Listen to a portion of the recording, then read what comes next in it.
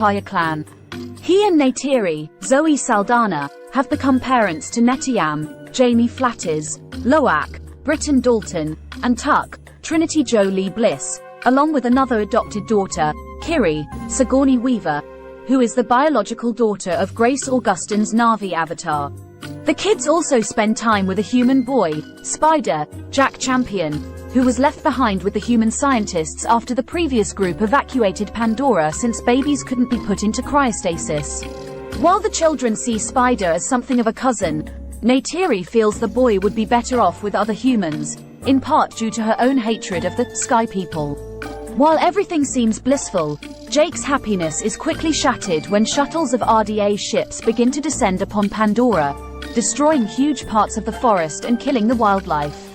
Jake and Neytiri get their children and the other Na'vi to safety, but Jake holds his wife as they watch in horror at the devastation left behind. 1 year later, Colonel Miles Quaritch, Stephen Lang, wakes up resurrected in his own avatar body.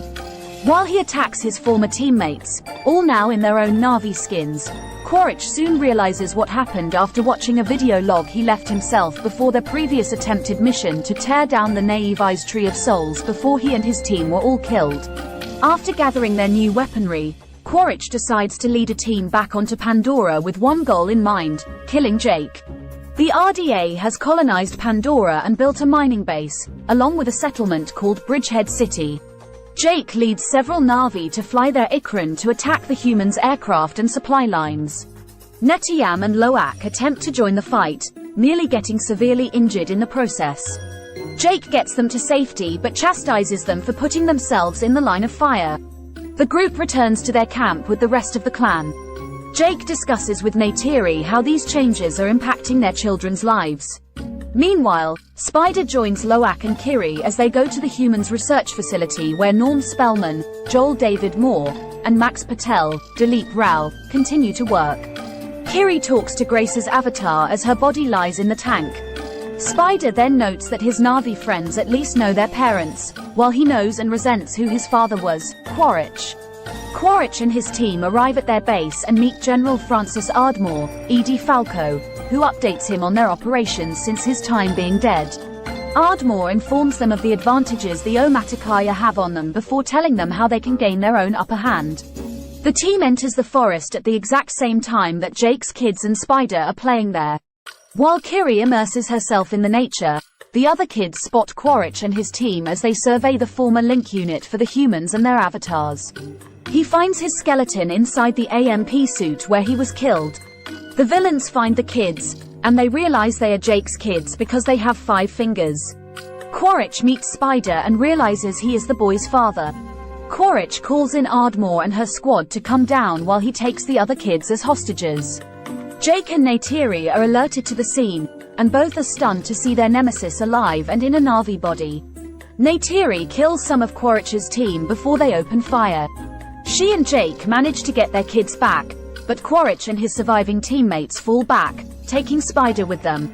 Ardmore subjects the boy to a torture method to get him to disclose information on the clan's location, but Quaritch stops her and opts to try and get closer to Spider to earn his trust. He convinces Spider to ride along with him on their mission, or else the scientists will experiment on him. Jake talks to Neytiri about having to leave the clan now that they are being targeted. While Neytiri doesn't want to leave her home, Jake assures her that it is best for their children and the rest of the clan. He passes on leadership to another warrior, Tarsum, Keston John, and he leaves the clan with Neytiri and their children. They fly their Ikran and head toward the eastern seaboard to the home of the Metkahina clan of Na'vi. The clan gathers with their leader, Tonawari, Cliff Curtis, and his pregnant wife, Ronal, Kate Winslet.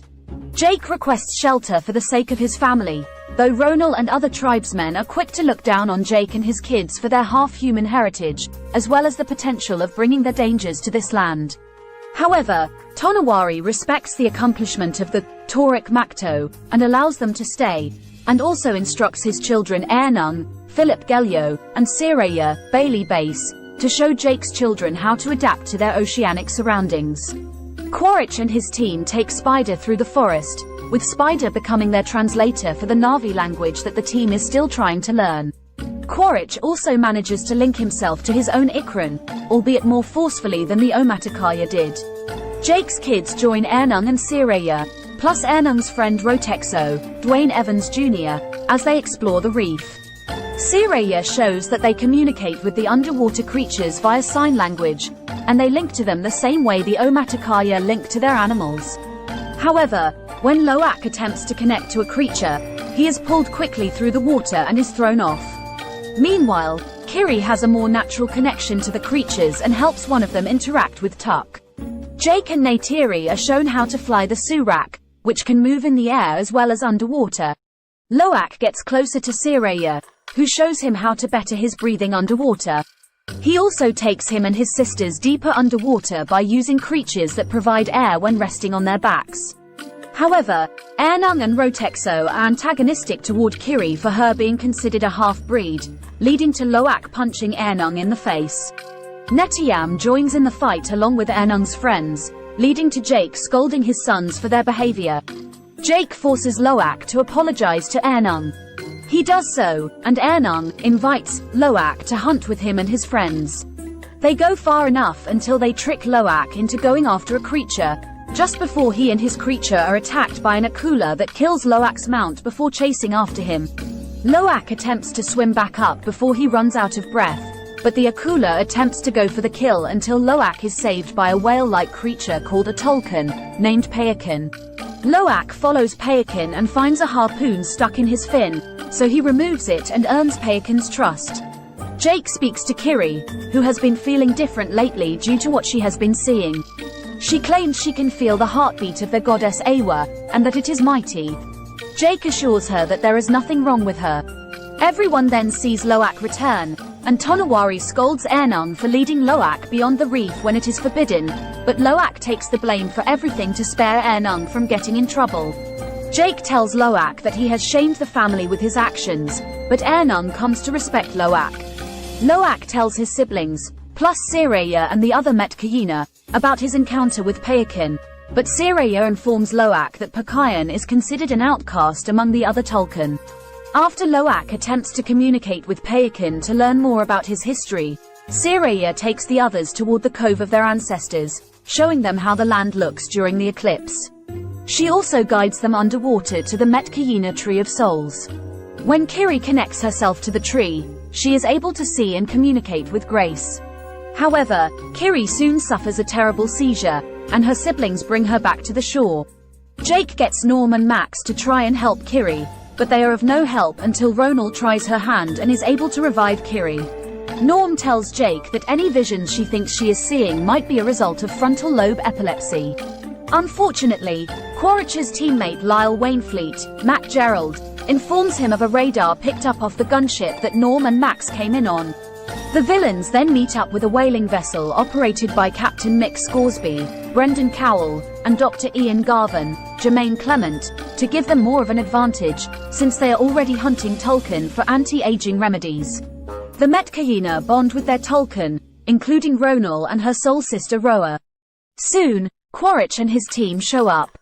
They mercilessly kill a Tolkien and threaten a Metkayina woman unless they disclose the location of Jake and his family. Spider becomes horrified and tries to get his father to stop. The villains then begin to burn down their trees and homes. Quaritch orders his team to attack to draw Jake to them. Loak once again tries to ask Payakin what he did to make him an outcast. Payakin opens his mouth and allows Loak to enter him and link with him. Loak sees Payakin's memories and sees that he attacked the whalers because they killed his mother and family. Loak attempts to relay this new information to the Metkayina, but Jake tries to shut him up so that they do not risk further alienating the Metkayina. Loak talks to Sreya about this, and she believes in him. The whalers begin their attack, launching harpoons filled with inflatables and piercing the fins of the Tolkien, including Roa and her child. After collecting their material from her, Ronal and the other Metkayina arrive, and Ronal wails in agony at the loss of her soul sister and her child. Tonawari and Ronal, along with dozens of angry Metkayina, turn their ire toward Jake for leading the villains to their land as they knew would happen. When Jake points out that the Tolkien will be marked for death with the whalers' trackers, he tells the Metkayina to warn the Tolkien before more of them are killed. Loak heads off to warn Payakin, despite Netiyam's warnings against it. He follows his brother, along with Sreya and Ernung, and then Kiri and Tuk. They find Payakin, already hit with a tracker. Netiyam contacts Jake to alert him, and he and Neytiri head off to rescue their kids. The Whalers initiate their attack, going after the kids and Tolkien. Jake and Neytiri are joined by Metkayina warriors in the fight. The kids are captured in the struggle and are held prisoner on the vessel. When Jake and company arrive, Quaritch orders him to stand down, holding Loak at gunpoint to show he's serious. Jake prepares to surrender himself until Payakin sees his soul brother in danger, so he leaps out of the water and slams down onto the vessel, taking some whalers down in the process. The Na'vi use this moment to charge into battle. With help from Payakin and the Metkayina, they are able to kill most of the whalers. Scoresby attempts to harpoon Payakin, but he manages to wrap the wire around their boat, killing the men and severing Scoresby's arm in the process. The kids escape, and Kiri uses her powers to manipulate the ocean environment to kill some whalers. Spider also turns on the other humans and rejoins his Na'vi family. In the midst of the battle, Netiyam rescues his siblings and their friends, but he is shot. The family gets to a rock where they attempt to help Netiyam, but he succumbs to his wounds. Neytiri wails in despair at the loss of her son, and the rest of the family is devastated. Quaritch contacts Jake, revealing he has Kiri and Tuk as his hostages.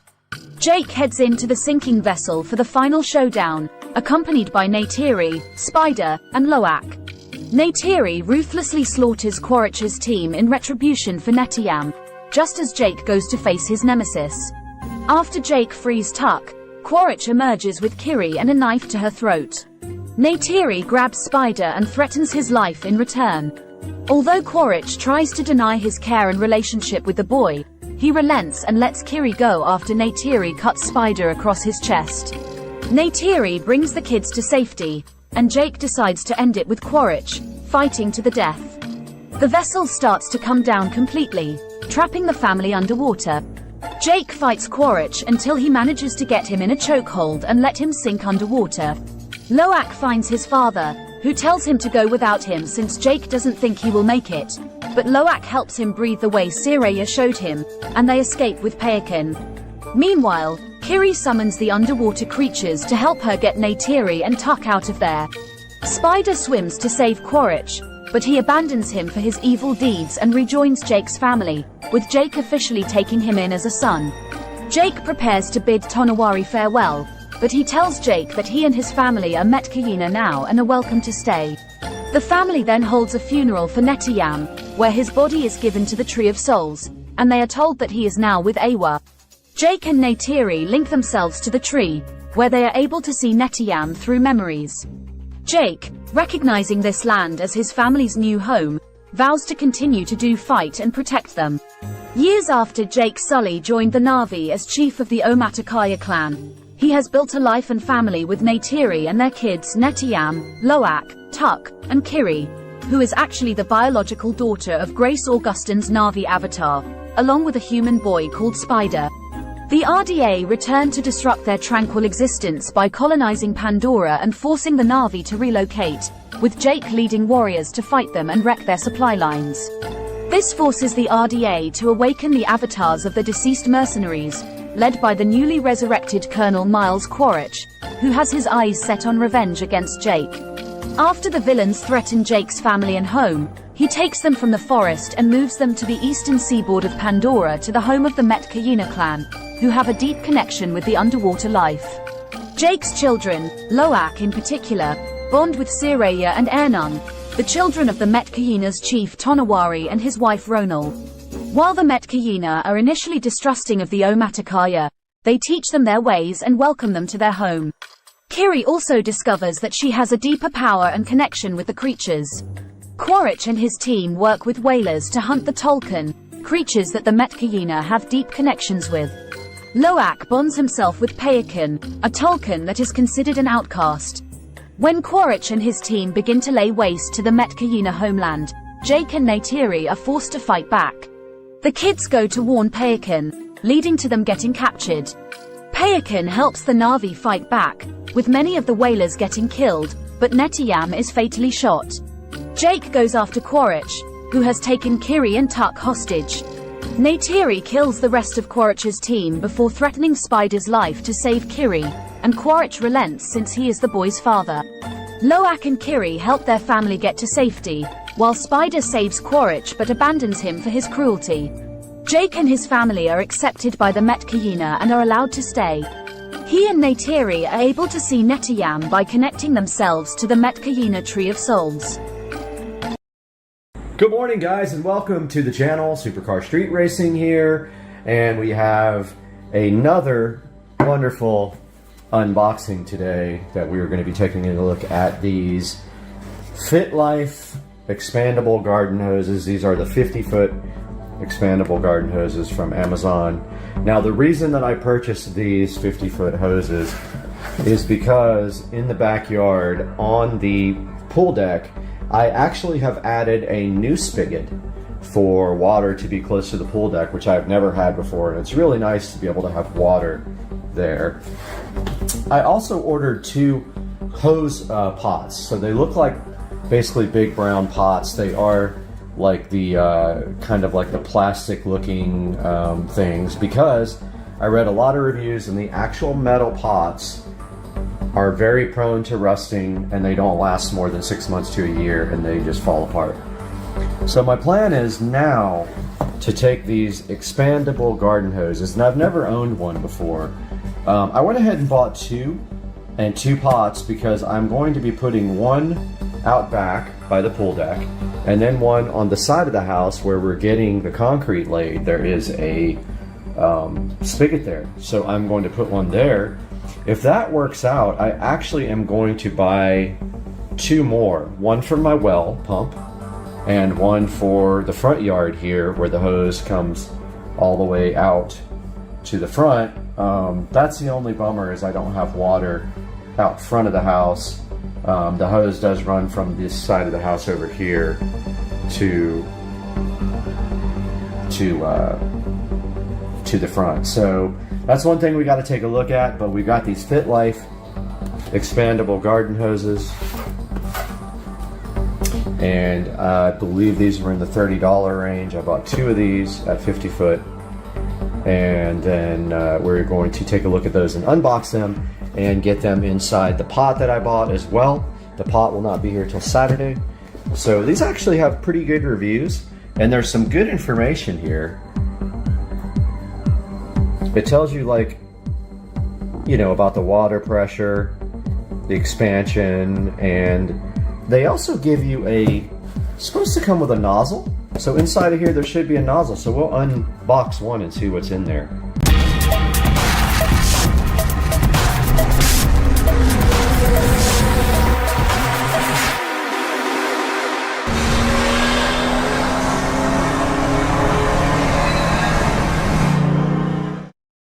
Check out this dude. Off in the middle of the week. So non-basic. Hey guys, the second part of the hose project showed up, and this is it. These are the hose reels. You can see here they have holes on the bottom to let the water run out of, let the snakes go in. But anyway, they do have a hole right there for you to run the hose out of. So what we're going to do is go outside. I'm going to give you guys a little update on the entire pool project, and then we're going to install one of these guys. The other one we're going to wait. I did buy one for my well hose, but I've literally never used it. I think I'm just going to hold off on that and save one of these for the side of the house after the concrete's poured. But let's do that now. I'll give you guys an update on the rock situation. Alright guys, we're outside where it is blazing hot to give you guys a look at the situation with the rocks. So they did come and refresh all the rocks. You can see here they refreshed the regular rocks and the lava rocks right there. And then over here where I have to do new edging. They refreshed all this. Last time they did the mulch, this time the rocks. New section of rocks added here for the well, and we will be getting a hose reel to go up on that wall. Let me zoom out here for you guys. All right, we are back and going around to look at the rocks. All this is refreshed. You can see here.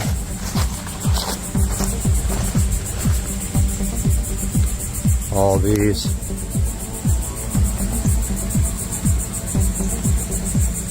These lava rocks here, which it's been needing that for a while. All this.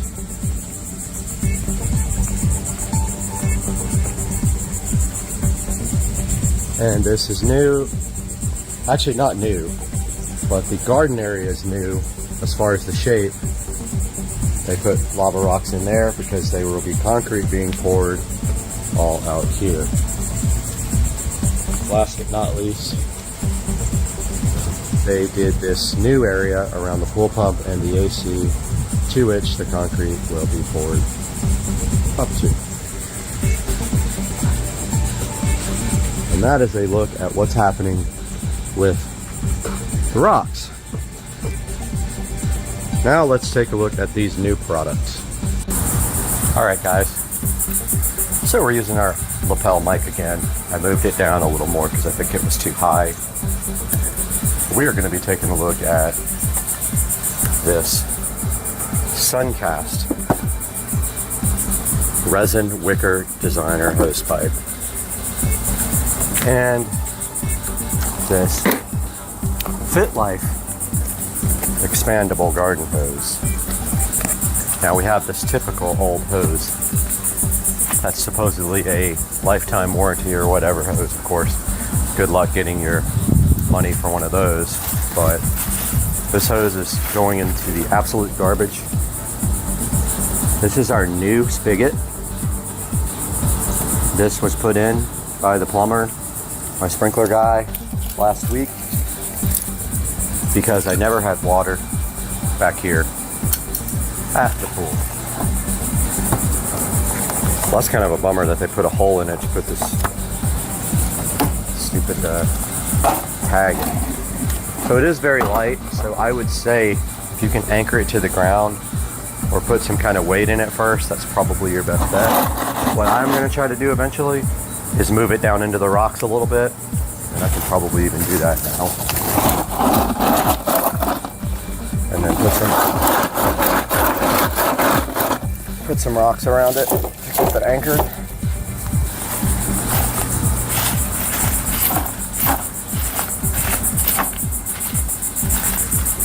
Not a big deal. That's going to work out good. The exit hose for the hose, exit hole for the hose is right here. We got a free little bonus piece of plastic where they molded out the plastic from. And it is supposed to come with a new O-ring. Now this old hose had a quick disconnect on it. I'm not going to use that again. I honestly never used it. I'm going to seal this extra O-ring in case it leaks. Got 2 O-rings in this one because it was leaking, because this is a short. Looks like there's one left on this too. Yep. I'll save those 2 guys for the new hose, which is right here, the Fit Life expandable garden hose. Let's take a look at this guy. So it does come with its own spigot, I guess you call it, sprayer nozzle. I don't expect a lot out of a free, I wouldn't call it free. This hose is $30 hose, $35 hose. And inside of the box, we see their spray nozzle, and we see, make sure the washer has been put inside of the hose. That's the first thing. Please put the screw side on your faucet. That is what I plan to do. So first we have to run the hose through the hole, like so. It's got one washer in it. I will be adding the second washer. Oh, nope, I won't be able to. This is too shallow. Yeah, it's too shallow to put a second washer on, I think. Let me see.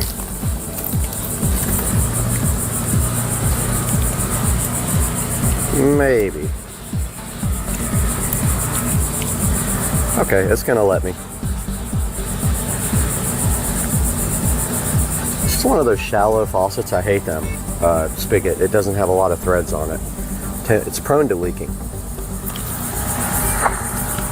Next thing it says, keep the valve closed and connect the nozzle.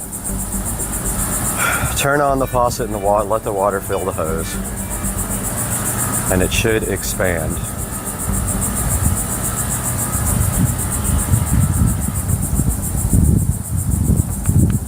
Okay, so doesn't say anything about putting on their end here, but I am going to do that now.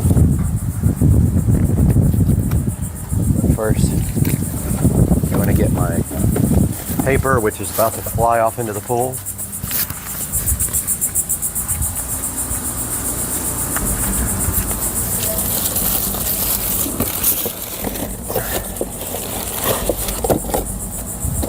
So double check when you do this that you have your O-ring inside here, or else it will leak.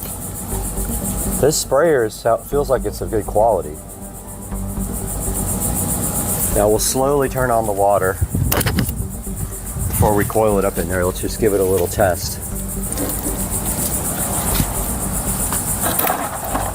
Hose is pretty solid. As you can see already, this thing likes to move just with the easiest of pressure. So let's turn it on slowly and see what happens.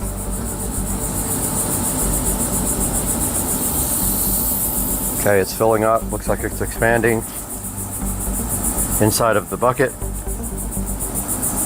and in my hand. There's no leaking.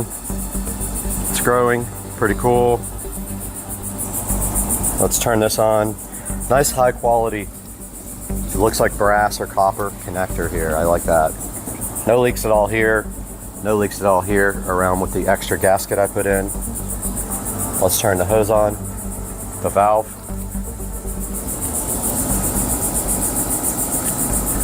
Valve is okay. When the valve comes on, the hose does expand, and it does say that in the direction. Okay. Well, all right, this is working great. I'm gonna move the camera here. Thunder going on.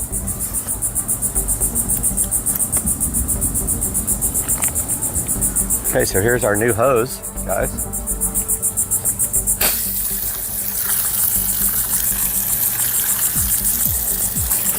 Working perfect. I don't have much pressure in this hose. I don't know why it's like that. I think the plumber did something. Okay, well, it wasn't turned on all the way. That's one reason. I thought before there was low pressure, but there's not. Okay, that's better. So there's the expandable hose, guys. Now I did notice one thing already that's going to be annoying, and that is my rocks are going to be pulled out of my garden by the hose when I use it. So here's a look at the different on the spray nozzle.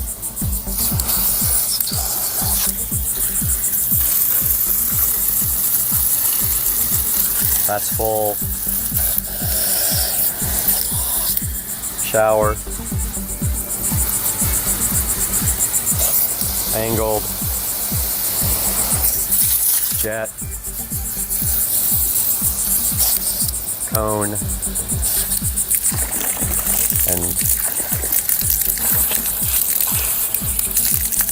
soaker, whatever that is.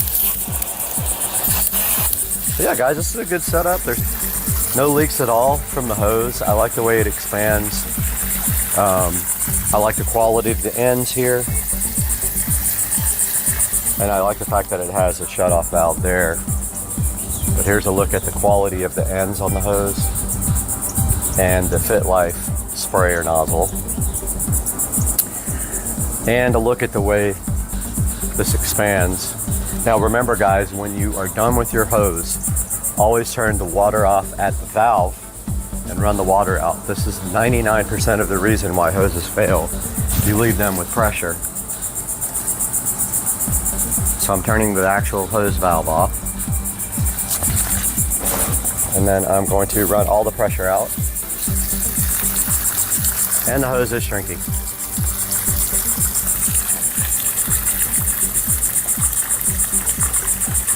It is shrinking back up to its smaller size. That's awesome. That is so cool. You guys couldn't see it, but it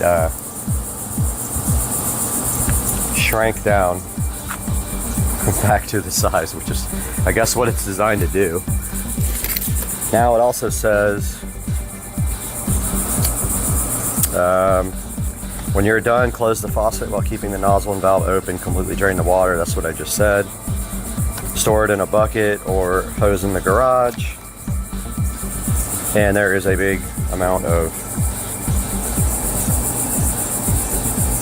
tips here on the sheet. So I'll take a picture of these and put that up on the screen, and then there's a 15% off code I will also put up on the screen. So that is the Fit Life garden hose. Now let's get it put away. Oh, that was good. Perfect for the video.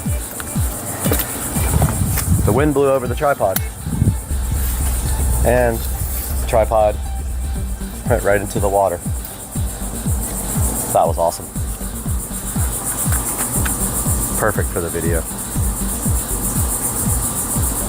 There, now you guys are ready. All right, let's put this thing away. Now you can see what some people were saying on the forums, that this bucket moves very easily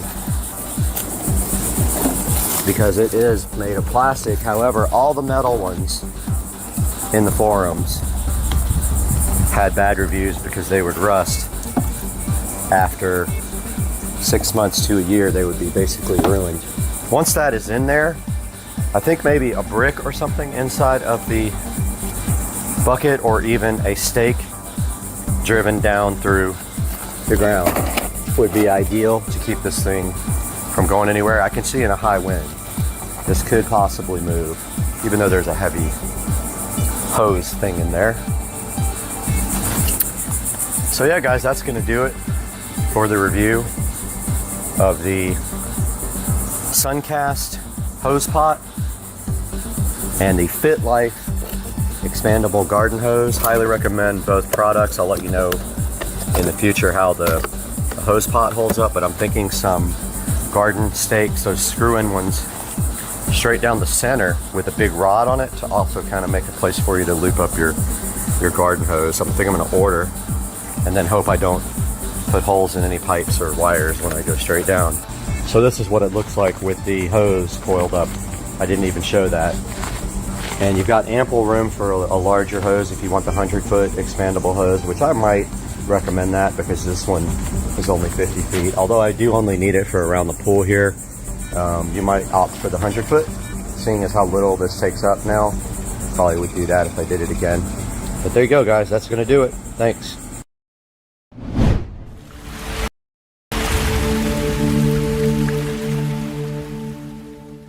All right, directly in front of the camera today is something special. This is a green box full of goodness. Inside of this box is a clue as to what we're doing today. I'm actually not looking forward to this project because it is a dusty, messy project, but I need to get it done. I promised Komi LED that I would follow up to the last video with you guys and go ahead and install the rest of the night light recessed lighting with this 16-piece hole saw kit. Now, I know you're gonna ask me, how is that even possible? You already have holes in the ceiling. How are you gonna enlarge the holes anyway? Well, that's what we're going to do today. We are going to show you how to enlarge any hole that you already have with a hole saw kit. Now think about this. If you try to cut a hole right now out of a hole that's already smaller than this, there is nothing for this bit to go into to keep this from moving, and you will destroy your drywall. I have tried it. So the key is going to be unlocked today in this video. We're going to show you how to do this on Supercar Street Racing. Hang out with us today.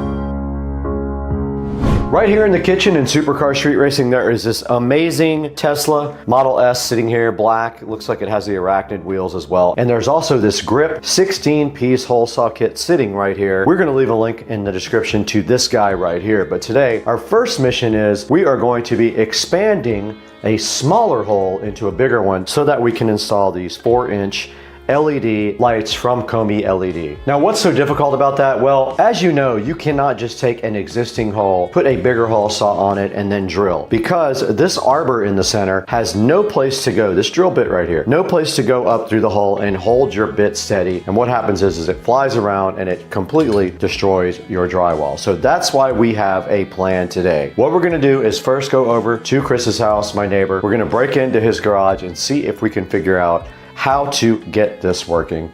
Let's get over to Chris's house and see what we can figure out.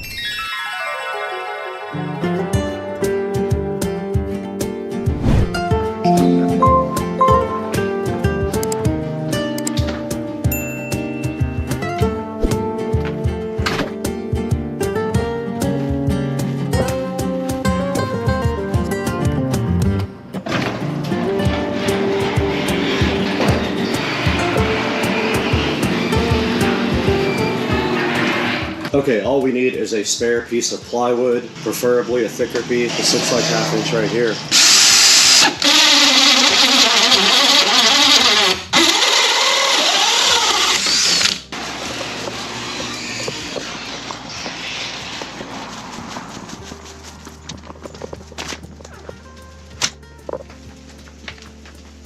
Let's go ahead and show you what we're going to be using today. We have my DeWalt drill right here. Let's go ahead and take off the standard Phillips head. Here is the hole saw right here. We're going to throw that in the DeWalt. We do have this nice plug here, but it is stuck. Now there is a key to that. You simply push something through the back to free it up. This little screwdriver attachment. Oh, I did that wrong. Got him! I did it wrong. Got him! That whole thing's wrong. That whole thing's wrong. I did it wrong.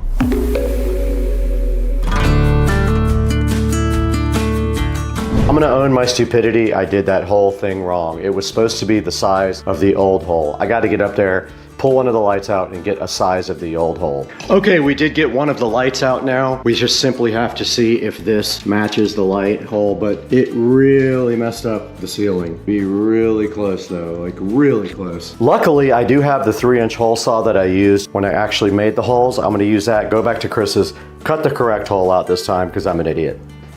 I am literally brain dead today. I don't know what's going on with me. I just realized I pried out the correct plug from the actual hole saw. So all we have to do now, this is how you do these. You take this, you put it on the end of that like that. That guides you into the hole, and then you cut the new hole. When you cut, it pushes it back into the thing, and then you pop it right back out. That's all you have to do.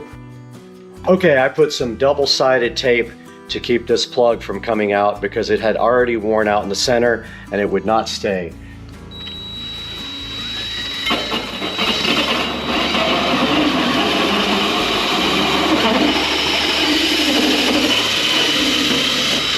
Now all we have to do is tie in the existing wiring to the new light, black to black, white to white, green to bare wire. And I'm using the wiring nuts they provided. They work great with 3 wires. Be careful of your sealing while you're doing this. Any dirt on it will show. When you're done, these should not come out.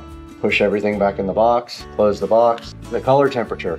I'm gonna use a second stop. We'll test it first. All right, this thing's good. Next step here is just a spring. So you just pop these springs in. Don't touch the ceiling when you do it. Just like that. That thing's done.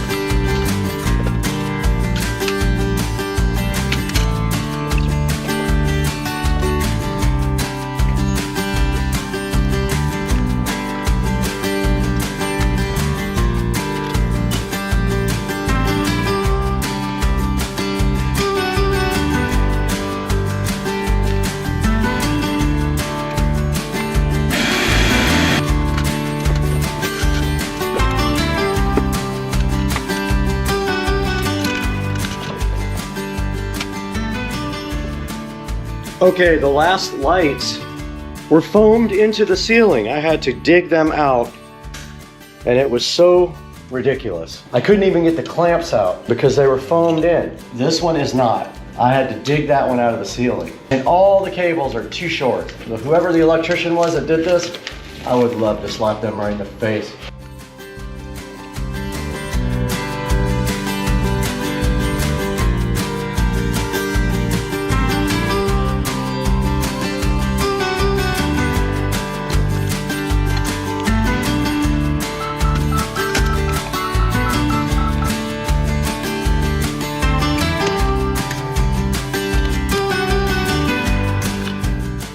This thing waterproof?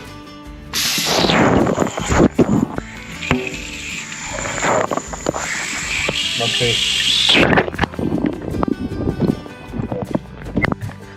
Break the brick. I think it's waterproof. What do you guys think? Does it work? Is the mic still working? The screen's not working. Ah, look at that, guys.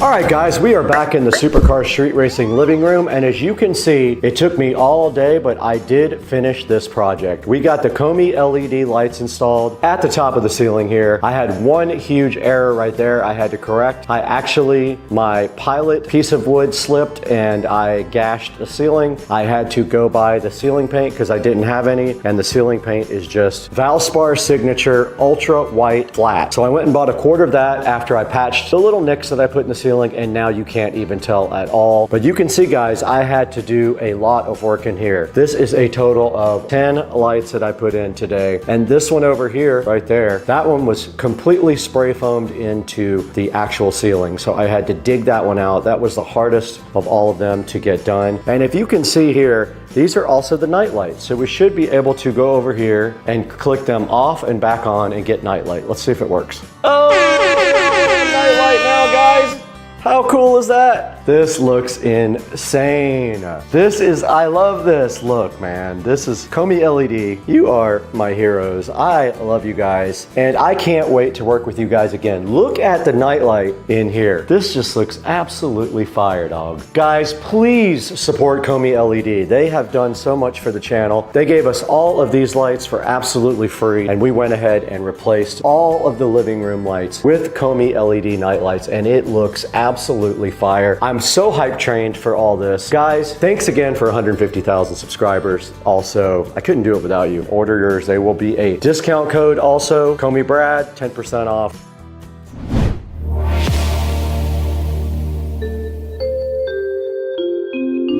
Okay, so these two 3-inch lights from Komi LED do not fit these holes. They are too small, unfortunately. I kind of wish they had a little bit more of a lip on them, but they do not. And so these need to come out and be replaced with the 4-inch. So the same process as earlier in the video, we got to drill out these two guys and then put in the 4-inch. The only annoying part is one of them is really short. This guy right here, the wire is so short on it that I had to struggle to get it in the first time. So let's go ahead and get these guys dismounted and then get the new Komi LEDs drilled out and in there. We're gonna need the ladder though. It's annoying on the stool. I don't wanna have to deal with that. Let me grab the ladder.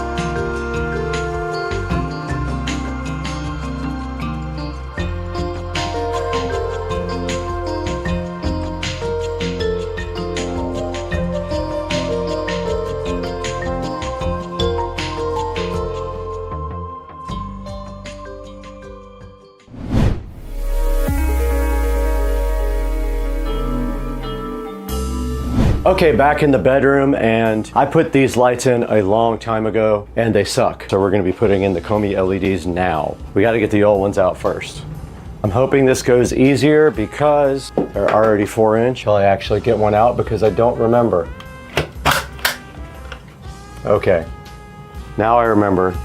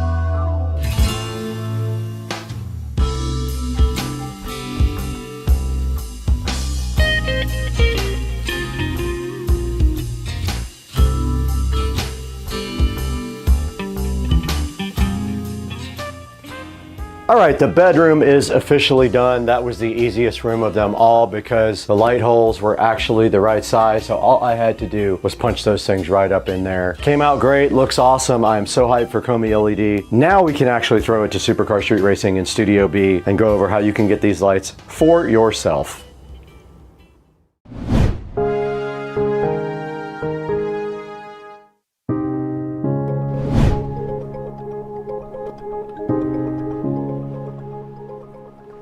Hey guys, welcome back to Supercar Street Racing. We're here in Studio B right now. We've been editing all day today on this Hdmi LED awesome video. Hdmi LED was kind enough to send us lights for almost every room. We do have Hdmi LEDs in almost every room now. We have them right here in the Studio B office, right back there in the bathroom right there, in the living room, and also in my master bedroom. We owe so much to Hdmi LED for sponsoring Supercar Street Racing.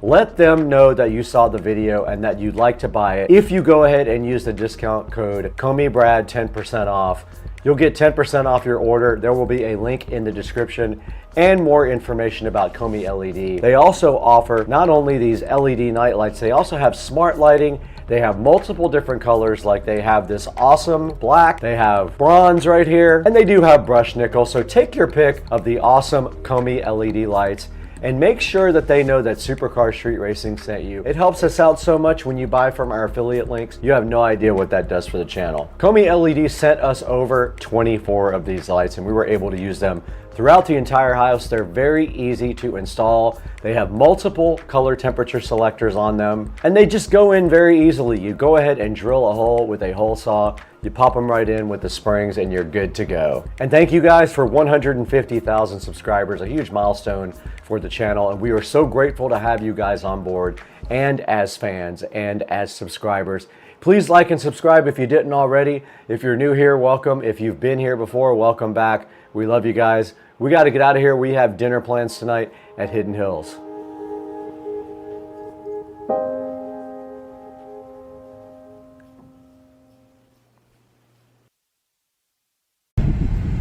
All right, this is 0 to 85 in the 2023 Model S dual motor. Here we go. 1, 2, 3, go.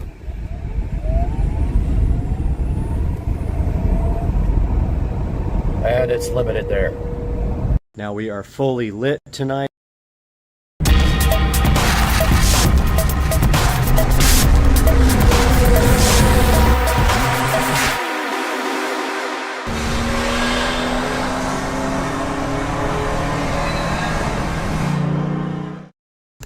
Alright guys, Supercar Street Racing back for another update on the same video of the yard. Now we are fully lit tonight. I wanted to come back up and give you a update with all the lights on. So let's start with the patio. We have the Govee lights on. We've got Supercar Street Racing on TV here. We've got our little string lights, which some of them need to be replaced. That is on my list of to do.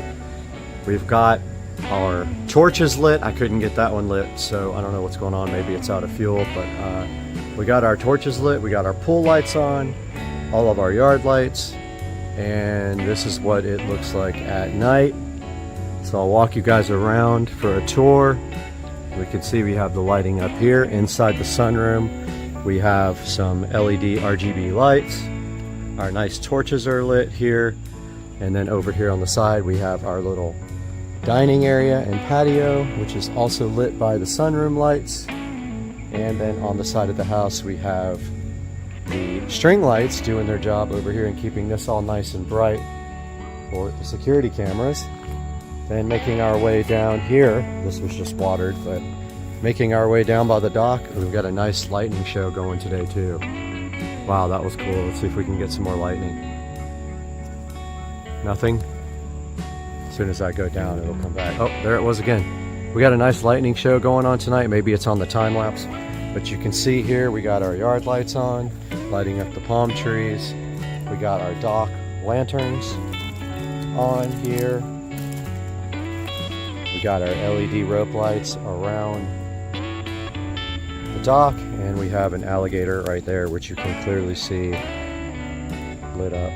His eyes turn red on the picture. We have a very nice lightning show going on today.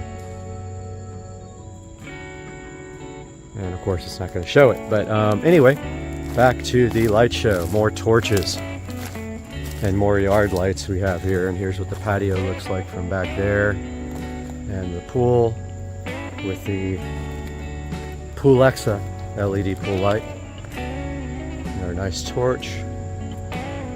And I wish we could get a little lightning show. Come on, hit us. There we go. Over here we have more tree lighting. Both of these palm trees are lit up. And our fence lights continue around with one more torch. And let's roll on by the fence. I do see a string that's out. These things don't last forever. I give them a month at the most. But we got a landscape light in our fish pond right here.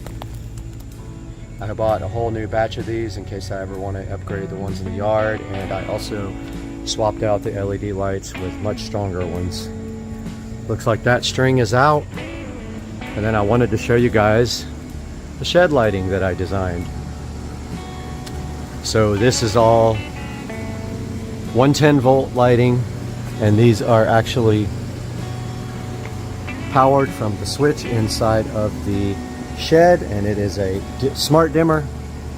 So this is the new lean-to, and if we walk by we see that it is lit here, here, here, and then we also see our string lights lighting up, and there's our garage. But as you can see, the lighting looks pretty good. Walking around back here again, I'll take you guys on another lap. So as we're walking by the house, we have our single light here in our little Zen garden. We have our patio, and then our fence lighting, our landscape lighting. We have our torch as I cap this guy, which is not working. We have our pool light with our raft that I should have gotten rid of for the shoot. We have our beautiful light, which is going to get capped. And we have landscapes lights there. They're lighting trees. There, a lantern. They're lighting trees. Our dock lanterns. Sorry, our bulkhead lanterns. This beautiful torch here, which is going to get capped off. And then our fence lights and more landscape lights here and here. And one more of our refurbished beautiful torches lighting up our patio there ever so gently as we cap off this guy. So that is a overview of the lighting at night. And of course you can see the fan going, keeping us cool at night. The Govee RGB LED light here. I have another one for here, but for now I have the disco ball, which no longer moves, but I like the pattern that it puts out on the patio. And we have Supercar Street Racing here, and there's our Govee sconces, which are amazing, and they're on the same pattern as that light. They are synced up. Guys, I hope you enjoyed the video, and I hope you enjoyed the lighting, the project as much as I did, and I cannot wait to get this video out to you guys. I'm going to go edit it right now, and I hope you guys have a great night. Please like and subscribe. Supercar Street Racing. Right here in front of me in the Supercar Street Racing dining room, we have a special product that was provided to us from the company Shine Decor. And today we're going to be taking a look at this, and we're going to install this on Supercar Street Racing.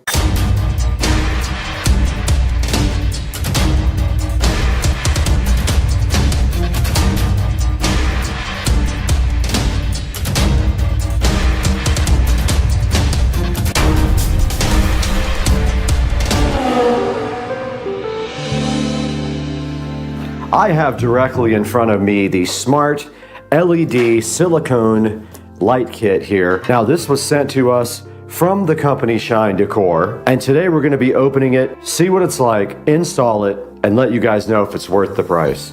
And so fresh and so fly, ever so in front of me is the Shine Decor Smart LED Silicone Neon Light Kit. Now this was provided to us by the manufacturer to check out and install, so we're going to do that right now. And on the outside of the box you can see shine-decor.com is the website to go check out. And then right here we do have the email address. It's info@shine-decor.com. On the back of the box right here, it does say that it is supported by Android, and it also is supported by iOS 10 and 12 millimeters in height. And this is a 16-foot run of LED strips. Inside of the box you get the neon light kit, you get a remote control, a power adapter, some screws, mounting clips, cable caps, end caps, and a quick guide. As you can see at the bottom here, they are IP65 waterproof. They do have a timer, have a mic function, can sync to music, and they are dimmable. Now that's a look at the outside of the box. What's inside the box? I have gone ahead and cracked open the Shine Decor LED light set. You can see right here, it is a flat looking kit. Now I don't see any 3M tape on the back of it. Now these are cuttable, it says. I don't think we will need to do that, but it says there are indicators on the back that are dark spots to cut. Also in the box here, we see some cap connectors for the end caps. You see some metal mounting brackets here. It looks like we might have some 3M tape right here. Taking a closer look at these clips, basically these screw onto something and then you slide the LED strip simply right through these metal clips, and that is their mounting point. There is no 3M tape on the rear of these strips to actually tear off and mount. Now mounting these guys seems easy enough. I will be using zip ties, but I kind of want to see which side of the light actually lights up or if it's both. And I definitely don't see a 3M tape on the back. We now have power, and then that 12-volt adapter goes to the LED driver, which looks like it's infrared. And then the LED driver does just connect directly to this plug here, and it can only go one way, and it is on mic mode, I can tell, and they are very bright. Okay, so I did push the mode button and it is just flashing. And there, I pushed it one more time and it is fading between colors. These are the presets here, 1, 2, and 3 on the remote. I'm gonna go ahead and go through some of the modes. That is changing color, fading. Now it looks like they do not chase. I think I hit the end of the modes. All right, let's go ahead and get the phone out and get the app downloaded. Okay, we are on the phone now, and we're gonna go ahead and scan the barcode that came with this. Let's go ahead and get that done. And then there is the app, and it did take us to Duoco Strip in the Play Store, or Google Play, or whatever you wanna call it. And that is downloading now. Duoco Strip looks familiar to me. I might have used it with another device. And I have gone ahead and opened up a Duoco. Now you can see right here, you can change it to, let's see, it wants to connect to the device. Let's see if it found it. It did find it, so it automatically connected via Bluetooth. And now if we go down to style, there's a crossfade, which you guys can't actually see. Let me turn on the other camera. Okay, the other camera is now rolling on this, and we do have the app open. This is red gradual change. That looks like it crossfades between green gradual change when it actually is, there's green, there's blue, yellow gradual change, purple gradual change. These are called crossfades here, red crossfade, blue crossfade, green crossfade. And it does not do a chase as far as I can tell. And you can see from this main screen here that you can just do static colors, like yellow right there. And that's a basic look at the app and how the Duoco works. Now let's get this thing outside and get it installed. We are out here in the beautiful Supercar Street Racing backyard. And right here in front of me is the TV that supplies video to the outside of the Supercar Street Racing humble compound here. And the first thing we need to do, I just wanted to show you guys really quick, the janky setup that is on here now is a old neon light kit. What we are going to be doing today is install this brand new light kit in place of this rope light and get rid of all this stuff here. So let's get all this removed first.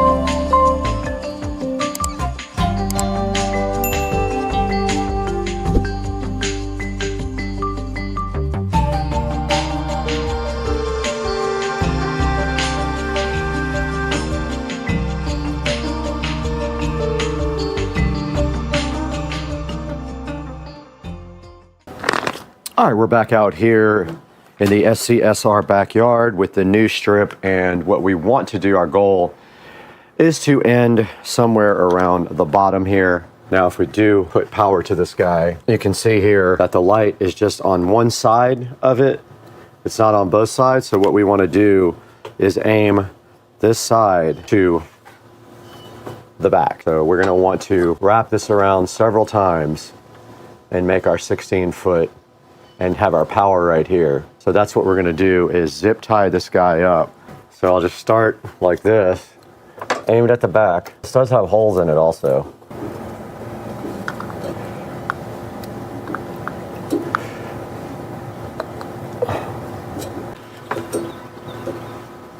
We'll go ahead and get one on this end as well.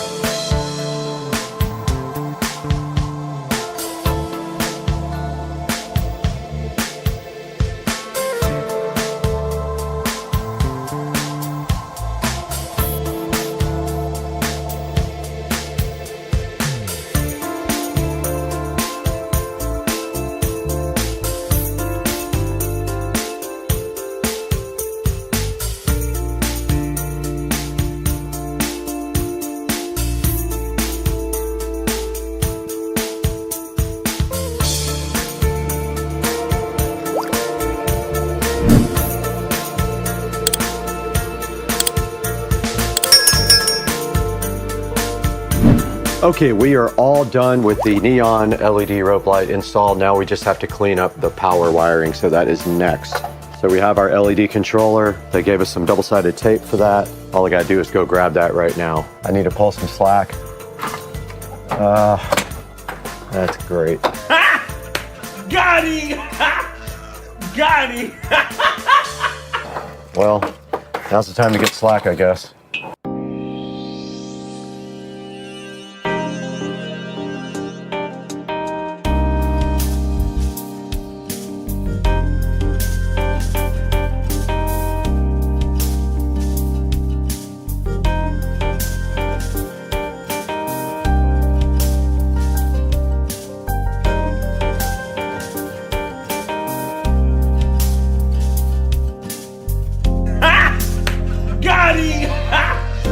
Got him!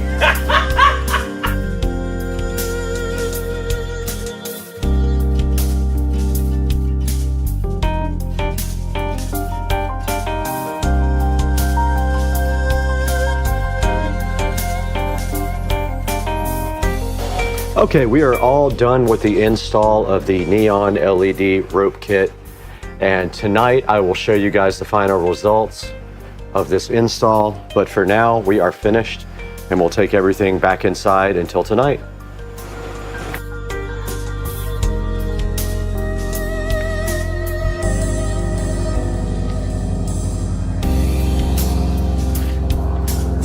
What's up, guys? Welcome back to the channel, and today we are finishing up our video about these smart LED neon rope lights that we were so generously given to from the company. And today we have installed them on the back of this television, and you can see right here and right now they are glowing a nice green glow in the back, like a minty fresh unicorn. I'm trying to get the cameraman to laugh.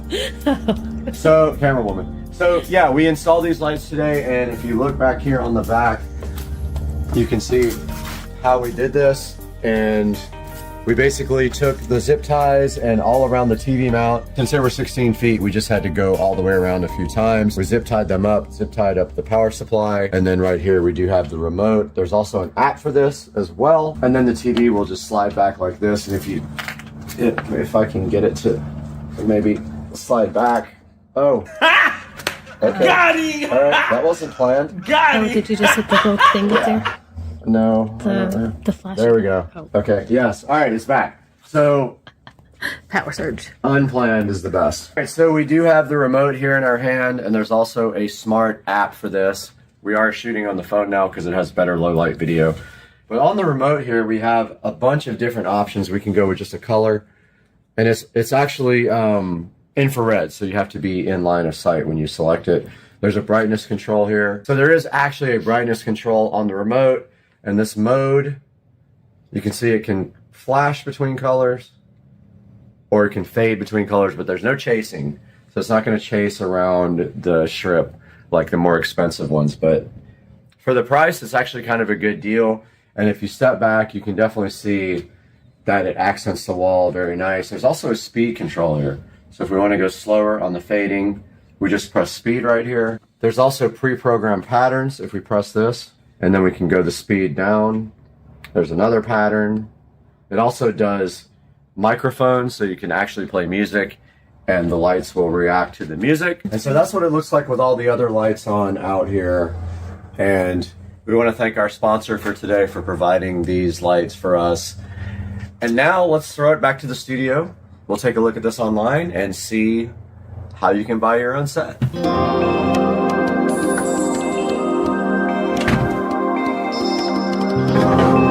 Welcome back to Supercar Street Racing once again, and I am Brad, and this is the Supercar Street Racing 4K production studio, where we come to you and bring you high quality content such as reviews and projects and things like that. And today we have these Shine Decor smart LED neon strip that was so generously given to us from the manufacturer to check out. And as you can see back on the back patio, we did install the Shine Decor strip on the back of the Supercar Street Racing compound television set out by the back pool. Now you can see right here and right now, this thing does have a 4.1 star review, and I did enjoy this a lot. The only thing I can say about this is that it does not do chase. So it only does color changing and flashing, and that's about it. And it does have a remote control. It is an infrared remote control, meaning that you have to be line of sight to actually point it at the device.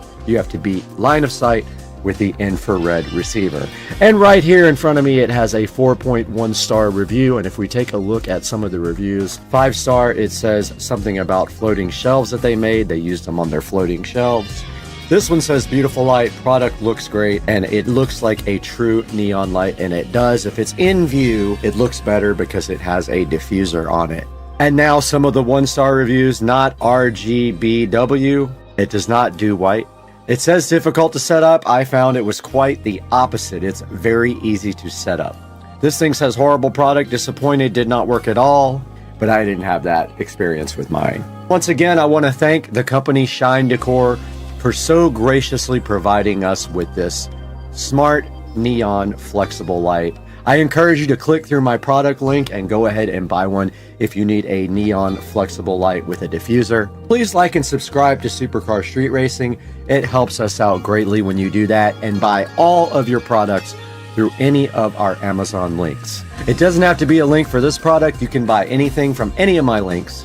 And that does help me out greatly, as it gives the channel a few dollars, and we do lose money on the channel. Thank you for supporting us, and we will see you next time. Right now we have to go. We have 1,000 LED strips to install at the house.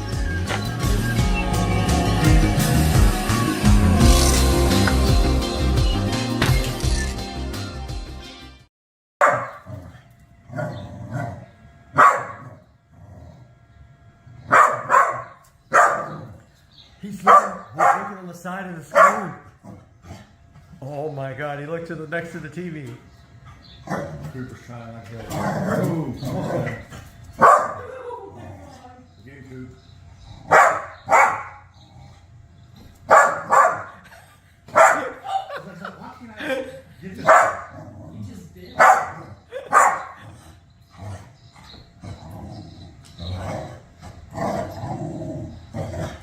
Bubba? This one is good. We have his front. This is where it's good that we have his front. Bubba, that mouse is making you look like a fool. Coop, it's not. Coop's like, I want to get it too. It's all right, buddy.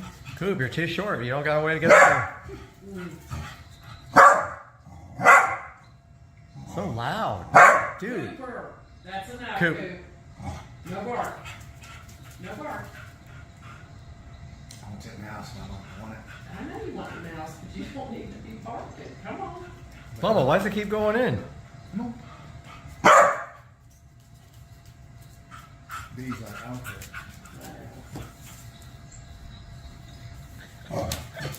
I love his face. He looks at Cooper. He looks at the mouse.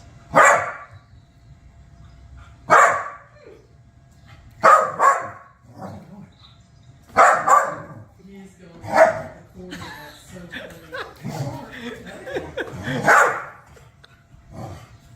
Oh my god.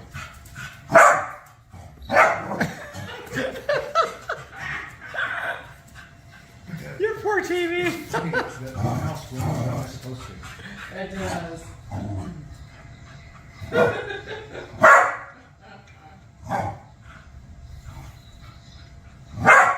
Bubba, where'd it go? It went off the side. Well, I mean, Cooper.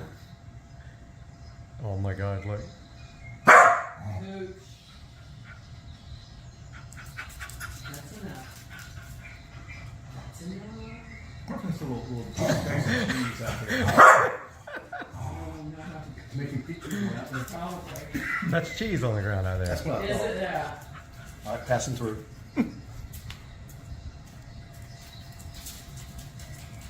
He is so, his tail's going insane. 90 miles an hour. Why isn't it moving, Bubba?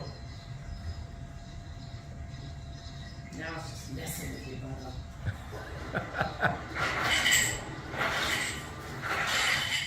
We just start a channel on Bubba TV.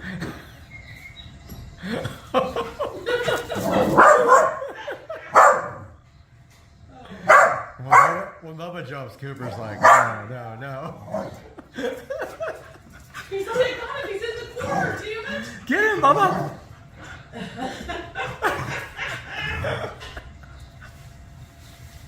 Oh, he got his cheese and went back in. He got it. He got his little piece of cheese and bolted back into the hole.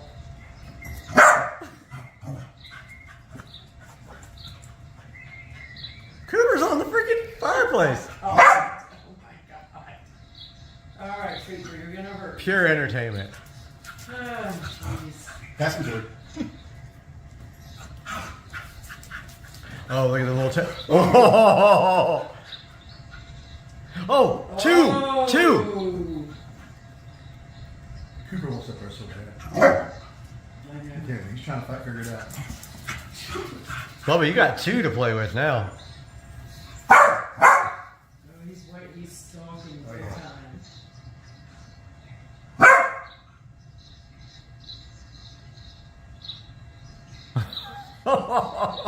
That thing's bigger than him when it gets close to the TV. It's intimidating when it's that close, yeah. Cooper, goodness gracious, buddy. Oh, that thing bolted.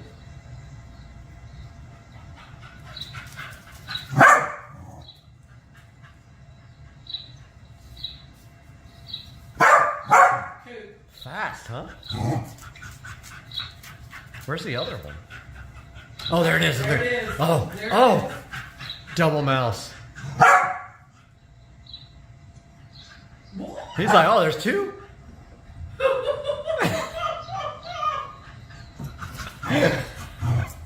Poor TV. Your poor TV.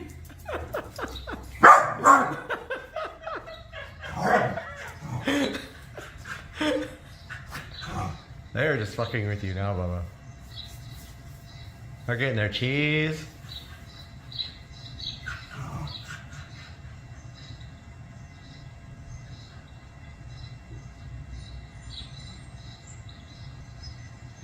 Did I? Oh, jeez. That was not my turn. Yeah, they're tag teaming.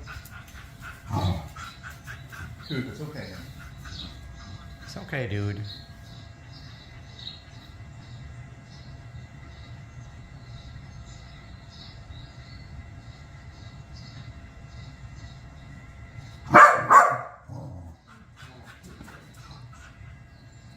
Yes, laser lock.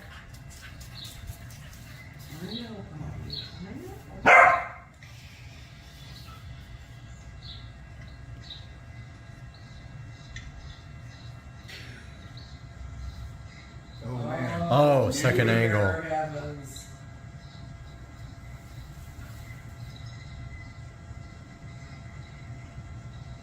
He's skeptical.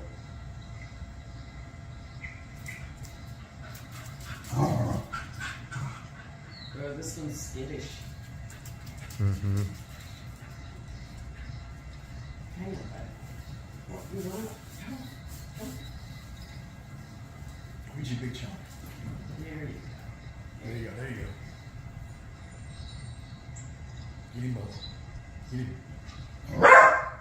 You let that guy go? He's losing interest.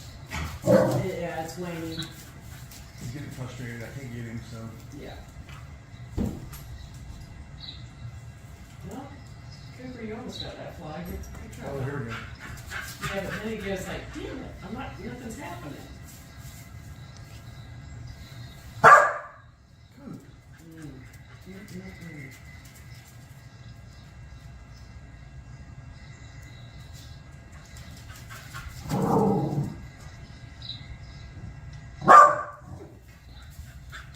You just want to get up there so bad, don't you? Buddy.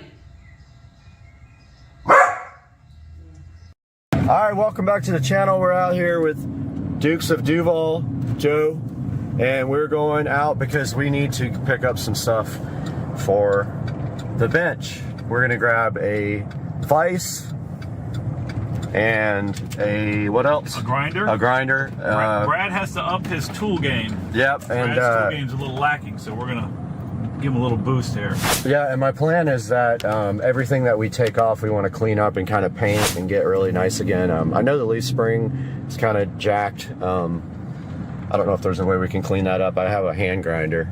You'd have to pull. I mean, you could pull the whole thing out if you wanted to. We're gonna be taking a lot of stuff apart to get to it. Yeah. The bushing, So we're gonna get some wrenches too. I don't have a good wrench set or a good socket. I got one socket set. It's all deep well metric sockets. So we're gonna grab that. We're pulling up at the Big Orange store right now, and we'll update you guys once we get inside.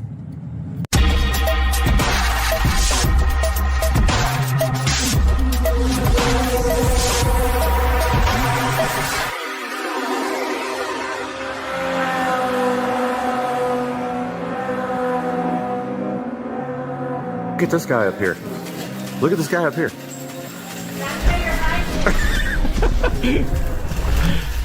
All right, so we are out here. Oh, look, there's the wrenches, ratchet wrench. I thought she said they were here, but I don't see them. But there are ratchet wrenches. Okay.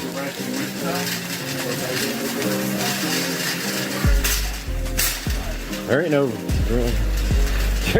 she probably thought we meant vice grips. Let me ask her. I think we're in the right place.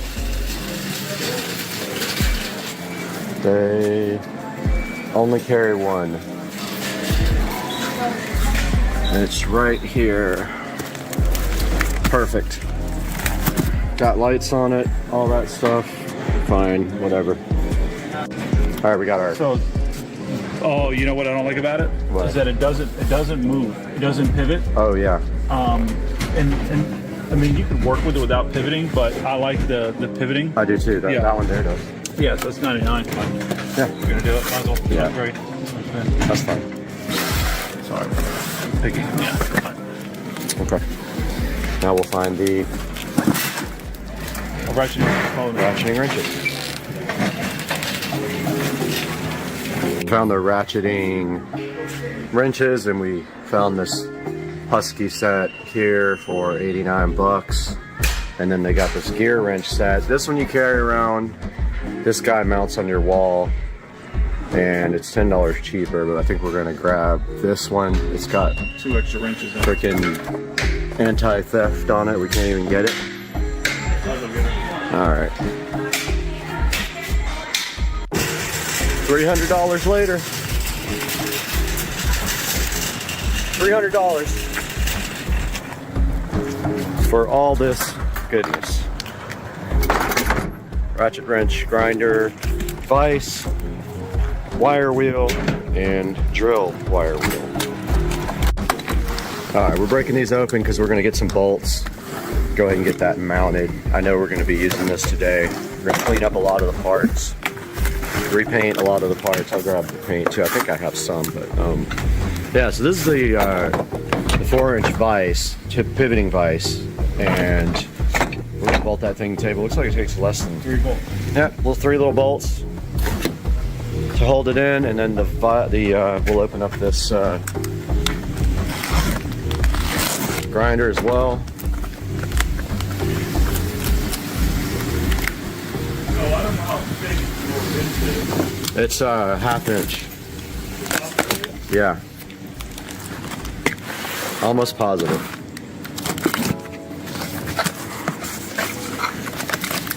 That's Joe's cart too. I don't think we really ever showed. Yeah, we did. We showed it on the race. Epic Street Racing, $1,000 bucks. $1,000 nights. Oh, it's got lights on it. So hype. What's the battery for? Why does this thing have batteries?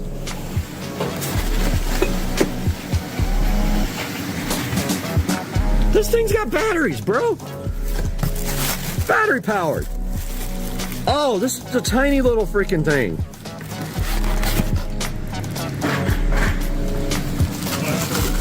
Okay, so this takes smaller bolts, so this is like, check it out. What we can do is, I got lags, Okay.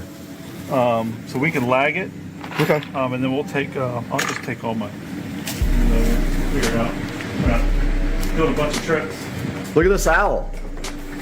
Big washers. Channel mascot, owl. And I've got the eagle over at the house to match it. Actually turned out to be a nice day.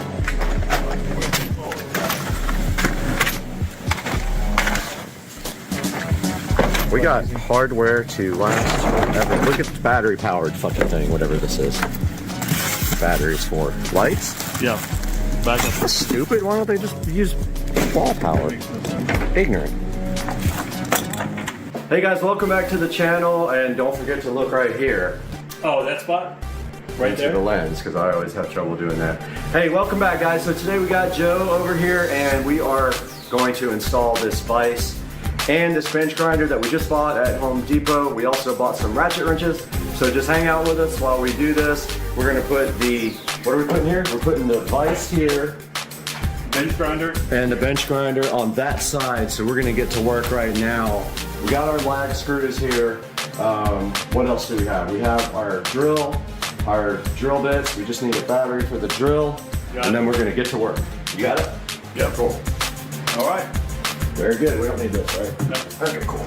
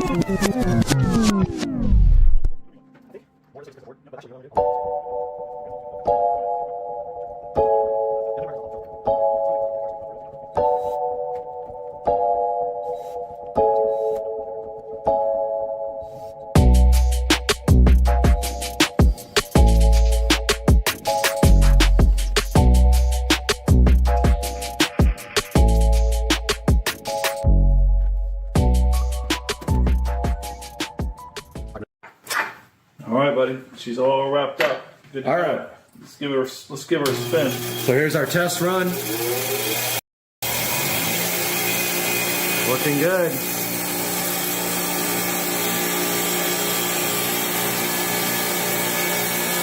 Thing rips. There you go, man. Oh, we got to do. That fucking thing.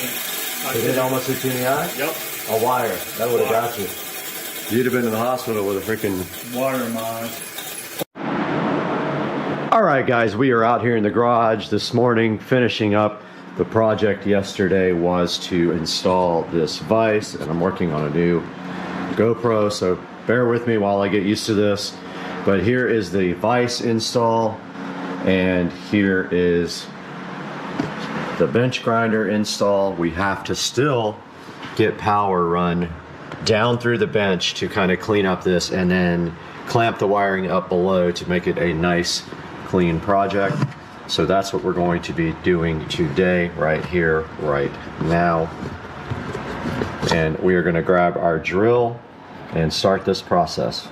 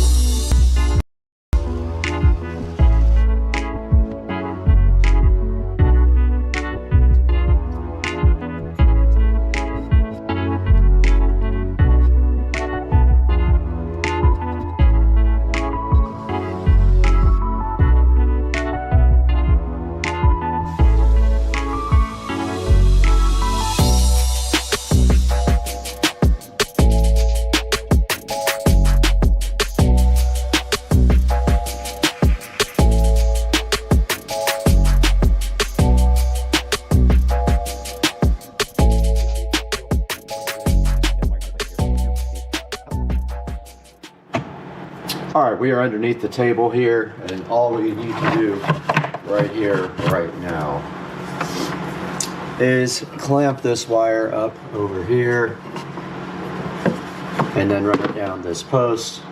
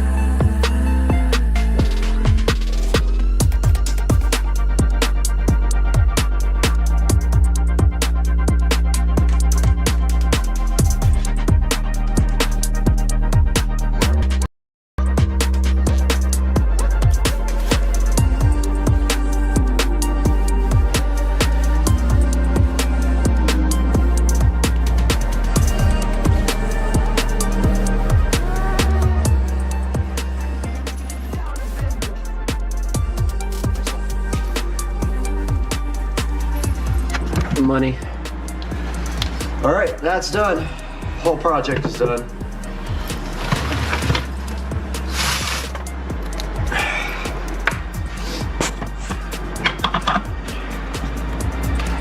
And you guys see, cord goes through there,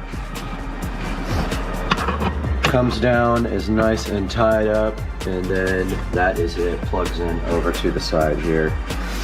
Now all I have to do is clean up the rest of this little wiring there, and we will be completely done. And guys, I hope you enjoyed watching this vise and this grinder install, and we'll catch you guys later on Supercar Street Racing.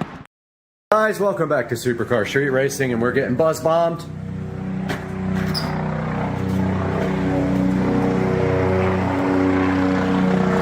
This dude won't stop.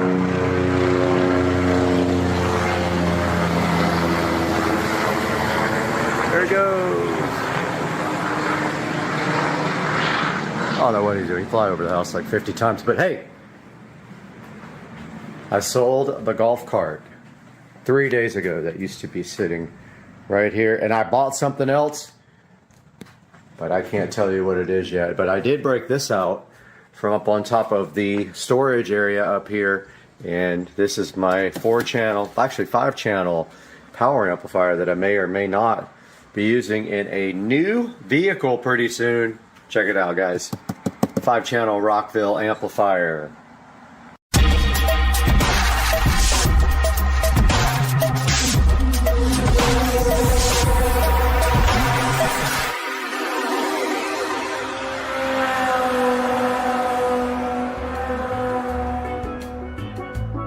Alright guys, so we just got a visit from the golf cart Santa Claus, and he brought my club car. This is a 2014 club car Precedent with at least an aftermarket motor, and it might have a controller too, I'm not sure. But my buddy Joe, who knows all about these guys, is coming over after work, and we're gonna break into it. But it's got a plumb quick motor for sure, and it may or may not have a controller in it. So yeah, so 2014 has some wood grain stuff which will come out. It has some seats that are alligator skinned with brown, which that's some people's taste, it's not mine. But the first thing coming out is this weird golf thing, this sticker here. So we're gonna get out our Goo Gone. There's also some sticker leftovers on the body itself.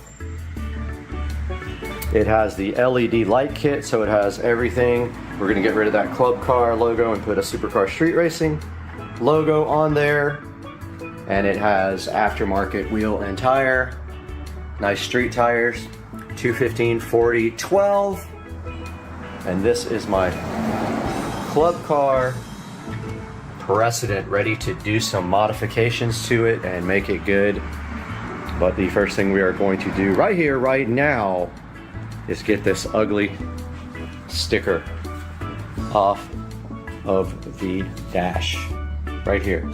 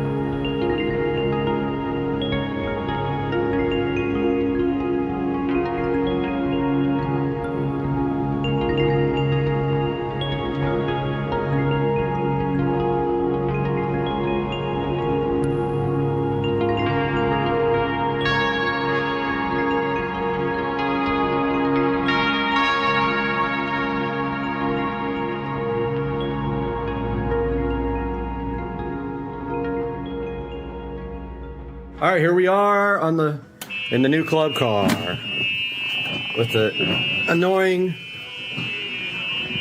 backup sound. So we found out it has a 10 horsepower motor. We don't know about the controller yet. Same lights as yours, I think. Same headlights. You think your neighbor will wreck it? Yeah. He comes over and destroys all my shit. Doesn't care. You tell me from the pickup. That's not bad. Okay, yeah, that does kind of feel like yours. Yeah. How's the steering? That's not bad. This thing rips, dude. It's actually not bad at all. This thing rips. It's not totally. Needs better lights. Yeah, I got the Amazon lights on me. Super bright. Floating light right in the hole. This is tinted. Yeah. This thing rips. Yeah, we definitely need to fix the tires a little bit. But it's Toe? not bad. It's not bad. It moves though, huh? Yeah. Hell yeah. Used to be in a loud car. This is so nice.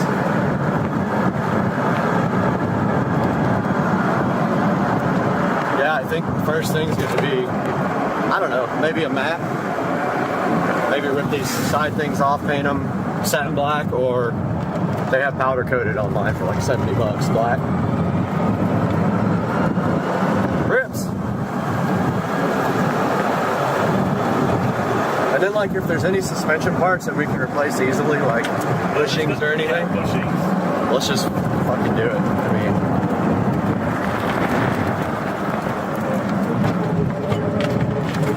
I don't hear any weird clunks or anything like that. That whining, that's the motor. Yours is louder though. Your Yeah. motor, yours sounds like a jet engine. Man, I like this thing. Needs LEDs in here too, like light up the inside. What's up here?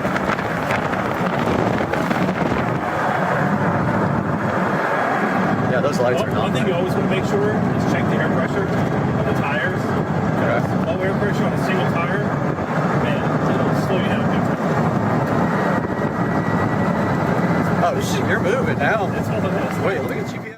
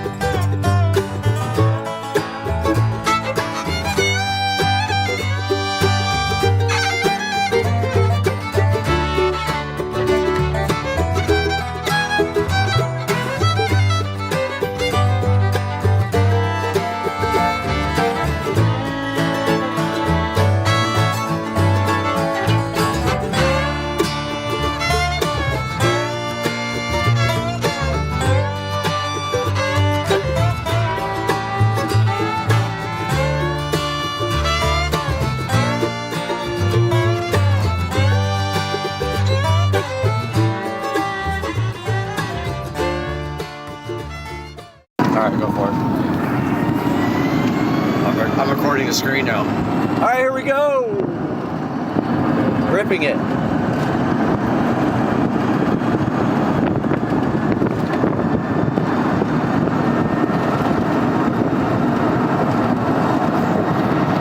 Well, 28.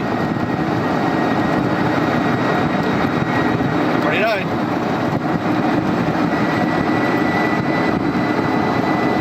There's 30. That's what I wanted. 30.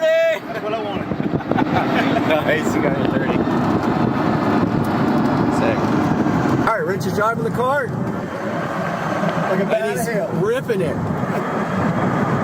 And so 78 miles an hour. 78, double the speed. No, it does good, man. It's fun. It's plenty fast enough now, and it's clean.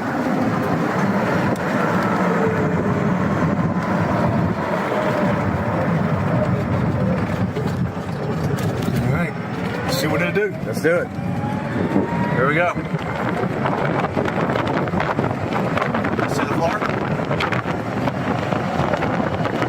Alright. I don't got no GPS while I'm recording, so I'll go GPS. Alright guys, welcome back to the channel, and you saw me detail this entire cart, and wow, what can I say? It came out. I know it's hard to see in here. I'll get some better pictures during the day, but I detailed the entire cart from top to bottom. Took me about 3 hours, and it came out absolutely great. I did the wheels and tires as well. I want to get that diamond plate either painted black or get the powder coated ones for it. I don't like the chrome. Want to get new wheels and tires. There is definitely some paint issues. I was thinking about maybe doing a wrap as well. So yeah, the cart came out absolutely fantastic. And I know you guys can't see all that, but like, I went through this whole thing and I just saw something I missed under here. Right here. I missed all this underneath the gas pedal. Live cleaning happening now. That's better. All right, now it's good. I had sprayed some Armor All back there and didn't get it up, but I want to get the mat. I want to start modding this thing for the channel, and they make a really nice mat that goes right there for like 150 bucks. We took off the ugly we took off the steering wheel thing, but we didn't clean that. Let's get that polished up real quick. All right, now it is nice and polished up, looks much better, and this cart is ready to start being modified. But I hope you guys enjoyed the brand new addition to the channel, and we'll see you guys next time on Supercar Street Racing. Welcome back to Supercar Street Racing. I'm Brad, and this is my 2023 Tesla Model S Plaid, and we're going to take a look at that today on the channel. Stay with us.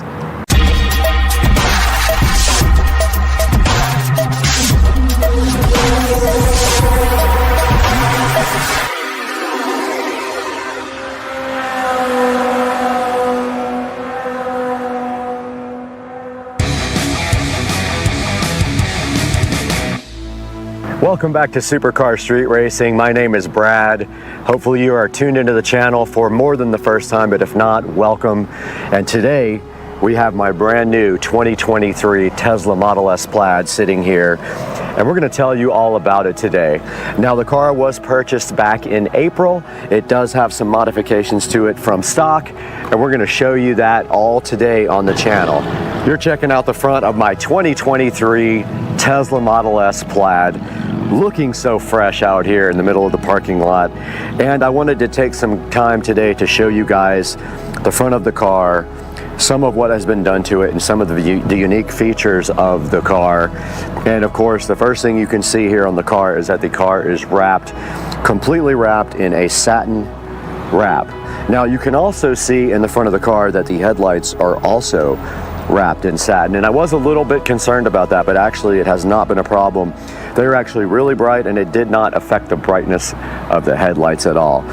Taking a look at the front also of the 2023 Tesla Model S Plaid, there are a few other modifications here. You can see right here that we have the carbon fiber front V right underneath the modified black Tesla logo right here. And then down below that, we have the carbon fiber splitter down here. And that thing is called an apron, and it literally just sits right on top of the regular bumper and gives the car an enhanced look as well, a more sporty look, and it does match the carbon fiber rear wing that we will show you guys, carbon fiber rear spoiler we'll show you guys here shortly. That is the extent of the modifications on the front of the 2023 Tesla Model S Plaid. Now let's take a look at the side of the car. This is my 2023 Tesla Model S Plaid. I'm happy to have you guys here on the channel checking it out. And taking a look at the side of the vehicle, the first thing you will notice probably right away, if you're familiar with Teslas, is that I do have aftermarket wheels and tires. Immediately, the first thing I did when I bought the vehicle was go ahead and order my wheels and tires. Now, I did get the car with the 19-inch Tempest wheels and tires because I didn't want to pay the upgrade for the 21s. I figured I could take that money and use it and get whatever I want. I did end up ordering the BC Forged HB04s in matte black. And there you can see how they look, and I did order the hardware also exposed for the three-piece wheel, and the bolts are actually matte black as well. And apologies, I'm in a flight path right now, but that's just what happens. Now keep on looking at the side of the Model S Plaid, you'll see some other cool features. I do have the hardware 4 version of the Model S Plaid, and so this has more cameras and no sensors whatsoever, all camera based, and that is what you're seeing right here is the hardware 4 camera. And if you notice, right on top of the hardware 4 camera, we do have some carbon fiber camera covers, which I think add a nice accent to the side of the car here. And then moving down the car a little bit further, and you can see it just opened by Bluetooth, we do have the carbon fiber mirrors as well, looking really good, and they do also match the carbon fiber camera covers here and also the carbon fiber that you're about to see in the next picture. All right, we're towards the back of my 2023 Tesla Model S Plaid now, and you can see right there that the door handles did pop open because of the Bluetooth phone. And here we have the carbon fiber caps for the Model S handles, and they look awesome. And back here you can see the 295/35ZR21 Pilot Sport 4S's with the HB04 BC Forged wheels. And that's going to round out the side of the Model S Plaid. Let's take a look at the back now. All right, here's a good look at the back of my 2023 Model S Plaid. You can see the tail lights looking great. I don't know if they were restyled for 2023, but I did forget to mention that the front headlights were restyled for 2023, and they are upgraded laser headlights. Here in the back, nothing really to show except for the fact that we removed the Tesla logo here completely when we did wrap the car, and also in the front, we also removed the front license plate. Taking a look at the inside of my 2023 Model S Plaid, and I did wait specifically for the exact color combination that I wanted. I wanted black interior with carbon fiber, not the wood grain, and you can see in here, this is all new carbon fiber interior, and also this car does have hardware 4. And taking a look at just like every other Model S, they have the screen over here on the left that shows you a bunch of information like navigation, your charge rate, the time and things like that, and maybe like your radio station and things like that you're listening to. And then over here we do have the yoke. I did not have a choice on the yoke. I did not order this car custom made, so the yoke was actually already in the car. Moving down to the bottom here, you can see that the Plaid comes with some brushed aluminum or just straight up aluminum pedals, which look pretty cool. And then moving up to the seats, these are not real leather seats. All of the Teslas have vegan kind of safe leather. And then looking to the center here in the middle of the dash, they do have 2 chargers for wireless phones. So if you stick your phone right there, and it did start charging. So they have 2 of those right here available for you. And then moving into the center here, we have a pocket right here that does have just enough area for a few pairs of glasses. And then moving forward, there's another pocket that I actually just found out about. I did not know this existed until yesterday, and if we move that open, there's actually 2 USB connectors right here and 2 on the back here in the right by the back screen here. And then, of course, we have our center console with a lot more storage in here. And we do have a cup holder if you let that slide forward.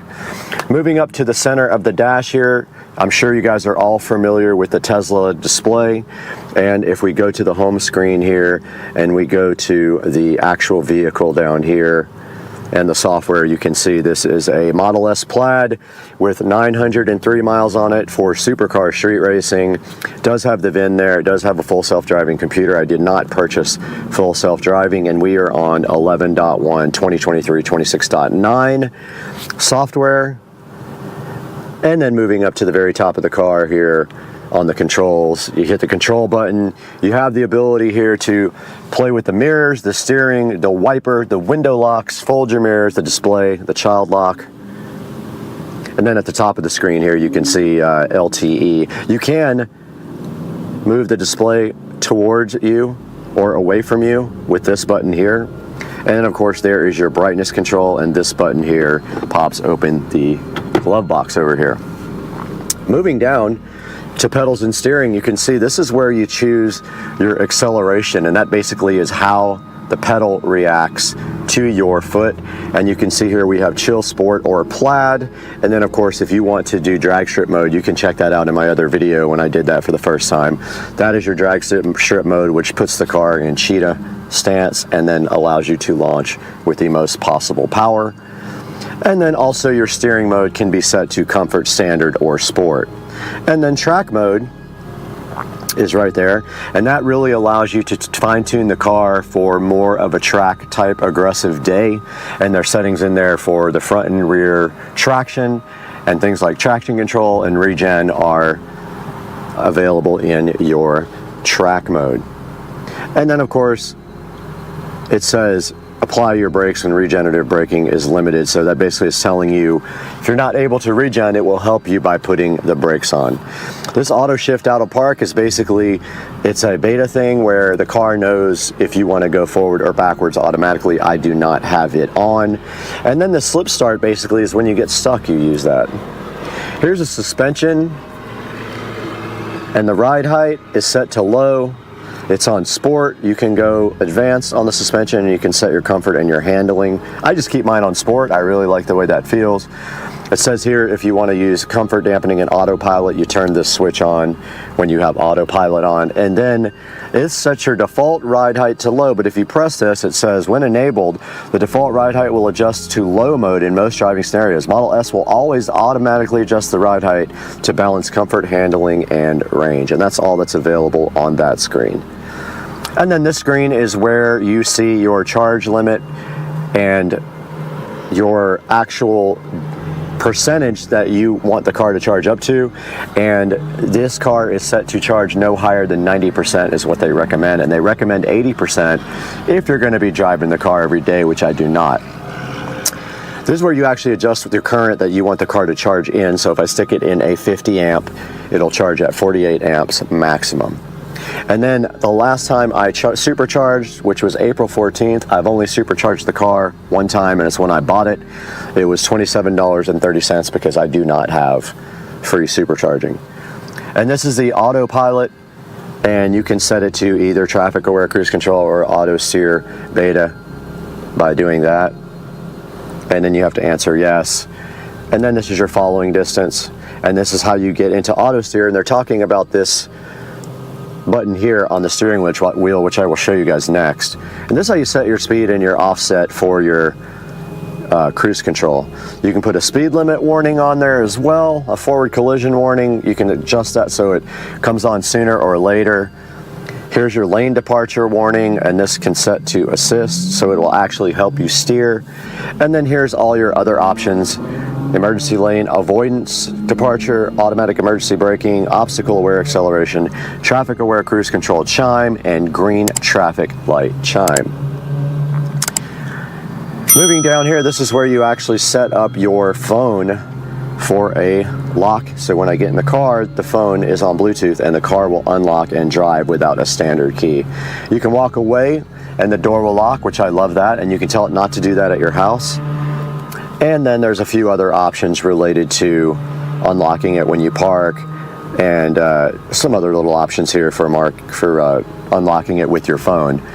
Now, I do have the MyQ connected garage, which means my garage door opener is MyQ enabled, and I did subscribe for a lifetime. I think I paid $200 and something, and I am permanently set up so when we drive the car back home, the garage door does open and close.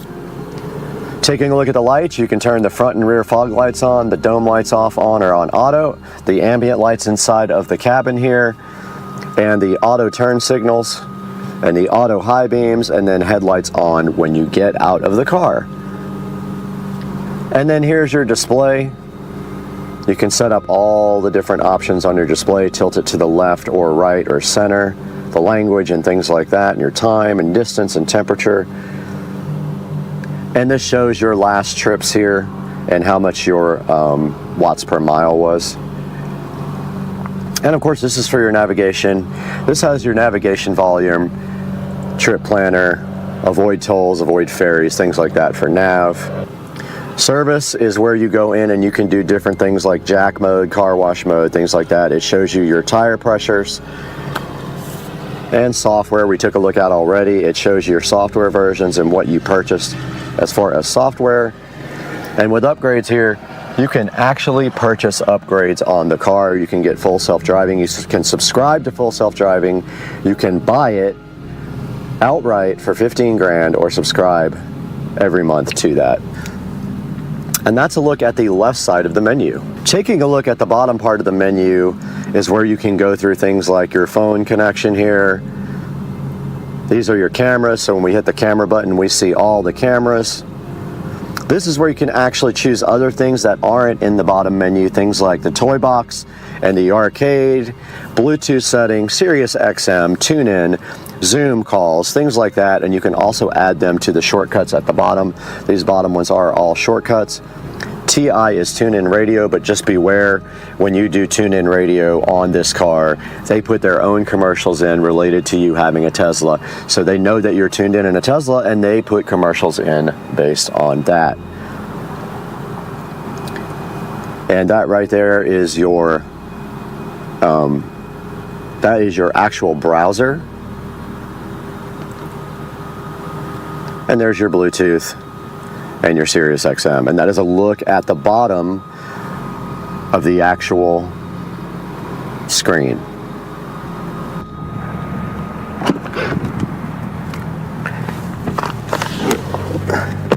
We are now in the back of my 2023 Model S Plaid, and I'm telling you, the back seat of this car is absolutely awesome.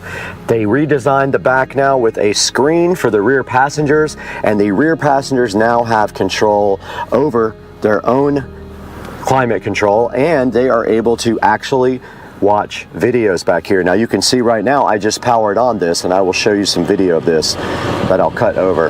But you can hear that the AC is now on, and also I will run you guys through the whole entire thing of this screen here momentarily. Also, let me turn this off.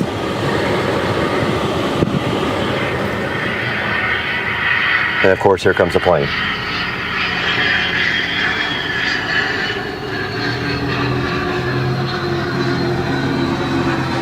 I'm literally in the flight path. My God, ridiculous. Jet.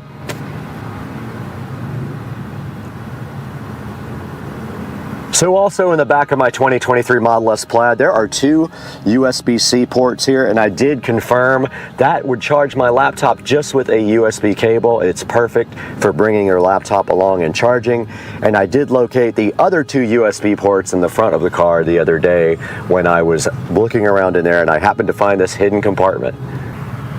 Now the seats in the Model S Plaid are very comfortable. I'm in the back and I'm not very tall, and I have the front seat all the way forward, but I can still sit comfortably back here, and I think they're some of the most comfortable seats I've sat in a car. We are back in the back of the 2023 Model S Plaid to give you a closer look at the climate control and the controls for the entertainment system in the back. And you can see right here, we have controls for our climate control right here where we can adjust the back seat temperature. And that is the little fan control here. We have controls here for the seats, the heated seats. And then we have the capability to look at our music, what's playing back here. And then the cool thing is if we go here, we can actually go to YouTube, as you can see, and we have right here and right now. If we press that, there is the Supercar Street Racing channel right here, looking so cool. So yeah, the backseat drivers, or backseat riders, passengers, can actually watch YouTube and some other things while they are in the back seat. The front seat cannot do that, but the back seat has a choice of Netflix, Disney Plus, Twitch, Hulu, YouTube, or you can look at the Tesla tutorials. And then if you go back here, we can power this off and on our fan in the back and adjust the temperature. We are here in the Tesla Model S Plaid, and you can see that I have hardware 4, so I do have the capability to launch Steam and play Steam games. And also, we can actually play games in the car with the car stationary, like Beach Buggy Racing here. And when you play Beach Buggy Racing, you use the actual controls for the car. So you use the steering wheel and the foot pedal, and it is loading right now.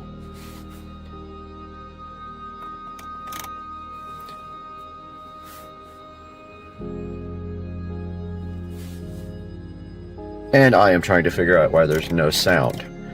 But the sound isn't what's important right now. It is important that you see that this plays with the stock factory steering wheel and gas and brake pedal. You can see here I am steering this guy with the car, and I do have my accelerator pedal. So that is how you play games while you are sitting still in the Tesla Model S Plaid.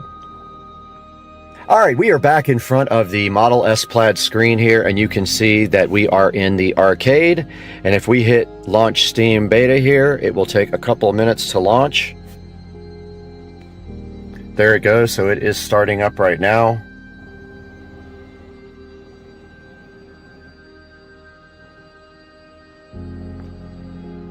And this is actually real time of how long it takes to launch Steam.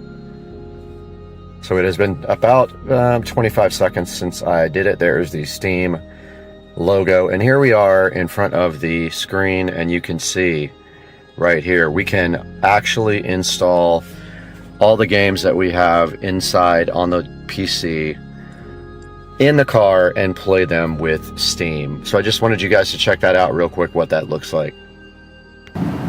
This is a look at the frunk in the Tesla Model S Plaid. Nothing much to see here. I've only been inside here one time. The only thing in here of note is a tow hook and the ability to change your washer fluid. Nothing else to see. Very clean. The probably first or second time I've ever opened it. Alright, we're around back at the trunk of the Model S Plaid, and I purposefully left everything in here so you guys could get a good idea of the space that this thing has.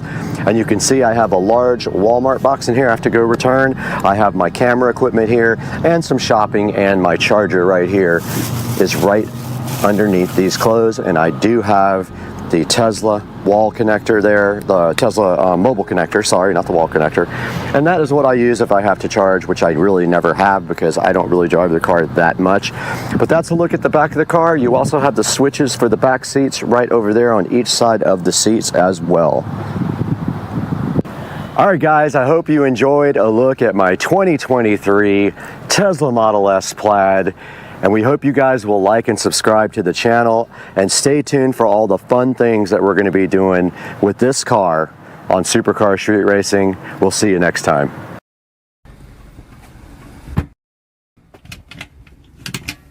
Yeah. Where's the liquor cabinet? All of it, all the way right there. around's open. This thing is awesome. Look at this full kitchen. Holy crap, dude. 2 TVs. They swivel. And we just want to kind of explain about how this house is actually going to be paid for in the next 2 weeks. I am super hyped about being able to do this. I've worked really hard for this for the last few years.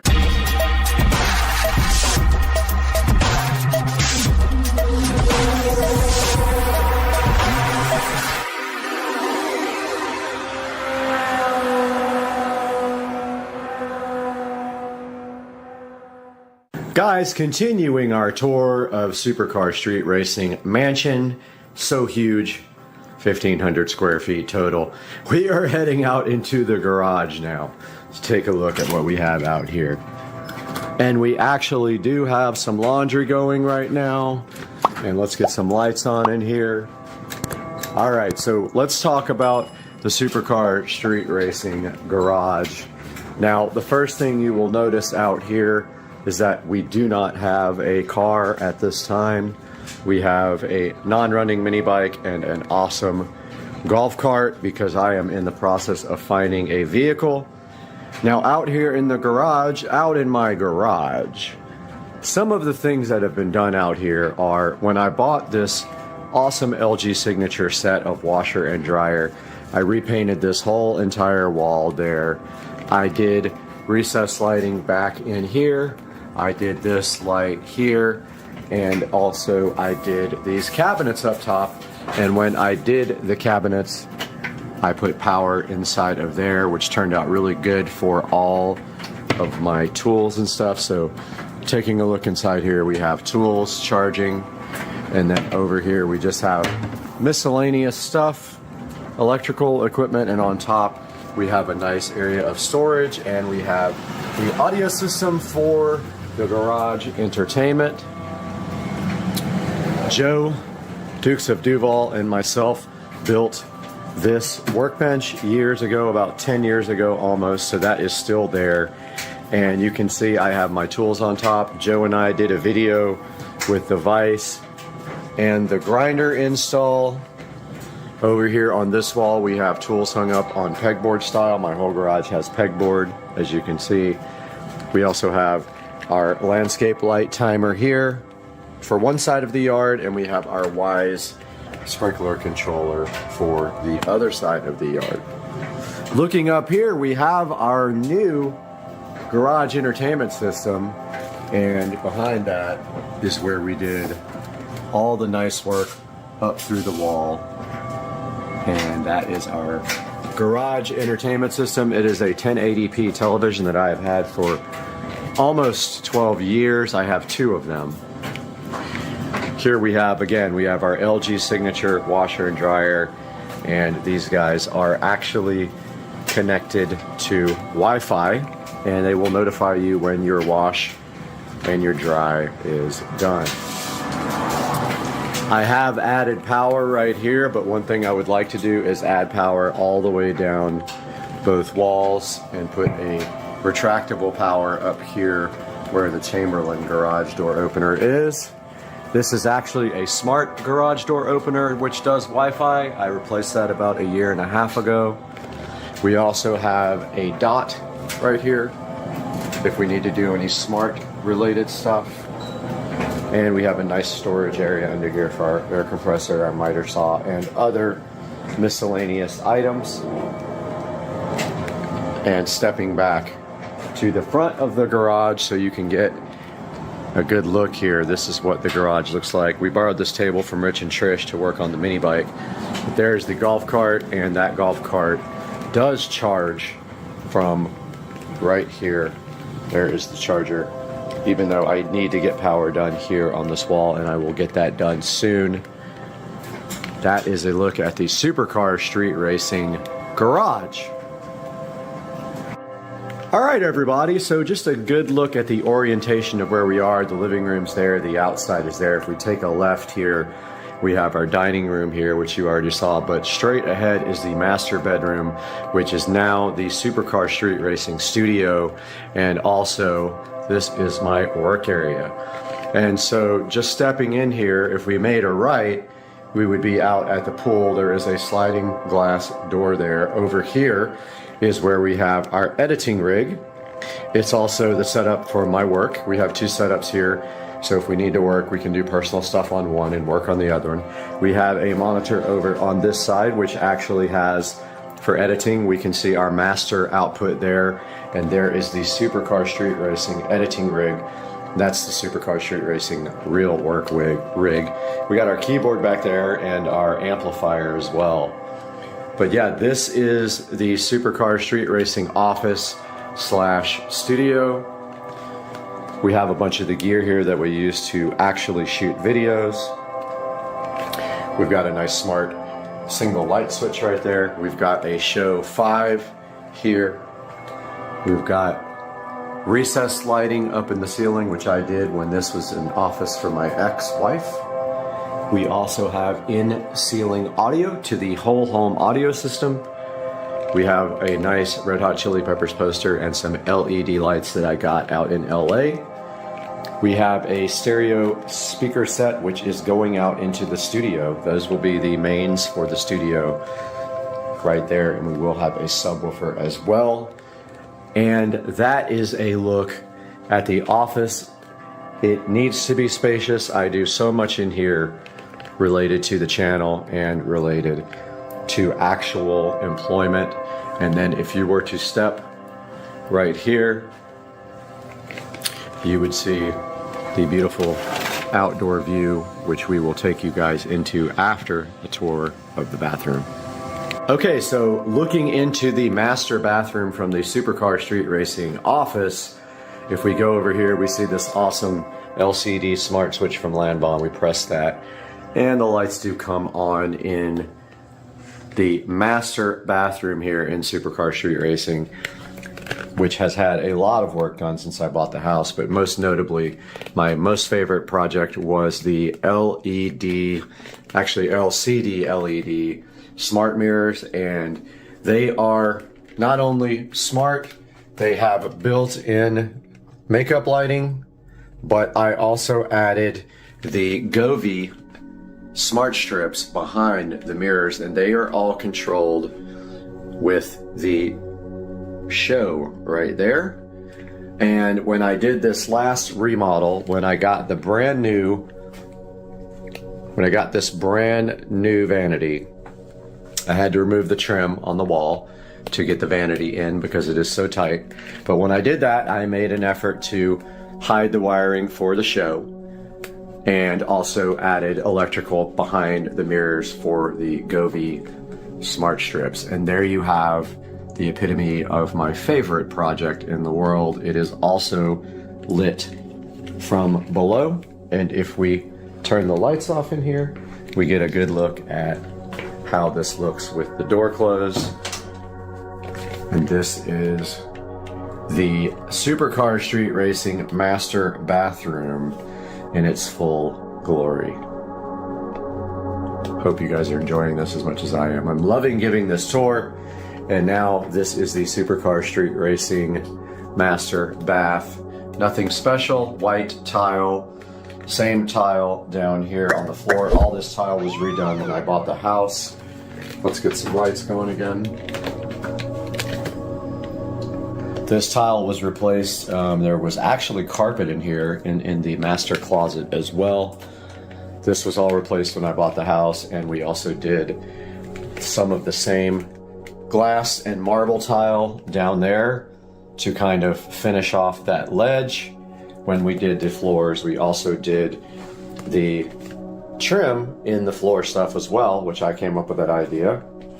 And yeah, you can see here we just have a regular old white bathroom. This whole thing was refinished. It has a rain shower head, and we keep all the stuff there. This room actually has been converted to recessed lighting and recessed lighting in the shower, and it does have whole home audio. The outer bathroom has the other side of the whole home audio, so it's left in one and right in the other one. And I did add these LED lighting fixtures years ago, but I have upgraded them to better bulbs. And then here we have the Supercar Street Racing master closet. It's also storage for electronics. It has been converted to recessed lighting, as you can see, which made a huge difference. It had one light right there, and now it is where I keep all my clothes and extra electronics, all kinds of extra PCs and computers. And getting a look there, you can see how it goes out into the master bathroom. But yeah, this is the SCSR master closet. Guys, this is where our tour takes us out of the Supercar Street Racing editing facility and onto the backyard for the yard tour. And you walk out here and you do see that this is where our patio is. And we completed all this work on the patio. We did the beam, we did the fan, we did all the electrical and the lighting, and we did a new rug when we built and remodeled this backyard. And you can see here, that is the sunroom there, and then that enters into the Supercar Street Racing office, which is also my work office. So this is the patio. It has the RGB Govee sconce lighting. It has RGB lighting in this lamp as well. We do have some furniture out here. We do have a television with a fire stick in it, and that is the entrance to the sunroom. We have a beautiful Sofucore fan with a remote control in there, and this turtle was found in the yard and refurbished. It was buried in the yard, and I painted it the nice copper paint color. We also have some things on the wall here, some art, and we have speakers up there that can either be run off of this television or the inside whole home audio system. And turning out here to behind me, we have the wonderful, beautiful Supercar Street Racing backyard, which we will give you a tour of now. We started by remodeling this entire pool and pool deck and adding sections on. We remodeled this pool with PebbleTech, and we did glass tile on the edge. You can see the glass tile there on the step tiles, and glass tile all the way around the edge of the pool. And it does have some pretty cool looking reflections when you walk around. Kind of hard to see because the sun isn't shining on it now, but this pool was redone completely with PebbleTech, and this pool deck was redone with travertine. This entire pool deck redone. Both sides of the house were also redone, but more importantly, this section was added with pavers so that I could put 2 more chairs out here, because the sun doesn't always hit those chairs and the sun doesn't always hit those chairs, but at certain times of day you can be on either one of these chairs and get sun. So the pavers were added. We also refreshed, that is my fish pond, by the way, my real fish pond. No alligators allowed in fish pond. Yep. Got a little bit of algae in it, but yeah, I built that fish pond. We did refresh all the mulch and all the landscaping in the backyard. The wind has knocked over my plastic chairs. We do have a fire pit right there. We have some lovely birds down there, and we will see some alligators today as well. We have some little cranes out here doing their thing right there that just took off.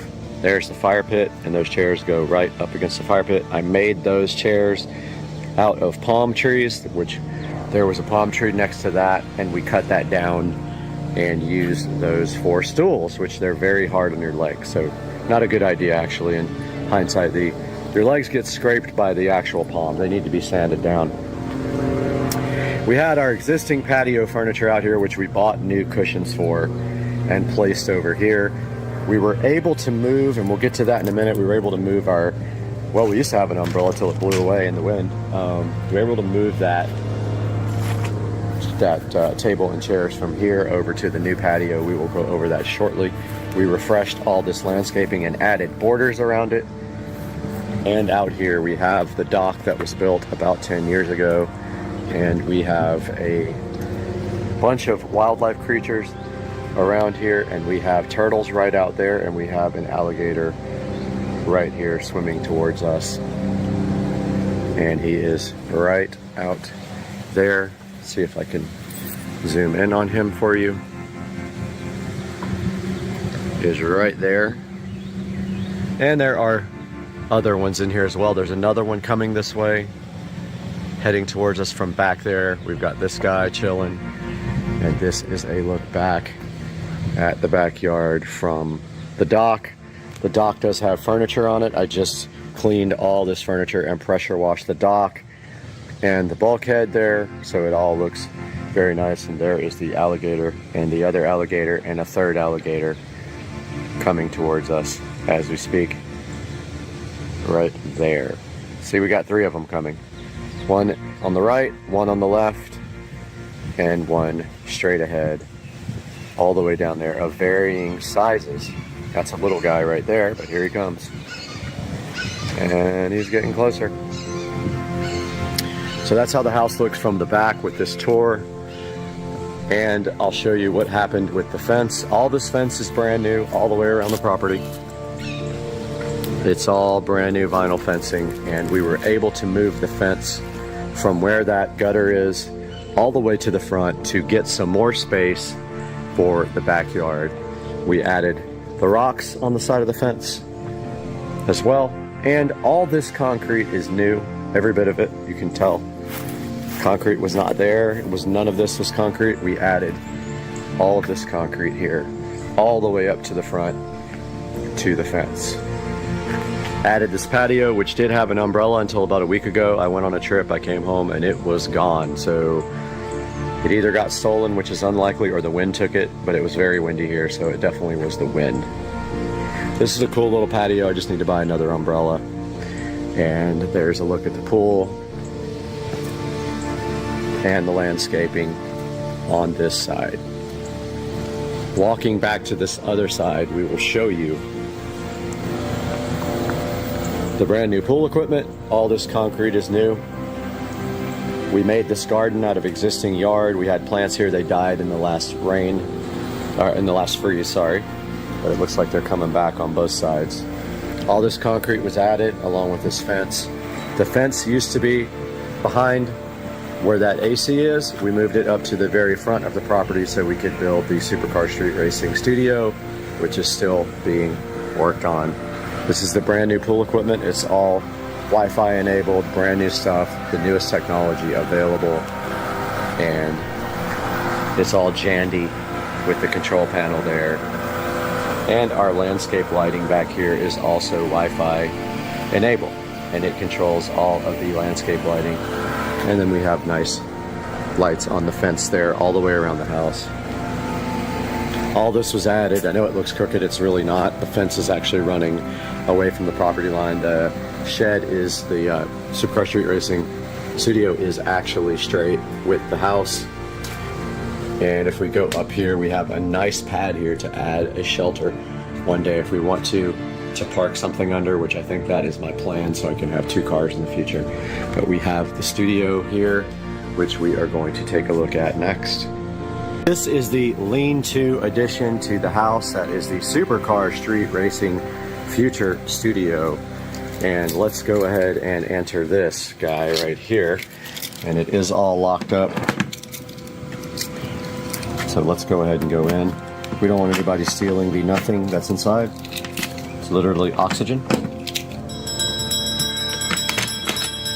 And this is the Supercar Street Racing studio here with dirt in it because it's not sealed up all the way underneath the door. So I got to get that done. This is actually just blowing through underneath the door because there's no weather stripping around the door. But this is the future home of the Supercar Street Racing studio, and we have to get some AC put in here. We're going to get a split system. We're going to seal around that door completely. We are going to get insulation done, and this wall here is going to be beautiful with 250-inch televisions, 4K, and we will have a desk to actually broadcast on and the best lighting available in the Supercar Street Racing studio. But yeah, this is it. It's about, I don't know, 150 square feet. It's perfect for a studio. It's not very hot today, but it does get hot. It either needs a window AC unit or it needs a split system. So this is a good look at the studio. It's going to have a bunch of wiring done, and it is going to have insulation drywall. And all the wiring done on this wall, all the wiring done into the house so that we actually have Ethernet out here and not Wi-Fi. And I will update you guys on this after we get more done. Here we are in the Supercar Street Racing editing facility, and you can see we have all kinds of editing equipment around here for us to create the Supercar Street Racing content daily. We try to do one video a day. It's very difficult sometimes, but now we are actually testing out our HyperX mic while we do this voiceover for you, and we just want to kind of explain about how this house is actually going to be paid for in the next 2 weeks. I am super hyped about being able to do this. I've worked really hard for this for the last few years, and I just want to tell you guys kind of how that can be done. So the first thing is, I would say to save all your money possible, cut corners when you can, and make those extra payments. The first problem that happens with people is they try to just get by with the minimum payments on the mortgage. It would benefit you so greatly if you just take one extra payment per year, or even 5 extra payments per year, or 6, or if you can do an extra payment per month. You have no idea how fast that will decrease that debt in your mortgage. Now for me, I've been really lucky because I've had some good investments and things like that, and I have been able to not only do the pool renovation outside, but I've also been able to put more than a couple of extra payments per month into that Supercar Street Racing mortgage. So I've been able to get the house paid down quite a bit in the last year, and it looks like around March the 15th, I will have paid off this beautiful house. That's right, I think it's about 20 years early if you calculate the time that I've gotten this thing paid. Now the interesting part of this also is I've been watching the payments go down as far as interest, and the payment are showing an interest level of like $40 for the last payment, which is absolutely amazing.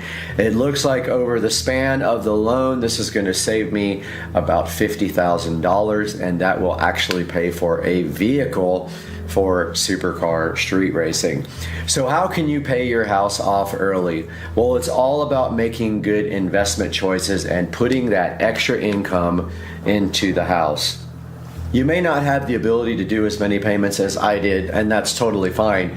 You can still get this done because there's other ways to do it as well. I use my credit card points because I have a Wells Fargo credit card, and I apply those points directly to the mortgage. On the Wells Fargo site, you can actually pay off your credit cards or your mortgage if you have a Wells Fargo mortgage with your actual points from your Wells Fargo rewards card. And I have been able to get some payments done on the house, and like I said, looking like February 14th, this place will be completely paid off, and I will be just having to worry about property taxes and insurance on the place. Guys, if you have any advice for anyone else, or if you have some experience paying off your mortgage early or making extra payments, I'd love to hear about it down in the comments. I really appreciate you guys clicking through our links to purchase our products.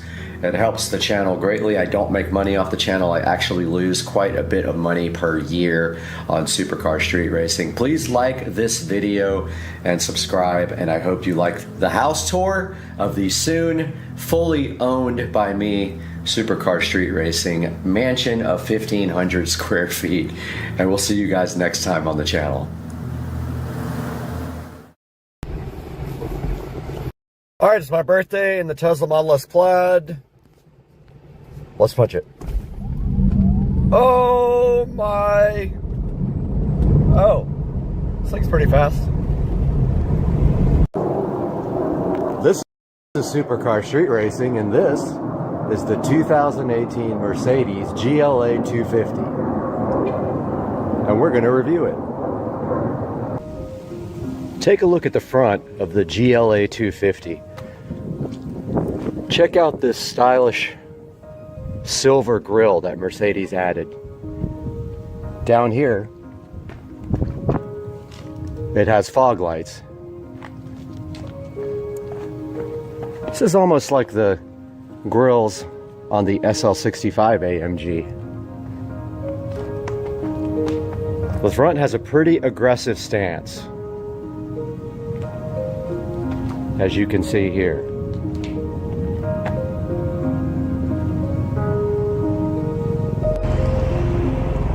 Take a look at the side of the GLA 250 from Mercedes. This is the 2018 model. Here are the wheels and tires they chose for this car. On top, we have a nice silver trim that runs the length of the car.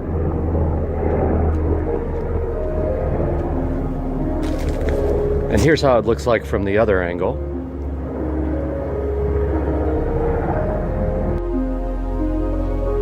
This is the back of the all-new 2018 GLA 250 from Mercedes-Benz.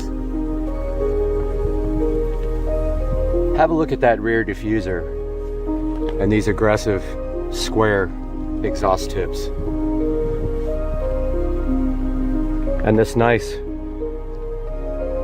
rear spoiler. On the tailgate, they've got this nice chrome accent strip here at the bottom.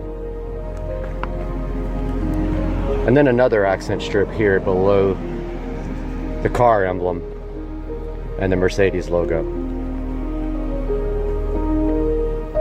This one looks especially good with the nice dark tint on the rear. This 2018 GLA 250 from Mercedes-Benz has their 2-liter, 4-cylinder, turbocharged engine. This engine makes the GLA 250 seem really quick. It's rated at a 0 to 60 time of 7.2 seconds, but I found driving it that it feels much quicker than 7.2 seconds. However, it does have a little bit of turbo lag. And especially when you have eco mode on and the car has to start up at every stoplight, it can be kind of noticeable. But overall, this vehicle makes some impressive performance numbers from its 2-liter turbocharged inline 4-cylinder. This GLA 250 is not the 4MATIC version, so it's only 2-wheel drive. And it does manage to break the tires free on occasion. It has that much torque. As a matter of fact, the engine feels much larger than it actually is. I found the power to be more than adequate for everyday driving.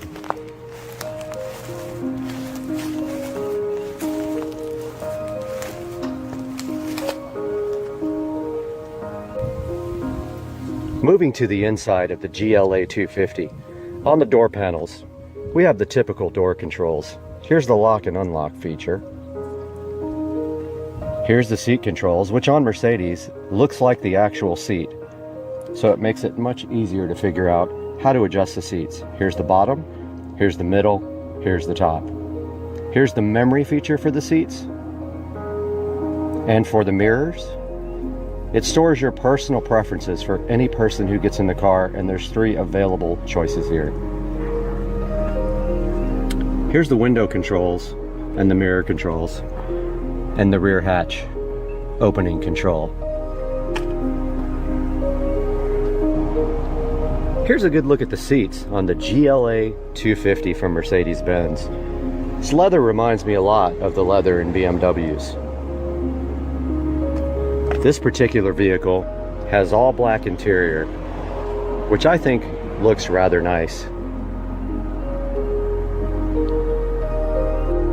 The back seat of the GLA 250 is very roomy.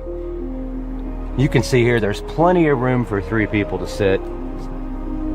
And on this base model, there's not many controls back here. But right here, we do have a 12-volt outlet for your passengers in the back.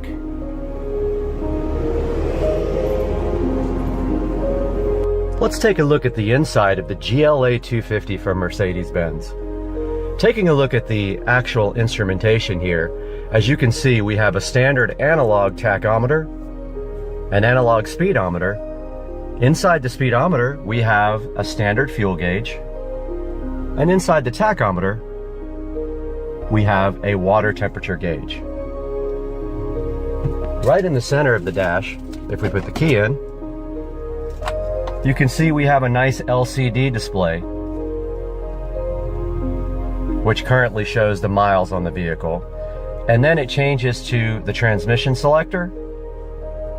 And when we start the car, it changes to the speedometer.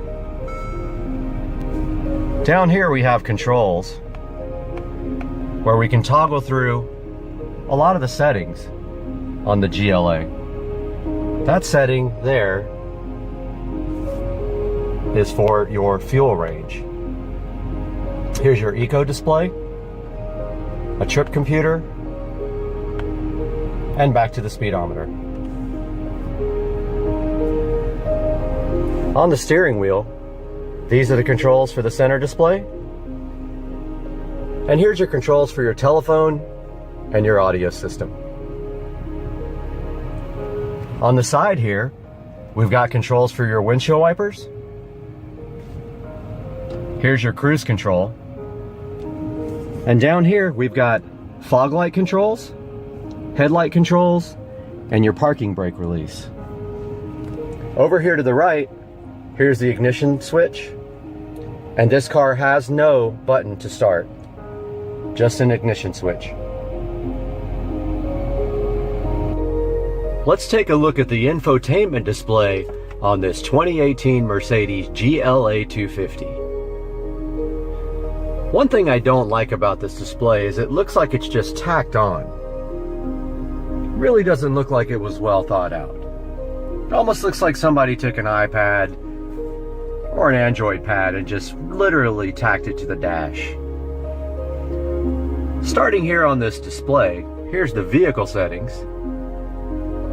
Here we can change the locator lighting, the interior lighting delay, the exterior lighting delay, the ambient light inside the vehicle, and our locator lighting. If we back up one, here's where we can change the dynamics on the car. Here we can adjust the drive dynamics, the climate control dynamics, Eco start and stop, which makes the car stop when you go to a stoplight or a stop sign, and the steering dynamics. I personally felt like sport mode was the best for all-around driving. And if we back out again, and one more time, we have settings for the telephone, the media, the radio, and the navigation. Now the navigation on this vehicle is on an SD card, which is right here. This vehicle does not have the SD card inserted, so when you select navigation, you'll see a slight pause, and then it's going to say there's no memory card inserted with the navigation software. If we back out again, we can take a look at the radio. So there's the radio. There's the volume control. And there's our selector.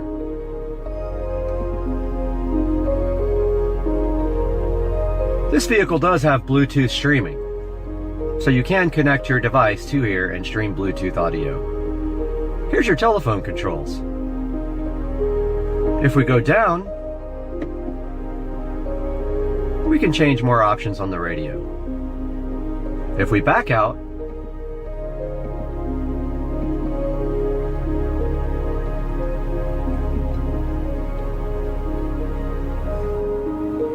pressing the star button on the control gives us this menu.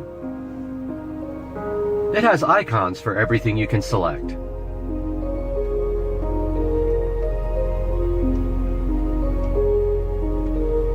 If we go down here, we can take a look at the Mercedes apps.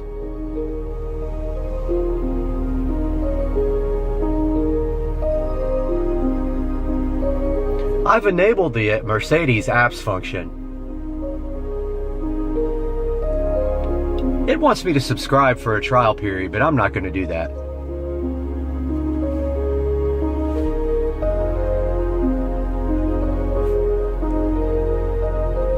We hit the back out again, and the star button. we're back at the icon menu.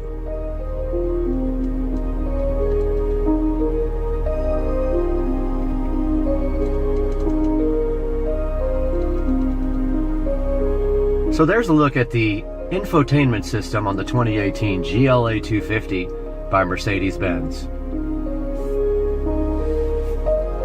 Here's the control panel, separate from the rotary control. Down here we have your heated seats, your eco mode, your hazards, and down here your climate control, which can be set to zoned or global. Let's take a look at the rear hatch in this GLA 250 by popping this. And the rear hatch just opened. Here in the back, we've got ample room for luggage. A couple of cargo nets here and here.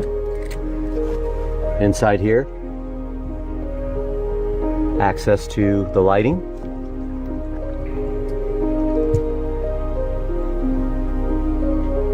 Plenty of room for all your luggage in the back of this GLA 250. If we push this button, it closes itself.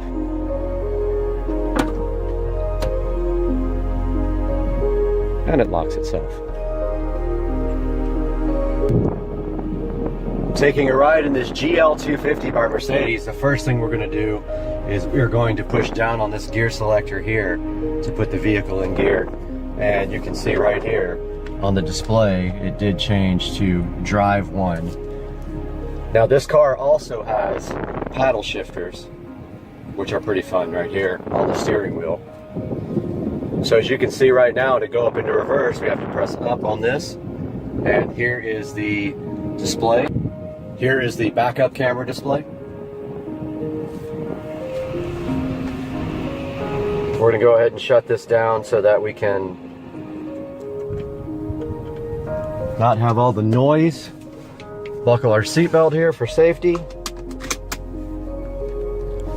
And we're going to go for a ride in this all-new 2018 GLA 250. Here's our backup display working nicely. And it's warning me to check my surroundings and not hit anything. Now to get this car into drive, we have to push down on the stick. The car did go into drive. And you can see right here, we do now have the speedometer there. We can change our display.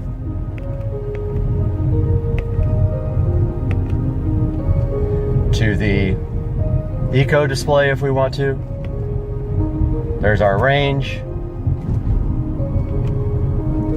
Now the first thing you're going to notice here is that this vehicle is set to all sport. I actually prefer that setting better. To me, the vehicle just rides and performs great in the sport mode.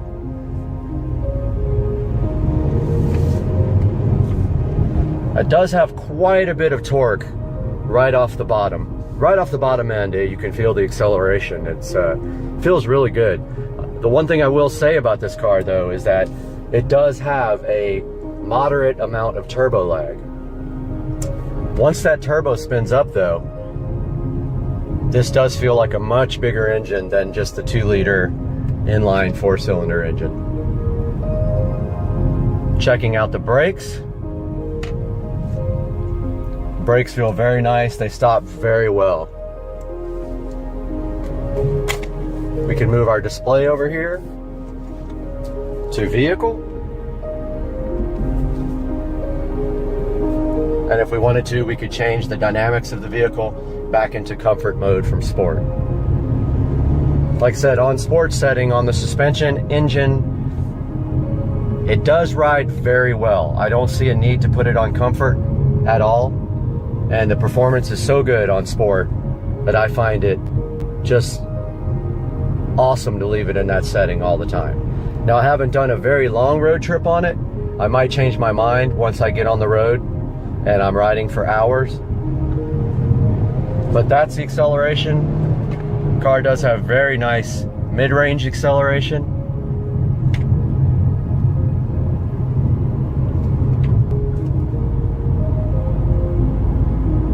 Very nice car to drive so far.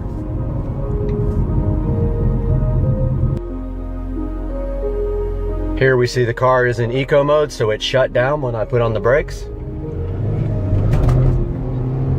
Accelerating from that start right there, we did tires. It does have a great amount of low end torque, which causes that to happen. And remember, this vehicle is front wheel drive. This is not the 4MATIC. Taking a look here at the stop sign. The car did shut off. It is in automatic mode. I'm going to turn that off. Car did start back up. Accelerating from the stop sign. Feel a little bit of turbo lag there. But it is worth it, in my opinion, for the amount of power that this GLA 250 has after that initial turbo lag. Got the speedometer up right here. I'm going to show you guys 0 to 60 now. See if we get a little wheel spin in the process. We are spinning the tires. There is 60 miles per hour. So I will say that right off the line, there is quite a bit of a delay from the time you hit the accelerator pedal until you get that nice delivery of power. Next, we're going to take a look at the mid-range acceleration of this GLA 250. So we are at 40 miles per hour now. We're going to do a little 40 miles per hour to 70 miles per hour as soon as we round this turn. Just accelerating here with a slight amount of throttle feels very nice. It does respond very nicely to the mid-range throttle input, but right here around this turn we're going to go 40 to 70. Here we are at 40.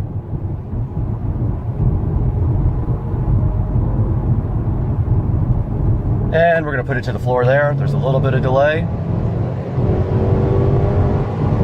There is 70 miles per hour. 80 and 93. Braking from 93. Very good.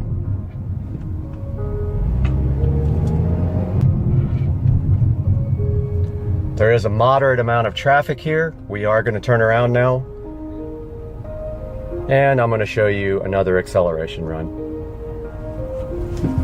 Turning around.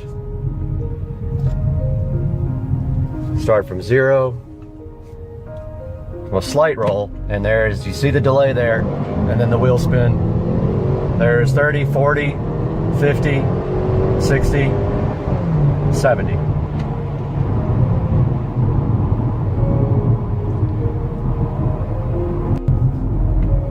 Cruising along at 38 miles per hour, this car feels very composed, very comfortable. I see no reason why you wouldn't want to take this car on any number of long road trips. And I just might do that this weekend. So as long as you keep this GLA 250 by Mercedes-Benz in the power band, it performs very well, and there's very little turbo lag. However, if you let that turbo spin down, you will be waiting for it. Pulling back up in the driveway here. From a nice drive in this GLA 250. Final thoughts on this Mercedes GLA 250. This is the brand new model from Mercedes-Benz, the 2018 model. This is the non-4MATIC model, so this only has front-wheel drive. As you saw from the video earlier, this car does break traction quite easily in the dry with the amount of low-end torque that it has from this turbo inline 4-cylinder engine. My review of this car, I'm going to give it a 7 stars out of 10 rating. The reason it doesn't get higher, a couple of things. The turbocharged 4-cylinder engine has quite a bit of turbo lag. There's almost a 3-second delay from a dead stop if you hit the throttle full. If you let this vehicle get out of the turbo range, it is kind of laggy. So I give it that rating. Thanks for watching, everybody. We'll see you next time with more reviews. All right, guys, Supercar Street Racing here. This is going to be a banger.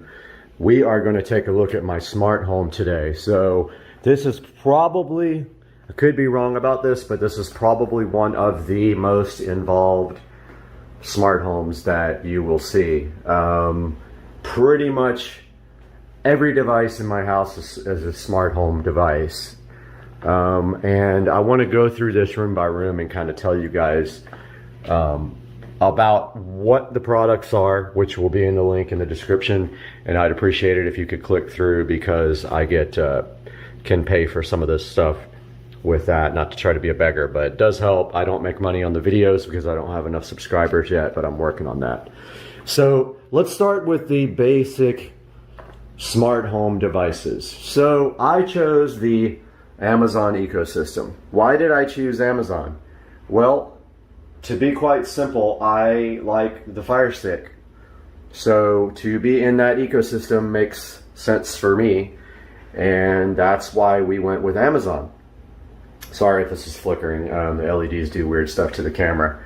So let's talk about a little bit about the Amazon ecosystem and some of the smart devices. So I have all of their smart devices, literally all of the versions of their, not the new generation ones, but at least the generation before the new on most everything. I do have a new generation Echo Dot, which I will show you. This is a generation before the new one, Echo Show 10.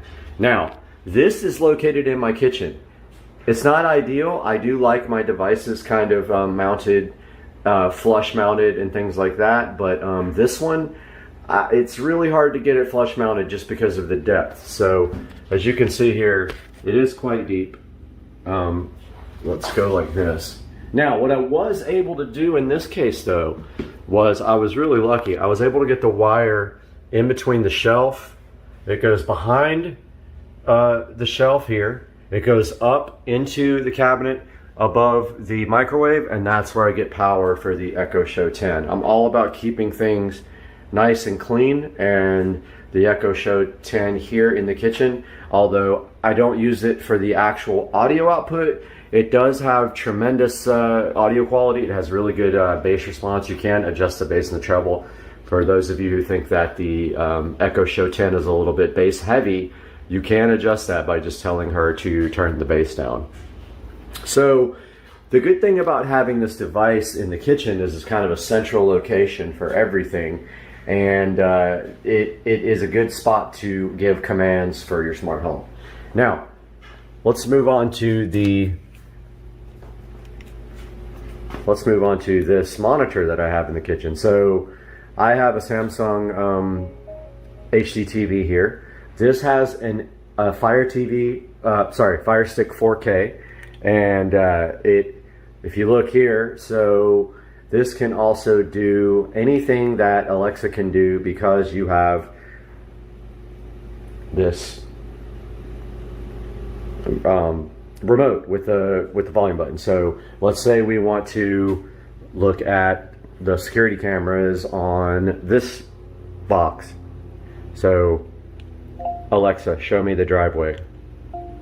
Okay. So hopefully Alexa will now do her thing. So it is calling up the driveway now. So there we have it. So now a little bit of explaining to do. So these are Wyze cams, W-Y-Z-E. They will be in the description. There's going to be plenty of affiliate links there for you guys to click through. So I like the Wyze cams because they are HD. They are indoor, outdoor. Super easy to set up. Now this is running on Wi-Fi and it's high definition, and there you can see a live look right at the driveway. There's the time and the date, and you can actually talk through the cameras as well. So here we have in the kitchen the summary of the devices. We have the actual Amazon devices. We have a Fire Stick 4K here on this television, so you can watch anything, Kodi, Prime, Netflix, whatever on this guy. We have the Echo Show 10 here, so we can do commands through that, or we can use the volume button here on the remote. So here's an example again. show me the pool. Okay. Now, you're not limited to just Wyze cameras. Other cameras can integrate with Alexa. Now, the way you do that is called a skill. You need the Alexa app on your phone, and you install the skill for this case, Wyze Cam, and then you sign into your account, and that's how you integrate smart home, some smart devices. Let's say that's how you integrate the cameras, if they have a skill. Other devices, plugs, switches, etc., I will show you in a bit, and so that is how you use the Fire Stick. Just one of the ways, and you can do any of the commands. Example. So here is the pool. See these lights here? Okay, so those are on a smart plug. So it is called patio lights. So turn on the patio lights. Okay. And they are on. You can see there. Should be cycling through the colors. And turn off the patio lights. Okay. Okay, so that is an example of how you use your Fire Stick with Alexa. It's completely ready, and you can say, show my smart home dashboard. Okay.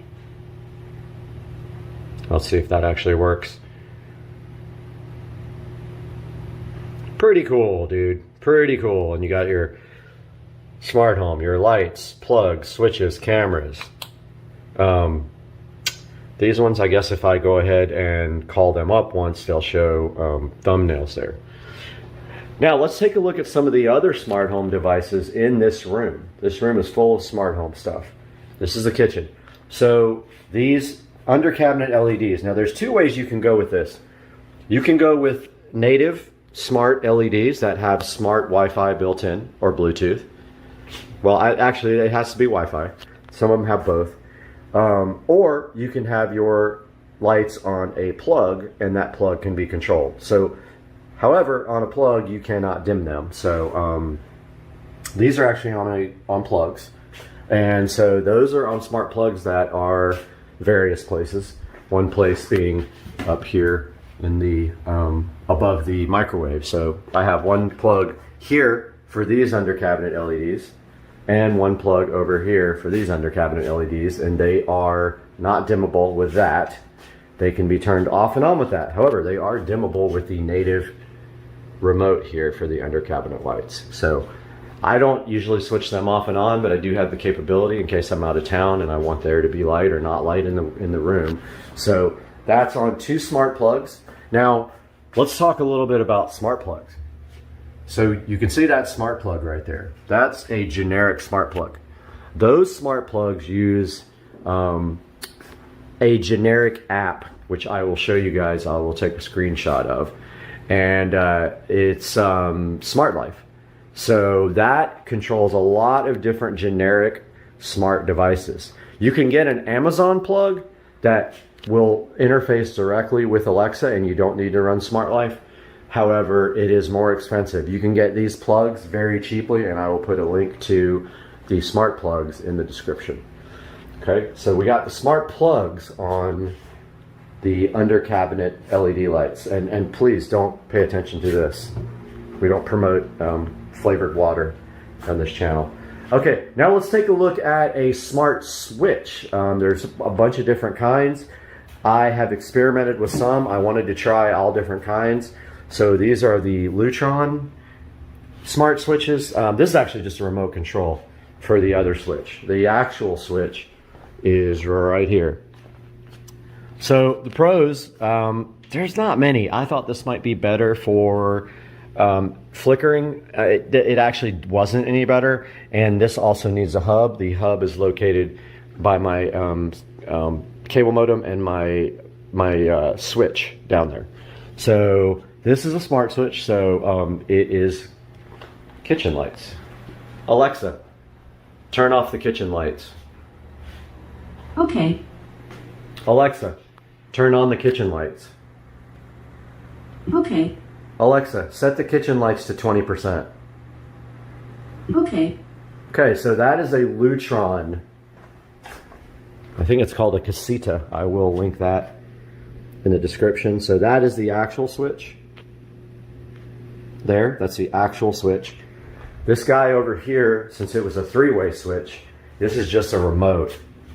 You can purchase like the remote separately. So really it acts like a 3-way switch. So we have that. Now, we'll get to the living room when we get to the living room, but it actually is running the same set of light. Now, there's another reason why I use this one, and I will get to that in a bit. But yeah, so the kitchen is on Lutron Casita, I believe is the brand, the type of switch. Now, this guy here is not on a smart switch. Just a regular old dimmer because it's just above the table. Now I'm going to eventually switch that out because almost everything here is on smart devices. All right, what else do we have in the kitchen? Well, believe it or not, we have the LG appliances are smart devices. You can see right there. Now, there's an issue with the LG skill. I have never been able to get the skill to work. So I don't know. Actually, this guy, oh, yep, see, it is on Wi-Fi. Okay, so this works with an app called ThinQ, and that's how they interface with smart. However, like I said, mine doesn't work. The microwave is not smart. This stove is, the dishwasher is, and the fridge is. So in total, in the kitchen, we have 1, 2, 3, 4, 5, 6, 7, 8 smart devices in the kitchen. That's just the kitchen alone. Let's move to the garage. All right, welcome to the garage. Let's turn the lights on in here. Okay, let's take a look at the garage and what's on smarts in here. Now, there's a smart device in here that I was disappointed with. It's actually not compatible with Alexa, and that is my Chamberlain garage door opener. I'm super disappointed because I used to have a regular garage door opener with a smart interface for it. It's just like a generic smart sensor, and it could open and close the garage remotely. My new Chamberlain, you have to use the app. You can't use Alexa. There's ways around it, but bottom line is they're too cheap to give Alexa, to give Amazon money so they can integrate directly. But it is Wi-Fi. See, it says it right there. And there is an app called MyQ. So the garage door opener is smart, but it's not integrated with Alexa, unfortunately. Washer dryer. Well, yes, they are. You can see right here. So the washer and dryer are connected to Wi-Fi, so which is super helpful. So these guys right here are the top of the line. They are the LG Signature washer and dryer. They cost about as much as you could probably get this car for now. They are Wi-Fi enabled. Again, all my appliances are LG because I like to have them all in one place, and they're all on ThinQ. And so these guys will alert me when they're done with a laundry load, which is very cool. Now, let's talk about what needs to happen. So I don't have a smart sprinkler yet. I have this old school thing, but I have a gift card, so I'm thinking about just going ahead and getting that done because I want that to be a smart device and not just a old school analog one. Echo Dot. This is the newer Echo Dot. I believe they upgraded the speaker. They had to go with a bigger form factor here because they upgraded the speaker. But this is the Dot, and it is helpful out here because I can do commands if I need to. I mean, you can always use your phone and you can use the Alexa app, but you've got this guy out here which is just commanded. And by the way, you can change the wake word so that all your devices don't think that they need to wake up when you say the same word, but there's only like 4 choices. This guy is called Amazon. Let's see, woke up. Amazon. Never mind. Amazon. Turn off the garage lights. Okay. Now this guy right here is automatic. This has a sensor. When I walk in the garage it'll come on, but the other ones, Amazon. Turn on the garage lights. Okay. All right, let's talk about how that happens. So notice here I spent quite a bit of time doing recessed lighting in my garage because I just like the look of it, and they are all LED lights. And then of course we have this guy here, which that was a standard light fixture, so I used it to light up the washer dryer. Okay, that was on an LED, on a smart plug, but it actually doesn't ever need to turn off. It's been on since I installed it, so it doesn't need a smart plug anymore.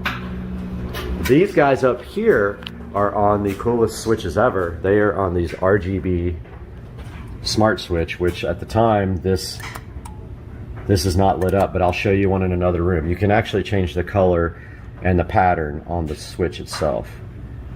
But yeah, so these are smart switches and they use Smart Life, and that's how you link them to Wi-Fi and then into Alexa with Smart Life.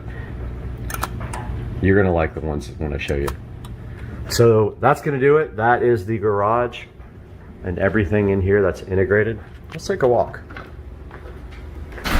to the living room. Living room has a few smart devices. Let's take a look around and see what we can find in here. First of all, we've got this television, and if we look behind it, yep, it has a Fire Stick 4K, which actually just plugs directly into your HDMI port, and then the power cable goes down, and it is connected with Wi-Fi to the router. Down here, we have a switch. We have a network hard drive, and then back here we have our Nighthawk cable modem. So that's what's providing Wi-Fi. Let's take a look around here. So the dining room light is not smart. It hardly ever gets turned on, that's why. These guys are. So this guy right here is an Echo Show 5. His name is Computer. Turn off the living room lights. Okay. Computer, turn on the living room lights. Okay. All right, let's talk a little bit about the LED smart switch now. Now here's another Lutron Casita. Here's an LED smart switch which I have programmed with Smart Life, and you can see that I programmed this color and I programmed it to what cycle. This is actually for the fan. Computer, turn off the living room fan. Okay. There's several ways to control your fan. You can control it natively with a device, remote device that goes inside the bell up there, and it is Wi-Fi enabled, or you can use a switch. However, with the switch, you can't set the fan speed.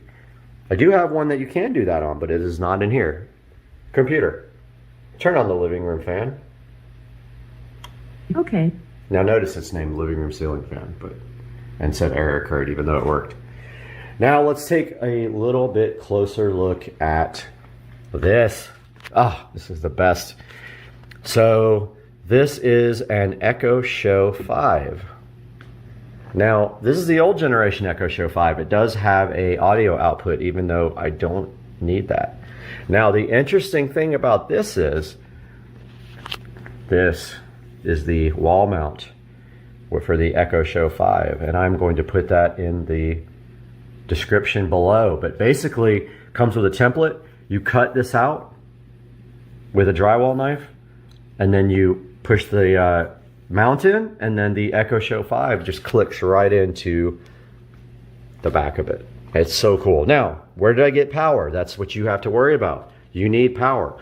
So you either need a power over Ethernet adapter and pull Ethernet through your walls and use that, or this is so easy though, because it's right, I put them right above a switch. So what I do is I hardwire, it's got to have a neutral wire. So remember, it's got to be like full power for the USB. It's a power adapter, like a USB power adapter looking thing.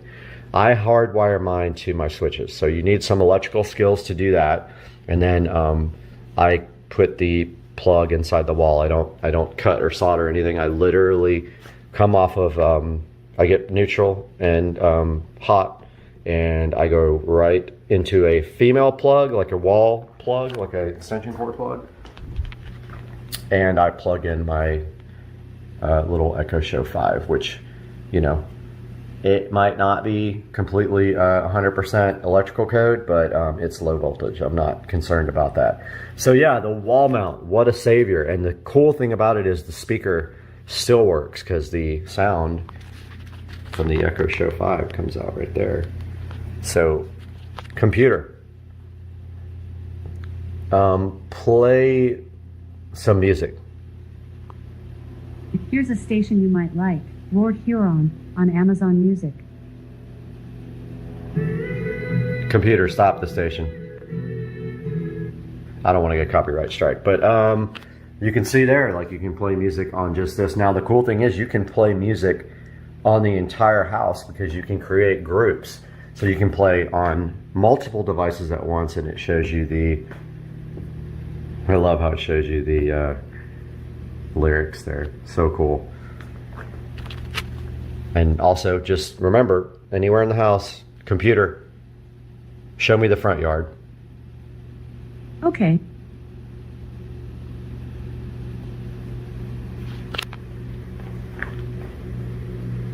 And this is the Y skill. There you go. All right, so there's that. There's the, showed you the RGB smart switch for that. I showed you the Lutron Casita. Now over here at the front door, we have a variety of devices. We have smart switches for this light here and for the patio light. And my jacket just fell on the ground. So there's those two, and notice they're programmed with different colors. So those are all from Smart Life. Now here's what's cool. We have a smart door lock, a UFI smart door lock. Well, this guy's awesome. It does integrate with Alexa. It does both, so it's biometrics. So it does both the fingerprint and a passcode or a key, which is underneath this guy here. You just move it aside and there's a keyhole there.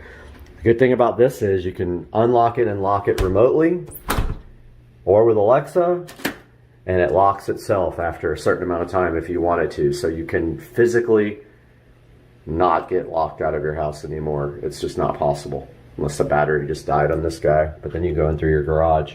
What I don't have a smart doorbell yet with a camera. I kind of want to do that, but I also already have cameras up there in the corner outside. And I guess we can show you that now. This is actually a Wisecam V2. It's not the outdoor camera, but it doesn't get wet out here, right, Mr. Binks? Mr. Binks, I think, heard the door open and wants to come. You want to come inside? Come on. Come in. He's probably going to get, he's really a independent soul. Probably get bored. So that's a summary of the devices besides this camera up there, the Wisecam up in the corner, which is pointed at my door. We've got, yeah, that's it for that room. Moving on to the theater room. We got a few devices in here. This fan is a smart fan. So I have a smart fan dimmer switch on that, and that is that guy right there. That is controllable with Alexa. And you can actually set, what? So vocal. And you can actually set the speed, yes, and I do love space stuff, so I got my astronauts. But yeah, you can set the speed there. Why are you so vocal? So in this room, we have a Fire Stick 4K powering the home theater system. Obviously, we have an Xbox One. We have the fan. We have the Echo Show 5. We have Mr. Binks, Thackeray Binks. And that'll do it for this room. Pretty much it, but I mean, still, you know, 3 or 4 devices per room here. Moving on. This is the computer. Turn on the audio closet light. Wow. So vocal. Wait, just flop down. Such a good cat. Not mine, but good. So we have the whole house audio closet, which I showed in another video. We have the Echo Dot right there. That's what's providing audio to the whole house. Now, of course, this guy is on the internet, but not smart. It doesn't integrate with Alexa. I know, but there is a smart plug right there on the subwoofer to turn it off and on if I don't want bass coming out of here. And one on this light, which you can see, computer, turn off the audio closet light. There we go. That is the whole house audio. RGB smart switch for the hallway light right here, programmable with Smart Life. Venstar thermostat, Wi-Fi enabled. Computer, set Brad's house to 71 degrees.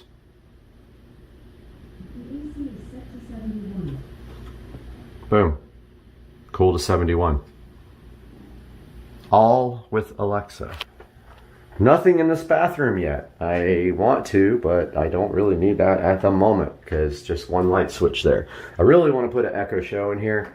I just have to figure out where, because this medicine cabinet is taking up a lot of the thickness of the wall. I really wanted to put it right there in Echo Show 5. I might still do that. What? Why so needy? Bedroom. So now we're taking a look at some dimmable smart switches. This is a dimmable smart switch, which I will put in the description. This is what is connected to these overhead lights. Now these overhead lights are LED, however they have a really bad problem with flickering, and I've seen people complain about it. But yes, this is available on Alexa, and you can dim these lights via this beautiful Echo Show 8. Again, want to get this wall mounted somehow, but the depth is pretty good on it. And where are you going in the closet? Crazy cat. So that's an Echo Show 8, the previous generation. So it does have the audio output on the back. Hopefully I didn't just bust it. It does have an audio output, so if you need to feed a home theater or a whole house audio with that, you can. This fan is on a RGB LED smart switch, but I have it off obviously because it's really bright at night, and it will only turn the fan off or on because it's not one of the built-in dimmer, it's not one of the built-in ones where it's up in the bell there like in my theater room. This is for future home theater. In here will be 5.1 audio. I don't have the in-ceiling speakers yet, and in the TV we have Fire Stick 4K. That will do it for the smart devices in the bedroom. Are you ready to go to the other room, Mr. Banks? Such a good kitty. So needy. Alright, so next room we have is the office. So in the office, we have a variety of smart devices. We have a PC, obviously, which can run the Alexa app, so you can do everything you need from the Alexa app there. We have a monitor, actually a television, with, this is the only one left in the house, but this is the old school Fire TV that does the same thing. Get some lights going in here. That's the old school Fire TV that does the same thing as the Fire Stick. That's, I believe, the second generation model. So we can do, obviously we can do Prime Video and Netflix and everything from that TV. We have the Echo Show 5 here, just like in every other room, mounted above a dimmer, smart dimmer. Again, interfaces with Smart Life for the in-ceiling light. That bulb I have out because it drives me crazy with that fan. The fan is not a smart device. It has a regular remote. You cannot control it with Alexa. And she's going to hear me in every room and wonder what I'm saying. So no smart on that fan. We have smart bulbs in standard lamps. Let's try it. Echo, turn on the office lamps. Okay. Now these guys are cool because they use Smart Life as well, and the bulbs are RGB. You can control the color of the bulbs. I have this one on white right now because in the morning, I like just to use this light to work by. So we have 1, 2, 3, 4, 5, 6 smart devices in here. Now, I haven't even showed you the bathroom yet, so this is the same type of dimmer for the bathroom. So it's a smart dimmer, and it is on these 2 bulbs up here and these LED in ceiling bulbs. Okay, now we have a variety of smart devices here controlled in different ways. So these mirrors did not come with these LED strips behind them from the factory. They came with this guy, just white. Okay, that's how they look. Let's turn the LED smart strips off. Alexa, turn off the mirrors. Okay. So notice the blue went off. Now, these guys are natively white, but I added LED smart strips to the back. Check out the mirrors. So they are Wi-Fi connected. And I know. Wow, so vocal. They show the time, temperature, weather, all that stuff. So yes, they are backlit with a white LED strip from the factory. So that's what that looks like. Looks pretty cool. But I have some Govee LED smart strips. Alexa, turn on the mirrors. Okay. All right, those guys are configurable through Alexa, and they have a app to do the patterns and the colors and all that. This guy right here is just a normal LED RGB strip that I can power off and on without, I cannot power it off and on with smart home. These guys I can. Pretty cool. And then in the bathroom, we have 3 RGB smart switches, 4 lights, fan, and shower stall, all controllable with Alexa and all configurable with the colors that I want. So that's what they look like in the dark. Closet. We have RGB smart switch for the recessed lighting. Here, again, set up with Smart Life, configurable to whatever color I want. Let's move to the sunroom.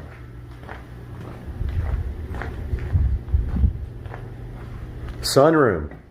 We have a variety of devices, but we start out here. LED RGB smart switch for the outdoor light in the yard. Dimmer, smart dimmer for the sunroom lights, the in ceiling. Remote for the smart switch for the pool light. The actual switch is outside. And in the home theater room, we have a Wise Cam. We have a monitor with a Fire Stick 4K. So when I'm huffing it out on my treadmill here, I can watch television. The fan is not on a smart switch. It has a standard remote control, speed control, light control. Right, Mr. Binks? And then outdoors, we have a Fire Stick 4K on this TV. And we have a smart switch on the pool light. And there goes a beautiful big bird flying away from the, I don't know. Do you want to go outside? Come on. Maybe not.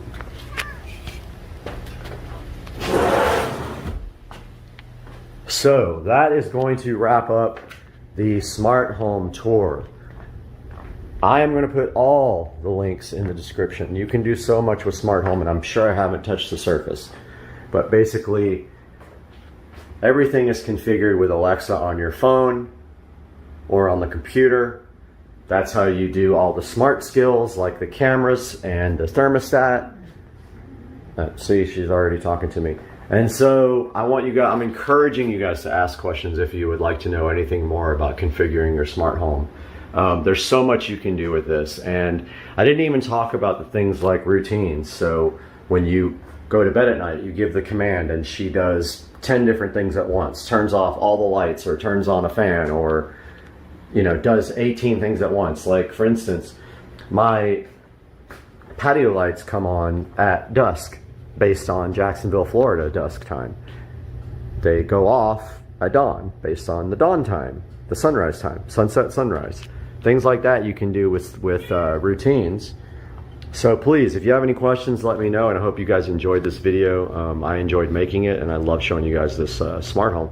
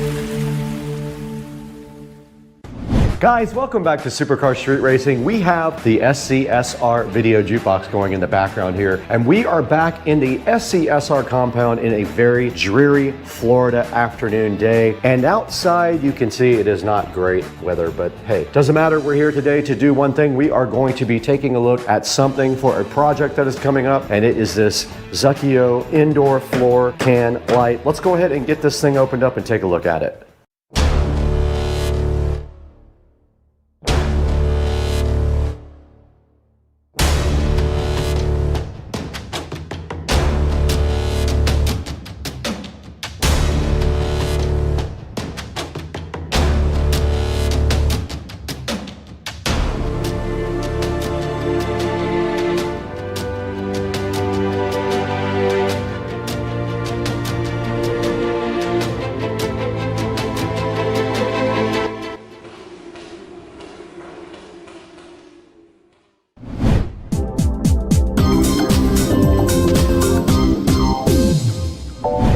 Guys, Supercar Street Racing wanting to thank you again right before we get started for 61,000 subscribers. We just need to get the video views up now. But today we got the SCSR jukebox playing. We have some work to do in here, and we are going to be looking at this Zukio. This is a indoor floor can light, but I'm going to be using it for something different. I have a specific task in mind for this guy, and I know exactly where it's going, and we might have to do a little bit of wiring cleanup afterwards. But yeah, let's go ahead and get this thing unboxed after we take a look at the box itself.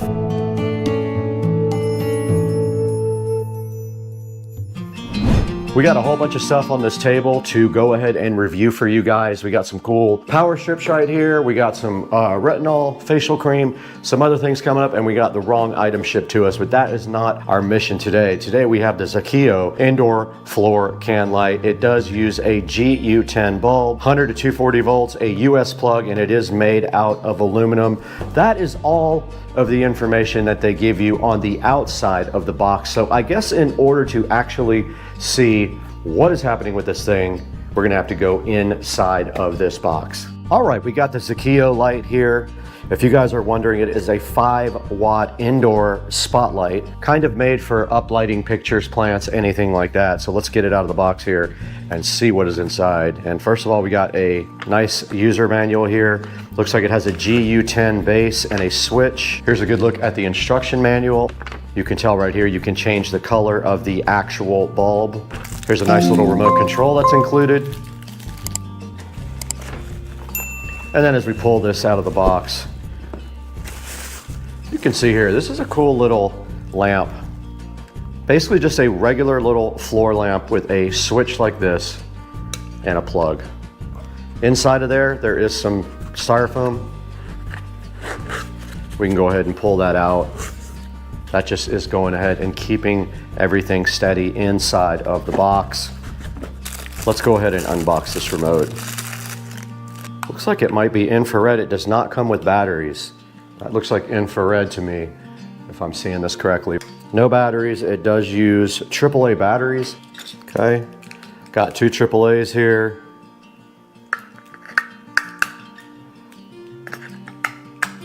Go ahead and battery up. And taking a look at the instruction manual here, basically it says works from 100 to 240 volts. Don't mount it near anything related to fire or heat. Don't secure the product with staples or nails or place it on hooks. This is not a toy, risk of burn. But it also says unplug it in extreme weather conditions. I guess if you're having bad weather in your area. Never use strong or volatile chemicals to clean the lamp, otherwise the metal parts will be damaged.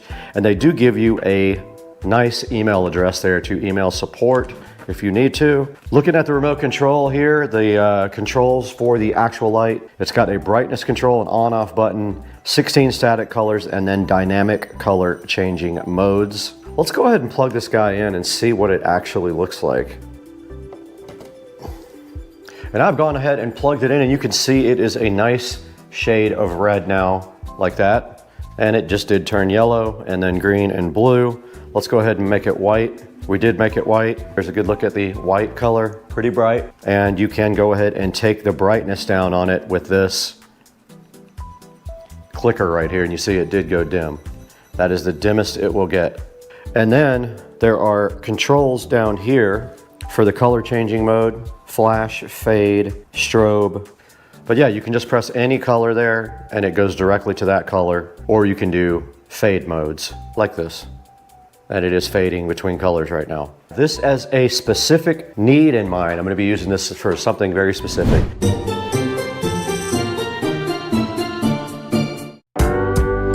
All right, guys, we are in the Supercar Street Racing hallway now, looking at the new Supercar Street Racing whole home audio system. And my plan is to put this right here on top of the WIM to light up an object that is going to be right there.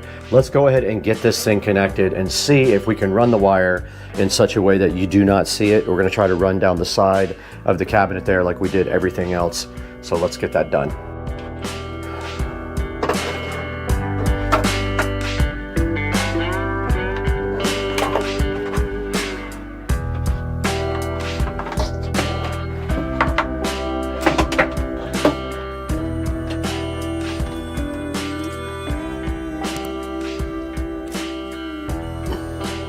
Okay, I did go ahead and get power applied to the bottom. It was kind of a pain, but I am going to have some wire cleanup to do with zip ties, which will come later. But you can see right here, the light is on and shining up on the wall. That's kind of exactly what I wanted it to do. Now, if we want to, we can go ahead and grab the remote. And I'll go ahead and shut off the closet lights. And you guys can see the light changing right there. And now if I want to put it on white, it is on all white, and it is all the way down on the dimness. And if I just pop it up just one notch, it gets pretty bright.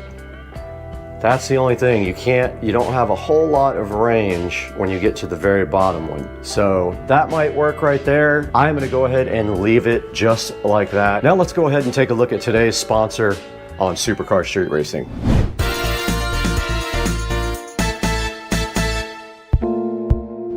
Guys, we're back in Studio B now, and we're so happy to have Remedial Packs as a sponsor on Supercar Street Racing. They were so kind to sponsor today's video, and they did go ahead and send us a sample of some of their very awesome products. Now, they had a lot of different products available, but today they went ahead and sent us their retinol and collagen moisturizer face cream, 5%. Now, this is for day and night use, and they do have a lot of other products. We will show you kind of that in a minute, but let's take a look at this on Amazon and see what people are saying about it and what the benefits are.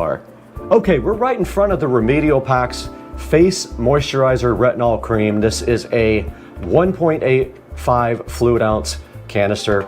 Remedial Packs has a solid 4.4 stars on this guy, and it is selling for $23.49. There will be a link in the description, and this stuff is their anti-aging, designed to minimize wrinkles and enhance skin firmness and elasticity. And you can see here all natural ingredients there are listed: retinol, collagen, hyaluronic acid, vitamin E, green tea, aloe vera, and jojoba oil. Now, this stuff does have 1% retinol, which is also a great thing for your skin, and it's for all skin types starting ages 20s and beyond. They have things like hair growth serum, hands and feet moisturizer, scar cream and firming cream, things like eye cream and hemp cream. Go ahead and visit the Remedial Pack store or pick up your retinol and collagen moisturizer cream today from the link in the description and support Supercar Street Racing.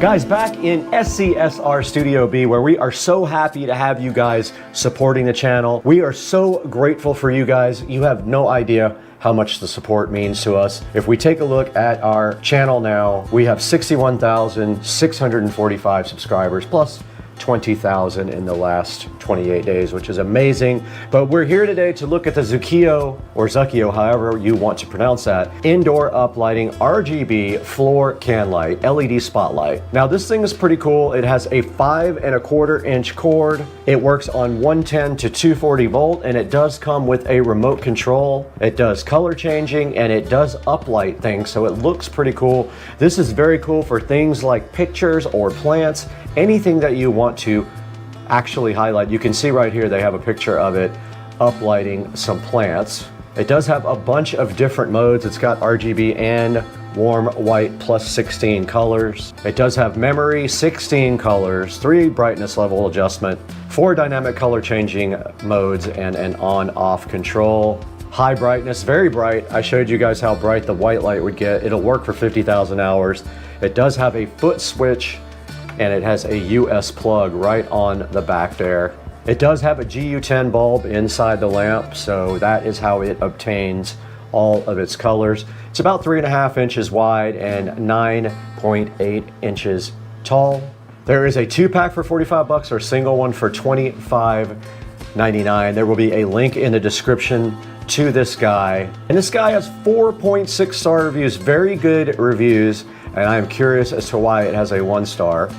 Said the remote doesn't work right up against it, or it says the remote doesn't work unless it's right up against it. Other one says poorly designed. I don't know. I think it's a lamp. I don't know how it could be possibly poorly designed. It feels fine to me. It doesn't feel cheap or anything like that, and it will get the job done. Guys, go ahead and go to the link in the description and order this lamp or anything from clicking that link in the description, because as long as you use any of our affiliate links, it will go ahead and help out Supercar Street Racing tremendously, and it helps us just a little bit by giving us a few dollars to go ahead and keep supporting you guys on the channel. Something big is coming, guys, and I just cannot disclose it yet, but we have a big partnership coming up soon and also another big event coming up, pending how the channel does in the next few months. Please like and subscribe, and we will see you guys next time. We gotta get out of here.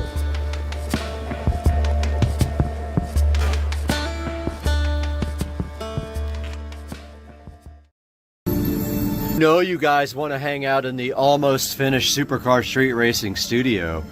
You want to come over, have drinks, food, and chill in the studio, and then whatever comes next, we might do a little bit of this and then a lot of that. Oh! Ow! Shit.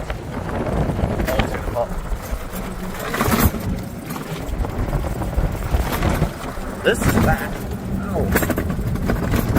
Oh shit. Whoa! No! No! It's gonna flip! Ah! Shit. Okay.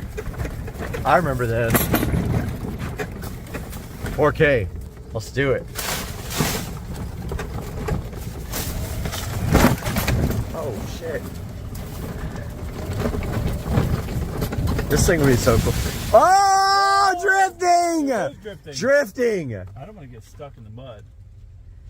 You're gonna have to go pretty fast to get through that.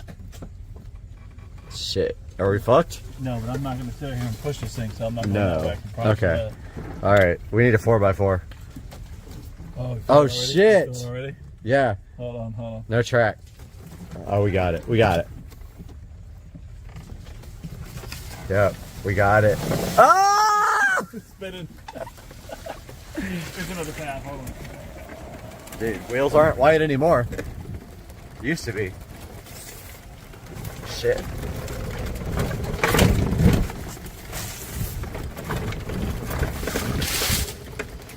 Yes. Oh my god. You feel every little... Yeah. Ow! Ah! Oh! Ah! Fuck. Dude. More views.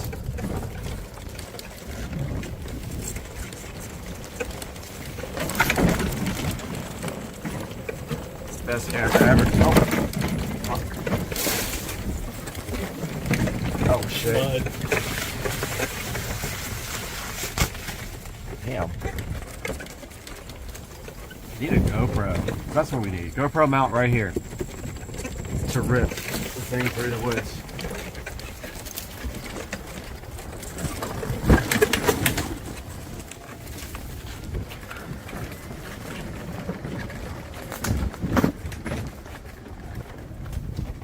Okay. Oh! Hold on! Hold on! No! Oh no! Oh my. Oh shit. Okay. Damn. Straight up off-roading. I haven't been down here in a while. Oh, it's still tough. We need a mount for this thing.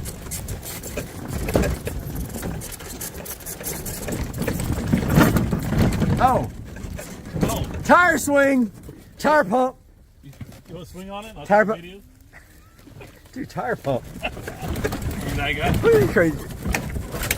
Dude, I saw him the other day at the gas station getting Bud Light. No joke. Him and his buddy. Ow. Fuck. This thing is, there's no forgiveness at all in the suspension work.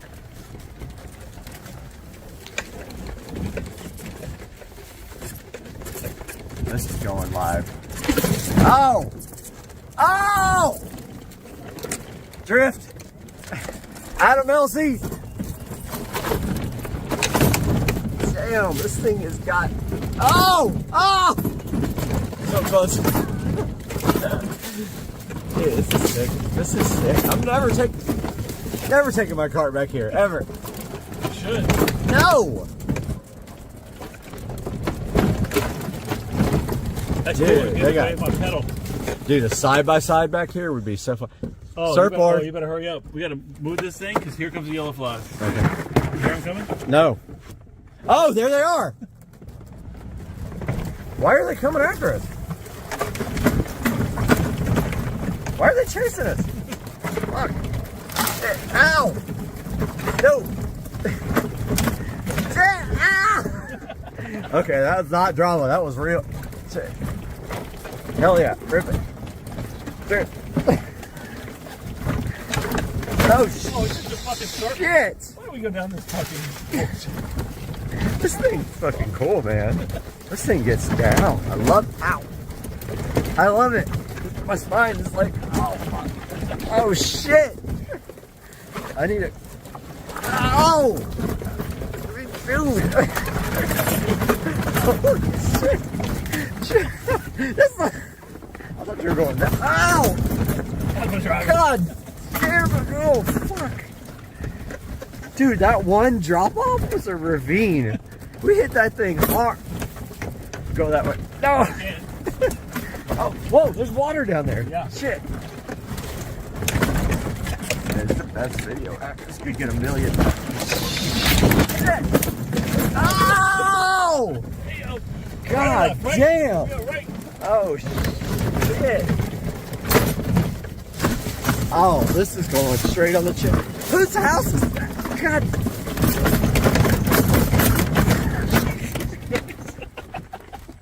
I think it's broken now. It's broken for sure. There's no way this thing still works. Damn. That was sick. Now we just launched in the river.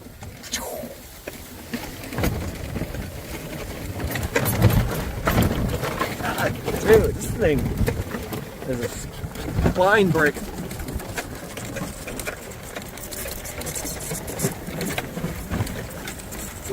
We definitely need like one of those fucking like, what is it? Shots? Oh yeah, that. But like, no, the camera mount. The what do they call it? The one that like gimbal. Oh, yeah. Gimbal. We need a gimbal. Oh. You want to see something crazy? Okay. Watch this. Watch all the yellow flies. They're gonna come straight to us. They're coming to us. There they are. You see them? Yep. Look at them. Look at them. I got them. Got him. You see them? Yep. Here they come by the droves. Dude, this thing's will fucking bite the shit out of you too. Later, Gator.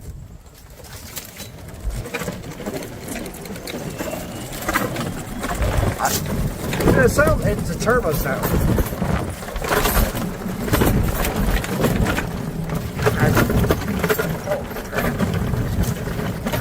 Oh, my back. My neck. My back. My... Oh, target. Yeah, it's going straight up.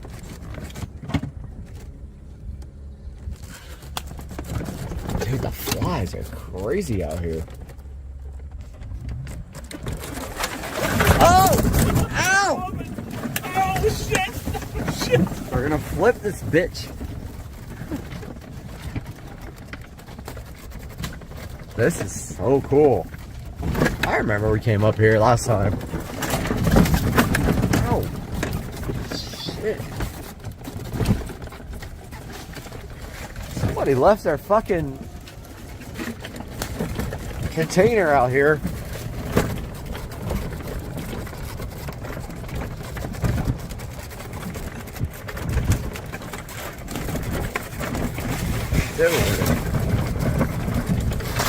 You can't even tell on camera. Like when we upload this, it's gonna look tame, but like in real life, Yeah. you're feeling the shit. Like that hits your spinal cord. Whoa! Little Drift! Oh. Tail out! Drift!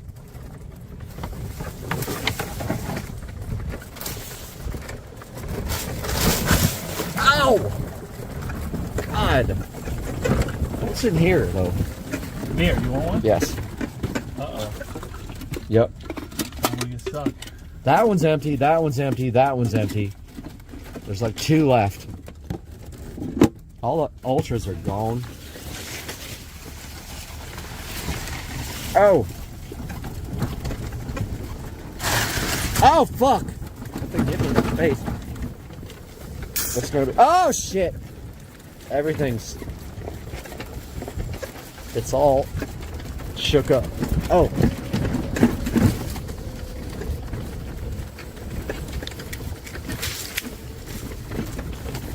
Oh, we gotta climb this hill. You ready? I'm in. Not really. Oh! Ow! I almost lost the beer, for real. Beer. Pour it out the sides. Beer. Beer almost went. Went bye-bye. All right.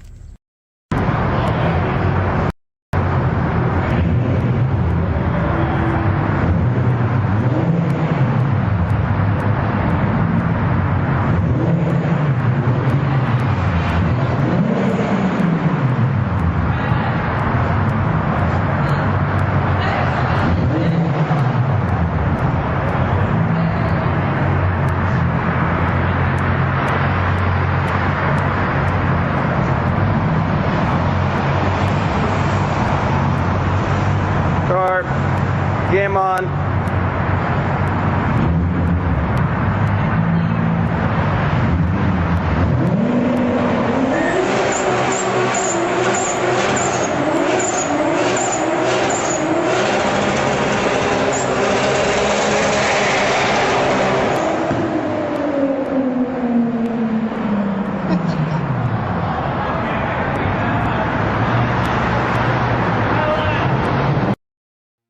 What's up, guys? Getting my afternoon walk on.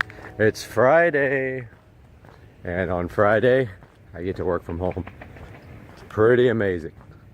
So I'm getting my hour-long walk going in the neighborhood, and then who knows, maybe a little car meet later on tonight. Not sure. Still checking out the scene, but I'll know here in a little while. Happy Saturday morning to you guys. Another weekend.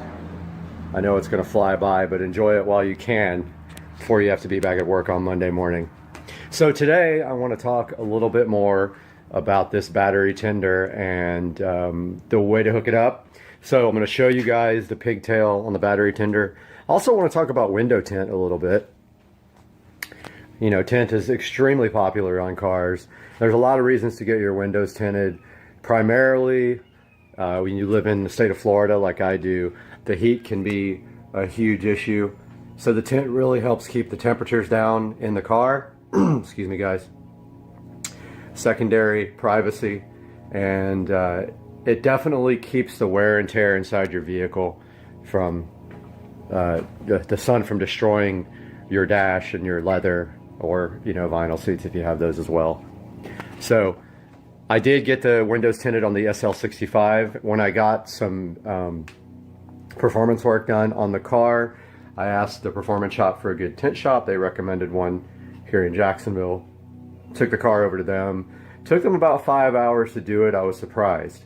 Now here's the thing, a lot of tint shops will hand cut your tint, meaning they will actually hold the tint up to the window, they'll measure it out, and they will hand cut it with a razor blade.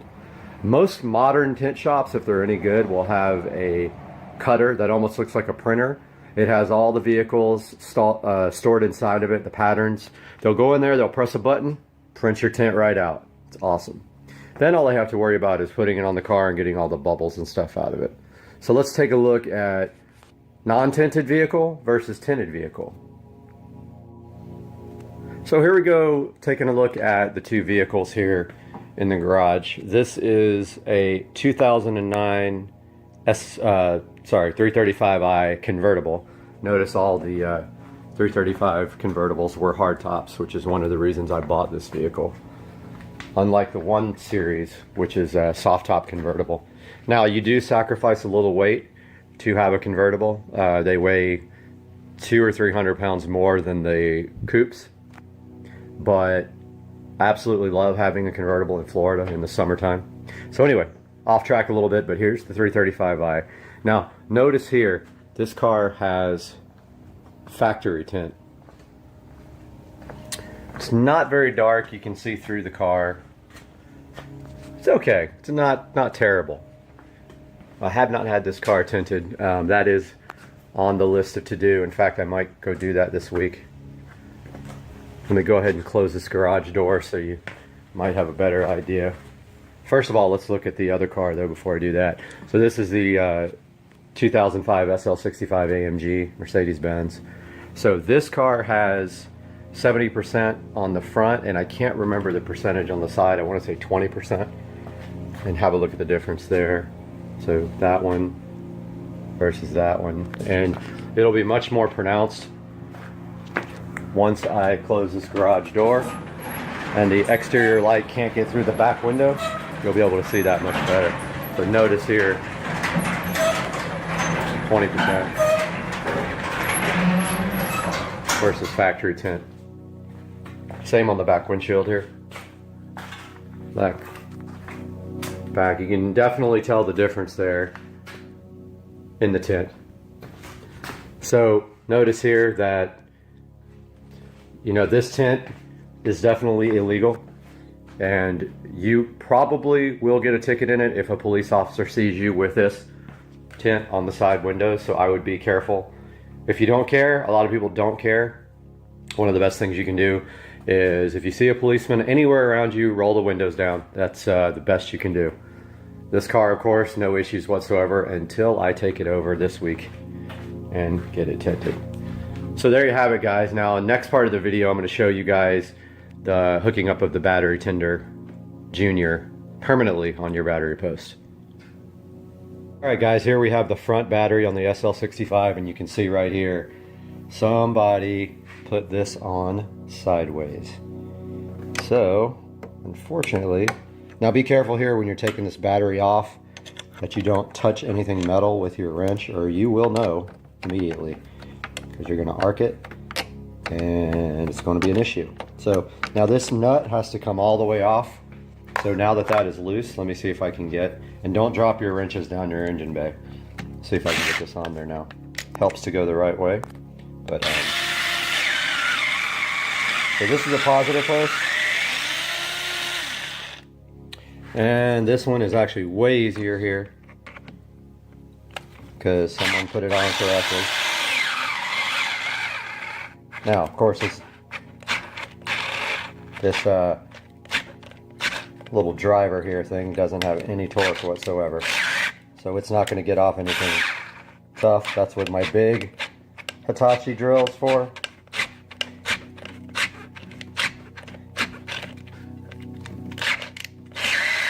But sometimes you can just, you know, manually do that. This one's going to want to fall into the engine bay, so I'm going to do the rest of this part by hand. And now, notice I'm going to twist that back. Twist that where it's easier to get to next time, because someone torqued it down sideways. Next thing we're going to do, come over here, grab our pigtail device thingy, whatever it's called, and got to be very, very mindful in this part not to cause any arcing. Now notice here that the plug is undone, the cap. So first thing I'm going to do here is put this cap back on. Then come over here to the clearly marked positive post right there. And that thing's going to want to push off. You're going to have to help it. Now this is a little bit of an issue because of the way this post is in here. You can see it's going to have to go backwards like that in order to fit or be bent. So forgot to grab the nut from under there. Being a little tricky.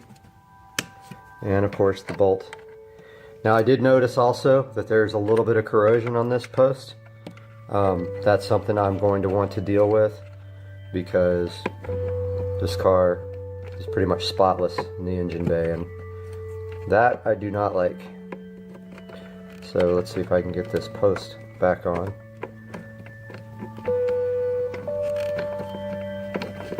Okay, so now that I've got it on there, we can kind of tuck it down. Get your trusty drill back. And I tried to turn again, so I'm going to try to force it that way and hold it. Not much more to it besides that. Second one's pretty much the same as the first one.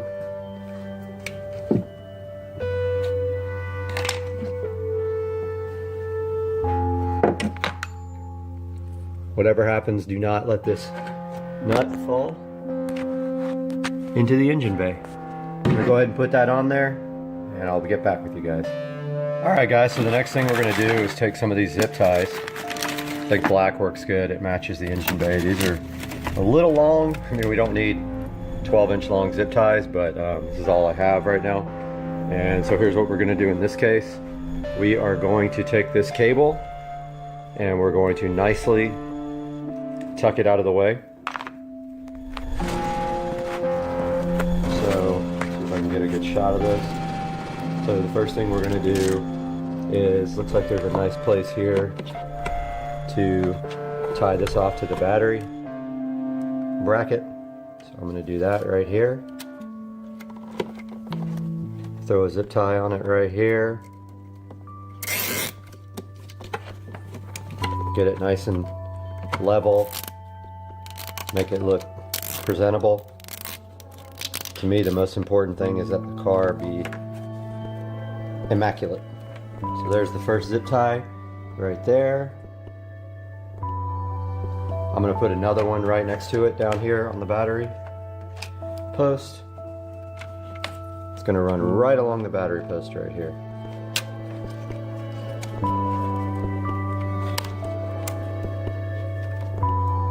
There's the second one. It almost blends right in with the battery post.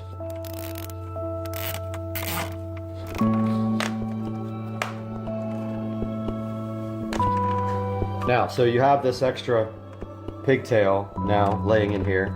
Best thing to do is kind of just tuck this away, get it out of everything. You can't even really see it now. So let me show you. So this is how it looks installed.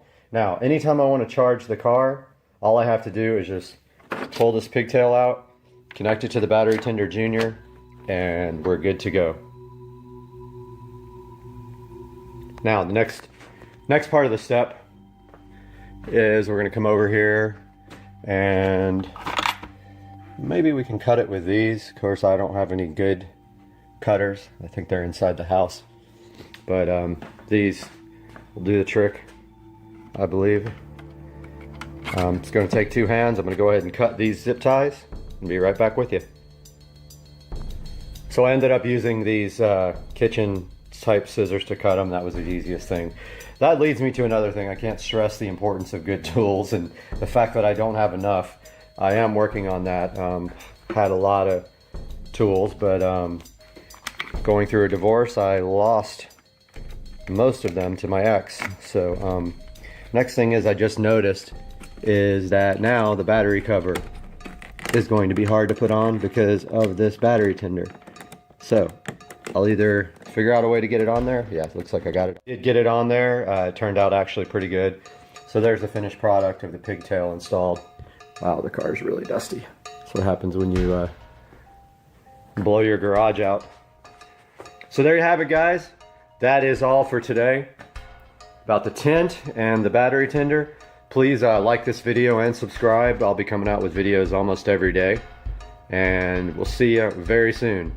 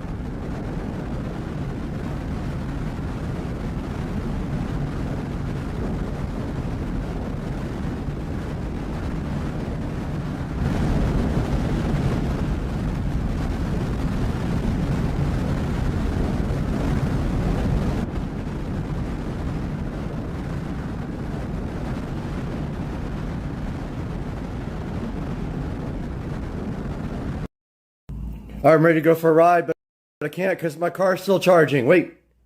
What? What? I finished cooking a burger and my air purifier is going insane because of the smoke. This thing is losing its mind. It's like, yo, let's rock.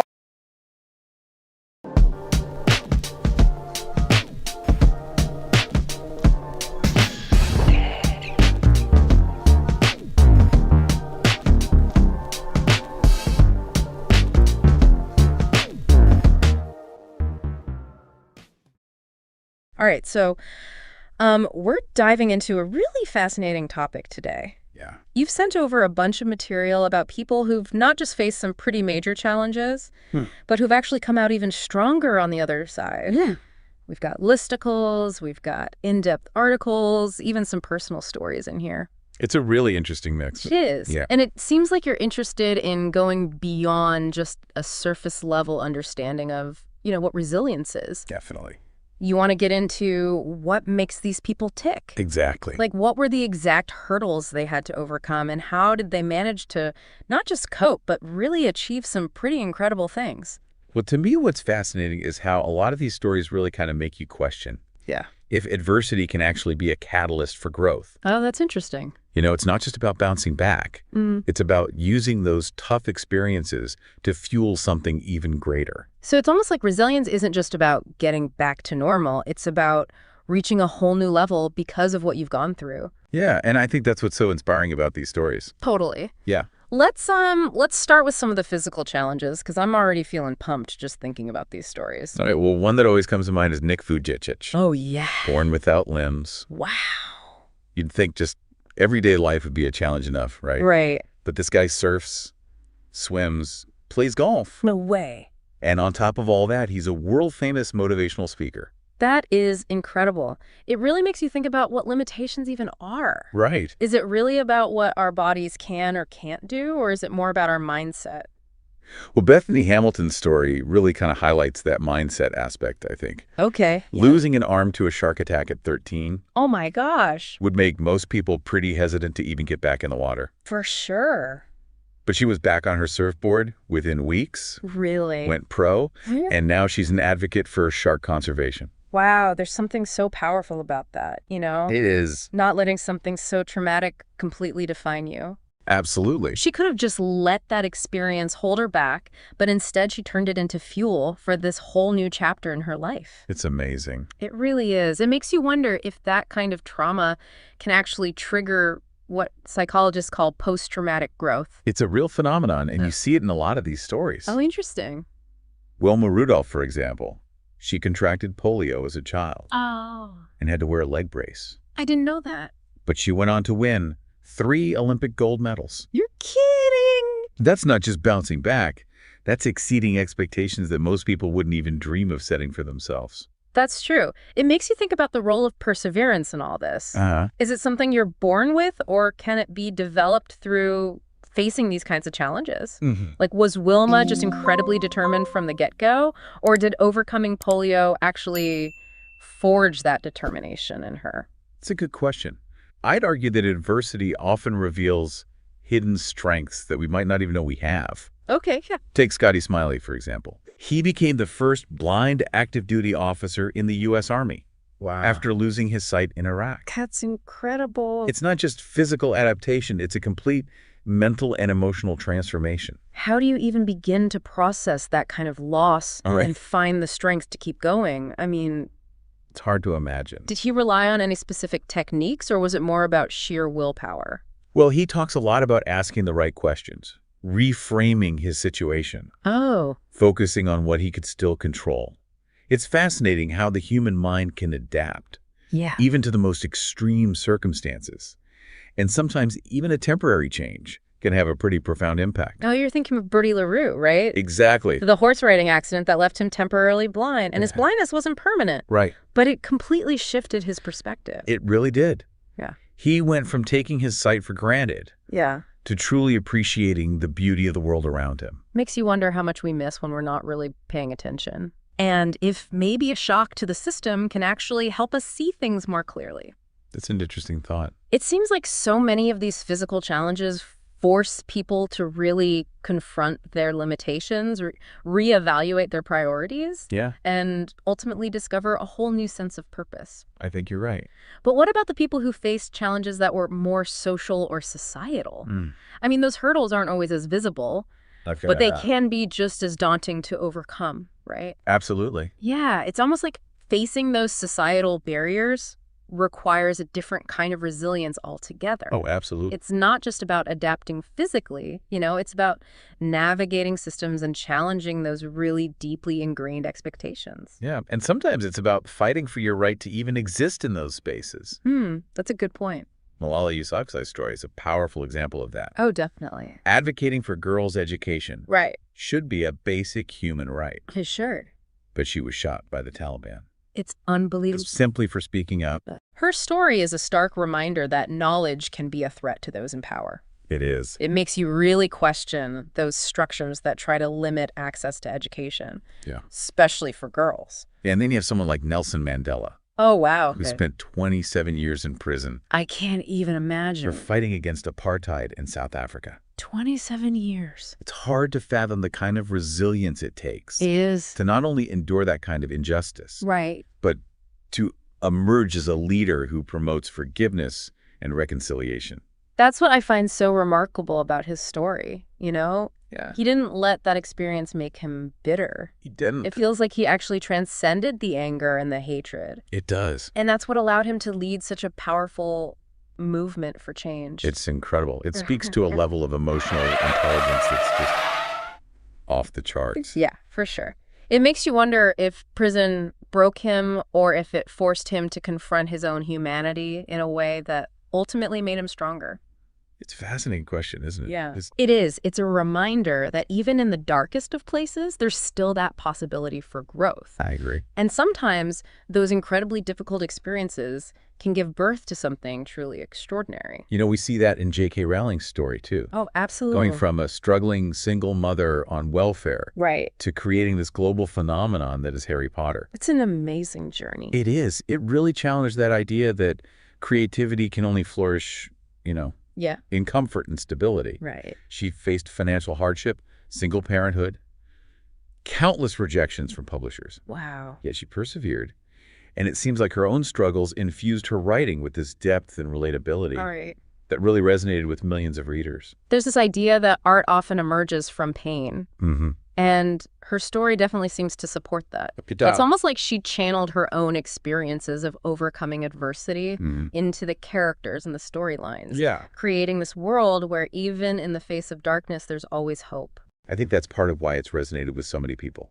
Yeah, and it's not just about the creative output either. Right. It's about the impact her success has had on so many readers. Absolutely. Particularly young people who saw themselves reflected in her characters. It's a powerful reminder that our stories Yeah. have this ability to empower others, even when we might not realize it. Speaking of empowering others, Oprah Winfrey's story is incredible. Oh, it is. I mean, going from a childhood marked by poverty, abuse, and neglect A lot. to becoming a media mogul and philanthropist. It's amazing. It's truly remarkable.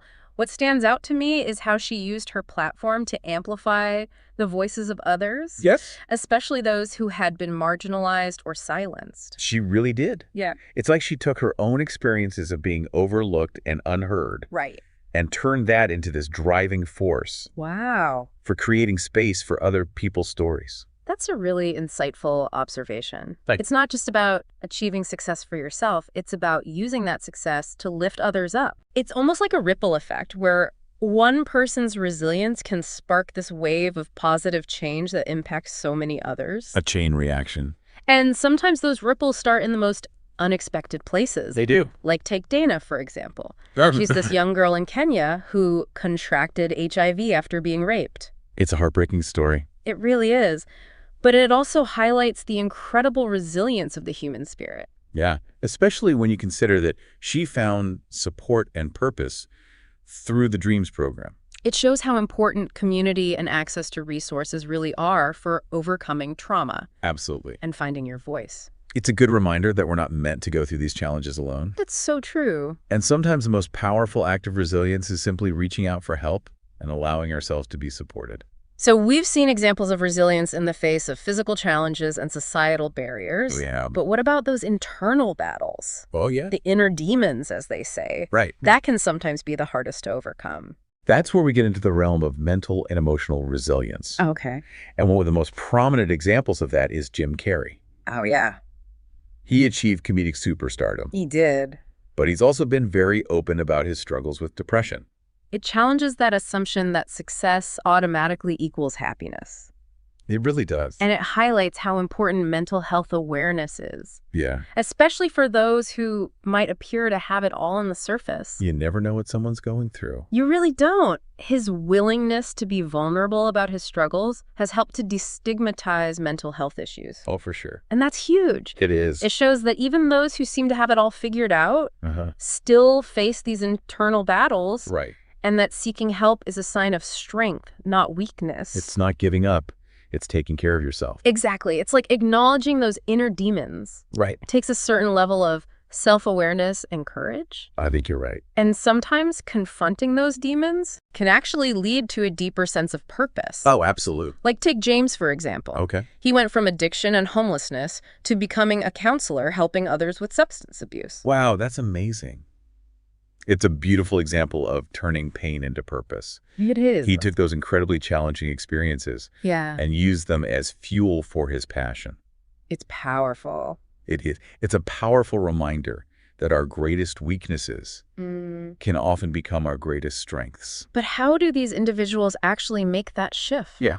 What are those common threads, the mindsets, the strategies that allow them to not just survive, but thrive? That's the million-dollar question, isn't it? It is. And while there's no one-size-fits-all answer, Right. I think we can definitely see some recurring themes here. Yeah, it feels like we've been talking about this idea of post-traumatic growth quite a bit. We have. It's not just about bouncing back to where you were before the challenge. It's about actually using that experience to kind of propel yourself forward in a new way. It's a fascinating concept, isn't it? It is. That something so inherently negative as adversity can actually become this catalyst for such profound personal transformation. Yeah.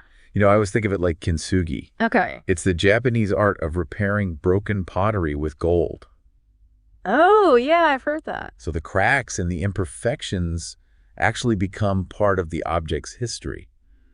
You know, yeah. They make it even more beautiful and I valuable. love that analogy because it's like those scars are proof of the object's strength and resilience. Exactly. And it seems like that's a common thread we see with a lot of these individuals. It does. They don't try to hide their struggles. They actually embrace them. Right. You know, those experiences become part of their identity, a source of wisdom, Right. and often a driving force for helping others. And that's where I think the real power of resilience lies. I agree. It's not just about individual strength, it's about the ripple effect it creates. Exactly. These people don't just overcome their own challenges.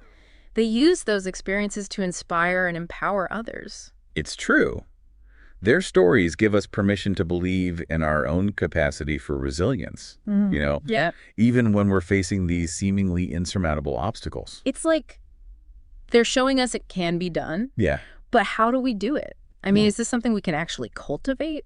Can we train ourselves to be more resilient? Well, based on what we've seen in these stories, I'd say it starts with awareness. Okay. Acknowledging that adversity is an inevitable part of life. Right. That setbacks are going to happen, and that challenges, while they're difficult, can also be opportunities for growth. So it's not about avoiding challenges altogether. No. It's about shifting our perspective to see them as potential opportunities. Yeah. It's about moving from fear and avoidance to curiosity and willingness to learn from those tough experiences. It's easier said than done, though. Oh, it is. I think that's the thing. It's practice. Like, how do we actually make that mental shift? Well, I think a good starting point is to reflect on our own experiences. Oh, okay. Think about a time when you faced a challenge, big or small. Uh-huh. How did you handle it? Right. What did you learn from it? What strengths did you discover within yourself? So instead of focusing on what went wrong, we can try to focus on what went right. Right. What if we celebrated those small victories? Yeah. And used them as fuel to keep going? That's a good point. And another thing that seems to help is seeking inspiration from others. Absolutely. Hearing stories like the ones we've talked about today reminds us that we're not alone, you know? It does. That other people have overcome incredible odds and that we have that potential for resilience within us too. It's like those stories become a roadmap, showing us that it's possible to not just survive, but thrive in the face of adversity. And it's not about waiting for some major life crisis to test our resilience. Right. It's about building that capacity day by day through those small acts of courage and perseverance and self-compassion. Exactly. The more we practice, the stronger that resilience muscle becomes. So as we build our own resilience, we become better equipped to handle our own challenges. Of course. So we also become a source of strength for others. That's right. It's like that saying, a rising tide lifts all boats. I like that. You know, when we invest in our own resilience, we're also contributing to a more resilient community, a more resilient world. It's been a really eye-opening journey exploring these stories, and I think you've given us a lot to think about. I'm glad to hear that. You know, as we each face our own challenges, big or small, let's remember the lessons we've learned from these incredible individuals. I agree. Let's embrace the power of resilience, not just in ourselves, but in our communities. Because ultimately, it's not just about surviving, it's about thriving. Well said. And who knows, maybe someday our own stories of overcoming will inspire others to find their strength and resilience too. I hope so.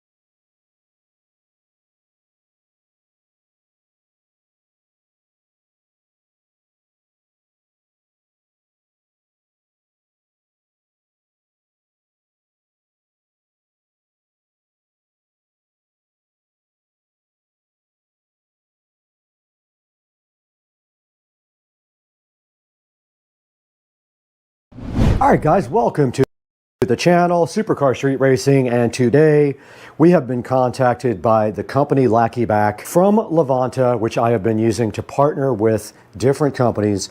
They wanted me to get out one of their dog products and show you guys how it actually works and see if I like the way it feels and everything, and then also make sure the animal is happy with it. So right in front of me right here from Lackeyback, we do have the heavy duty dog leash sitting in front of me, and you can see it is made of sort of a canvas material here. And what we are going to do today right here and right now is show you what came in the package, take a look at the store on Amazon after we're done, and also take this over and let Cooper give his 2 cents worth as a corgage. So hang out with us today. We're going to take a look at this Lackeyback heavy duty dog leash and see what Cooper thinks of it as well.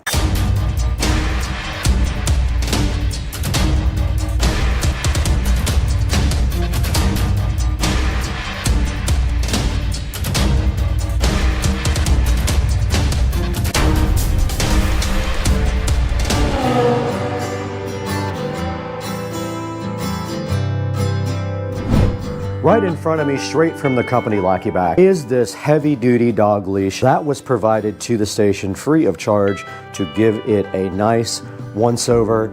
And you can see I have it laid out here on the bed. It does have a pretty nice heavy-duty hook on the end with a safety latch so that it can't physically come off. You can see right there, it's got the little twist thing there so it can't come off. You can see it is made out of this heavy-duty canvas-like material, almost like a toe strap from a car.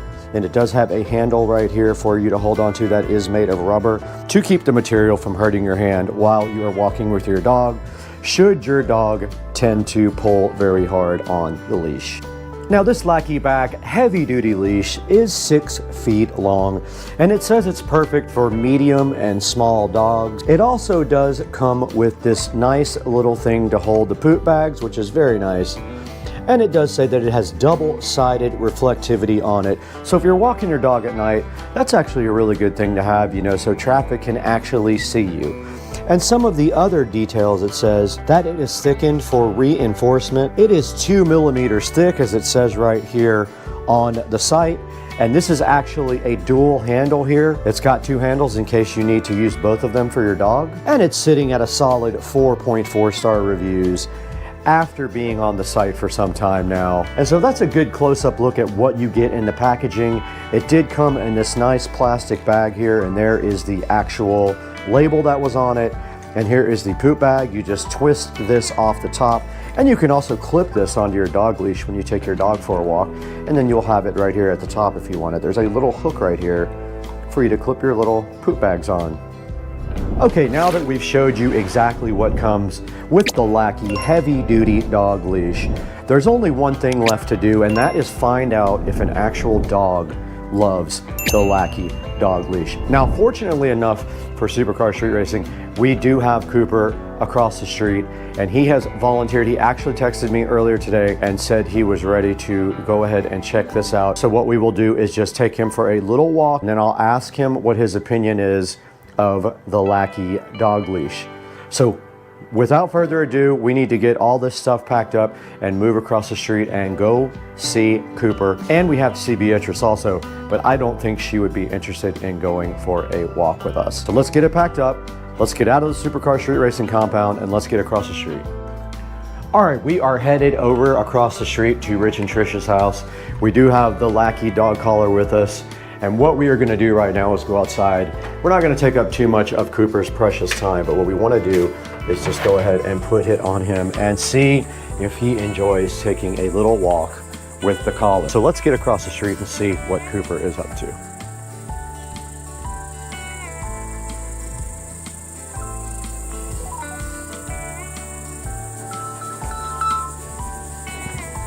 Hello? Oh, you're coming over to my house? Okay, cool. All right, bye. Okay, change of plans. They are coming over to my house. Here they come. Cooper came out to check out this leash, and this is the heavy-duty Lackeyback, funny name, but dog leash. It came with these little poop bags, too, to clip on. And so I was just gonna take Cooper down the block and back and see if he likes it or not. Can we just clip it on him? Yeah. Okay, cool. All right, come here, dude. Come on, buddy. Okay, so it's got a safety latch on it, so you just pull back on that. Come on, dude. Come on. Come on, buddy. Come on. He's so confused why I'm walking him. Oh, already? Right in the yard? Come on. He's like, what is going on, Mom? Okay, now he's going. I even brought new shoes for you, Lick, dude. Come on, buddy. We'll just go down here and go back. Come on, dude. Are you loving it so far? He's huffing it. Ready? Go home? Yeah, I'll go. Come on, dude. Come on, buddy. Back home. It's hot. Oh. Pause for the calls. Good job, dude. Come on. Hey, dude. Good job, buddy. You're a star. Good job. Did you like it? What do you think? Do you approve? Would you recommend this to other dogs? All right. Let me let you get back to Mom then. Bugs are already getting me too. All right, see you guys later. Bye-bye. Okay, we just walked Cooper with the leash, and he loved it, and he recommends it to all your dog friends. Now, let's go back inside. It's very hot outside. Let's go back inside, get our Amazon package here, and go check this out in the Supercar Street Racing 4K production studio with me. I'll be right in there. I'll see you there. Guys, we're back once again at Supercar Street Racing, and we are out in the 4K production studio. You can see right behind me, we have all kinds of cool gadgets and lights in the studio for when we edit, and we always go live, so make sure that you are always watching us when we're live and editing. Today, we've got the Lackey Back Heavy Duty Dog Leash. We were fortunate enough to partner up with the Lackey Back company. They contacted us through Levanta, and I'm going to show you what Levanta is right now. I've been able to go to Levanta and sign up and have partnerships with a bunch of different companies, and I have a lot of companies I am able to work with now, and they send me free samples, and so I use Levanta to hook up with all these companies. And today we are looking at the Lackey Back Heavy Duty Dog Leash, and you can see at the Lackey Back store here on Amazon that they have quite a few different products for you to check out. But the one we have today is not this one. It is just the Heavy Duty Dog Leash, which sits right here. And it is only $10, which is a really good deal for what you get. You get a super heavy duty dog leash, and they give you a little plastic container full of poop bags to go with the dog leash. And the dog leash is reflective and made of almost like a material that you would put a car strap on, you know, like that type of canvas material. It's got a nice heavy duty hook at the end and a nice place for you to put your hand that is rubber so you don't hurt your hand if your dog does try to pull away from you very quickly.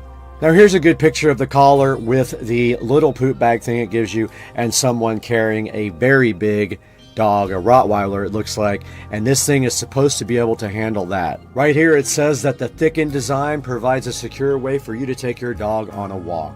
And right here it shows you the swivel hook on the end, and it can't come out because it has a little safety latch, like a mountaineering buckle is what it's called.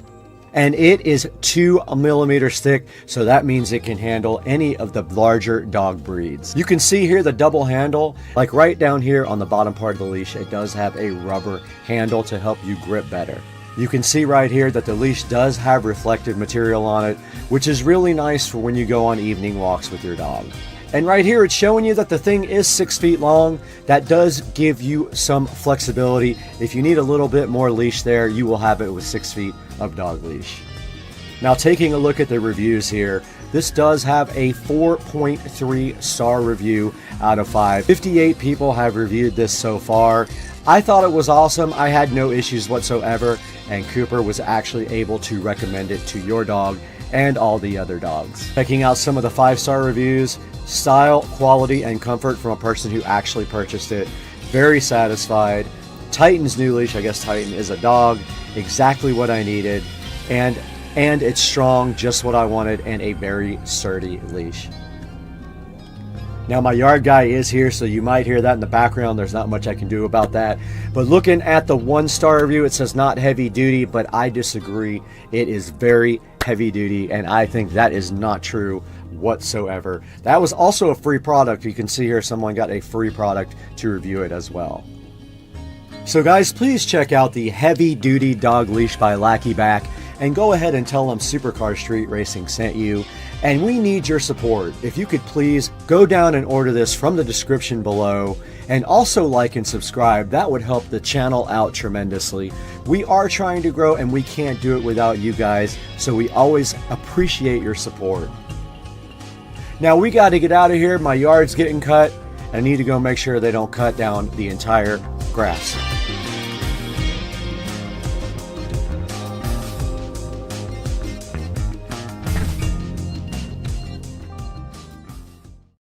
Guys, we are back in the Supercar Street Racing kitchen right now with 3 different products to present to you. We have a huge hurricane coming, just switched over to category 5, but before that gets here, we're going to do the dumbest thing and clean the garage door with our new products. I went ahead and got a window squeegee, I've got some Easy Glide glass cleaner here, and I've got so today on the channel, we're going to introduce you to these 3 new products.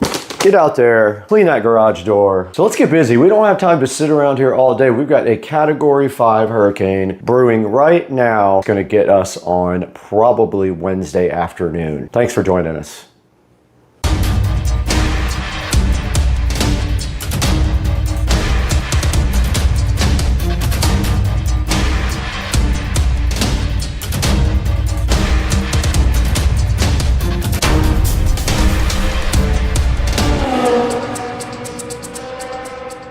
Guys, we're over by the Supercar Street Racing sink now. We've got the Unger Easy Glide in front of us to go ahead and mix, and they do put a nice piece of tape over the top there because you know if you've ordered stuff from Amazon before, liquids, that it will just completely spill out inside of the packaging. So a lot of places have started bagging things up and putting tape on top of the cap. All right, let's get this over here in the sink and get this mixed up. I don't know how much a gallon is.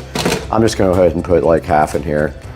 So I'm just gonna put 2 capfuls. This stuff, very, very high concentrated stuff. That's not much.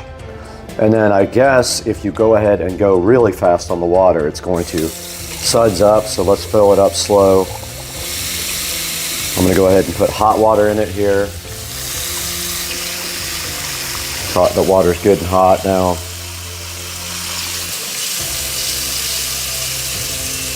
All right, it is not sudsing up hardly at all. Let's go ahead and fill that up to about halfway. I don't know how much a gallon is. This is a 10-liter receptacle here, so 10 liters is about 2.64 gallons. Okay, so this refrigerator told us that we can fill up this a little less than halfway, or we have to put more concentrate in it. So that is probably enough right there. Now let's get this outside with our brand new squeegee here. This is the squeegee. We're gonna put a link to all this in the description. Let's get out there and see if this thing does any good whatsoever. All right, we're out in front of the Supercar Street Racing garage door now. We're gonna go ahead and close it. It is raining, so we're gonna try to get this done before the rain ends, and you can see how dirty this door is from grass sticking to it. Let's go ahead and try out our new, I just spilled a bunch of it. These nuts.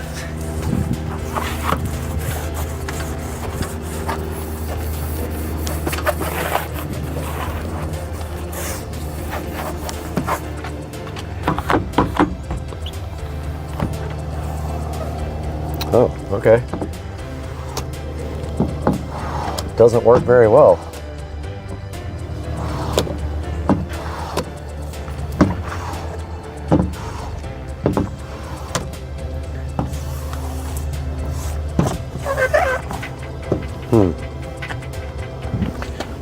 Not sure if I like that.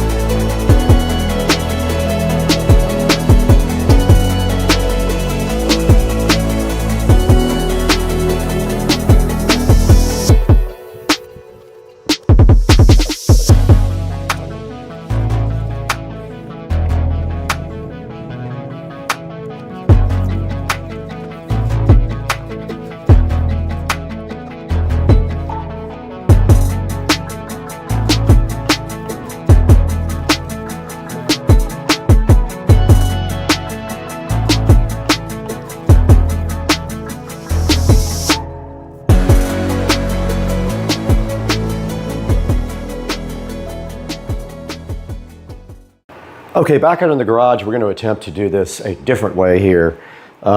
This stuff, I don't want it to get everywhere, so I'm going to try to do this with this. And if it doesn't work well and stuff goes everywhere, then I am going to switch to the cloth. Hopefully it just dries. I'm probably just going to wipe down that bottom part. Yeah, this is a bit too messy for the interior because it is leaving just a puddle. But I'm going to go ahead and wipe down the garage door anyway.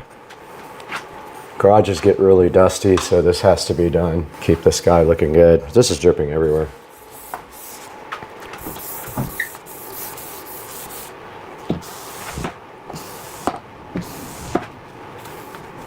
This allows me a chance to wipe down everything though. So far, not bad. It's not great for inside because it's so messy. Try not to get it everywhere.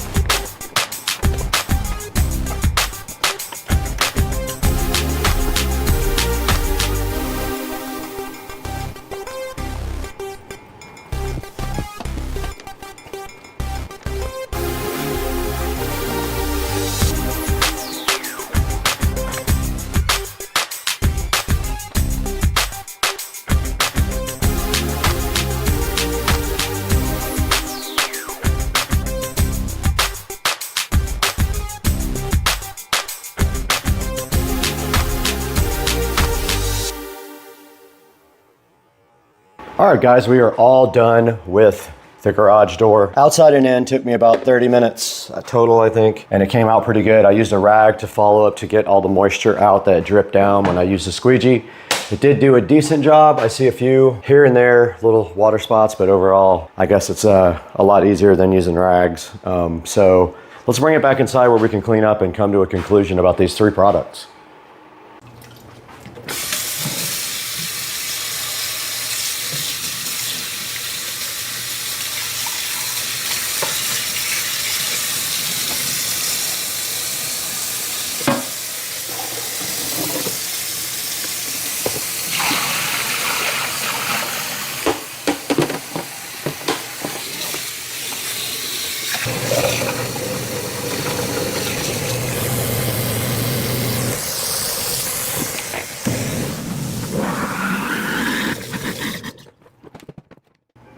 Okay, we got our garage door all done. We did use the Easy Glide glass concentrate. We used our collapsible bucket there, and we used this squeegee / window cleaner from Amazon.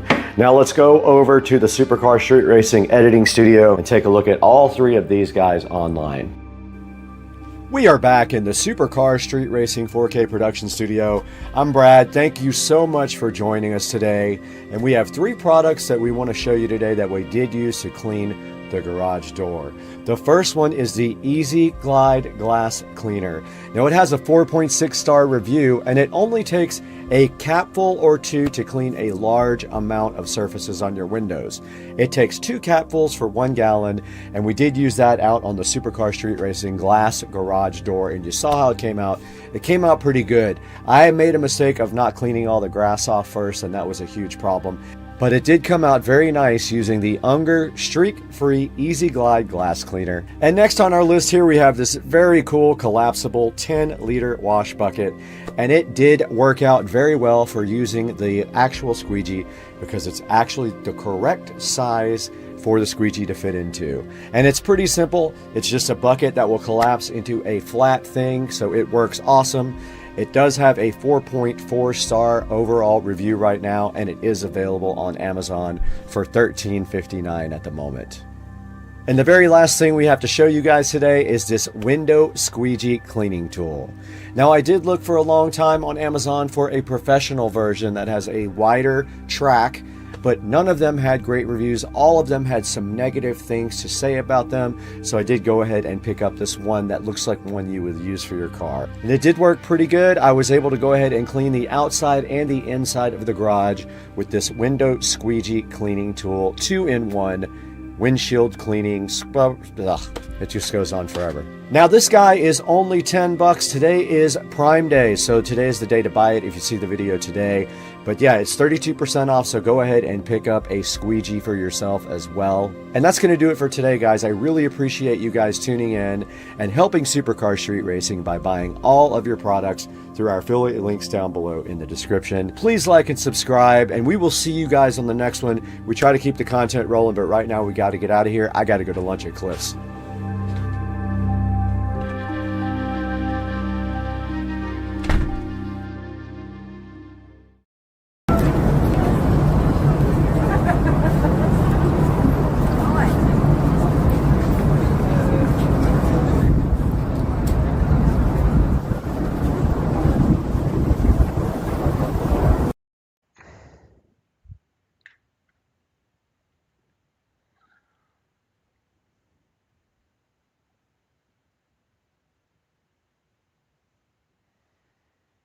All right, looks like we are live now. We're just waiting to see if anybody is going to join, but we are here to address some of the issues with Amazon possibly removing the download folder. So to put a little history into this, it's been going on for a little while now. Getting comfortable here with the stream, but basically, so I got my Echo Show 15 a few months ago, and the first thing that really I was curious to find out is that I didn't know, first of all, that they had the Fire TV mode coming on the Echo Show 15. Once that launched, I was really curious about being able to sideload apps, but immediately when I noticed that trying to sideload that it basically would block the installation of the apps. Now it would let you get to the app and you could hit the button to install it, but then after that it would just fail and there was no way to do it. So I did a little bit of playing around with it, and I was able to come up with a way to sideload. And let's see if I can get that video pulled up. So that's this video here.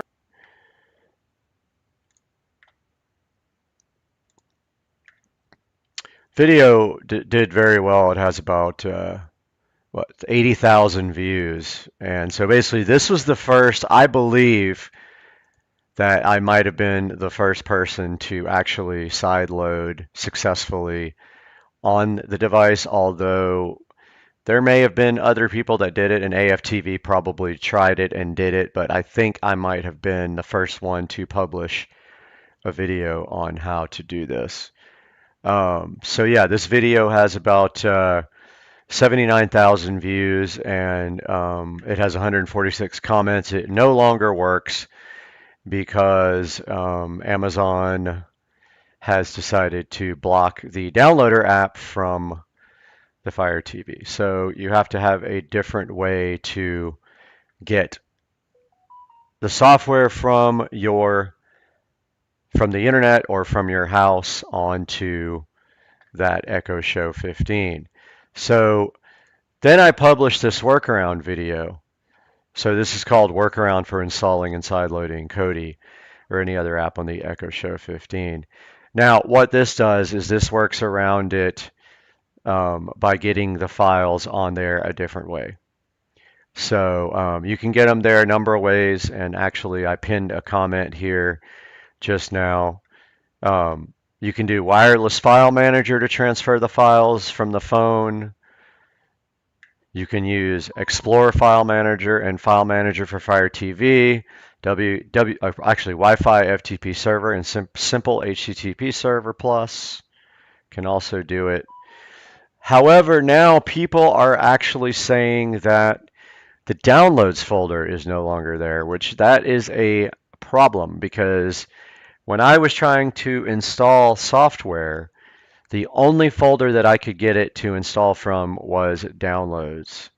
So I haven't really looked at this wholly yet. I've got a bunch of comments here already. First comment here says no longer works, Amazon removed from the built-in file manager. However, I still have the downloads folder on my Echo Show 15, so I don't know what that is about.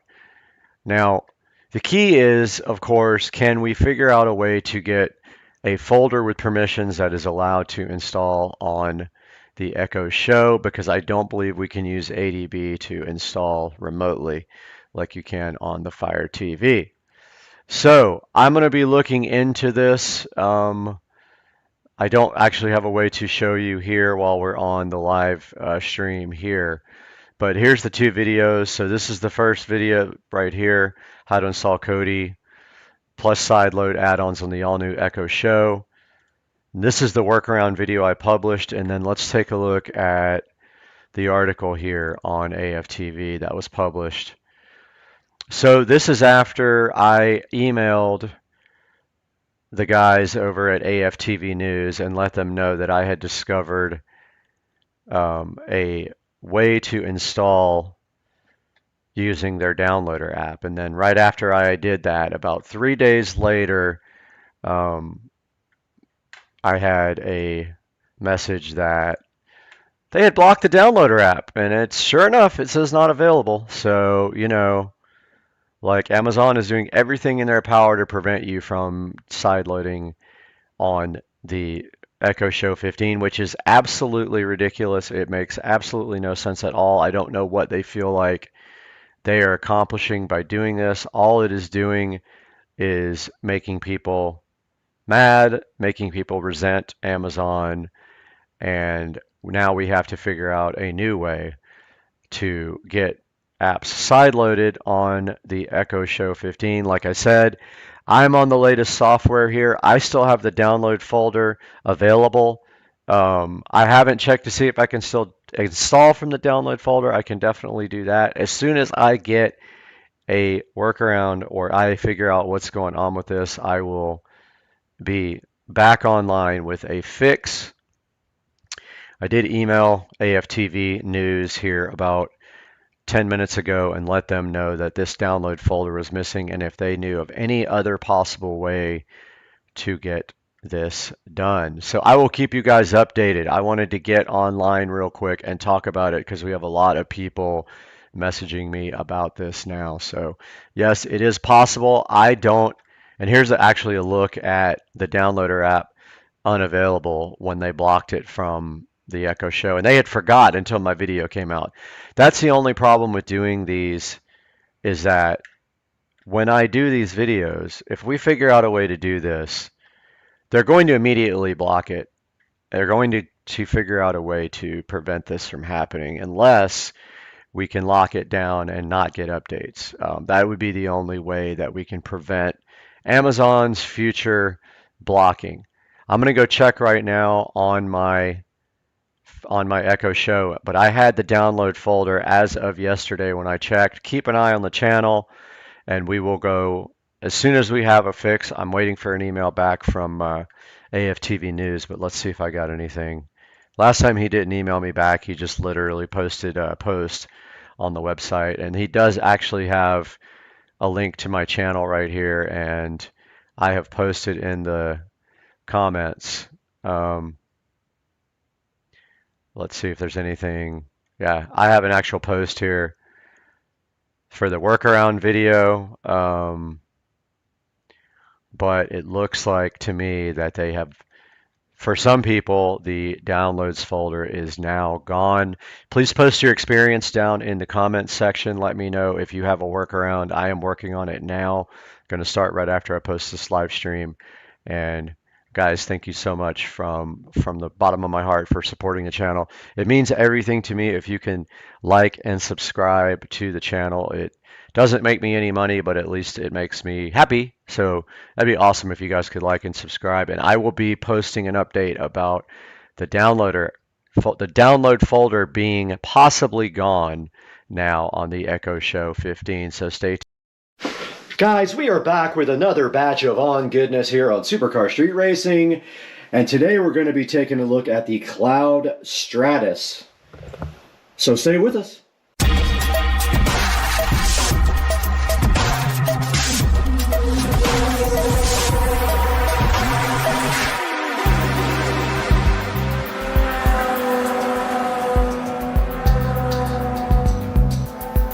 Right here in front of me, and right now in front of me also, is the On Cloud Stratus in the color Fossil, which is this color here, and Midnight, which is actually black.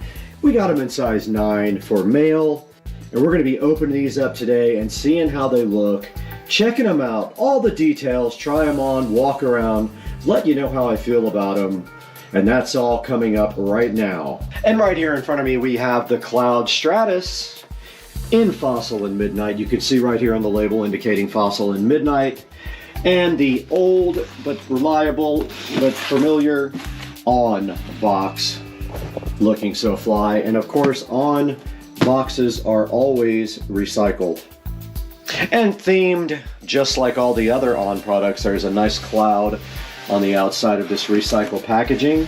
Now this was ordered directly from On, from their factory. So this was part of last year's models. Again, I believe I got them for about $100. I think they were 20% off of normal. So let's take a look and see what's inside of this box next. The On freshness keeps rolling here on Supercar Street Racing with these amazing On shoes that were ordered at a discount, the Cloud Stratus. Let's open them up now and get a closer look at what is inside. And as always, the packaging does indicate that it is 100% recycled cardboard. It has a message right here letting you know. And inside the box with recycled tissue paper here protecting the On shoes. And here you see Fossil and Midnight On Cloud Stratus shoes, looking great, if I must say. So let's get these things out of the box, take a look at them in detail, and see what they're literally all about. And once again, sitting in front of me is the Cloud Stratus from On in Fossil and Midnight, which is very cool. It's kind of a bluish color, the Fossil, or a bluish gray color, and Midnight of course being the black. And let's take a look at the detail of these shoes. Now on the tongue here, you see that it says On Cloud Stratus with the On chicken logo, like I like to call it. To me, it looks like a chicken pointing a beak in the air, but it actually is the word On, and I guess it's supposed to be a person. But yes, right here on the tongue, they've got the On Cloud Stratus logo, which looks pretty cool. It is in blue and kind of a reflective silverish white right there, as you can see. We do have some darker gray laces, which kind of accent very nicely and contrast the white here on the side. And then up front, where the laces hit the front, you've got this blue lace material right here that the laces actually go through. And then here you've got the softer gray material up front. And all On shoes are shipped stock with these inner condoms to protect the shoe shape. In shipping, I have removed that so I can feel the softness of the material, and yes, it's pretty soft right here on this grayer part. and I guess that's what you would call the fossil color there. Even though there's some other tones on here, like looking at the side, we have the On Chicken logo again in a reflective pattern here, reflective material. So I guess when you're walking, you'd be able to see these at night. And then right above here where the laces go through, there is a light blue patch of material and then a white patch of material here where the laces go through, with some nice contrast to the gray here.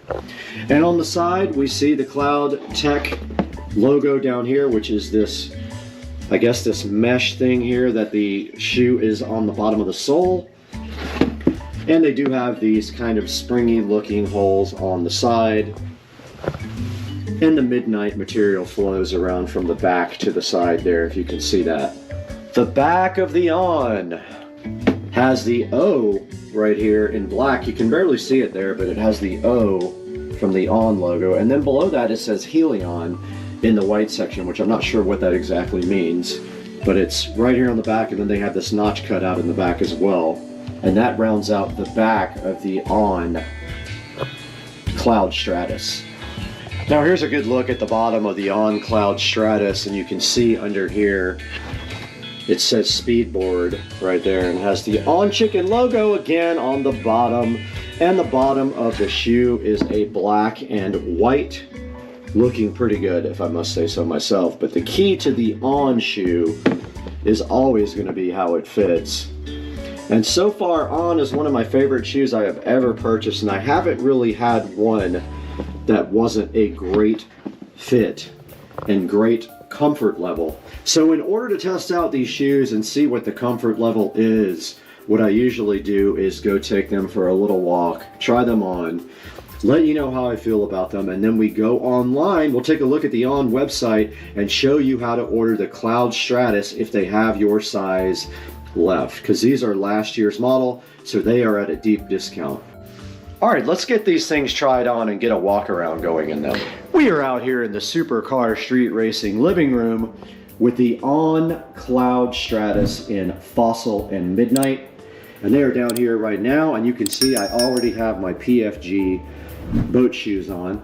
I'll be taking these off, putting on the Cloud Stratus, and giving them a test drive. And I just want to remind you that I have pretty bad bunions, so I'm pretty self-conscious about even showing my feet, but in order to make a good review, we need to do this.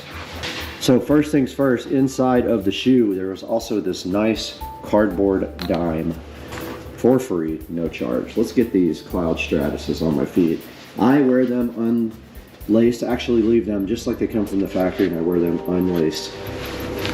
And already they are pretty comfortable. They're not as comfortable as the last ones that I reviewed, but they are comfortable. And I definitely do feel, I usually buy extra wide shoes because of the bunion problem, but I don't feel any problems here because this cloth feels pretty flexible, so it allows this part where I have issues to kind of just flex out. I have put on the On Cloud Stratus, and I am ready to get up and walk around in them. They fit a little tighter than the last ones I had, no big deal. They are incredibly comfortable though.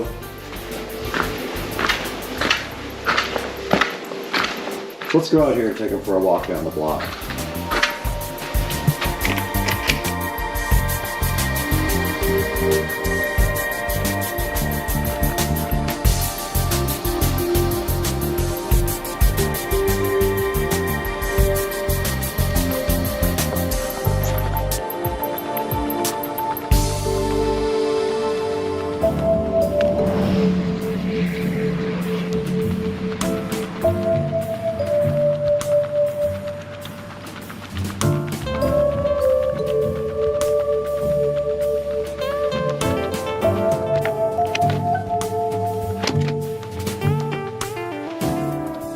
We're back in the Supercar Street Racing closet with the On shoe collection here, and guys, it is time to round off the On shoe collection, but first we have to make room for the last pair to round off this 3-shelf collection.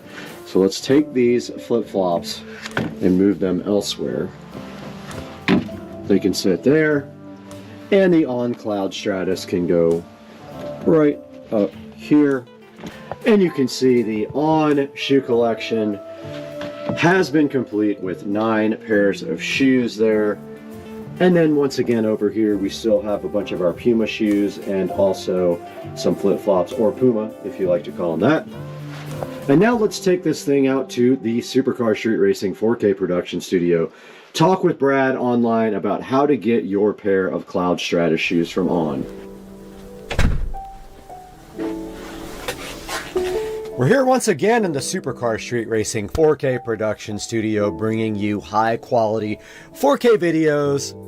I'm Brad, you're on Supercar Street Racing as usual, and today we have the On Cloud Stratus that we just purchased directly from On, and we're taking a look at it right here and right now on the onrunning.com website. So it's on-running.com. Now there will be a link in the description to these as well on Amazon, but if you go directly to the On website, you can purchase your own On Stratus shoes. Now right here we see the On Stratus are reduced by 40% right now. So you got to get on there and get your On Stratus ordered. And they're actually Cloud Stratus. I call them Stratus. They are Cloud Stratus shoes. And if you look right here, they have quite a few left. Let's see, so my size is 9, so they do have my color here. They're calling this white and black, but it looks like a little bit of an off-white. If we go to Fossil Midnight, they do have my color available in that. So if you go to the On website and you go to shop, and you go to last season on men, last season, pick any of these shoes that are up on the screen right now, and then when you get into the actual shoe like the Cloud Stratus, if your size is grayed out here for that color, you won't be able to order that shoe. So for example, we have the Fossil and Midnight, and let's see if that's even available. So that's this one here. There are still plenty of sizes available in Fossil and Midnight. These are kind of fly. These are Frost and Niagara.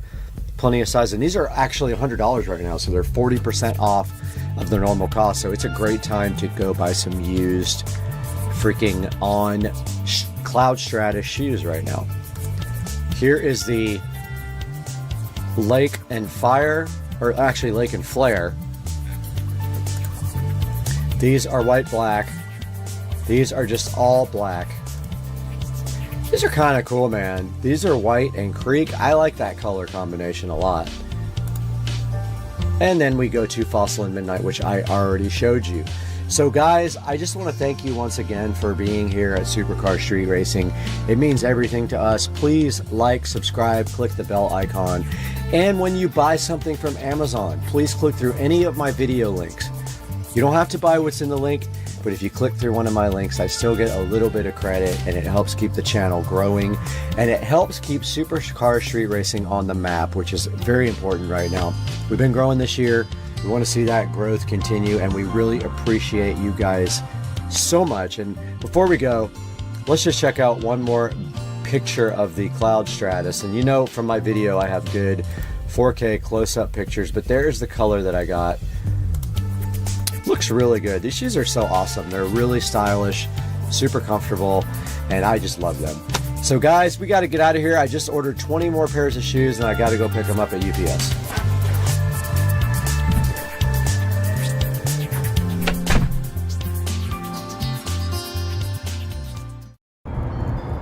What's going on, everybody? It's Friday in Florida. Confusing weather. Wants to be cold one day, hot the next day. Nobody knows how to act. So today, who knows? Could freeze, could burn up.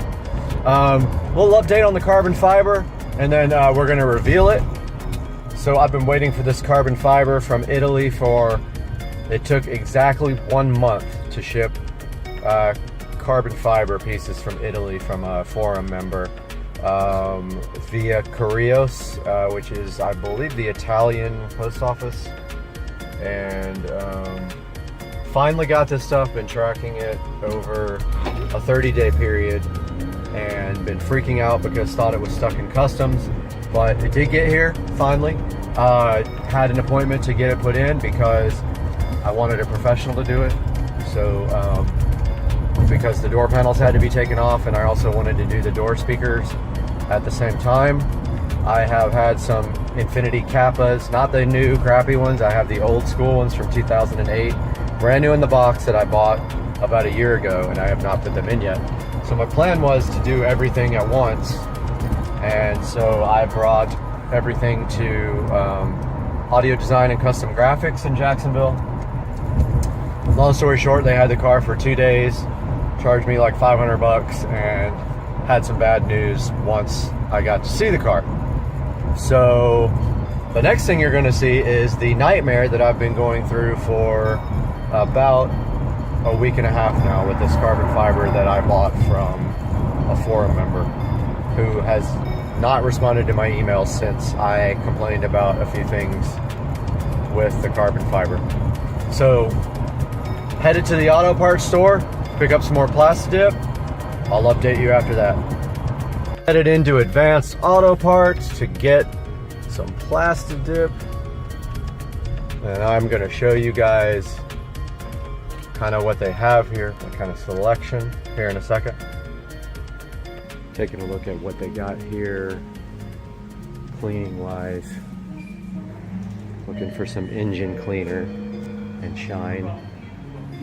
I don't even know if they carry that anymore. Still looking.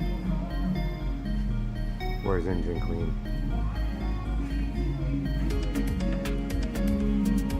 Alright, I'm gonna locate this. Be back.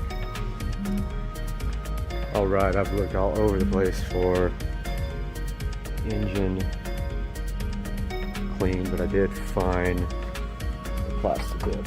I'm gonna get a bottle of this. Got everything I needed from Advanced Auto Parts. So I'm headed back home. Gonna do the big carbon fiber reveal, except for this line that I don't know if I'm going to be able to get around. So I'm gonna pull a U-turn here, which I'm not supposed to do.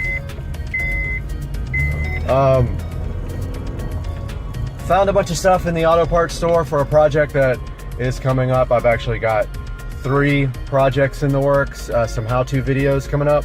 The first one though for today is the carbon fiber reveal. That's coming up right now. What's going on, everybody, out here in the garage? I'm gonna take a look at the stock parts with you guys first. So these are the stock interior parts. You can see they are made of wood. Those are the door panel pieces there. This is the center console piece here. And, whoops, hit me right in the head. This is the factory shifter without keyless go. And that is the factory cup holder, going to be explained, and the ashtray interior, which I'm going to explain in a moment. So let's take a look at this by putting the top down here. And you can't put the top down in the SL65 with the trunk lid open. So phone tried to pair with the Bluetooth on the joying and it stopped my video. But anyway, trickle charger is plugged in, so I can't shut the trunk. Unplug that. Close the trunk. And now we should be able to put this down to get some more light. There goes the roof. If anybody's wondering how that roof works, that's it. German engineering. Go figure. And it says retractable roof close. All right, let's take a look at the carbon fiber pieces and the nightmares that I have had. First of all, most of the carbon fiber pieces were warped. You can clearly see that right here. It does not fit. It's warped right here. It fits pretty good. You can barely tell, but it bothers me. I'm a stickler. Also, one of the carbon fiber pieces, door panel pieces, was scratched. I think think it's that one right there. Yep, there's a scratch right there. That might be able to be buffed out, high speed buffed out. Now here is the biggest issue that I have, very big issue. This center console does not fit at all whatsoever. Here's the problem. Not only was it warped very badly, it's also cracked right here, right across this, which is hard to see, but it is cracked throughout the clear coat right here. It doesn't push down all the way on this side. It's hardly noticeable, but it is there because the whole entire piece is warped. There are no screws in it because you can't push it down enough to get the screws in the side, and 2 of the bolt screw tabs were broken off from the box, literally out of that packaging that I just showed you. This is the new shift knob. This is the best of everything that came. It is not damaged. It has keyless go on top. However, I do not have keyless go in my car. So basically it is a nice nice looking upgrade, but this button does nothing, as you can see. So there you have it. Center console carbon fiber replacement for the wood. Door panel carbon fiber replacement for the wood. And door panel carbon fiber replacement. Yes, I have contacted the person I bought this from 4 or 5 times and they stopped responding to my emails. I was going to show you guys the biggest issue here, and that was getting this cup holder back in, and it still is not right. It is wanting to, I literally had to remove the cup holder completely, that big cup holder unit, take off the front pieces and glue them to this plastic silver piece, which is then glued to this. And I barely got everything back in, and it is kind of janky looking, and that bothers me because my interior is 100%. What I'm going to have to do, unfortunately, is get a new center console piece at some point. This one just sucks. It's terrible, and I can't get the seller to respond to me. I should have bought it brand new, but I saved $700. The only thing that makes this deal worth it is I got the shifter, which is normally $250. I got everything for $1,000, but it took a month to get here. There was some miscommunications because he doesn't speak English. So that's the story. That's what happened with the carbon fiber. We're going to see you guys again pretty soon. I've got a nice little project coming up regarding this interior.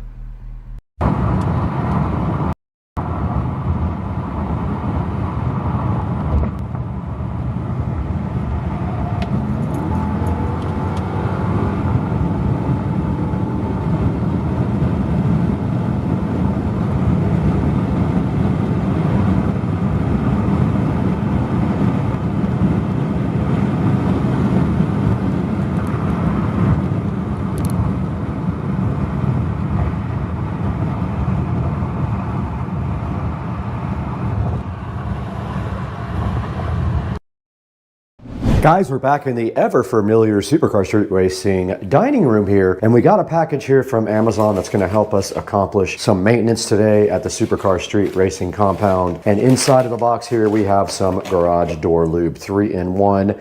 We're not in a cold climate, so we don't have the silicone-based garage lube. We're going to use this stuff today and show you guys how to keep your $16,000 garage door properly lubricated. So hang out with us today. We'll all learn something lubing up the garage door. Let's go.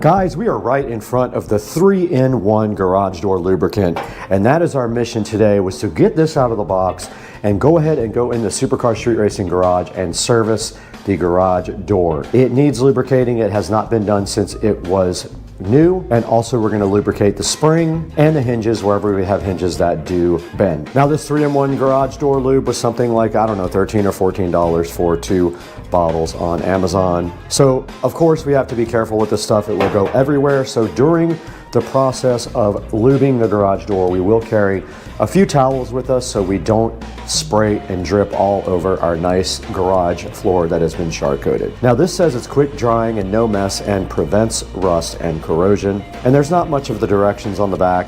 It just says shake well, apply by spraying directly on the surface to be lubricated and protected. Wipe excess with a rag. This says lubricate monthly. We're gonna start maintaining our garage door like that. Let's get out in the Supercar Street Racing garage and start getting to work.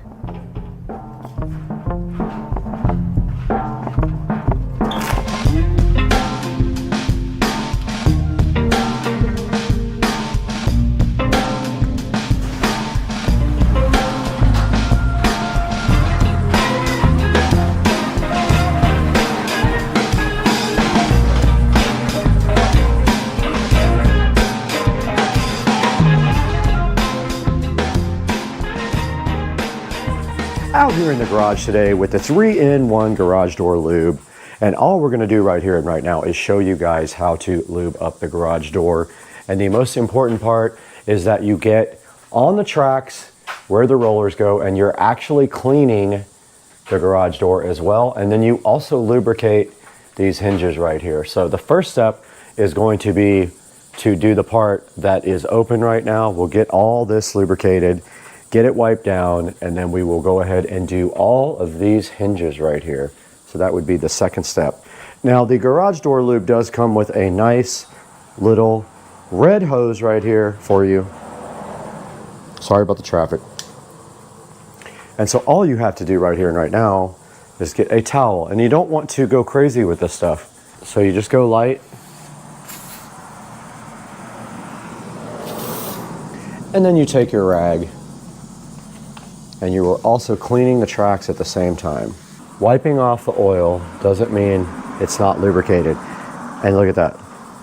So that is dirt accumulated from whatever over time. And then of course, while you're here, you can go ahead and lube the roller, but you don't need much, just a little spray. So part of the problem is it's going to drip, so wipe it off after you do lube. If you get any on your nice floor, go ahead and wipe that off as well. Let's go ahead and do the other side. And obviously that needs cleaning. So I'm gonna get that today also.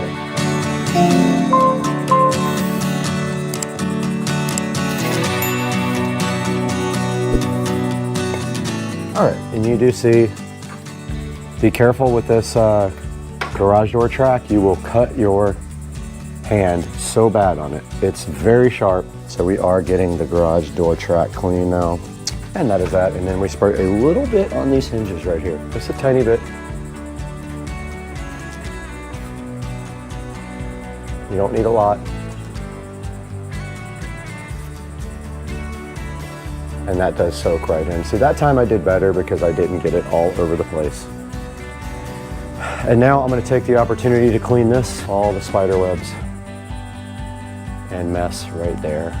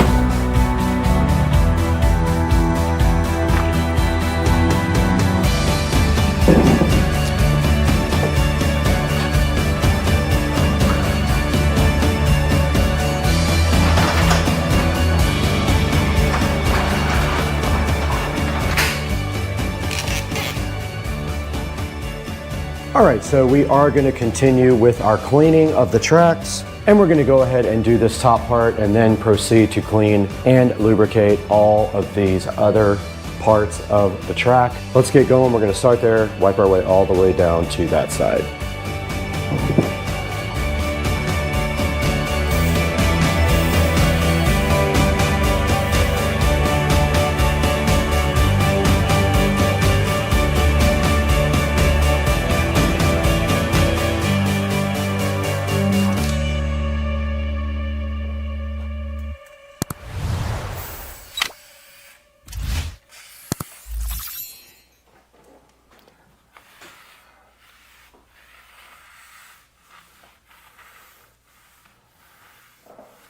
We just finished lubricating that track right there and cleaning it. Notice I wiped off all of the oil. Well, not all of it, but I wiped off the oil, the excess.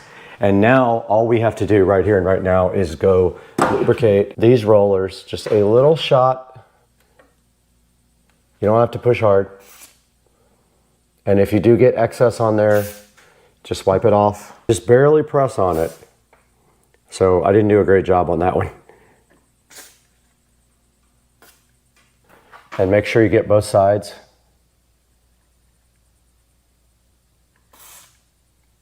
That one's gonna drip. Let's get all of these done.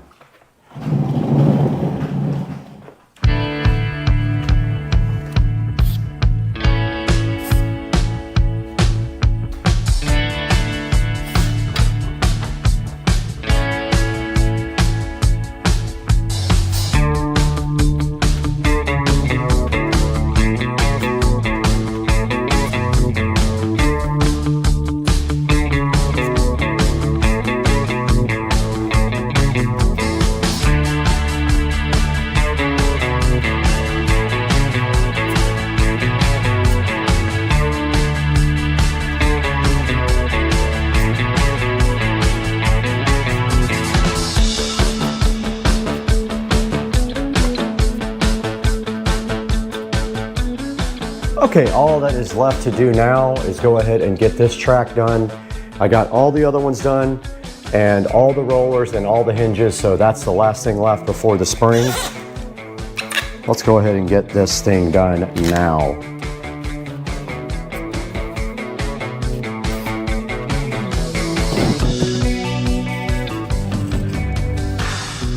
All right, the last step to this project is to lubricate the spring there. We're gonna spray it on top of the spring.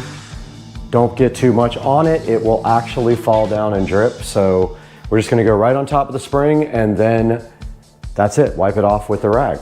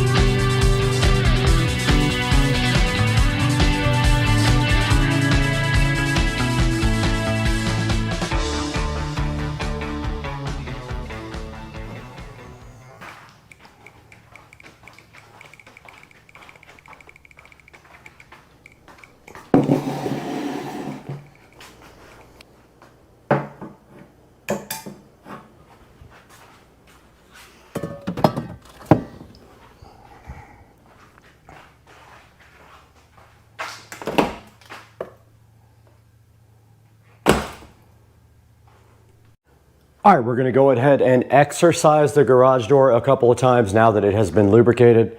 Let's go ahead and open it up. That's gonna allow that nice lubrication to get through those rollers. And the garage door did open. Let's go ahead and close it.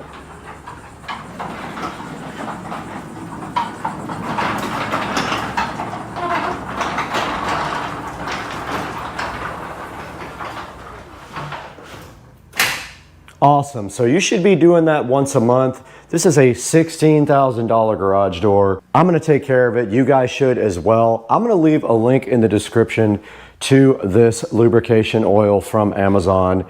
And I hope that you guys do maintenance on your garage and don't pay a garage door company $200 or $300 to come out and spray some oil on your garage door. Do it once a month. You should be good to go. And that's going to do it for today, guys. I appreciate you guys so much. Please like and subscribe and buy all of your Amazon products through any of our links. It doesn't have to be the one in the description. You can click the description link and buy anything you want. It helps me out greatly. So we'll see you guys next time on the channel. Thank you for joining, liking, and subscribing, guys. Peace out.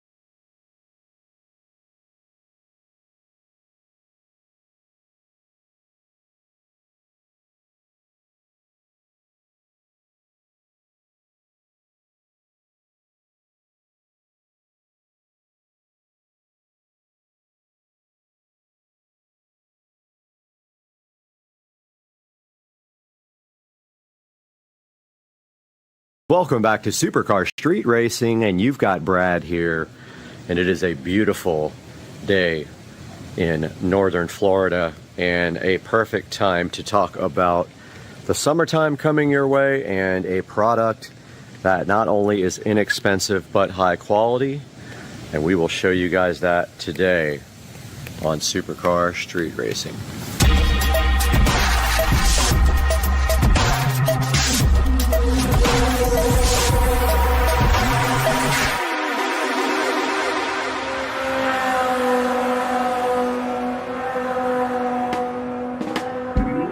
Guys, welcome back to Supercar Street Racing. I hope you're having a wonderful week. I know I am, because look at that view and look at that pool, and it is about 85 degrees out here today. It's going to be the high, and it is absolutely beautiful. And I did get all this concrete, this pool deck, and the fence, and the soffits and gutters all washed and sparkly clean yesterday. About 4 hours worth of work. But today we are here to tell you about this ABC canopy umbrella that I just purchased from Walmart.com. My other umbrella went somewhere else in the wind. I don't know where, but like an idiot, I left it open and it is gone. So this is the ABC canopy umbrella. Now this sells from Walmart.com for the unbelievable price of just $35 delivered right to your door. Now I won't ever make money off of Walmart selling their products because I don't get any kind of affiliate. I only get it from Amazon, but I'll put some comparable Amazon products down in the description. But what I wanted you guys to see is that I already had a base here. It does not come with a base, but I used my old base, and I replaced my Mary Poppins Gone with the Wind umbrella with this lovely umbrella from ABC Canopy. And yes, my clock is wrong back there. I have to fix it. But I wanted to kind of give you guys an idea of how this looks and how it operates. And so I have it actually folded in right now because we have some lovely wind going. As you can see, it's actually really nice out here and it's cooling me off greatly. So next I'll show you guys how this thing operates. Alright guys, we are back with the ABC Canopy umbrella from Walmart.com, and the first thing you can see on this umbrella is that it comes with a tie strap so that when you have it in the down position, wind won't get under it and start Mary Poppinsing it away like what happened to my old umbrella. So I have this tied up right now because it's pretty windy, but I'm going to show you guys the operation here. Pretty straightforward. Unlike my other umbrella though, it does have a way to tilt it, which I don't think I will ever use here. But if you just pull up on this and then you can reach the ratchet just enough for you guys to get under here, and I can show you. So basically there's the ratchet and there's the pull string underneath it. This will give you an idea of how the thickness of the fabric is because you can kind of see through it. I wouldn't say it's the thickest fabric in the world, but it looks like a pretty good amount. And this guy does have really good reviews on Walmart.com. So judging by its reviews, it might be a product that would last, and that is debatable because nothing lasts in Florida over a few years. Everything gets moldy and mildewed, and things just tear down in the humidity, the heat, and the rain of sunny Florida. There is the tilting mechanism, which I have not exercised yet because I don't need it at this point, but I have heard that it works pretty good. There is the mechanism for the drawstring, and you can see already that it's trying to fly away from us. And here is a good look at the top of the umbrella, and you can see it has a nice brown ball thing at the top. overall, pretty nice quality. We'll step back here for you to take a better look at it open.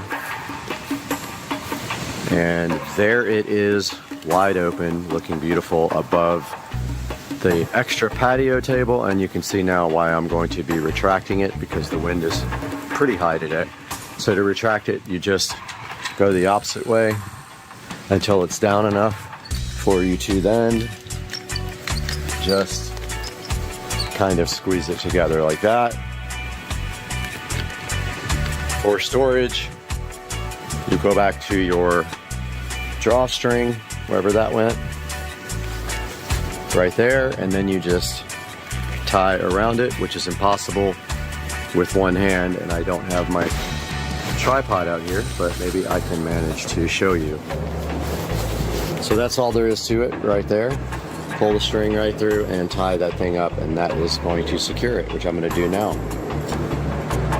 10 seconds later, this umbrella is secured and ready to go, and the wind is not in danger of taking it. And under here in the actual table, that little crank is what secures the umbrella to the table and the base.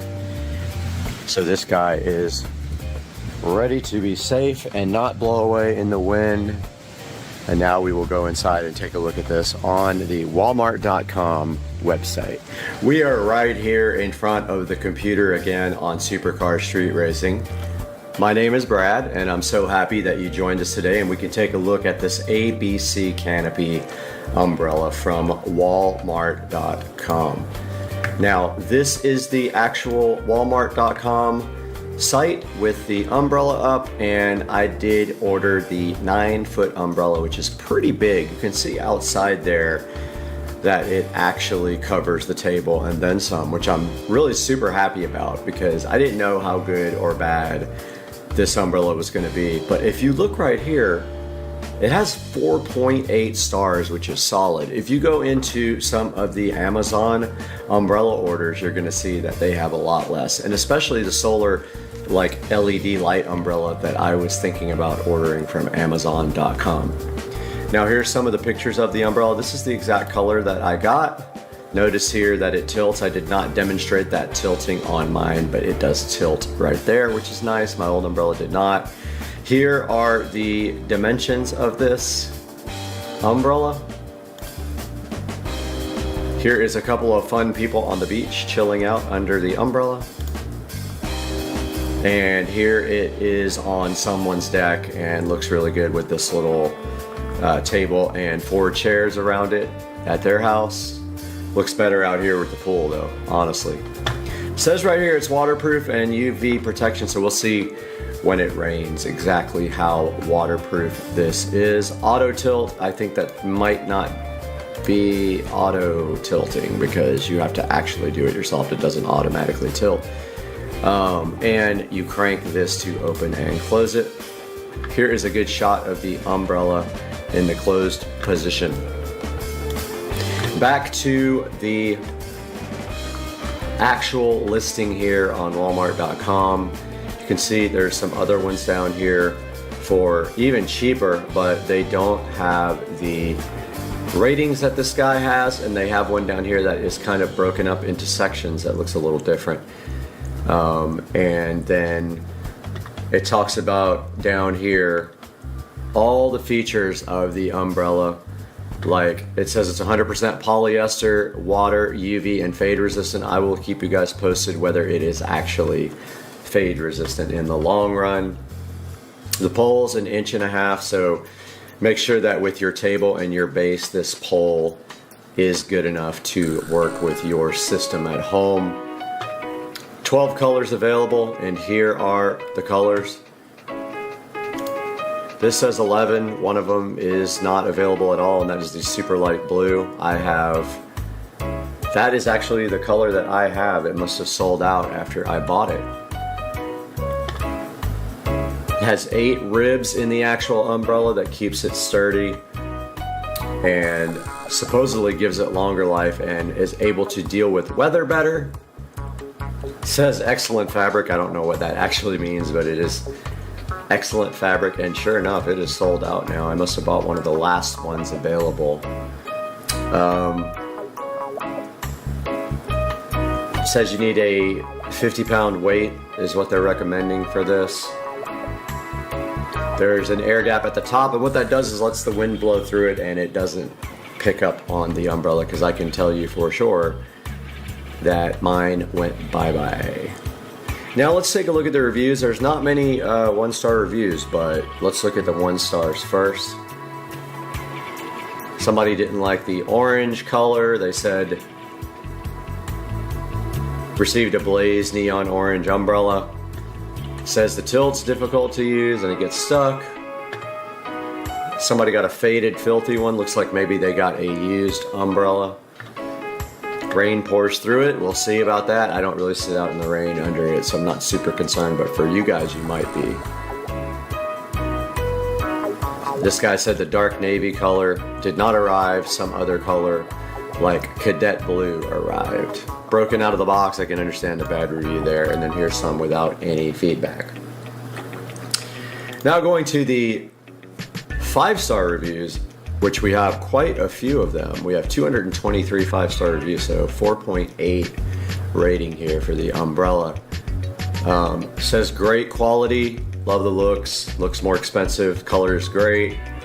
Nice addition to our deck. Patio umbrella is built with great quality assembly, very easy, just push the tube in and that's about it. Great value, love the bright color, focal point in my backyard. Umbrella steady, went through a few storms. Fabric is well made, no single drip under the umbrella. So that guy says that it is waterproof. So I don't know who's actually telling the truth here, but we're gonna find out on our own. Great crank handle here. Good quality for the price. Nice large size umbrella. It is bigger than the last one that I had. That is 100% true. This guy says it's high quality, much better than expected. And use the handle to open and close. Very convenient. 9 is big enough, and I agree. It's a nice size. Should keep the shade good, especially on a big table like that with 4 chairs.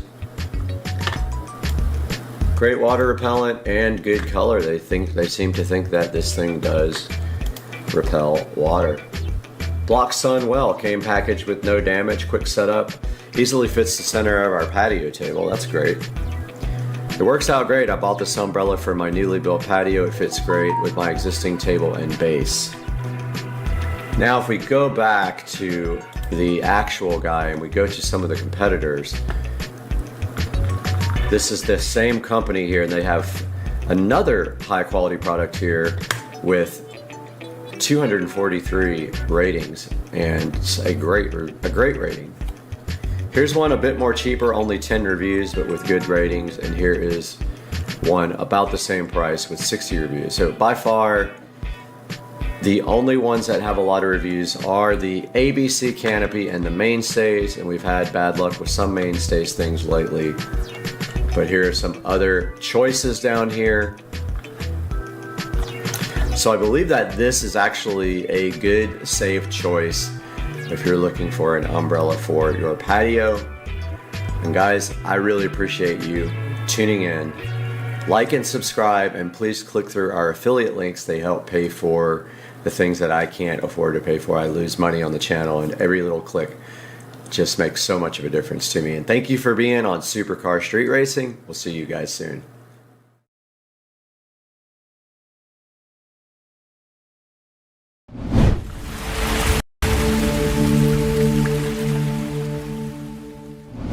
Guys, welcome back to Supercar Street Racing for another video, and today we have a very special sponsor with us. Rove was kind enough to send us one of their 4K, dual channel 4K dash cams for the Tesla Model S Plaid. Now I thought this would be perfect for the car because I need a dash cam in that car. You cannot access the footage inside of the car unless you have an incident. So this will really help out with that goal.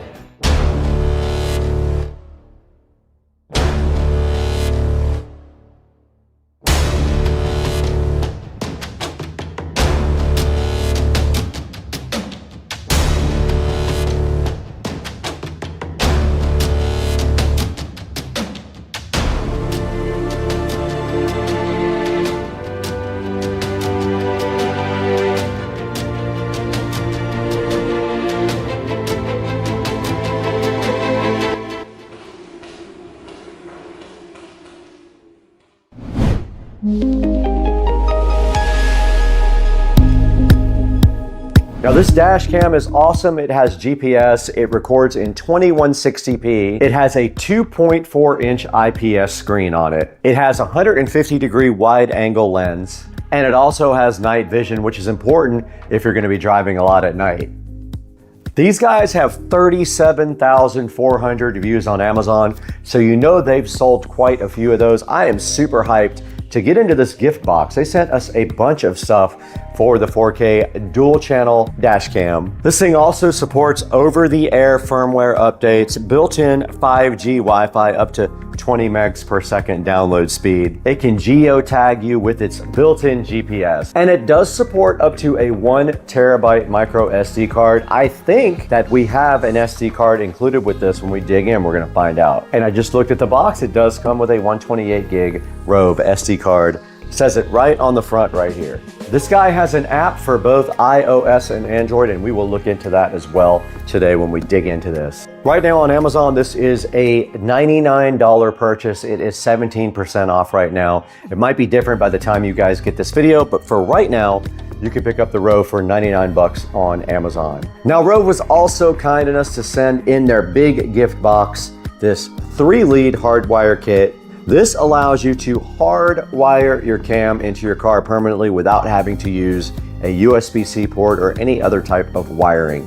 Now, I don't know if we're gonna actually use that in the Tesla because of the high voltage system and getting 12 volts, but we're gonna look into that. And then there's another thing in the gift box, the Rove Ultimate CPL. This guy right here has a circular polarizer and a microfiber cleaning cloth for your Rove. We got 3 awesome products right here from Rove today to take a look at. So let's go ahead and get these 3 guys unboxed right now.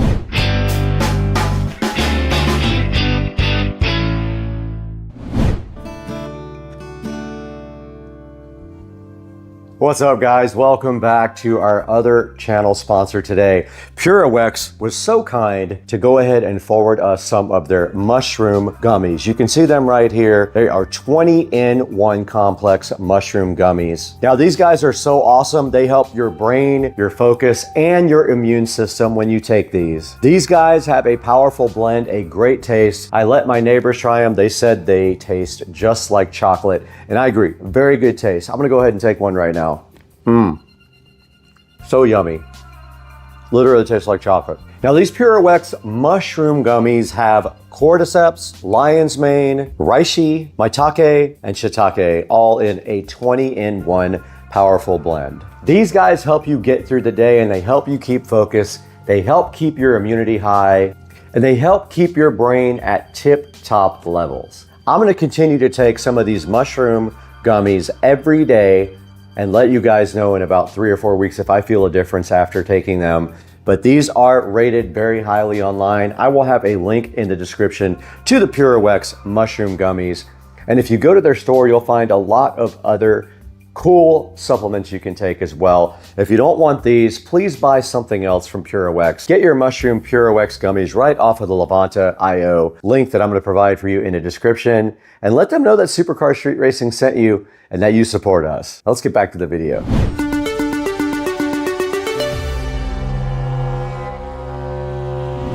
All right, guys, we're back in the SCSR living room now with the Rove dash cam. And the first thing we want to unbox is the main product. This is a Rove R2 4K dual channel dash cam we're going to get into right now. And on the front of the box, you can see here, it just gives you all the features: 4K 2160, Sony Starvis image sensor, over-the-air updates, built-in 5G Wi-Fi up to 20 megabits per second, a 3-inch display, built-in GPS, and it does support up to a 1 terabyte micro SD card. It comes with a 128 gig SD card. You may want to upgrade that if you want to be able to store more data. There's also something on the front here with a QR code that says if you want to meet other Rove dash cam users, you can go ahead and scan that and meet up with other users. Now on the back, it does tell you all of the box contents, and we're going to dig into this and see exactly what it is inside of this box. Let's go ahead and take a closer look at this guy on the side. Now on the side of the box, it just kind of tells you the same features here,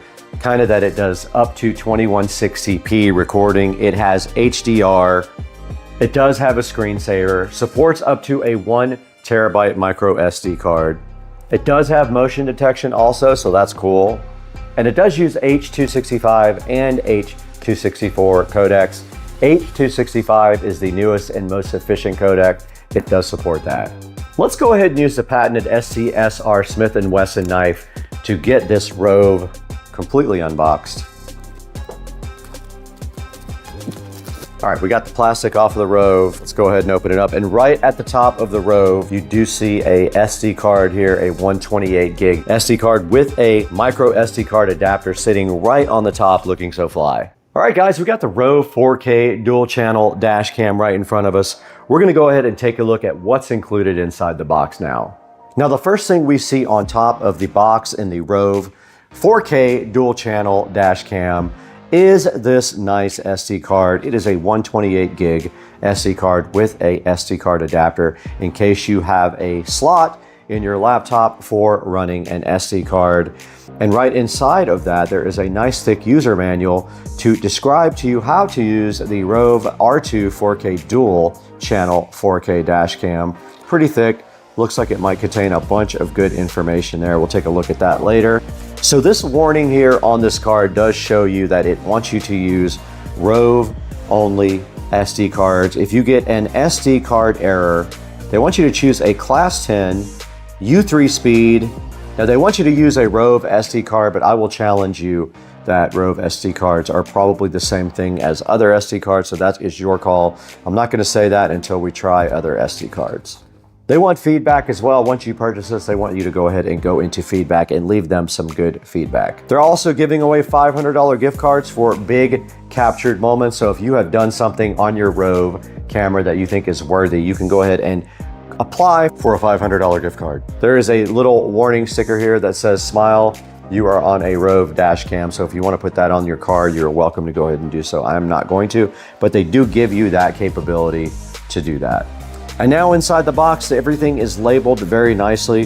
This side says it is a USB Type-C power cable. Now it does have a rear camera cable for the rear. This is a dual 4K recorder, so it has a rear camera as well.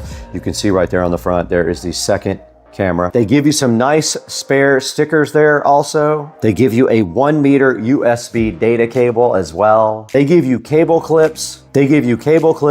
A wire trim tool, and some wet cleaning pads to make sure things stick properly. Let's go ahead and see what is on the left side of this. All right, let's get the left side of this unboxed now and see what's in this box that we already read here. All right, we got the first box out right now. And the first thing inside this box is some 3M sticky pads and also some cable sticky pads. Very useful for installation.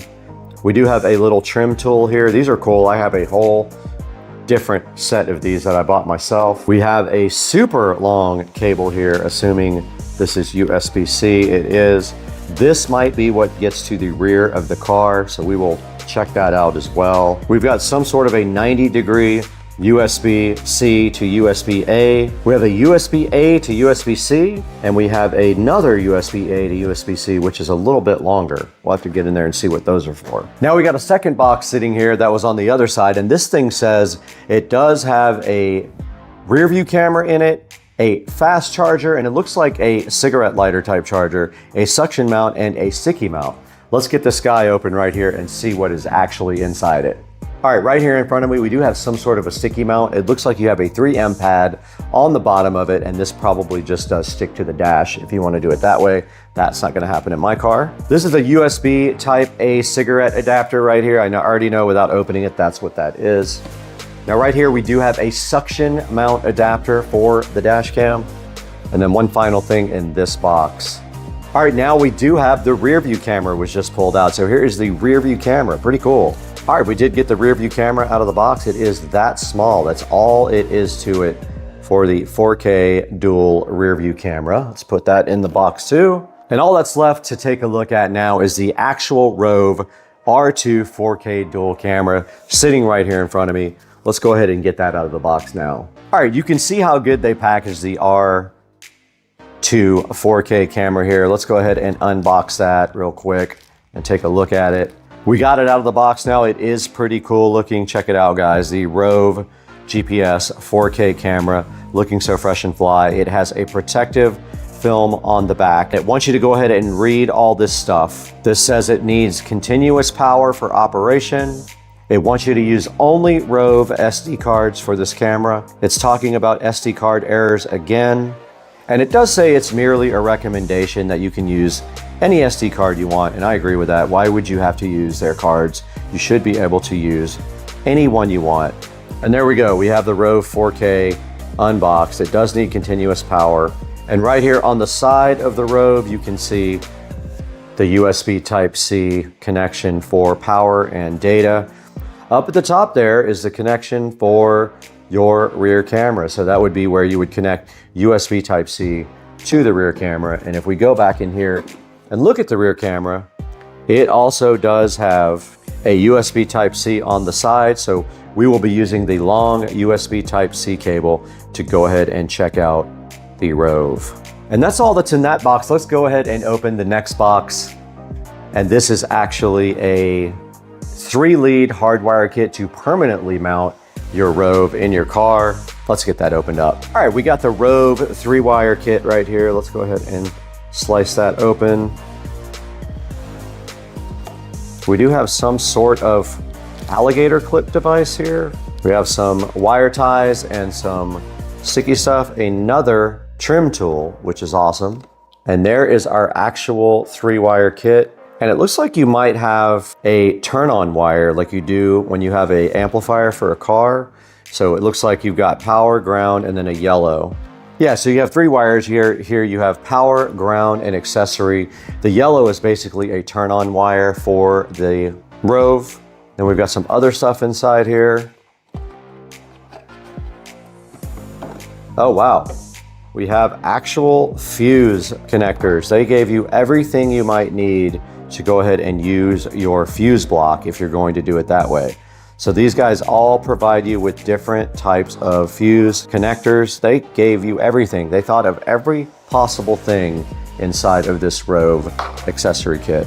That is very cool. And that leaves us with one more box to check out. This is the Rove Ultimate Kit. It has a circular polarizer, a cleaning cloth, and a user manual for the Ultimate Kit here. We'll get that opened right now.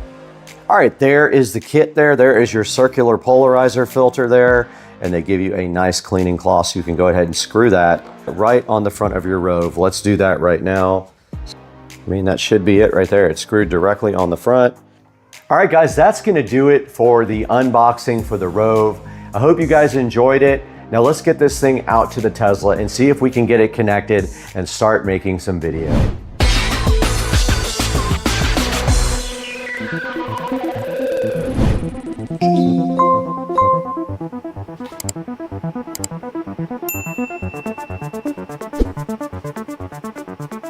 We are in the Supercar Street Racing Garage right now with the lithium-ion 72-volt golf cart. We have everything for the Rove camera right here. You thought I was putting it in this Tesla Model S Plaid, didn't you? Not happening. It's going on the golf cart, and I will tell you why. The Tesla, I have a plan for that already. A manufacturer is trying to work with me to make the dash cam in the Plaid available all the time. So they have a product we are going to be installing. So we're going to be putting this in the golf cart, and I think it's really interesting for the golf cart. And I'll tell you what my plan is right now. This thing can mount several different ways. You have a suction cup right here. That's a standard mount, right? They also give you this little like extra mount thing here that goes with a 3M tape pad, right? Like a shoe. And then this can slide directly into the shoe like this. You just literally slide the shoe right into it, just like that, no problem. So I think what I am going to do is attempt to somehow directly mount this dash cam up here like this. I want it on the roof pointing forward like that. So just like that is kind of what my mission is. So I'm going to screw it from the top, and then what I'm going to do after that is run the wires over the roof. So I'm going to go directly over the roof like that, and you can see right here there is a grating for water to pass through the back of the cart and go down to the ground. It goes all the way through here and down to the ground. Well, my plan is come through here, drill a hole directly through here, and then tap into USB power right here for the cam. Now there's also a rear camera right here. So I'm about to show you what my ultimate plan is for the rear. It connects with a USB-C cable to the camera itself, so it'll go all the way over the top as well. But let's show you what we're doing in the rear over here. Okay, we're at the back of the cart here. So my plan is to also mount the rear camera to the roof. So the rear camera is kind of cool. It can rotate and all that stuff. So I am going to basically take the shoe mount right there. I'm gonna mount it up here, just like this. And then I'm gonna screw it from the back side right through there, right there. I'm gonna screw it right to the roof and then run the cable. I think that's gonna work out perfect if it still works. It might be broken now since I dropped it. Okay, so we went ahead and just used the sticky tape mount right here on the front of the golf cart. You can see right here, it is a shoe mount, and I went ahead and just pressed that hard right there onto the ceiling of the golf cart, the roof, and now you can see that the Rove Dual fits just like that. And here is the power cable. The power does just come directly out of the side. I am gonna drill a tiny hole in the roof. It's gonna have to be wide enough for this to pass through, so I'll end up like caulking it in with black caulk afterwards. Now here's the power wire for the rear camera, and you can see it's huge. Okay, we're gonna do a little test now with the Rove, but I wanted to show you guys the SD card that comes with it. It comes with a 128 gig SD card. If you need more than that, go ahead and buy one, but make sure you get a high enough speed card that it will support the Rove. I'll put a link in the description to some on Amazon. By factory default settings, your dash cam is ready to go without changing any other settings. You can now utilize the user manual or how-to videos to learn more about the dash cam.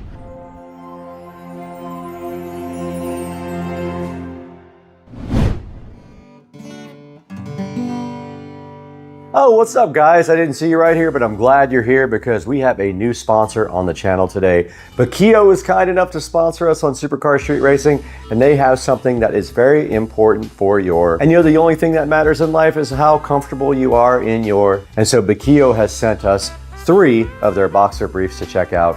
And I gotta say, I was able to live with these guys for a week. These are the most comfortable boxer briefs that I've ever worn in my life. And Bakio asked me which ones I wanted to try. I immediately went down into the website and picked their boxer briefs made from tensile modal fibers. Now I'm gonna put a screenshot up here on the screen right now of the Bakios, and you can see they have a spacious pouch there in the front. They have an easy access fly. They are ultra soft, and I can attest to that. I did try them out for a week. I have 3 pairs. I wore all 3 pairs this week. These things also have the best moisture wicking in the industry. They also have tensile modal fibers, which are sustainably sourced, so that's also good for the environment. There's a bunch of different color options to choose from on this 3-pack, so go ahead and see what 3 colors you like the best. Now these tensile modal fibers are supposed to stay soft through a long period of time with these boxer briefs. These guys have a high absorption rate, so they keep you nice and dry during the day. Now these tensile fibers are made from renewable wood sources, so you know that they are worried about the environment when they're going to use products like that. Everything they use in those modal fibers is certifiable as biodegradable and compostable.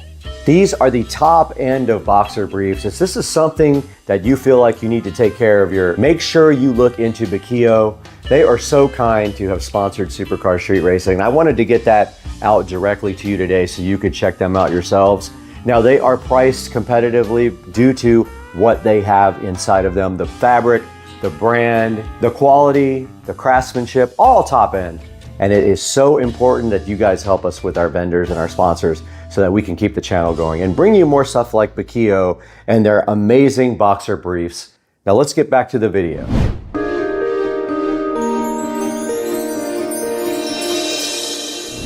Back in the Supercar Street Racing garage the next day, and I have a plan. I went ahead and bought some black caulk, got him. These nuts. And I am going to go ahead and drill right through the top here, run the wire directly on top of the golf cart to the back. It is then going to come down this nice little thing right here. This is actually a drain. I don't know if you guys knew that. I'm going to drill through the side of this metal thing right here and pull the USB cable right out of the side there. All we have to do right here and right now is I found my sticky things. If they will stick, I'm going to use those to kind of route the wiring in the channel here on top of the golf cart. Let's see if it works.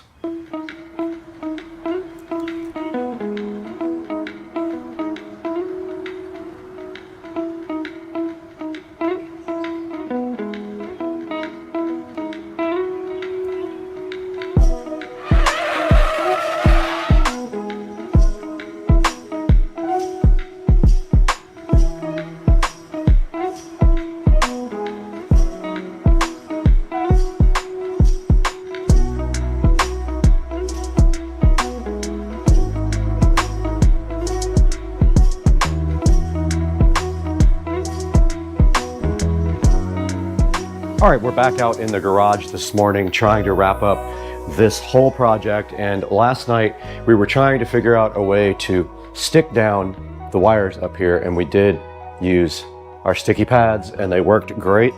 So all we're doing right here and right now is continuing that process. We got it all the way down to there, cleaned up. So let's go ahead and finish the process of sticking down these wires ASAP.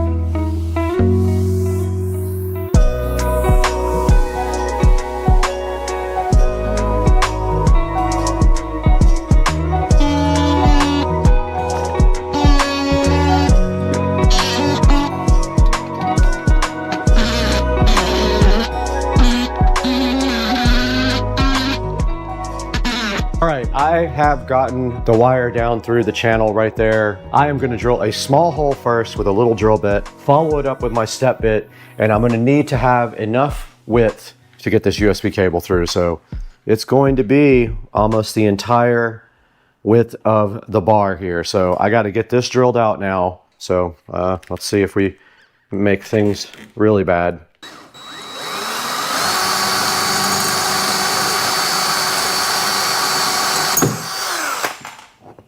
And I broke it.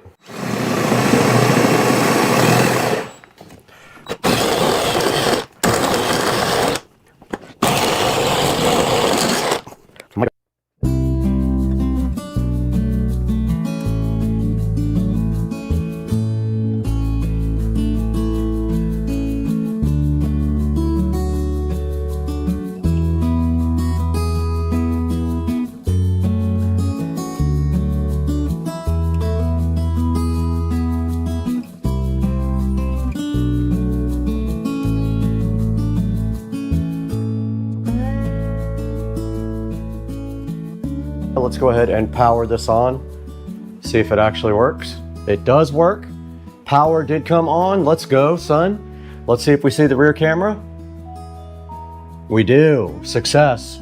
That's kind of perfect. So I got to clean this off first and go ahead and stick it here and then drill my hole wherever I feel like drilling. Let's do that.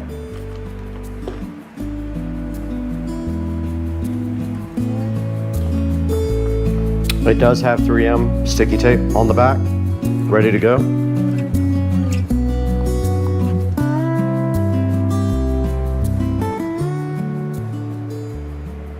And it's perfectly straight because it's hitting the top of the trim.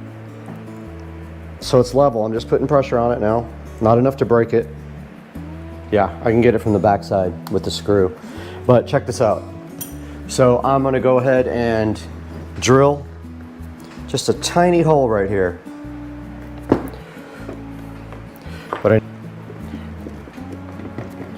my wiring's right in the way, of course.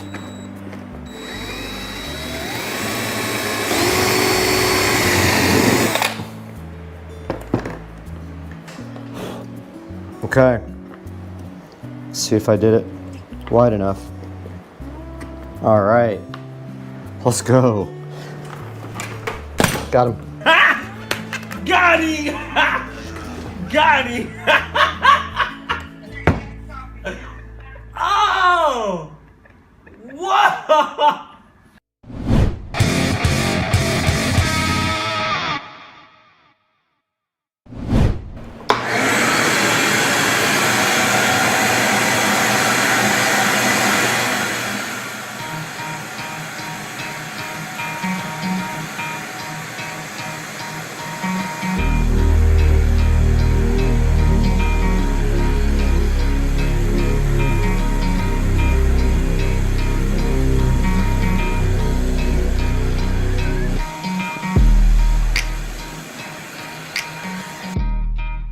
Yeah, so the camera overheated again, of course, and I would say if I had to guess, the garage is maybe, I don't know, 82, 83 degrees, not anything crazy, but I did go ahead and clean up. I vacuumed everything off, and now our only job left to finish this entire project is to put caulk around the holes that we created in the roof of my beloved golf cart. I hate it, but I kind of wanted this project. I want video from golf cart, and I want good video, so we're gonna get our caulk gun here. We got black caulk. These nuts. Ready to go. And all we're gonna do right here and right now is seal up 2 holes, maybe 3.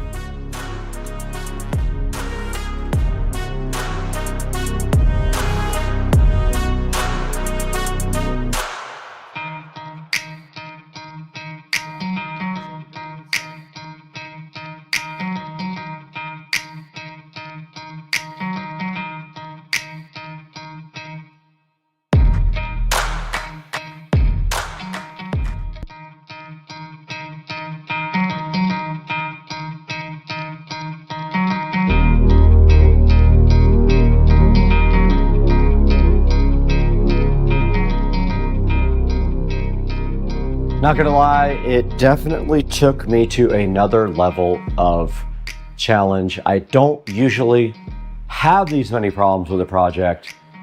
This one I kind of guessed on the way because I don't know the actual anatomy of the golf cart, but it turns out that I figured it out in the long run. And basically, we got the 4K dual dash cam installed for you guys, and I'm so hyped. And one of the cameras is right here over my shoulders. This is a rear cam, records at 1080p, front cam at 2160p. So 4K in the front, 1080p in the rear. And guys, it would help me so much if you order all of your Amazon purchases through our affiliate links down in the description. You don't have to buy this. I would encourage you to buy it from Rove, but if you don't, buy something else. It helps the channel so much. But tell Rove how much you appreciate Supercar Street Racing by buying this camera through our affiliate links down in the description.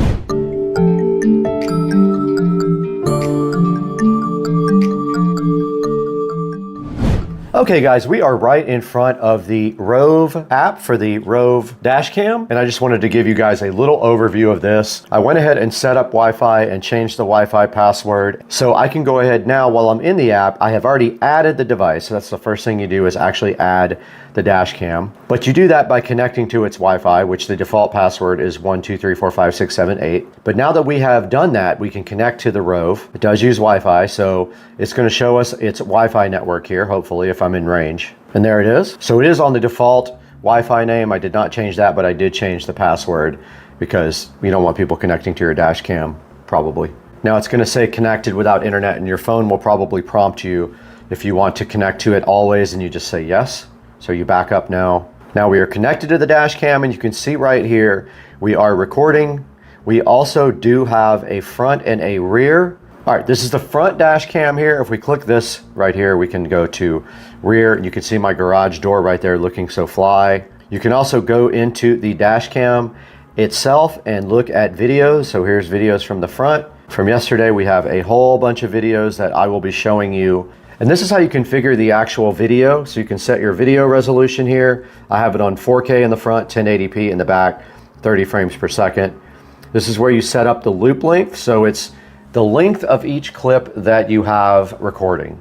Now, this is the G sensor, and on the golf cart, it is very, very sensitive. I'm gonna go ahead and switch that off because we hit bumps in the golf cart. It thinks we had an accident. HDR is definitely turned on. And this is a default exposure for the camera. You can do time lapse on this setting. I do not use that. This is where you set the video compression. H.264 will be larger files. H.265 will be smaller, but also very good quality. I have the bitrate set on high for the highest quality. Your file size will be bigger if you do that. We did not put the 24-hour kit on. We're not turned on 24 hours, so we can ignore that. This is what you want to be stamped onto the video. I have everything switched on. This is how you change from mile per hour to kilometers per hour. You can hide the status icons on the camera after a certain amount of time. This puts the live speed and the compass on the display. And this allows you to rotate the video. Let's say you installed the camera upside down. You can go into either the front or rear, and then you can flip the camera view over. And that is it. We are connected to the camera right now. We can go to the front or the rear, and you can see right here, the garage of the Supercar Street Racing compound. All right, here I am inside the Supercar Street Racing garage, guys. Now guys, that's gonna wrap it up from the Supercar Street Racing garage. The next step, take it back to the SCSR editing studio, Studio B, not the main studio, the secondary studio, and show you guys this on Amazon. All right, let's wrap this up inside with a look at the Rove dash cam online.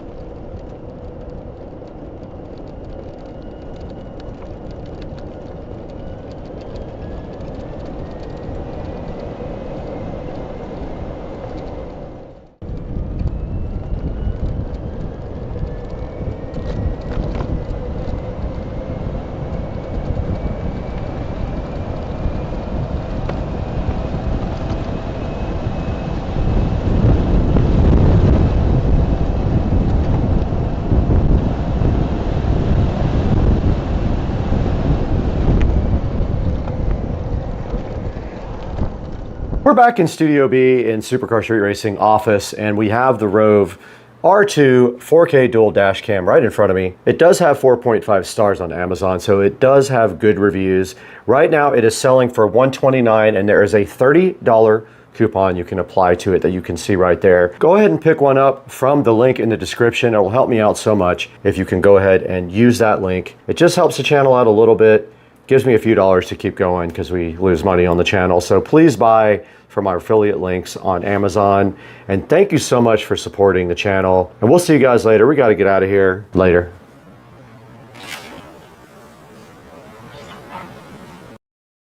We have a bunch of goodies sitting here, this not being one of them. This is, though, for the new 5.1 surround sound setup for the living room. And part of the goodies are right here in this box. We got a lot to open up. Let's get busy.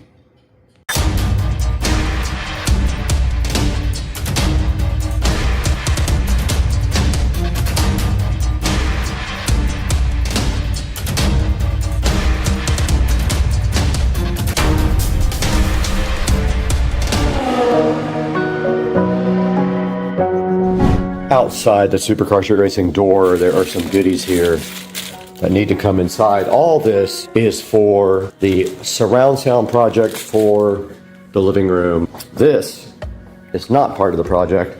This is for a return. This thing died within a couple of weeks. And this big box out here is most likely speakers, which I cannot carry while you guys watch. Overnight, the other speakers and stuff came in from Mika. We have now 4 of the 8-inch Mikas and 1 of the center channel. And I will show you the plan for this. We're here in front of the entertainment center from IKEA, and the current plan is to mount the television. It's a 75-inch Omni 4K television from Amazon.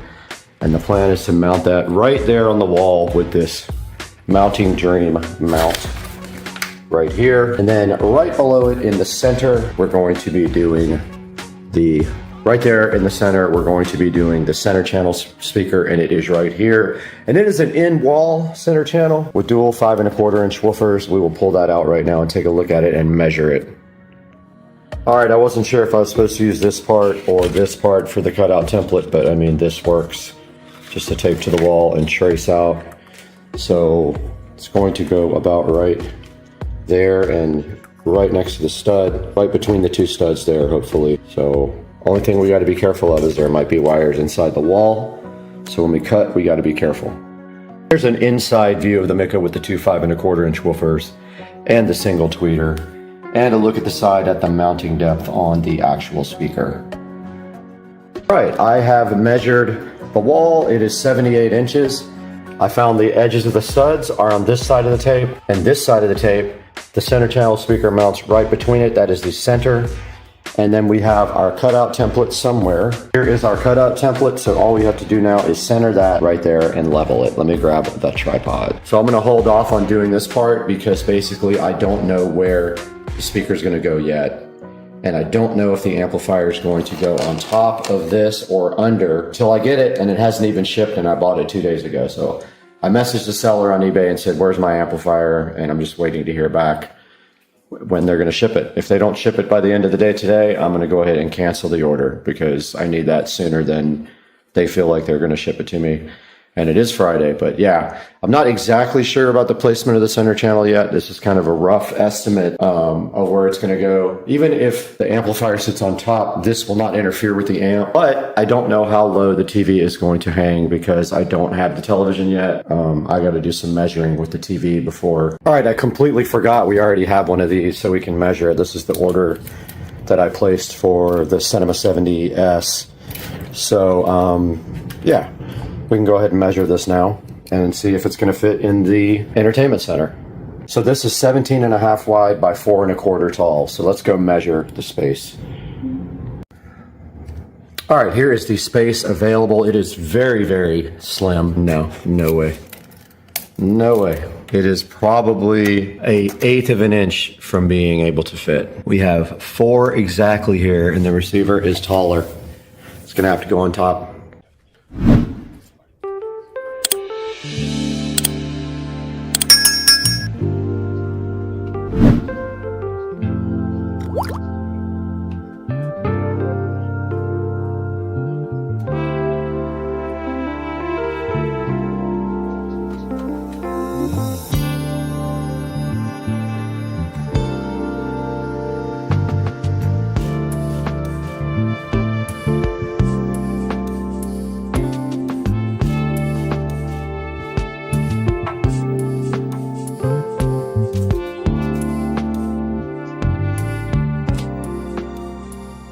We did get the outline for our center channel speaker done, and we are going to attempt the first cut ever with my brand new oscillating tool in drywall, but I want to get out the vacuum cleaner and also put a big towel right here or comforter so that it soaks up all of the drywall dust. All right, we got our brand new oscillating tool here, and Joe the other day put this on upside down. It goes like this. He had it on the opposite way and it got caught right here. I actually changed my mind. I'm gonna use this circle bit. I think it'll be better. It's kind of an experiment though, so just wanna see what works the best.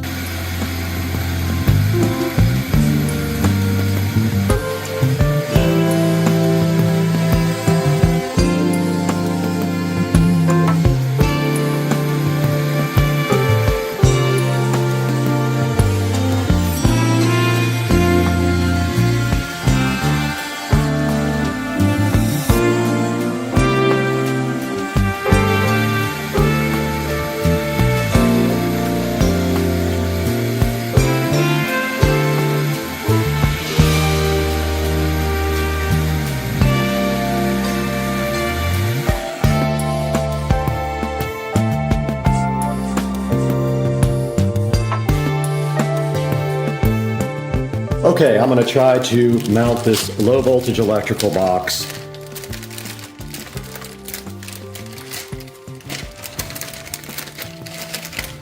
Right in the center of those two outlets. I'm going to level it, mark it, and then cut it with the oscillating saw, but I need to make sure it's at the correct level. All right. I changed blades here to the smaller one.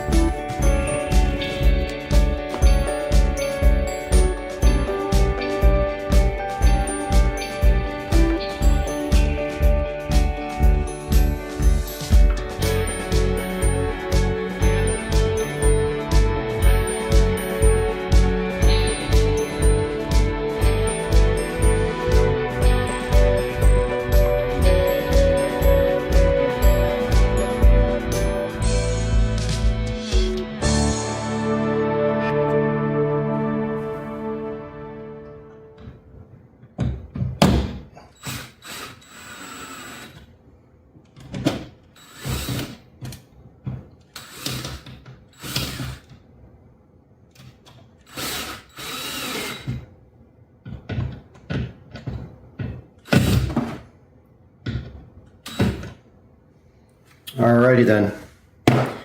Made a mess, but it's in. Alright, taking a look at this mounting Dream TV mount. So basically it looks like this. It's two pieces that you join together. There is a building step in here right now. So we can't attach the brackets to the TV because we don't have the TV. So step one is there. Step two is attach the wall plate to the wall, but you have to assemble the wall plate first. So you get parts 4 and 5 out. These are the wall brackets. Or the TV brackets. We don't need those yet. So this is 4 and 5. And I'm going to get something to put on this thing to protect it. So you put 4 here and 5 here. And they slide together just like that.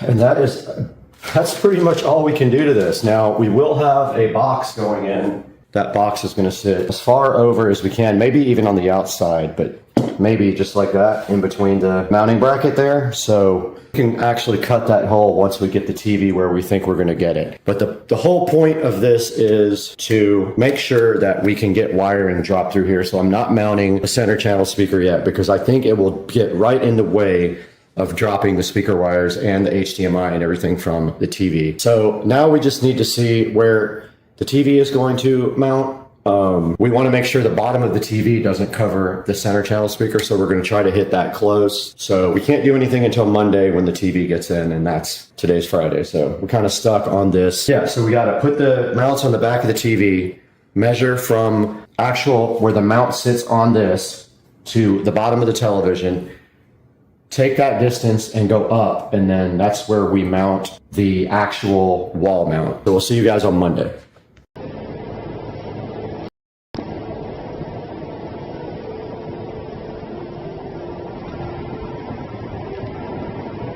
Call out the speed. Call out the speed. 70, 80, 90, 10.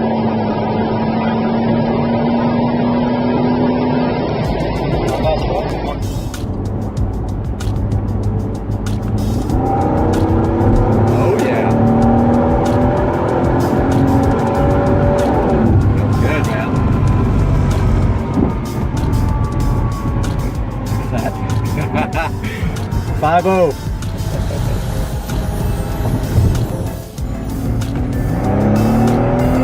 Damn, wheel spin.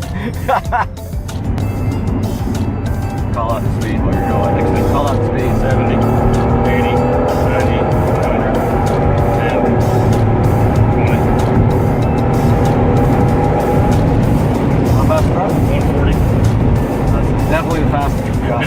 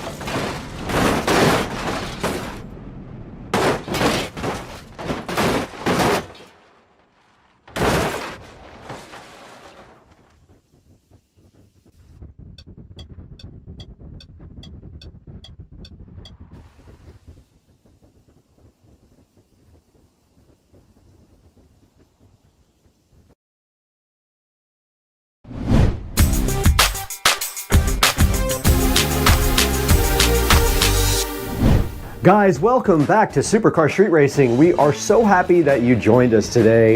If you're a first-time watcher, or you're a second or third or permanent watcher, we really appreciate your patronage. Please like and subscribe, and today we have something special for you.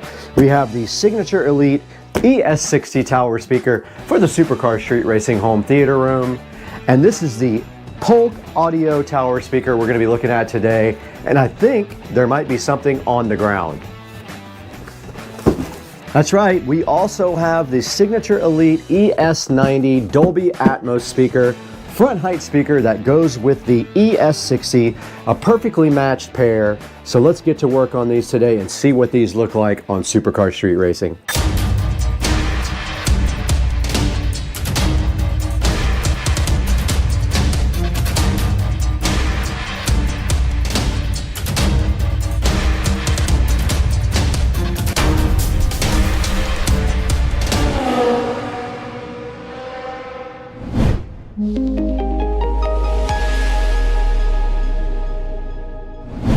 We are back in the Supercar Street Racing awesome home theater room today with some upgrades. You saw before that we upgraded our receiver to the Marantz Cinema 50, which is a super high-end upgrade for Supercar Street Racing Studio right here that you see in this room. And now today in front of me, we do have the Polk Audio Signature Elite series. We have the ES90 Dolby Atmos speakers up here on top.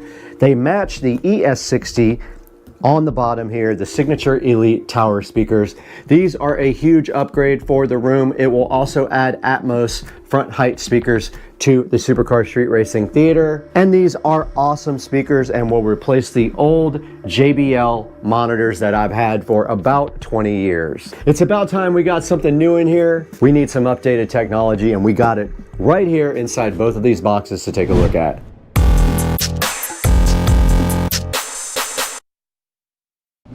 Now, going along with these two guys right here, we also do have some pre-made wiring with banana plugs. It was supposed to be flat, and we also have some Amazon Basics banana plugs right here. These are the best. The ones that I have now are junk, so these will be replacing them as well if we need them. And I got both of these on sale for Black Friday. I don't recall the price, but this was around $300 and this was around $300, a little bit more possibly, but about around $350 on Black Friday. Got both of these at the same time and did the Amazon payment plan with 0% interest. Look into that if you've never done it. They will allow you to pay with your credit card on monthly payments, and they charge you 0 interest. There will be a link in the description to both of these, but now let's get busy getting these things unboxed.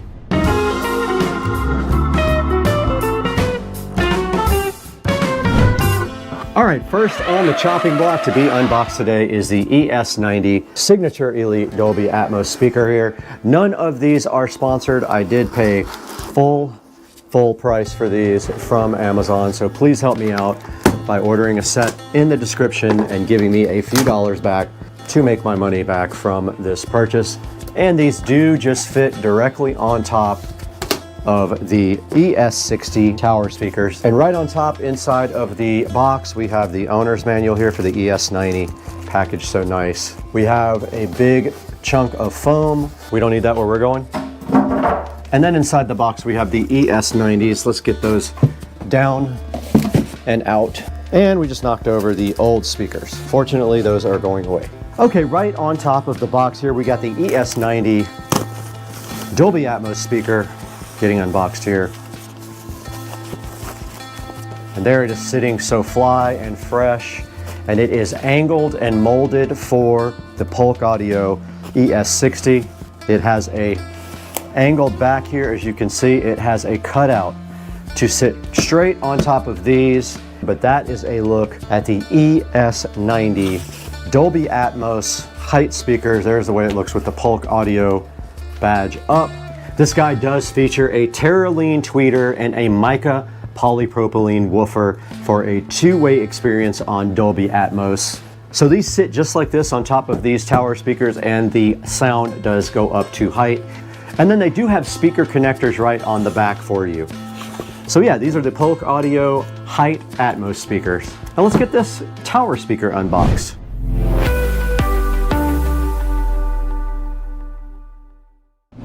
All right, guys, we do have the Polk Signature Elite ES60 tower speakers sitting right here, so fresh. The box is very heavy. Remember, these are not sponsored. Please go down into the description to buy your pair to help the channel out just a little bit. Please like and subscribe also. When you have a moment, that would help us out greatly, as we do not make any money on this channel at all. All the money goes back into the channel to pay for the things that you are seeing right now. We don't need that where we're going. Okay, we did get the Polk audio speakers unboxed here, and inside the box it did come with this owner's manual right here. Now this is the ES60 right here, and on the back of it, which I'll show you in a moment, it does have biamp capability. We'll explain that in a minute. So there are jumpers in place basically if you want to biamp these speakers, and you will see on the back that you have that capability if you have separate amplifiers for your highs and lows here on this guy. Checking out the bottom there, you can see the double binding posts right there, and they are jumpered by gold plated jumpers. We get our other speaker, we'll be able to show more of that, but let's show you how the Dolby Atmos speaker fits right on top. Just like that. Perfect fit. Just like that. That is how you pair the ES60 and ES90 speakers together, and that's how they will sit on this wall. We will be removing this JBL speaker permanently. Taking its place will be a delicious Polk audio tower speaker, which we can go ahead and move into position now. This whole area here is getting redone. We have a runner to put down when we get our audio shelf, which will be here about the same time as the second speaker. The second speaker was a little bit back ordered. I'm going to go ahead and use the existing wiring even though it is shot. And there is a jumper here that allows you to not biamp. Okay, the caps come off here to expose the banana plugs, and if you screw them all the way in, it does help that process. And there we go. This banana plug has seen better days.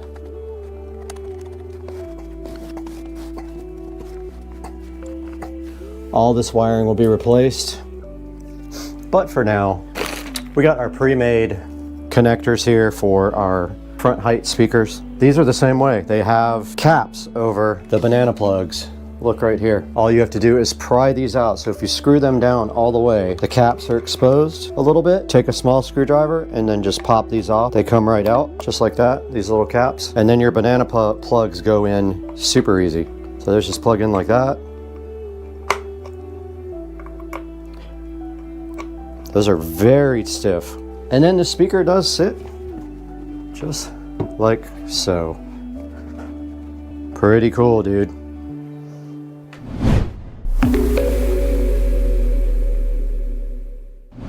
Okay, while we're waiting for our other tower speaker to come in, we can go ahead and put this Atmos speaker on our JBL over here. I'm gonna go ahead and hook up the Atmos front height speakers. Go ahead and get the banana plugs connected. So we have to pry out the caps right here. Just like that. Here's our other set of pre-made 10-foot speaker wire. Comes with the ends already on. All you have to do is just twist them to tighten them up. I don't know why they don't do that from the factory, but they do not. A lot of questions here today are not being answered, but yeah. They're a little difficult to get in. Take a little bit of pressure. That's the way they're designed to work. And obviously this is not going to be perfect till we get our tower.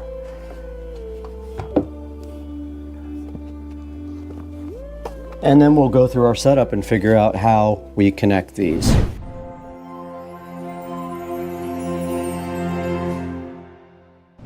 All right, we have set up the Dolby part of the speaker system now. We are good to go. Once that second tower speaker comes in, we'll get the rest of it set up and we'll give you guys another video with the full setup. Let's send it into the studio now with Brad to show you how to buy these online.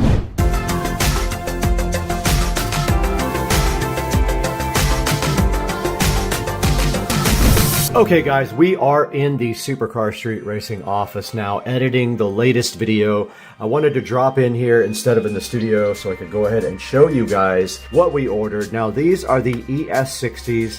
You can see right here they have three 6.5-inch woofers there, and then they also have a tweeter up top. These are bi-ampable, and if you look right here, it says they have a 2.5-way cascading crossover, a Terraline tweeter, and three 6.5-inch woofers for the tower speakers on the ES60s here. And if we go to the next tab here, we have the ES90 height speakers. These guys right here have a nice set of drivers, two-way, a 1-inch Terraline dome tweeter, and a 5.25-inch mica fortified polypropylene mid-range woofer with 75% more surface area than typical 4-inch drivers do. And then I also did order the center channel, the ES35 here, which has six of them, now count it, 6 3-inch woofers, and it does have a 1-inch Terraline tweeter as well, and they are slimline. And so these are all actually on the way right now. The second tower speaker will be here shortly. It will be here, I think,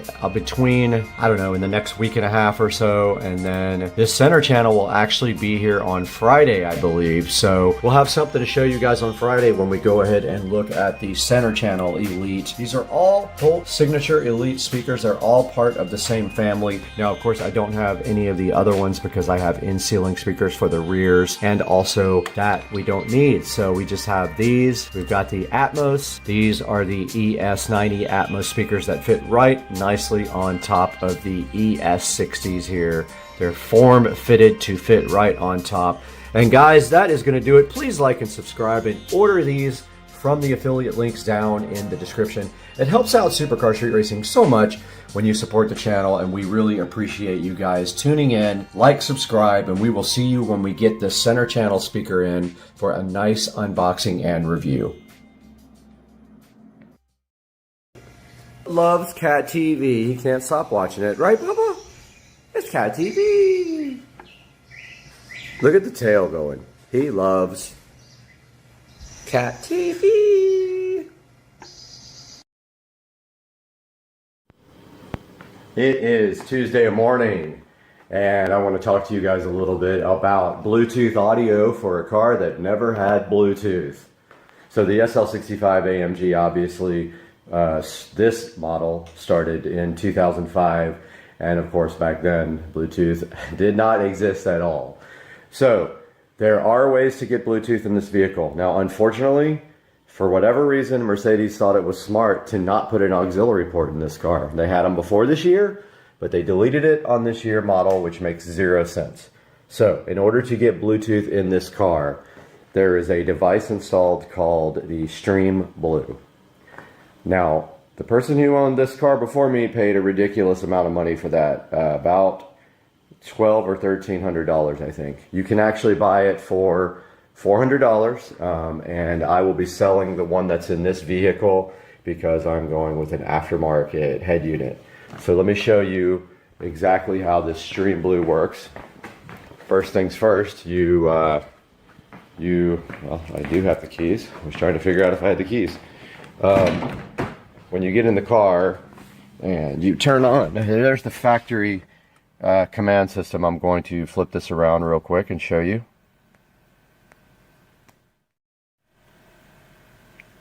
So there's the factory command system, of course, almost 12 years old now. When you put that in there and you turn it on,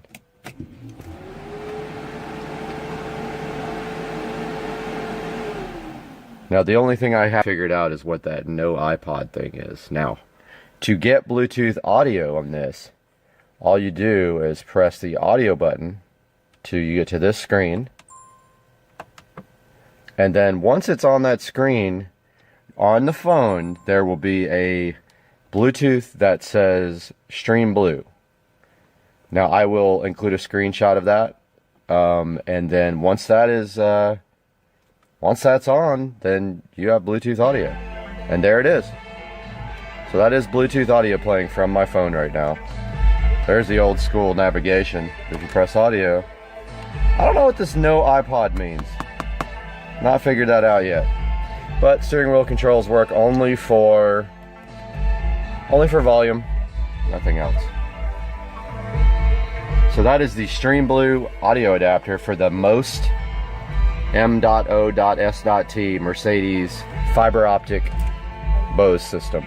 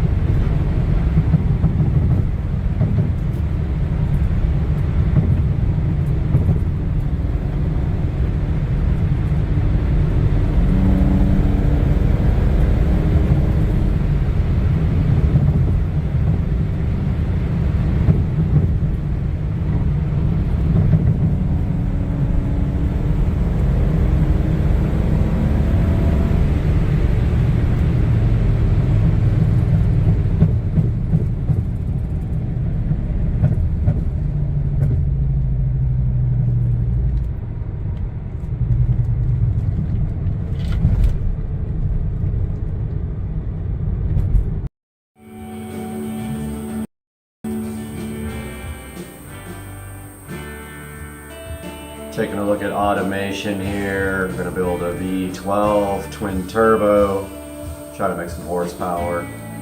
Hopefully my mic is working. It was really distorted last night. Let's go over to Card Designer.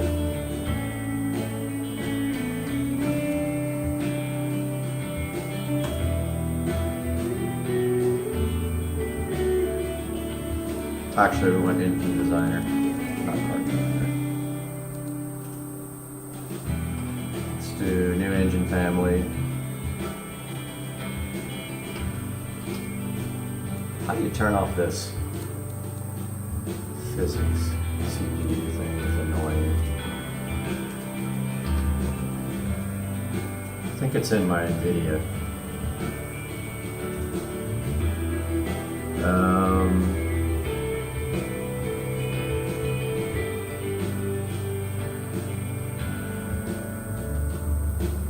Yeah, I'm gonna try to get that turned off, but hopefully it's fine. Audio, I don't think we need this music. Alright. Let's go back to Engine Designer. Let's go to V60. Basically, we're gonna max everything out here with the 12-cylinder magnesium. Notice here it shows you like the weight, material costs, and then engineering time. Do mag. Of course we're gonna go what? Let's see. Bore and stroke. Maxed out. We'll do dual overhead cam, 5 valves, because why not? Looks like ALSI is the best head material. Can't do VVL, variable valve lift. So you got 3 choices here on your crank. You can do cast iron billet or forged. Obviously billet is handles the most RPM here, as you can see. Now we got the connecting rod, and look, you can actually see the engine while we're doing it. Wish we could move this up. Oh, we can. Okay. Good graphics, man. Let's see. Turn off. Physics. CPU overlay. Right click, select control panel, go to control panel 3D settings and unchecks visual 3D setting. I can't right click on the control on the desktop. Alright, I'll worry about that later. Alright, so compression, obviously we want higher compression, but low enough that when we turbocharge we won't have any you know, any detonation. So let's go for like 11.5, which is a little high for a forced induction. Let's do a race cam. Can't do VVL, variable valve lift. We can do variable valve timing though. All cams. Let's check the quality up, of course, because why not? Because everything's free. Oh, man, I heard something outside. I don't know what that was, guys. Alright, so we're doing twin turbos. We're going to do ball bearing turbos. We're going to do, why not, a 12,000 horsepower intercooler. There it is right there. Let's do a custom preset here. So we're going to have a 3.8 compressor. Of course, it's going to be laggy, but who cares? The turbine wheel is going to be 4.11. The more AR you make, the more horsepower you make. It's the compressor backside. We're going to let it do all the boost, 43 PSI, and jack the quality up, and you can see the difference here. There's what it looks like so far. Let's go hit the next button. I think I found the NVIDIA control panel. Oh, I did. Let's see if I can get this physics CPU thing here off. Alright, so we're going to do injection, obviously. And there it is. 3D settings. Where is the show physics? Enable overlays. Where is it? Okay, I don't understand. Alright. Uncheck the show physics. Okay, go to control panel 3D settings. I unchecked it. Oh, maybe I have to exit the game. Okay, anyway, looking like we got our fuel mixture here. We want to be in the low 11s, 10.5 to 11 when you're under full boost. Hopefully the thing knows how to curve the fuel. More timing, of course, means more power. However, you can run into issues with detonation, so we're going to try advancing the timing a little bit of time. This thing doesn't like a lot of RPMs. About 7,500 is the max where you start breaking stuff. Check the quality up here. Hopefully my camera is not like, audio is not distorted again.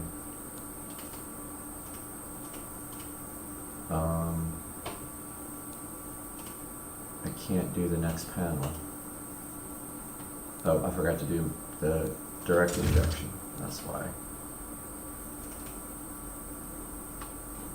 First on the race intake. Why not do 100 octane, right? Look at our turbo setup. I mean, pretty simple setup.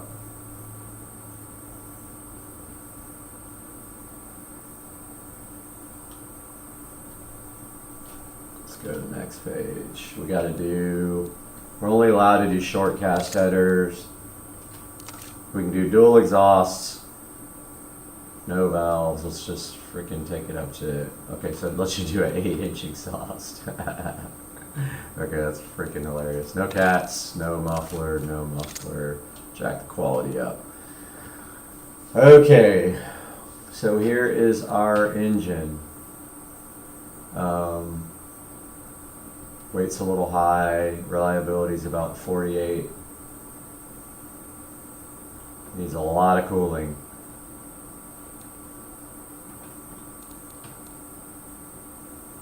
Costs $27,000 to build.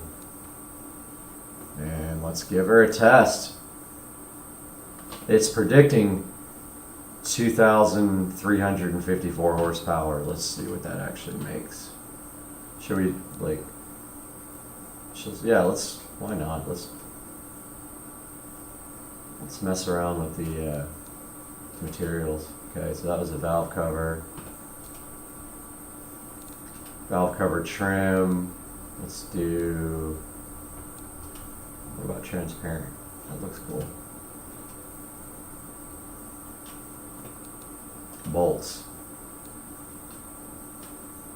Let's see. Paint. They gotta be like zinc.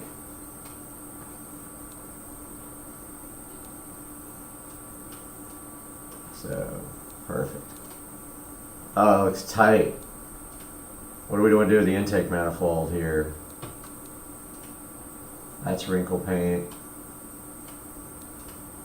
Carbon fiber, hell yeah. Valve cover design. Space age. Alright, so let's go ahead and give this guy a test. Let's let the automatic testing go. Right. Makes power.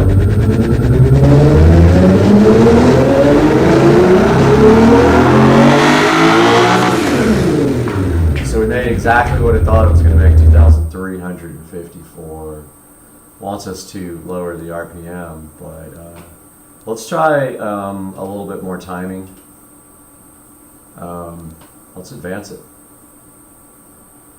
It actually is predicting a little bit more power.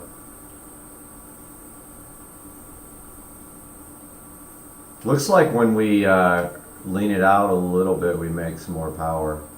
Most it wants us to make is about 20, let's see, about 20, what, 27, yeah, 27 something. 2,729 horsepower. And it still doesn't make any more power if you jack the RPMs up. Let's bring them back down until it stops making power. So 2770, 2751, it's making less and less.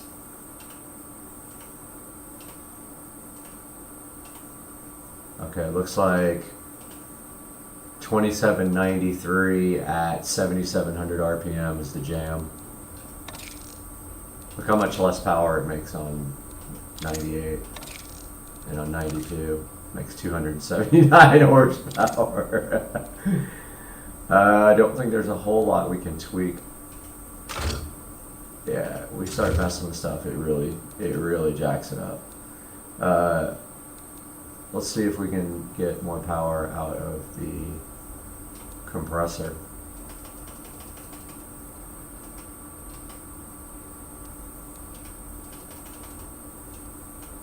Nothing there. Yeah, it's just basically maxed out if you go full compressor. It's a bummer we can't go any more boost, you know? Let's test this guy. Still says we got RPMs. It says it's too rich, but the power is definitely there. Let's test it.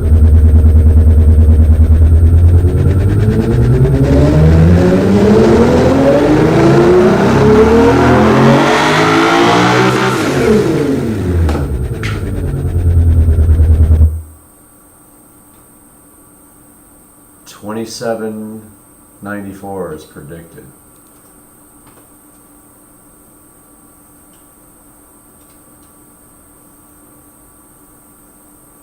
Give her a little run here. Check her out in 3D.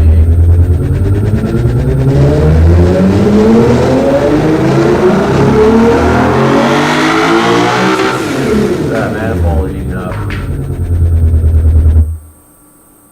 Cool. So 2,794 horsepower V12 in automation. Pretty freaking cool, dude. Mess with this a little bit more with you guys in another video.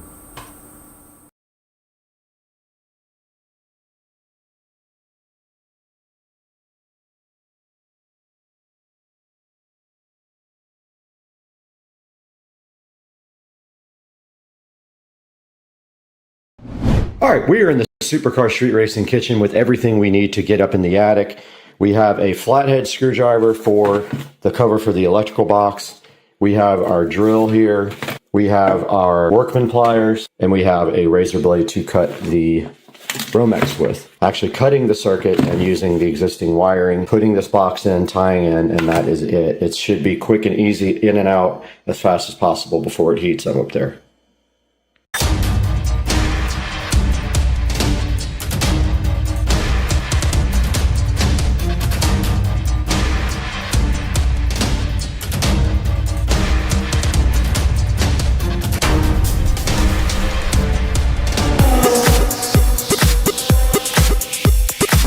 Outside from Supercar Street Racing abode, we can see here that we have actually pre-wired for the LED sconce lights that are coming in the next few hours. All right, so the next step of the process is to get this light out. It will no longer be, and we need to take that out right now, so let's get that done.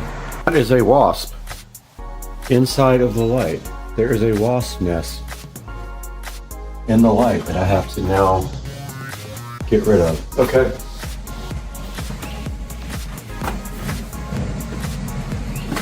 Got a towel here.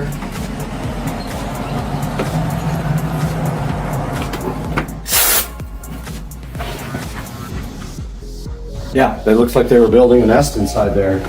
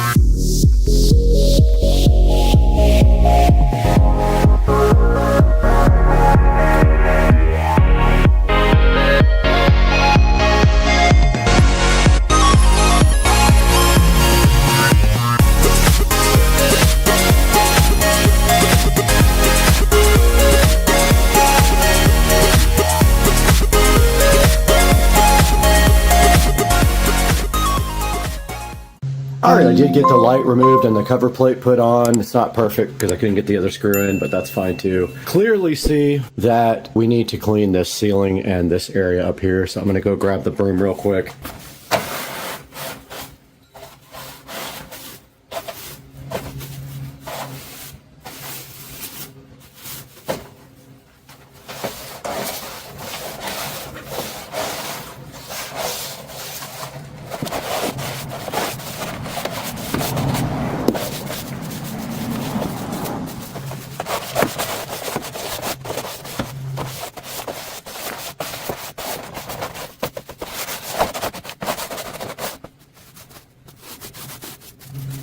Okay, this area is ready now for the new LED sconce lights. They will go here and here. They will mount directly to this board here. And then we just have to cut these wires and tap right into the existing electrical on the sconce lights. And those guys are expected to be here within the next 2 or 3 hours.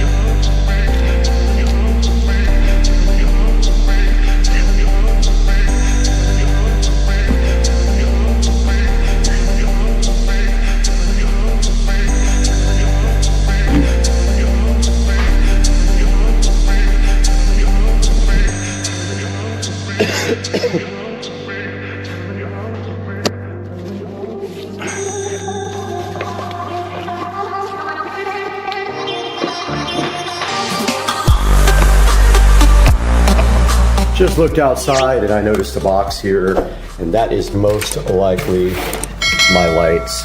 It is them. Let's go ahead and get this inside. All right, just got this opened up, and I wanted to show you guys the quality of this packaging compared to maybe something of a cheaper nature. They have all this nice padding inside. It's very well taped up. It did come from China. I will go ahead and say that right now, but look at all the nice padding inside. And it's not cheap padding either, it's the good stuff. And then the two lights are sitting right inside there. Let's get them out now and take a look at what we have. Here is a good look at the LED wall sconce. It is very heavy. It is glass, you can tell.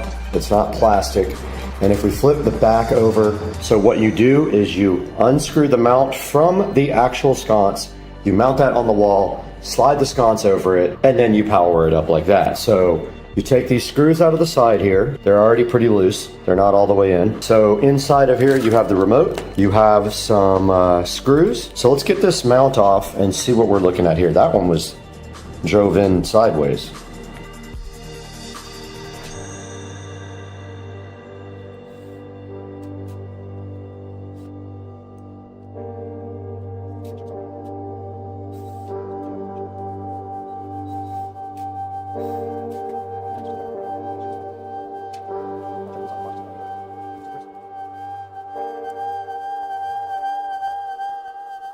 UL listed to give us some more room in here. That's it, basically. You have your power here.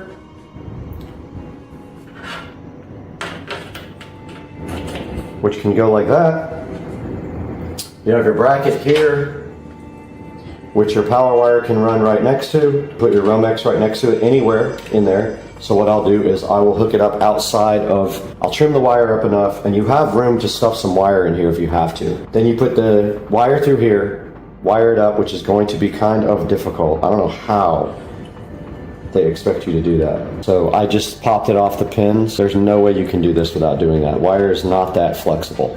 And to be honest with you, this is not going to get wet, but it might get hosed off at some point. So you want to get this as waterproof as you can. Our goal is to mount this dead center at 47 and run the wire along the side.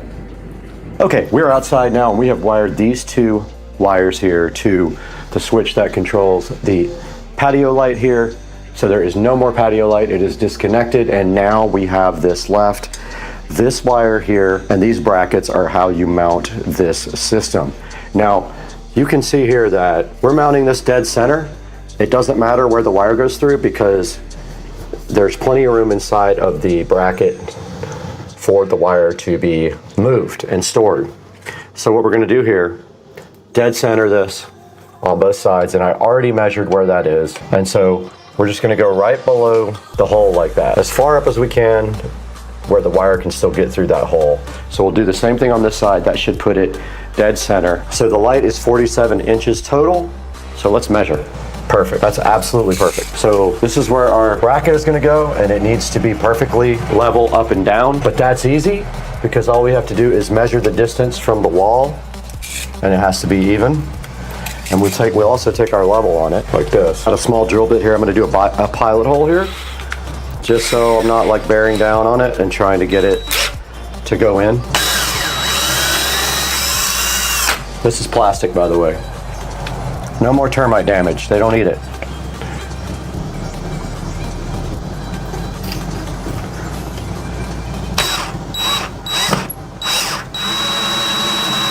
Oh, it moved.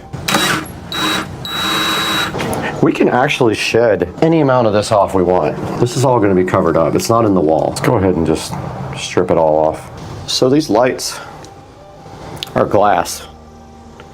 If you're going to put them somewhere, make sure you put something down to protect them. And you have this big long extension here. Doesn't need much stripped off, so I'm just going to strip off a tiny bit.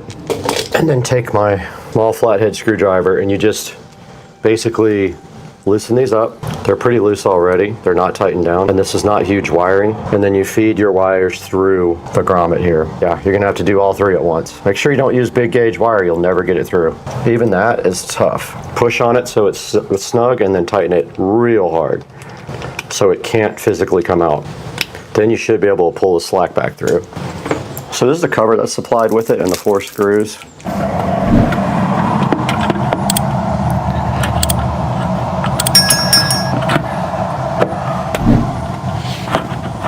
Not gonna get those other sides in.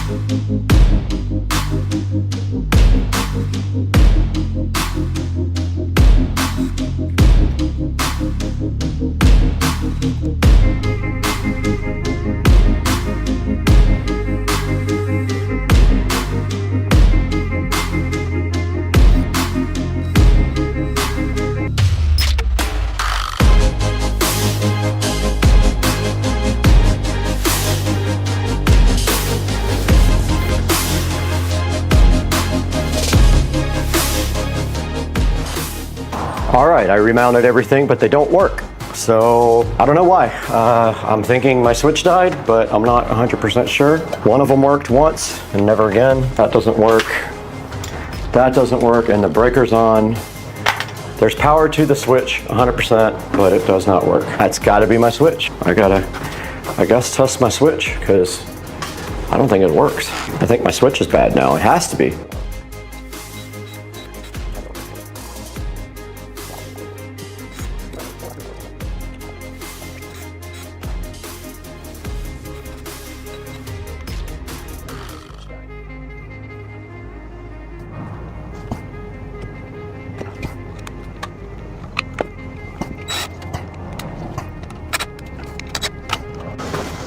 Okay, I did get the lights finally hooked up and on.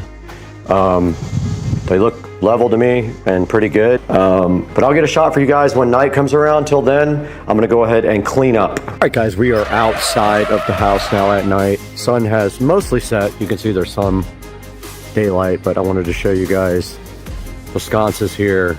And you can see right there as we walk up, they are set on warm white along with all the other lights. And I have the garage, kitchen, and foyer on purple.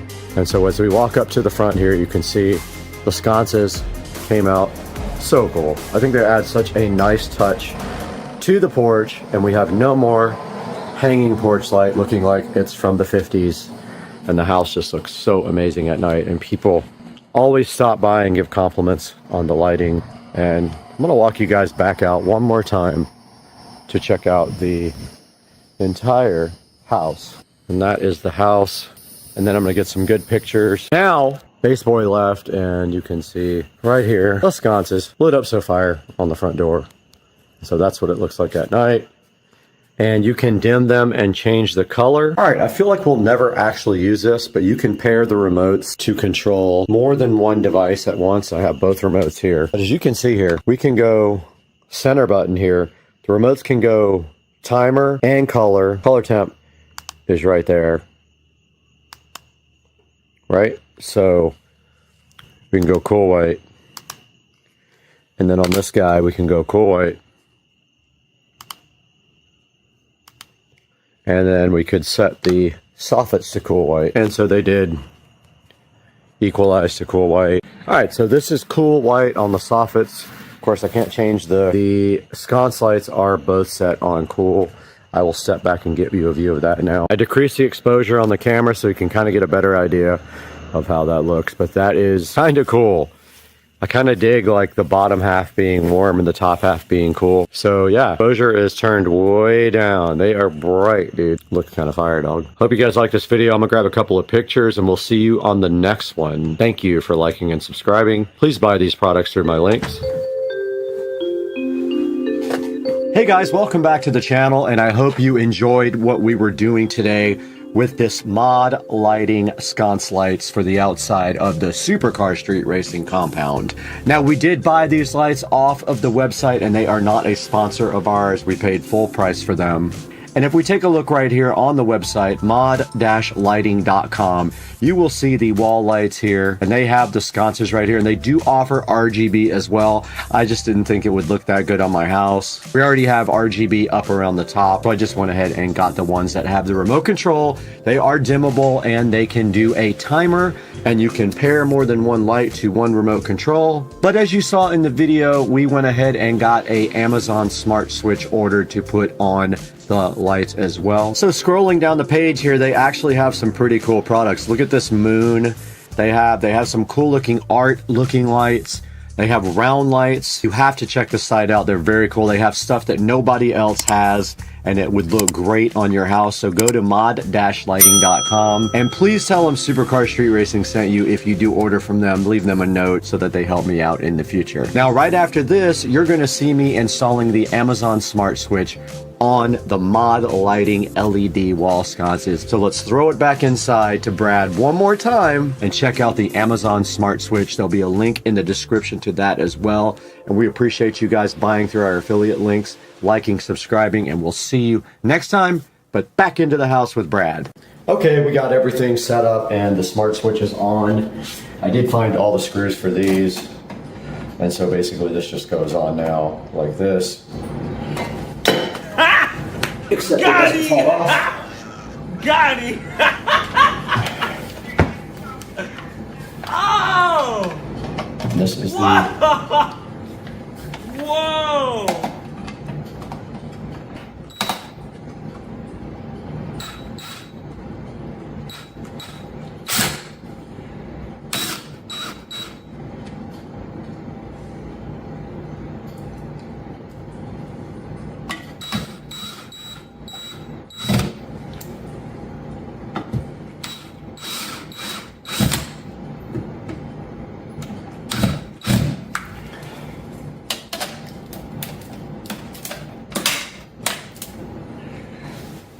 done.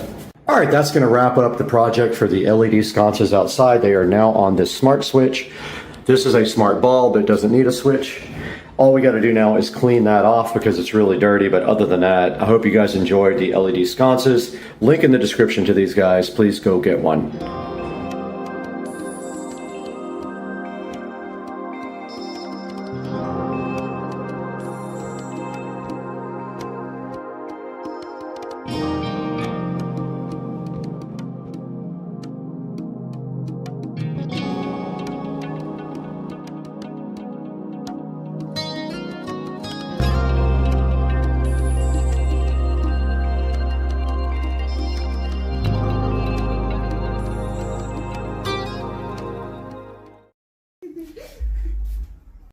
Okay, so I don't know what happened. These two came over and then this happened. Oh my god! What? What did you do? I don't know. What is all this? What? Crazy. Just got a text. Can you believe it? Oh boy. Looks like we got a present out here we need to bring inside. Well, I accidentally hit stop there. Package got to the U.S. and got lost in Philadelphia. Never heard from again. And of course, you know UPS. Basically, if your package doesn't show up, that's the last time you're ever going to hear from them, because investigation did nothing. Never even heard from those guys after an investigation was opened on the package. So the guys at ID4 decided to go ahead and ship me another one. Very difficult to unbox and film at the same time, but we're going to do that. So here we go. We have the ID4 digital gauge cluster here. We're going to be right back. All right, so full of peanuts. That's good, right? I'm going to dump some of these peanuts out and then start the video again. All right, I really meant for this unboxing to go smoother, literally. Here's the first thing I see. Looks like it might be part of the, yeah, so it looks like the top part of the instrument cluster there. Yep. Set that aside over here so it doesn't get damaged. Sorry, the dishwasher is running. There's that. Took some of these peanuts out. You can see it is well packed. Now we've got a box here. Let's take a look at this and see what this is about.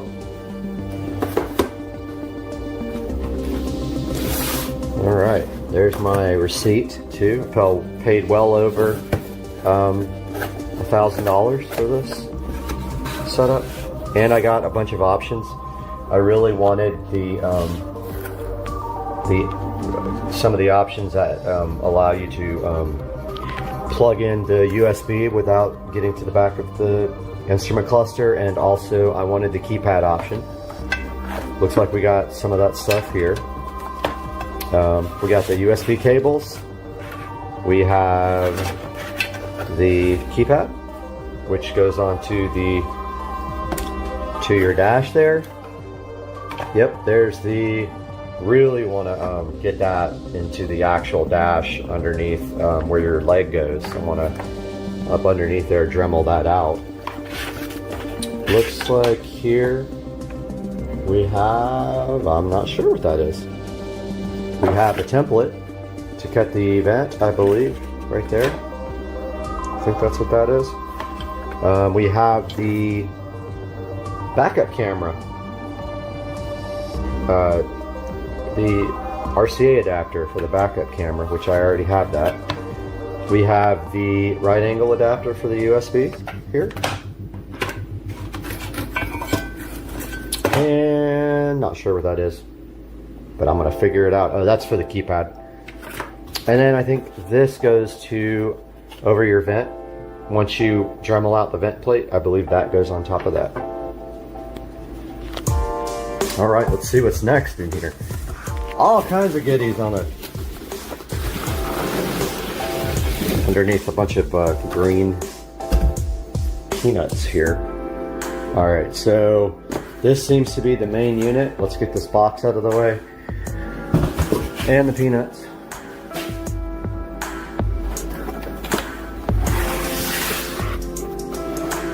Yep. So yeah, I really felt bad for these guys because they had to make me a new one after UPS lost it, and hopefully they get all their money back. I'm gonna go ahead and unbox this and restart.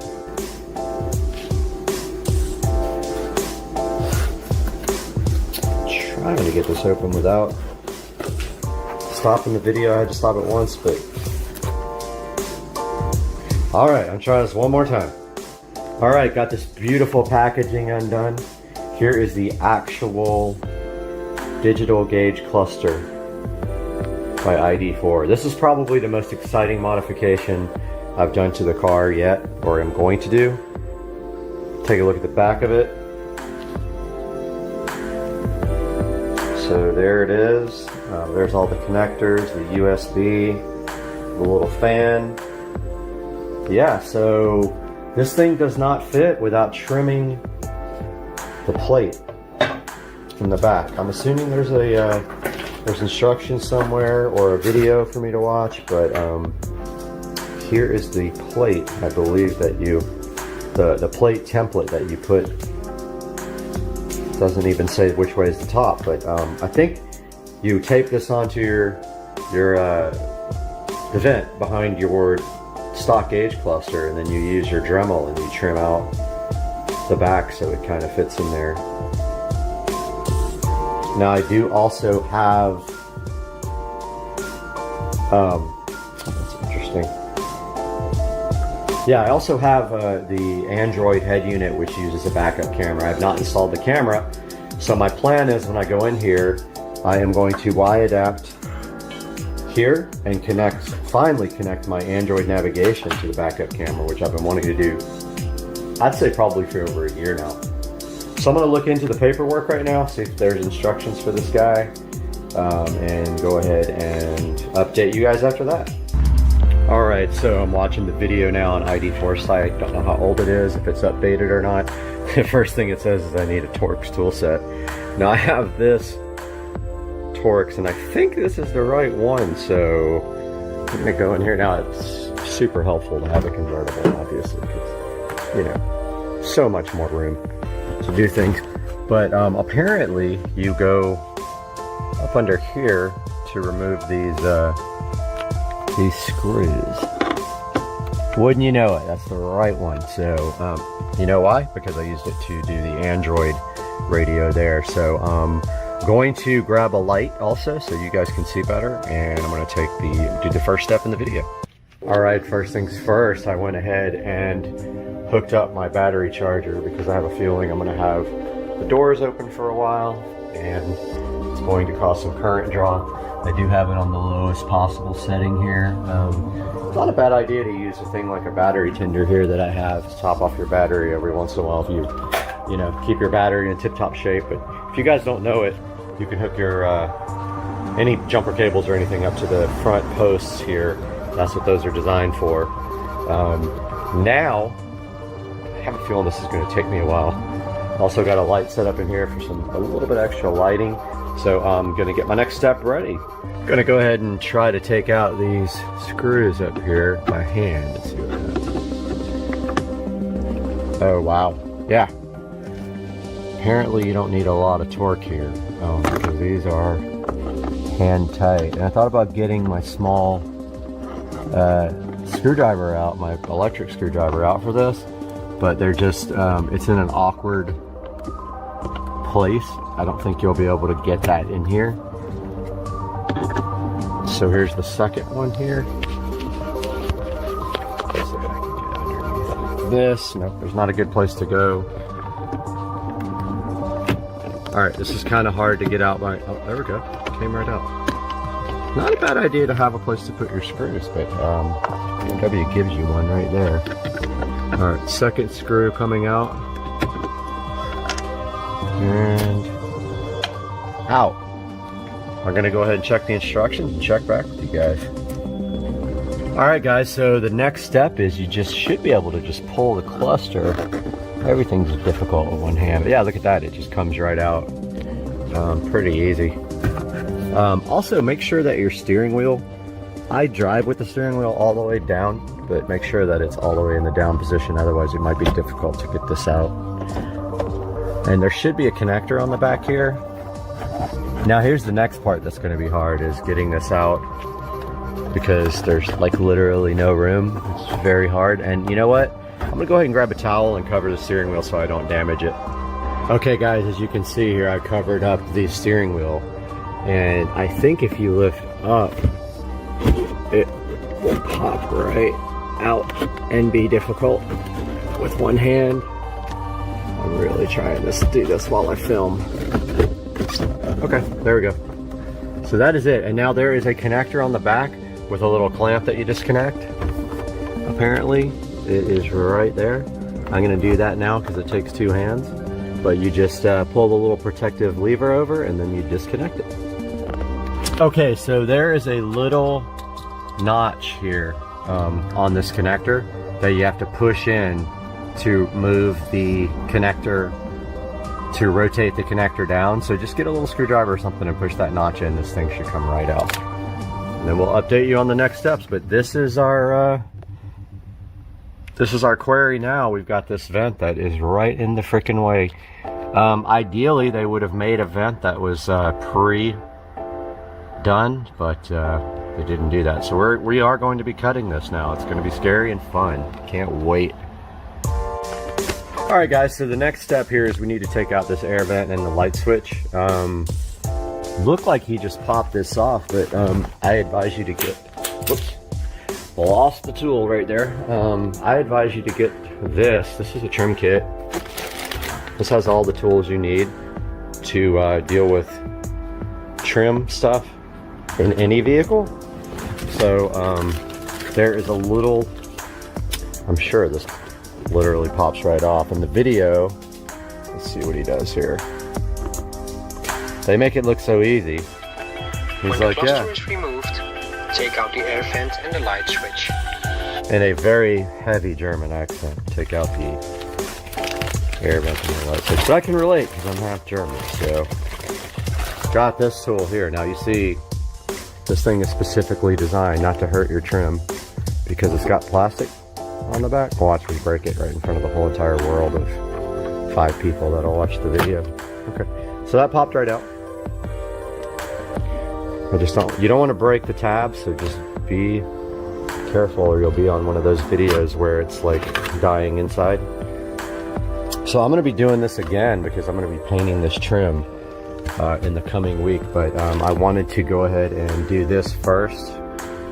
But yeah, so wow, check that out. Now we also got to take out the headlight switch, but now that you're in it, I'm assuming it pops right out. I am assuming. Okay. Boy, I love how much focus. I love how much space there is. Look at this. Amazing. All right, let's see what we do next here on the video.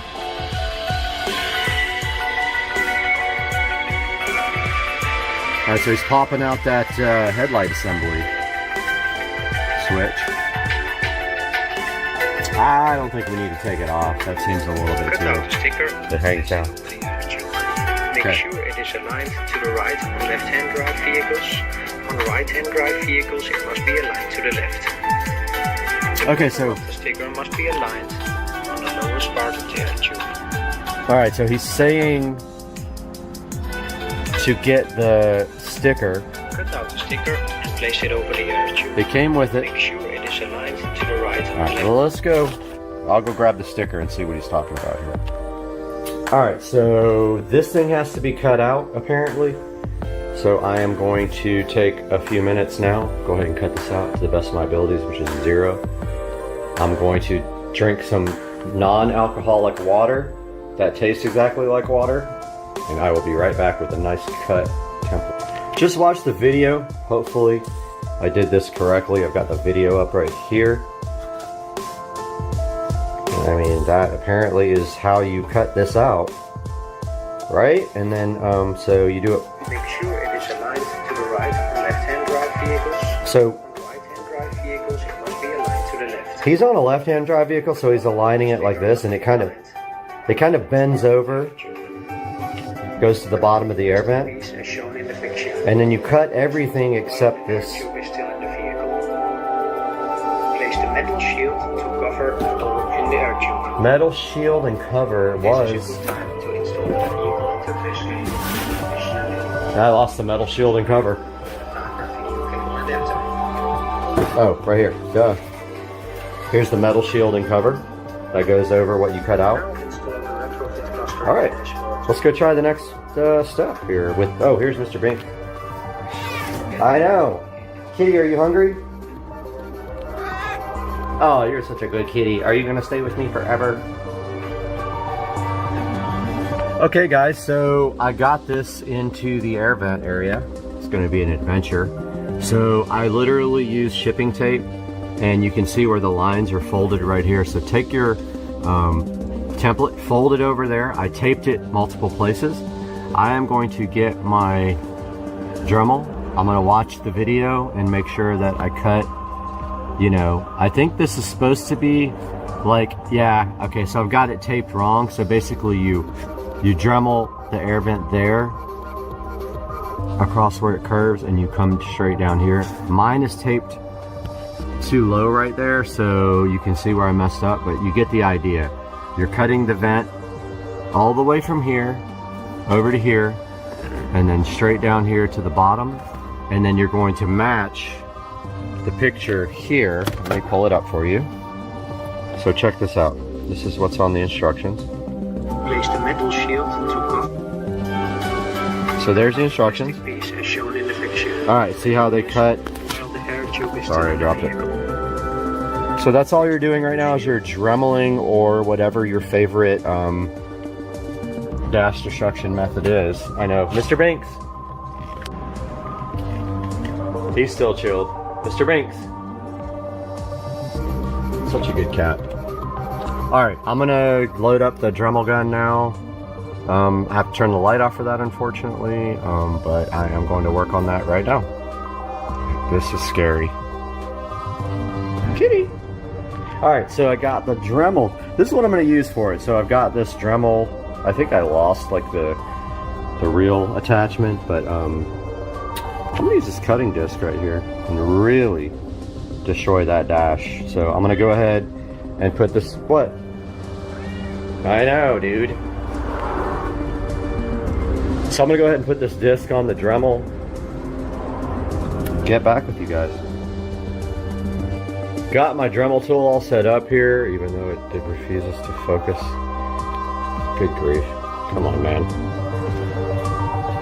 So yeah, gonna go ahead and mount this to the Dremel, and I'm gonna Dremel out that air vent and destroy my car.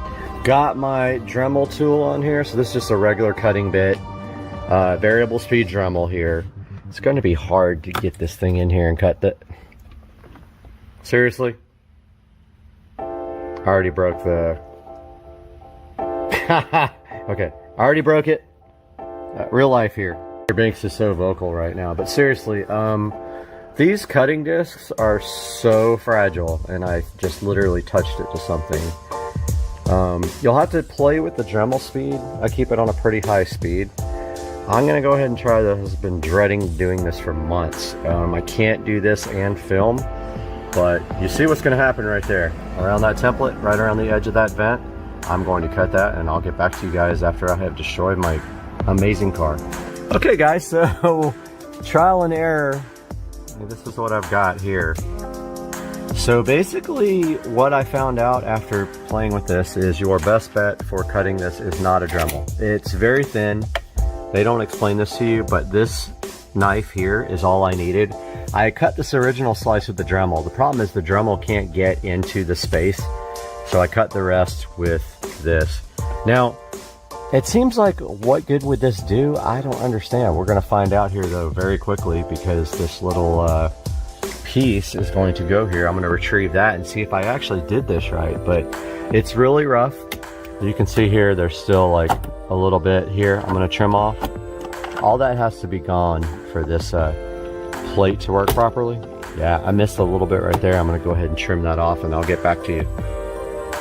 Okay, I wanted to update you guys. This is the cable for the backup camera.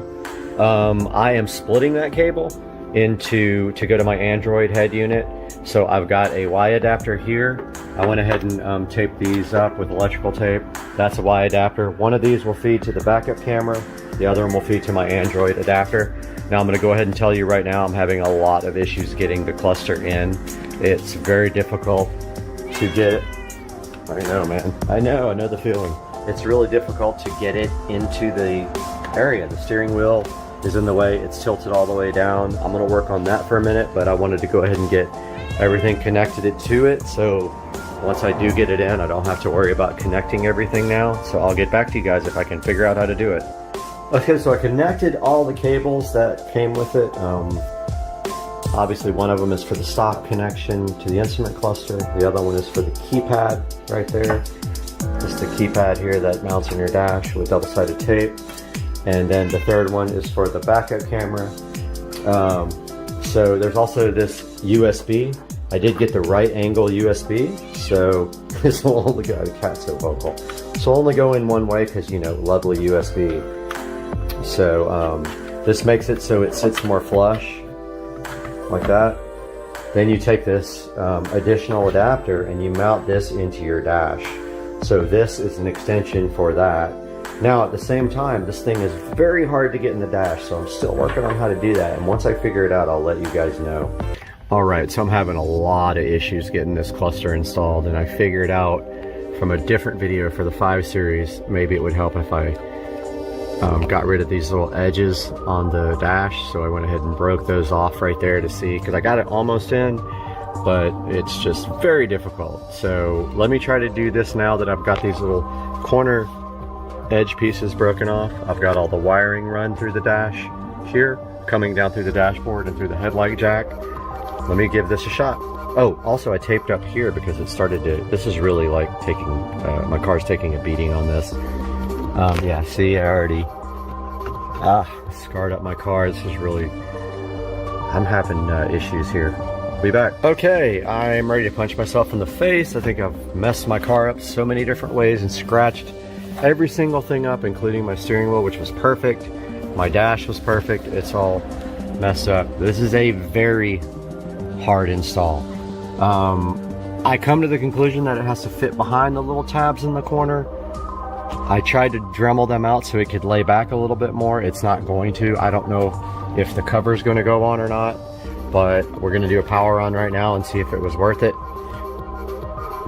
Okay, well that's pretty freaking awesome. And if we go over here, we can get the Android. All right, so now the challenge is getting this thing mounted and getting this trim ring on. And oh, also, by the way, during this whole process, I lost this little clip. Yep. So now I don't know what I'm going to do about that. I don't have it. It fell into the dash. It's freaking gone. I'm going to work on this. Goodbye. All right, so it is the next day. Wow. What a night. What can I say? I spent 5 hours trying to get this thing installed yesterday. All I can say is this about this, because I don't want to give the company a bad rap at all. So the first package I got from them got lost. Not their fault. Second package came. I followed the instructions. I cut the air vent. Still, I could not get this thing installed. Now, I made the biggest mistake in the world. I didn't protect my steering wheel and my cover here for the steering wheel that great. And yeah, I scratched up my interior, which was perfect before. My steering wheel has marks on it now, which it did not before. So that was my impatience after being frustrated with this thing. Also, it is not lined up correctly. It needs to go down about 1/4 of an inch, so I'm going to be removing it again and cutting away some more of the vent. And I want to go get some of that flexible aluminum tape instead of the little cover that they supply to fill the vent. So for now, I stuffed a towel in the vent to keep the air going, but I want to show you guys what this thing looks like. And again, I actually scratched up the screen right here just a tiny bit, which I think might come out with plastic polish. I scratched up my steering wheel. I scratched up my top of the steering wheel cover. I scratched up my dash out of frustration, and then in the last just ditch effort to ruin my entire car, I scratched my tint right here. So wonderful, now I have scratched up front tint. So overall experience with this has been a nightmare. This is all I'll say. It is still so hard to get in that I had to force it into the position where it is now, and I didn't use the stock factory screw holes. I put self-tapping screws in wherever this thing would go, but it is in. But you can see at the bottom, the lip is showing there. That needs to be fixed. So let's start it up and show you what it's like. So I don't know why the, okay, so high battery drain is on, which I don't understand why. The car's been off. That's something I need to look at. And actually the car's on a charger right now, so that's interesting. High battery drain, okay. Increased battery. Okay, so that's new since I put the screen in. But as you can see here, I got the screen installed and I did configure it. There's the RPMs, and this is how it looks. And you can either use your stock here to go into the menu. So you push in the menu button there, and that's where you have the configuration items. I do have it on, I'm not sure which one I have it on right now. I think this is one of the sport ones.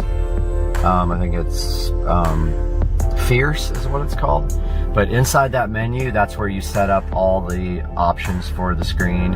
You can set up a display for when you're normally driving, and then when you go into sport. So you notice how when I go into sport, I have it changed to a different theme, which is called orange. I don't know, sport orange or something like that. I can't remember what it's called. But notice, like, I've configured it the way I wanted it. I set up horsepower and torque right here as the extra gauge that I wanted. I got the M Sport logo. Pretty cool. Now it doesn't show boost. I heard they're working on that, but I don't know if that's ever going to be available. But I wanted to just show you guys because I had such an experience with this thing that was a nightmare, and still not right. I did not install my camera yet. I've got the cables all back here. The keypad for it, I did not install either because I was so frustrated at the end of my night. I literally just wanted to throw it out the window, and that's why I threw something at my front windshield. But honestly, my front windshield needs to be replaced anyway, so that's probably going to happen soon. But wanted to show you guys this, and if you go in here and you go into appearance and you go into themes,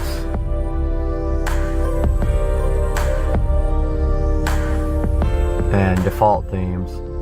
So default means when you're not in sport mode.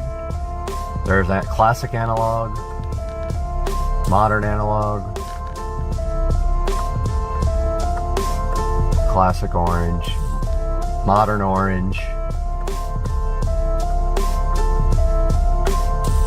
bright blaze. Okay, that's what I have set for when I go into sport mode. And fierce blaze is what I have set up all the time. And so there's plenty of other options for this thing. You can set up an extra gauge like oil temperature, oil pressure, whatever you feel like you want. But it's cool so far. It's definitely an expensive purchase, and this is all I can suggest to you. I would personally probably get a professional installer to do this. And honestly, I would ditch the plate that comes with it to cover the air vent, and I would just use the aluminum tape. Like, it's, you know, it's like flexible metal tape, because you can also push on that a little bit if you have to get this thing in. And I'm not kidding you, I had to force this thing in where it is right now, and still this bottom lip is showing, which is bothering me. So I'm going to take it all out. I'm going to Dremel out the vent pretty much completely out of where it shows up behind the cluster, and then I'm going to put the cluster back in, hopefully. So I'll update you guys when I do that, but I wanted you guys to see how the display looks, and I want to get this video edited and up. If you have any questions, post them in my comment section. Have a good day, Supercar Street Racing. This is rosemary seared New York strip with Dukes of Duval. Yeah, Joe? Yep. What's the secret? You got 5 seconds. A lot of love, man. That's all. Stay left. That looks fantastic. What's up, everybody? Got the Aor Day or R Day or whatever it's called phone tripod, because the last one broke because it was so crappy. The minute you tried to tighten up the little hinge that stops it from moving, it broke. So I'm trying not to show my address here, so bear with me while I open this package with one hand, because that's what this is actually for. So I can do this stuff for you guys without having to use one hand. So let's take a look at this guy right out of the package.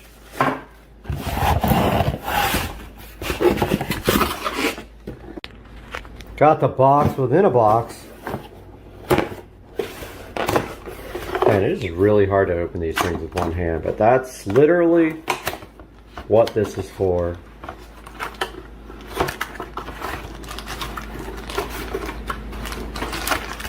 Alright, so, alright, well I guess that's going back now. So part of it fell on the floor right here. Looks like the part that you mount your phone to. Looks like we got a pretty hefty tripod, which a lot of people complain because this was heavy when you want to just do selfies and stuff. But like, dude, if you get a cheap one, it's not going to be light. I mean, you're going to have issues with that. I had it. Mine was like 3 ounces. It broke the second I tightened up that right there. It couldn't handle the weight of the phone, so it immediately broke when I tried to put the phone on it. And here's the phone interface. So that screws on right here to the end of this guy.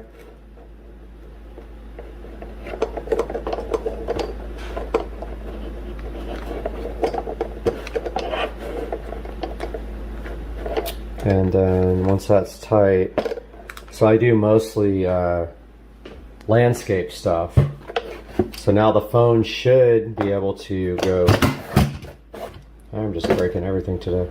Should be able to go right here somehow. I don't know how you open up this guy right here, but that needs to open up because I have a larger phone. So let me check that out and see how you do that, and I'll be right back.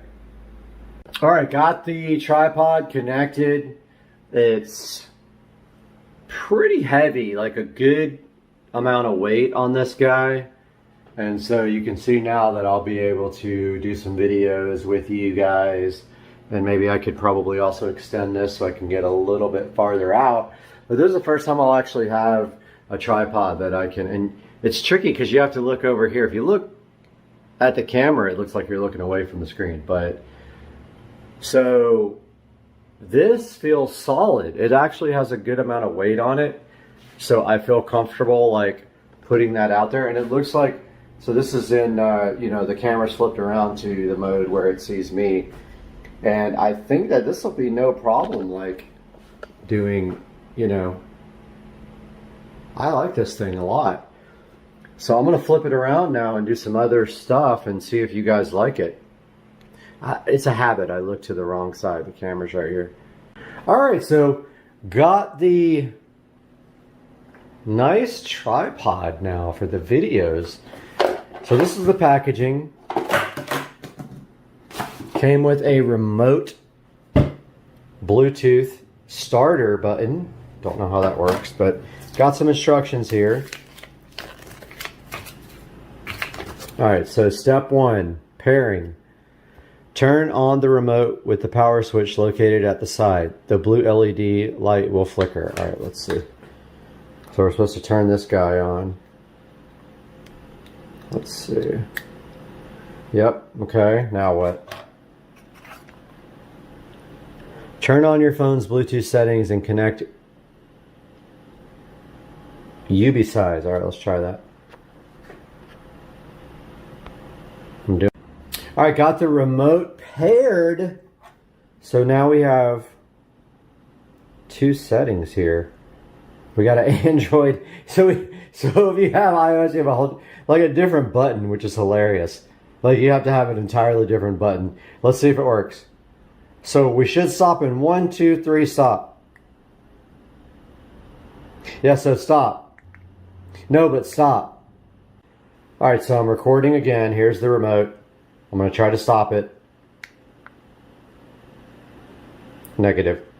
Okay, so it says step 2. I'll probably miss something. Okay, step 2. Open your phone's camera app. Press the button associated with your phone's operating system. If your camera does not respond, it may not be compatible. So I guess it's not compatible. So I guess I can't do this. A lot of people. Okay, Samsung. Go to camera settings, volume keys function, and choose record video. Open the native camera. Click the iOS button, not Android, and start the video. Click again to stop. Let's see. Okay, so that did stop it. I'm going to stop it again and try to start it. Wow. Okay, so the so the iOS button works on Android. So please tell me how that even is a thing. So So there's the remote and the iOS button. 3, 2, 1. Yep. So the iOS button works on Android, which is freaking hilarious. I love it. So we do have the new remote, which I will post a link to in the description. It comes with a nice little thing here. It is beefy. I love that. Like, I'm not mad at you if you're going to produce a good product. I'm mad at you when you produce a product that's supposed to work and does not. This guy works with an S20 Ultra, which is heavy. It's holding the phone perfectly. There's absolutely no issues with this. And dude, I'm not mad at you. Good job. I'm going to have to give this a good review. So look, so I raise up. Yeah, so I move it this way. No issues. It doesn't tilt, doesn't. And I'm literally holding this by the tripod. So I'm holding it by the legs. This is, okay, some people, I guess this would be annoying, like if you're doing selfie stuff. It's a little heavy. I'd say it's a couple pounds. But dude, I mean, work on your biceps, whatever. So, oh, this is so much better. And I'll be able to set this thing up and actually, you know, shoot myself doing products and things like that. So I think maybe tomorrow I'll be able to do a nice new video. I've got one planned, so I'll probably shoot it with that. But there's the different tripods you can get. And so you can extend this guy pretty far, 62 inches. So you can do like, you can do selfie stick. I don't think I'll ever do that. I think the maximum I need is like maybe what it is right now. I don't really do a lot of selfie stuff, and I think if I do, I think I'll set it up like a tripod and just sit back and do like a nice presentation with it. So I'm going to put a link to the description, in the description for this guy, and I hope you guys try it if you're into using your camera for video. I mean, let's take it out here. Uh-oh. We might have a Karen showing up for Motorbike Boy. But yeah, this thing is awesome. That's what it looks like in Florida at 71 degrees. There's the beamer.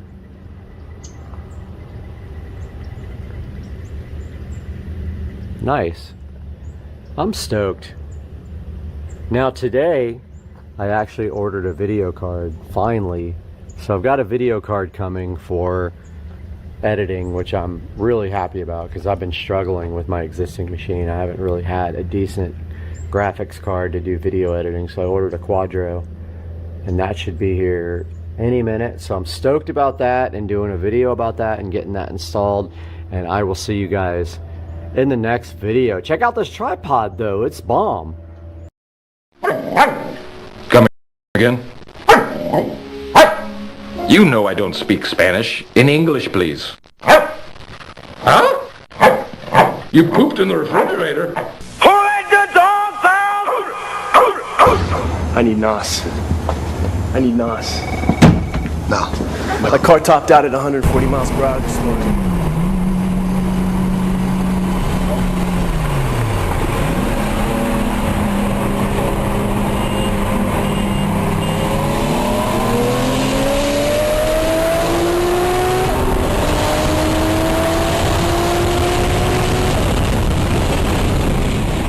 You got knocked the fuck out!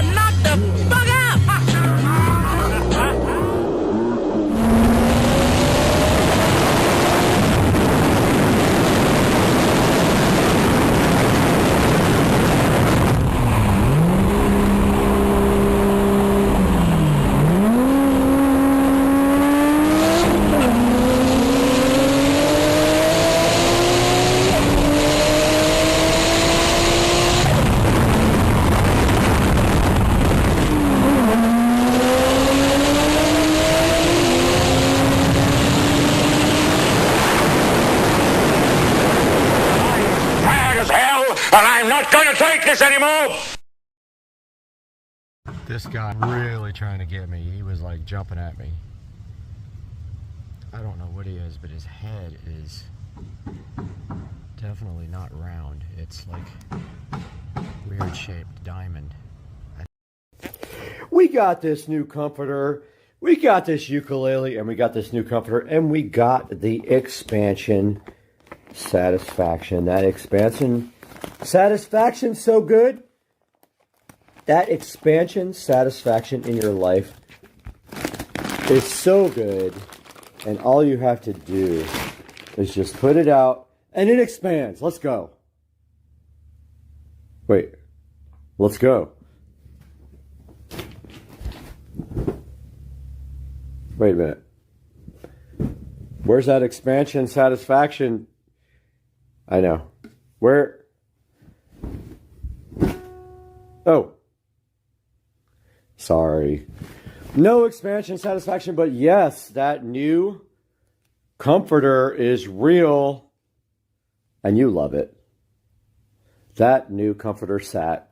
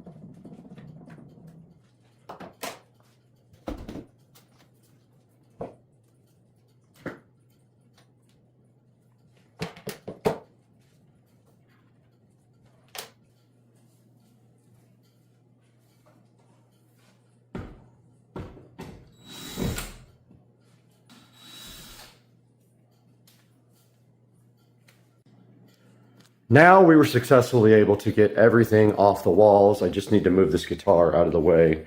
Other than that, we got everything out of the kitchen and everything off the walls. The only thing I didn't really do was pull this out all the way. I'm waiting to see how much of this I need to get out of here so they can paint behind it. The subwoofer's kind of in the way back there. So now we're just waiting for the painters to get here at 9:30. Whatever I need to do, I can probably do then. And my thing fell off the stove. I got to recover that.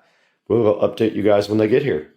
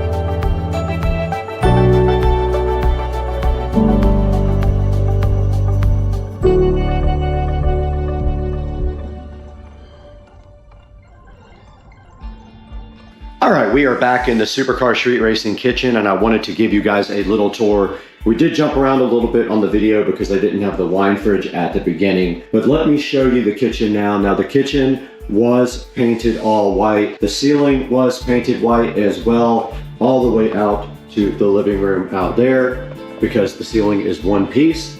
So that was all done in flat black, along with the walls also done in flat black. And they also redid my trim for me.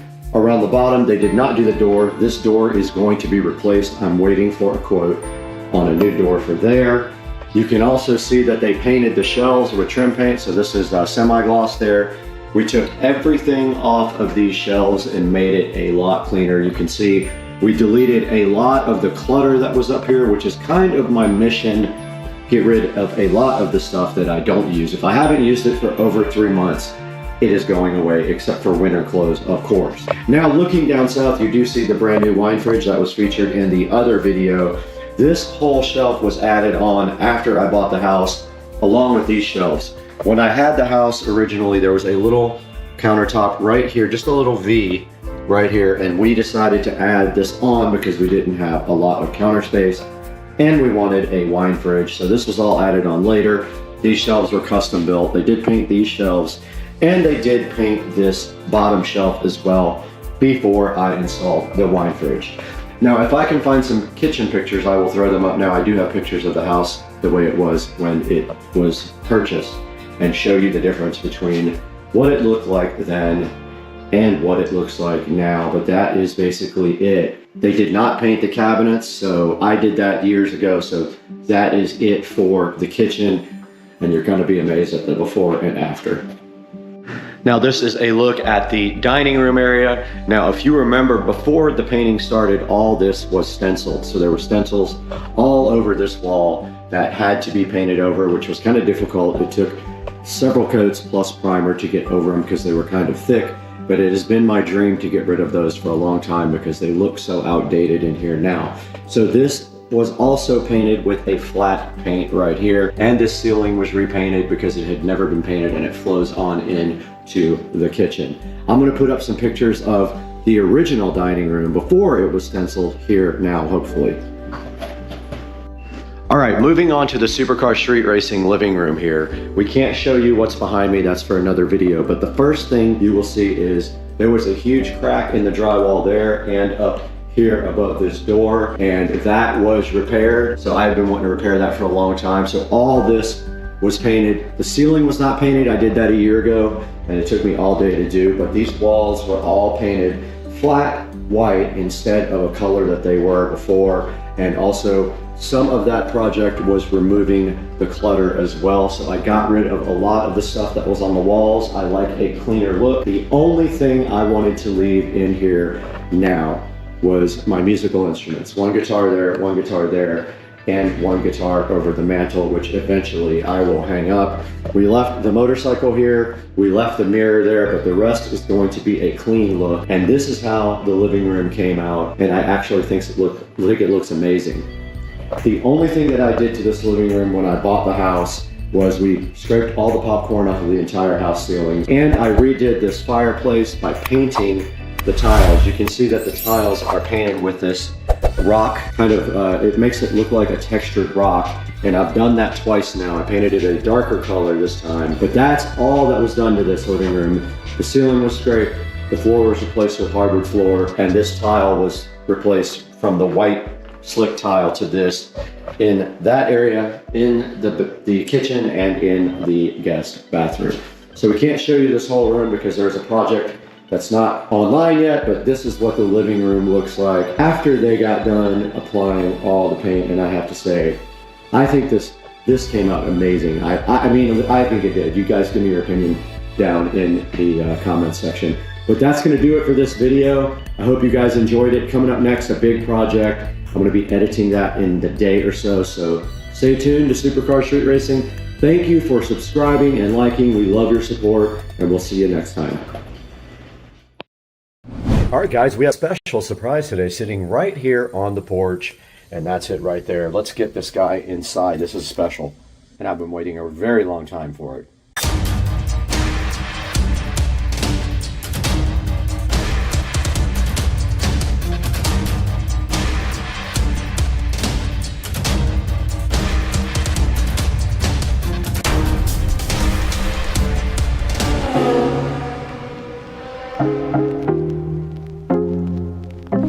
Back in the kitchen in the SCSR compound, and right in front of me is something that we've been waiting for about 3 months, and it finally came. And now you know why the kitchen is the appropriate place for this, because this is the Circulon 10-piece set plus bonus tool that I got for free for purchasing this guy, the induction cooktop from Samsung. And if you look right here, there is the induction cooktop that has never been used before. I have not used it one single time. And if you notice right here, it does say induction. Now you will read different things online as to what is appropriate about the induction process and what you can and cannot use.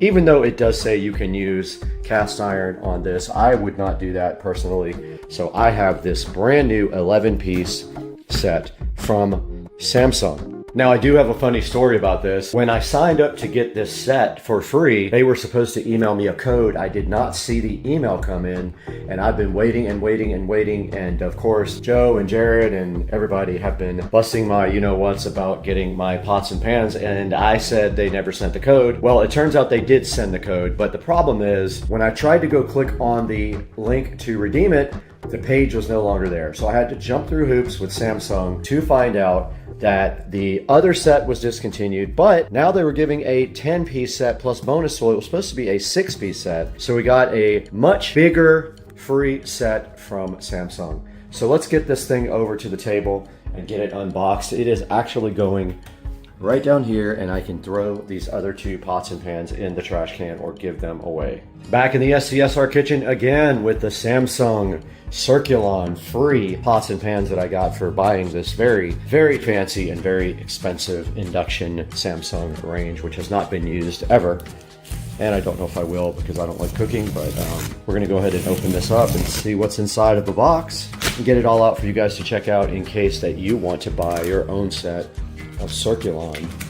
Now this is the 10-piece with bonus tool, 1 set, made in Thailand, weighs about 25 pounds. And let's go ahead and open it up now. And inside of the box is another box, of course, and it is backwards. So that ruined the unboxing completely, I think. There is the nice steel shield. Cooks like steel, cleans like non-stick. Circulon 10-piece bonus set. Let's get it out of the box.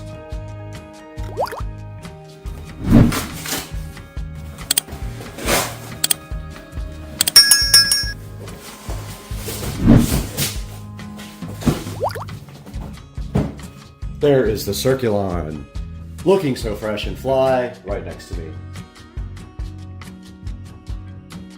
And inside of the box that was inside of the box,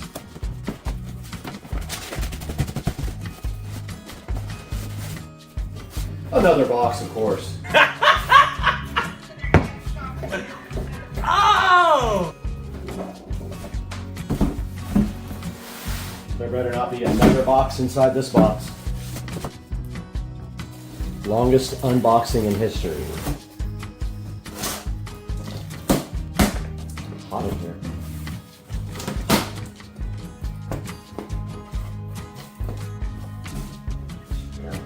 Alright, we got the Circulon box open here, and you can see right at the top there is more cardboard than I've ever seen in any box in my life, protecting these amazing Circulon induction style pots and pans. And there is a good look at a very nice pan from Circulon. These are very high quality. See it stamped on the back? That's the first one in the set right there. Moving further into the set of Circulon, we have a nice pan here.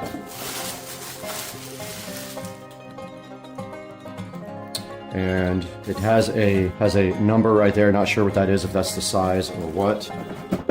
Here's the next one. Awesome pot.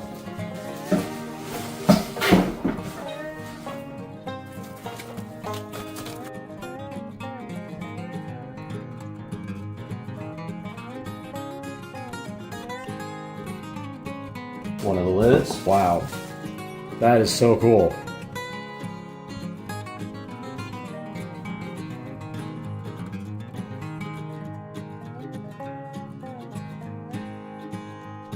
That lid did fit that one.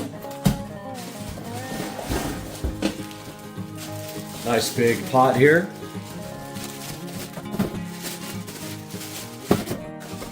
There's a lid for one of them. Fancy candle lid. There's something in this box. We'll have to figure it out. But first, there is another couple of lids here. One lid right there. And now let's see what is in this special cardboard condom. we have a free spatula. Very nice Circulon spatula. Very cool. So that is the unboxing of the Circulon. And then now I'm going to show you the do's and the don'ts that are marked right on the box. I'm going to throw a picture of this up on the screen right now, but it says do use medium to low heat, do thoroughly wash the pan after each use with hot soapy water, do match the pan bottom to burner size and center it, and do use caution when touching the handles and knobs, and always have pot holders available for use. Do not leave the empty pan on a hot burner. Do not leave pans unattended or allow food to burn or boil until it's dry. Use cooking spray or oven cleaners. You do not, repeat, use cooking spray on these Circulon induction pans. Inside of the box was a Circulon important safety use and care card. It says you can use a dishwasher, but they should be hand washed if you can. And you do not use cooking spray on these. And then here is your guarantee. These are Irish-based pots and pans. It does say when you're matching cookware to ring size, follow the stovetop manufacturer's guidelines. That's pretty much all it says about induction cooking there on the safety guide. You can not use the lid. When you do use the lid, you can't go over 350 degrees Fahrenheit. And that's all that these cards basically say, guys. I'll also take a picture of both of these right now and throw them up on the screen, and you can take a look at yourself at what they say. All right, we got the Circulon pots and pans all sitting out nicely in front of our induction stove. And there we just fired up the stove, and it is going to tell you how to use your induction control stove. It gives you instructions on how to do everything here. Everything is touch controlled. And here is an overview of what we have. We have the small pot right here. We have a medium pot right here. And then we have our large pot right there looking so fly. And it's still talking to us down here. And then we have our pans. We have 3 size pans. We have a deep dish pan here. We have a small pan here, and we have a large shallow depth pan right there looking so fresh and so fly. And then we got our bonus spatula from Circulon right here that will not scratch. This will not scratch their surfaces. So they wouldn't give you a metal one if they thought it would scratch, and that is a fly looking spatula if I have ever seen one in existence. And now let's go ahead and get all this stuff organized and underneath the counter where it will live for the rest of its life and never get used again. And my stove just said farewell.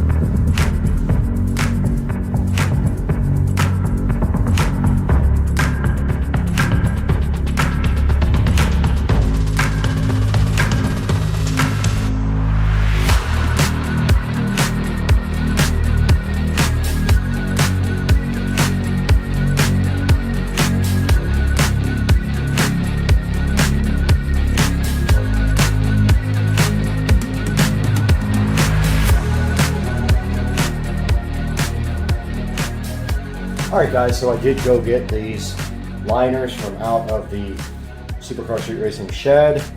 I'm going to go ahead and see if we can use these at all. They are actually not wide enough, so maybe I get the correct size for it. 17. Let's see if they have 17 inch. Okay, I did order black. I think black would look kind of sick in here, so I ordered a black liner. It won't match the other cabinets, but who cares? Ordered a black liner 17 inches wide for this guy. So tomorrow when this comes, we will continue this video, but for now there's nothing else we can do. We're stuck, so this is where we're stopping down, guys. Out of my shock and surprise, Amazon did deliver the new cabinet liners, the shelf liners for underneath there for the pots and pans area. So we are going to have to figure out cutting these straight now. So I was thinking of maybe trying to use a piece of cardboard to cut these, but I'm not sure what I'm going to do at this point. Usually you would use a razor blade. I don't have a good sharp razor blade in the house anymore. I need to order some. Let's get this thing out and measure what we're gonna have to do here and see how much we're gonna have to cut this thing. Underneath the shelf now, and our first cut is going to be 11 inches. Our second cut, 23 inches exactly. Let's get it on the table and see how we're gonna do this.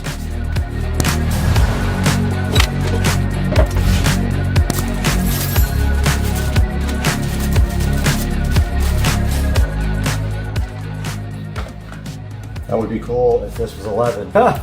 It's 11 exactly. Oh my god. Got him! That's crazy. Got him! That's absolutely insane. Oh! So you won't really see the back. It doesn't have to be perfect, but I'm a perfectionist. Okay, so we've got our marks. We'll have to guess right there. But I'm gonna cut as straight as I can. And when you hold it in just the right light,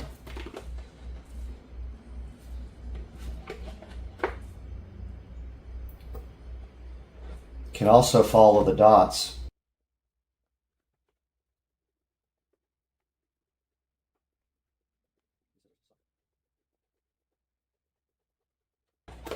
There we go. Our first piece is cut, 11. It was exactly the size of... Okay, the next is 23 1/4.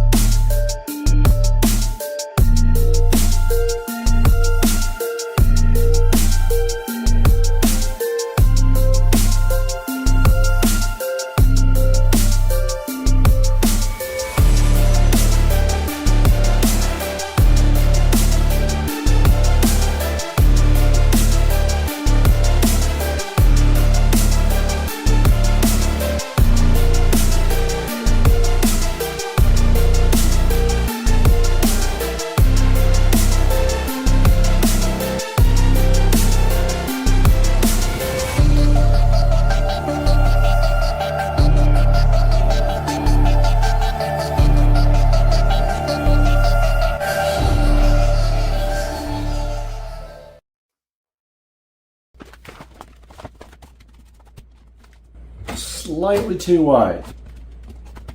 It's a little bit too wide. This one is too long and too wide. I'm going to take a little bit off of both of these and see if I can get them to fit. All right, I took about 1/8 of an inch off the top one, and it does fit now. Pretty good.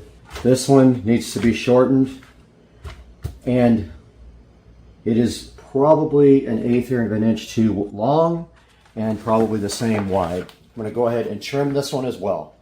I went ahead and trimmed both of them and also notched out this one so it could fit right in the corner, and now they both fit perfectly. All we have to do now is get an arrangement for our pots and pans and get them down in there. Let's see what we're going to do. I don't know yet. Okay, my thoughts are put the big stuff at the top. Yes, I don't know any other way to do it. Maybe the big stuff that we don't use can go there. I don't have much cabinet space, guys. Never have. To end up having to stack them. And that will not fit there. Okay guys, this is the final arrangement of the Circulon pots and pans underneath here. I could probably stack some up and do a little bit better, but for now, that's all I need to do. I just do have to get my cutting boards in there as well, so I'm going to go ahead and grab those now and make sure that I can get them in there. But that's going to do it for today, guys. I hope you enjoyed this episode. I'll have a link in the description to Circulon pots and pans. Go ahead and pick some up for yourself, and we will see you guys next time on the channel. Thanks for watching, and welcome to Learn Your New Induction. Tap OK to start. I don't know, I'm silly.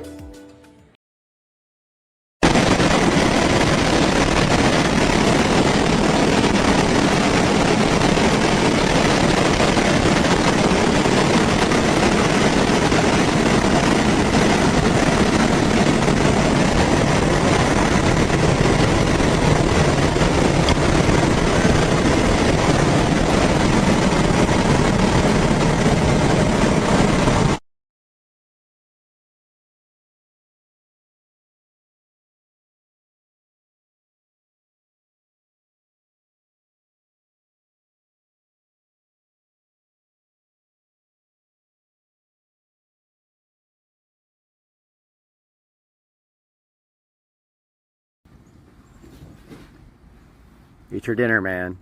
Before everybody else eats it. He's more worried about that grass. Yep. Turtles are tormenting him. Oh, here they go. He got it. He got it. All right, today we got this entire frozen turkey to throw to the alligators, and I'm really curious what's going to happen when we throw this out there. What do you guys think? Put it in the comments right now. Let's do this.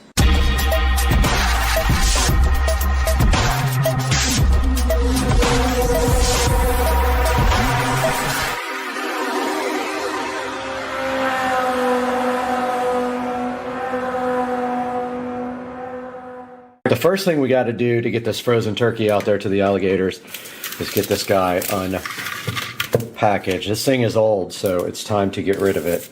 Now I'm wondering if I'm going to be able to unpackage it, so I'm going to try to get this skin off of here now with it completely frozen. Let's see what I can do.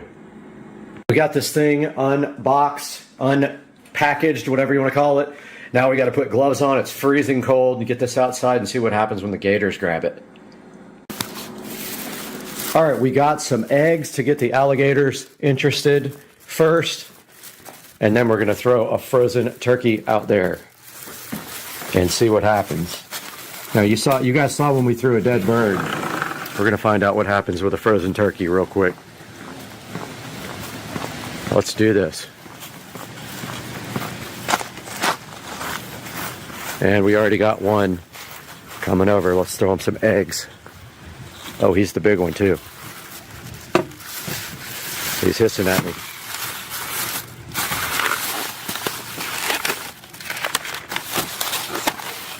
All right, let's give him an egg.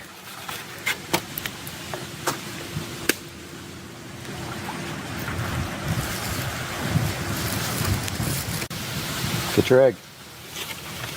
Here comes another one over here on this side.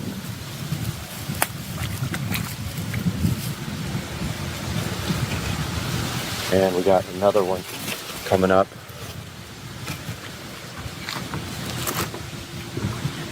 We got one over here.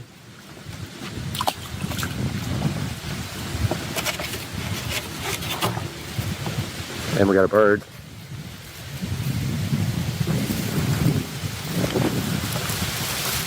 All right.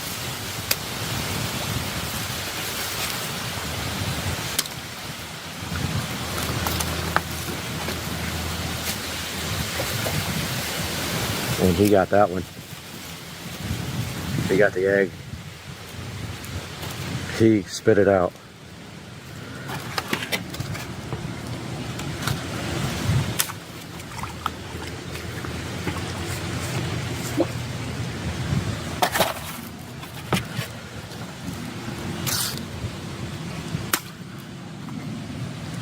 They are not too interested in the eggs. Oh, look at these two fighting. They totally fought.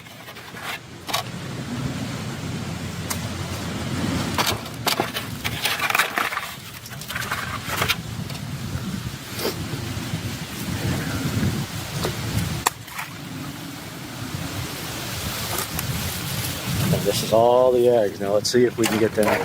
Oh no, no, no, no, no, don't go in the water. Don't go in the water.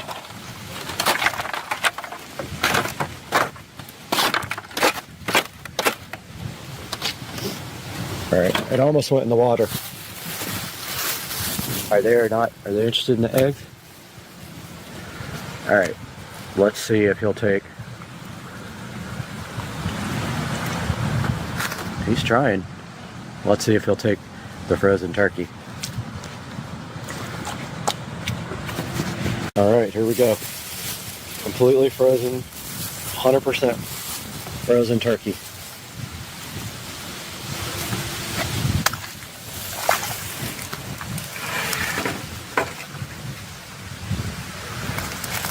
Oh, he is so confused. He is so confused.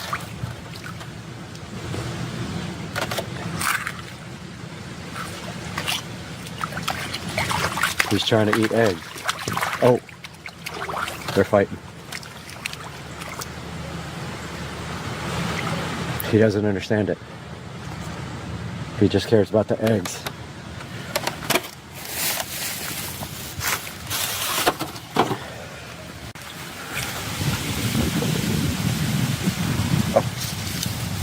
almost got it. He doesn't understand it.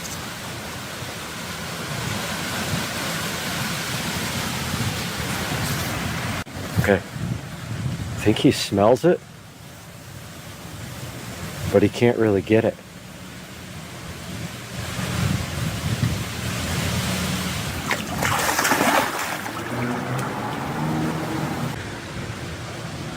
You can see the turkey is putting some smell out into the water.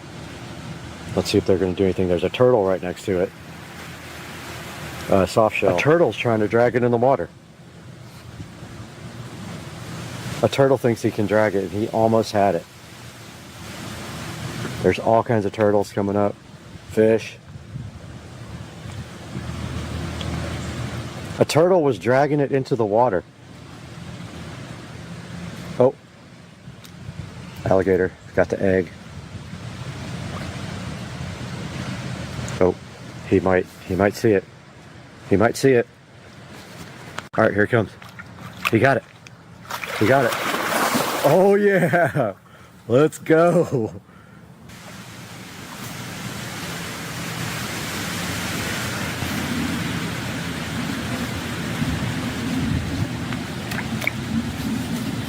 Oh, here they go.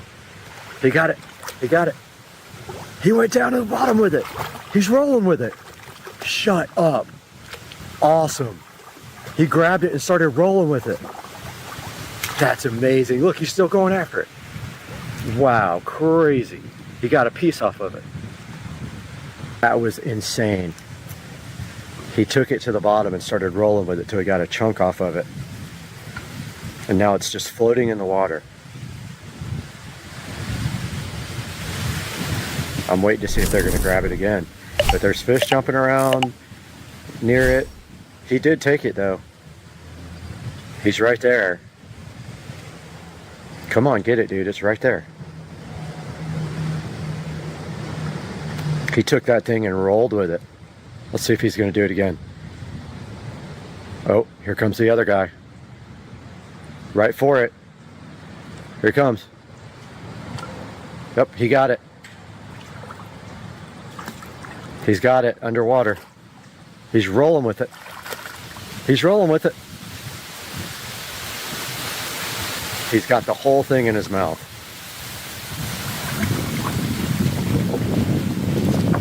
They roll around with it. I guess they're having trouble getting the meat off of it, and now he's over there with it.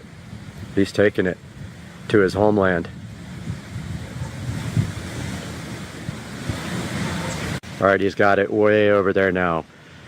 He took it way away from the other gator, which is right down here, and he's going to take it to his own little area where he can chomp down on it. Crazy. What a cool thing to see, them rolling with these things. Bubba, get the toy, Bubba. And then Cat TV. You love the toys in Cat TV? YouTube star.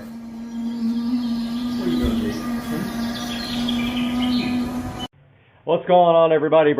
Brad at Supercar Street Racing here, and today we got to do the first mod on the iSupra right here.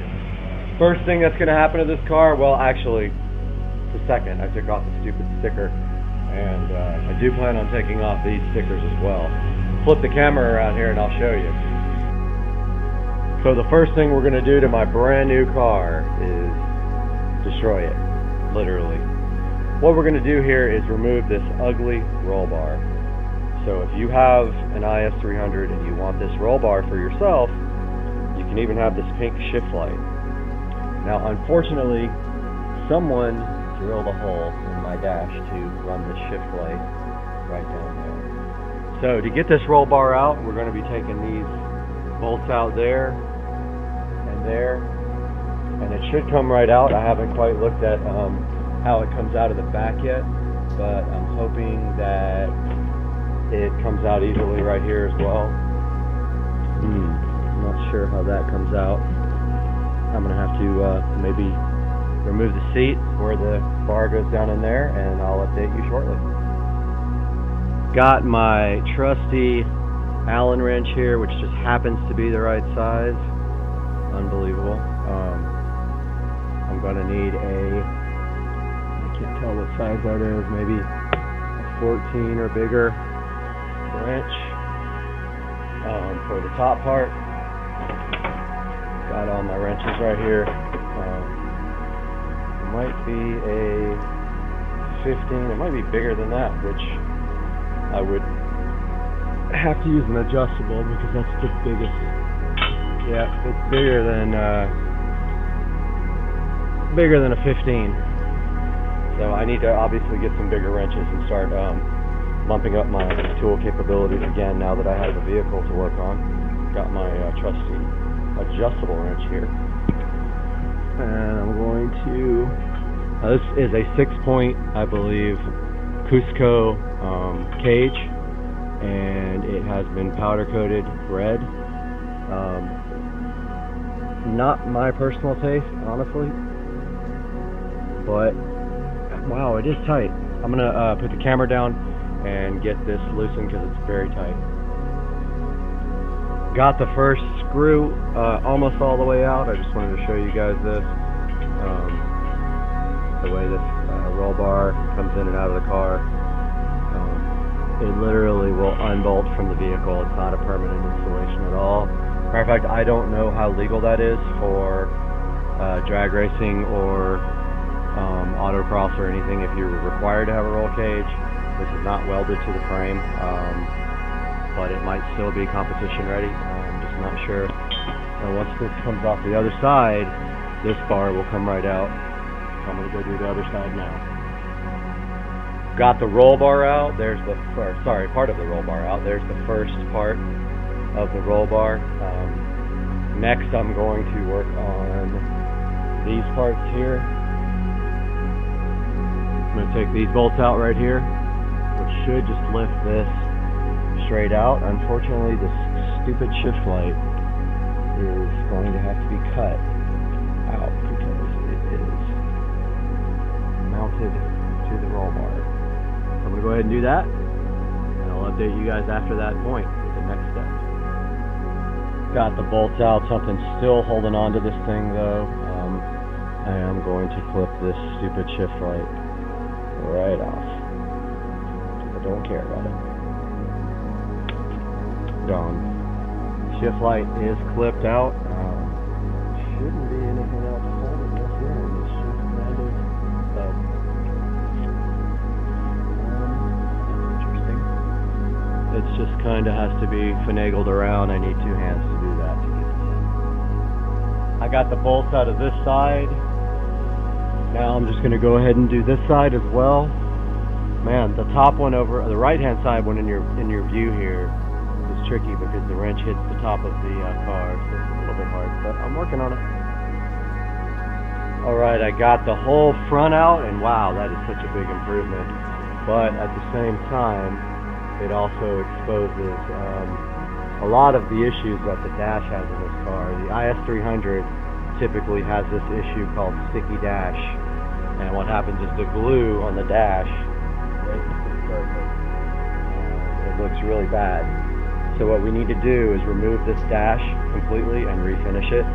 So we'll take it all the way down to the plastic, and then we will respray the whole entire dash and the center console. For now, we've got this roll bar disconnected. Now the next step, I am thinking the center piece will fall out here, or no, these pieces are falling out next. That came right out, no problem.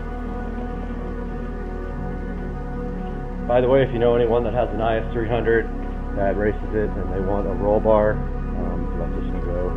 It's very cheap. We'd like to just make enough off of it to refinish the dash. So that's the first side out. Let me come over here. That was actually easier than I thought it was going to be. I thought it was going to be pretty difficult to get out. So yeah, it just literally bolts together. If you need an idea of how to put it back in the car, that's it. Also needs some hand straps. I don't know what they're actually called, but I'm going to need those. Now this has been powder coated, and powder coat's in excellent condition. So the next step here is the centerpiece, and I have absolutely no idea how it comes out. Looks like the light is in the way, but let's see if I can get two hands on this and get it out of here. Alright, I got the roll bar out of the car completely. Wow, what a difference. That was really throwing off the looks of this car, I believe, with that roll bar. And it also made the car seem really cramped up. So all it took to get that roll bar out was an adjustable wrench and this Allen wrench, which I'm super surprised that I had, but I had it laying there with all my other tools. Good first step. Now the next thing for this video is we need to get this completely off of my car. So I'm going to grab my scraper here. I don't know if this window's tinted either. That's the other issue. That looks like already that's going to be hard to get off. Well, it's not too bad. I'm just peeling this off by hand, and then anything else I'll scrape off with my scraper, but this car will not have decals on it. So I'm going to work on this for a moment. I'll update you guys when this one's done, and then I've got another one on the other side to take off. Look at that, it peels right off. Got my car stereo removal tool here, but I'm a little bit worried that there might be tint on this. So that actually does not work at all anyway. I'd like to thank whoever put stupid stickers on my car for making my life absolutely miserable right now. But I gotta say, this is nothing compared to taking off clear bra. That was one of the hardest things I've done, and I almost wish I hadn't even attempted it because I sold the car anyway, and the guy probably didn't care. He loved the car.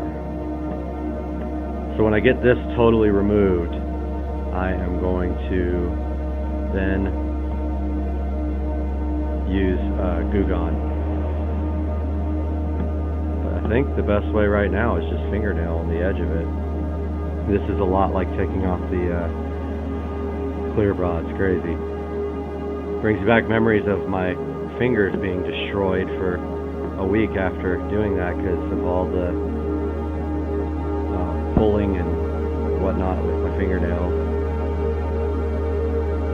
These little letters, are going to be a pain to get off. Alright, I got the big letters off. I'm going to work on the little letters with the phone turned off. Alright, I got most of that side off. I'm going to grab my goof off, my Windex, and should have got some paper towels so I don't knock up this. What I'm going to do, I'm going to grab some paper towels so I don't knock up my fiber cloth or whatever it's called. And I'll use the Windex to get the biggest piece off. Trash can out there.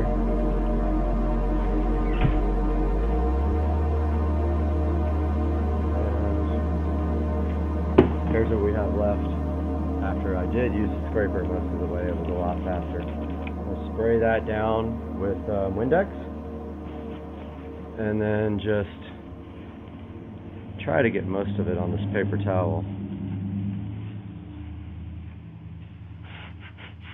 which worked good. Alright, I got most of the plastic stuff off there. So now I'm going to Goo Gone it.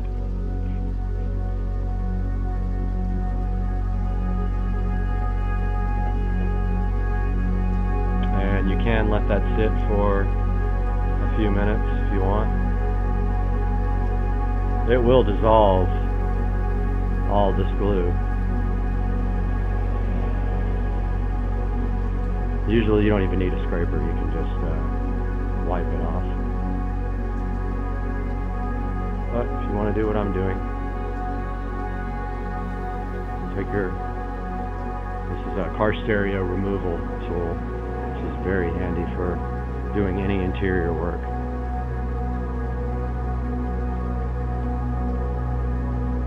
But yeah, you can feel the glue is still holding on there, so it might take 2 applications of this stuff.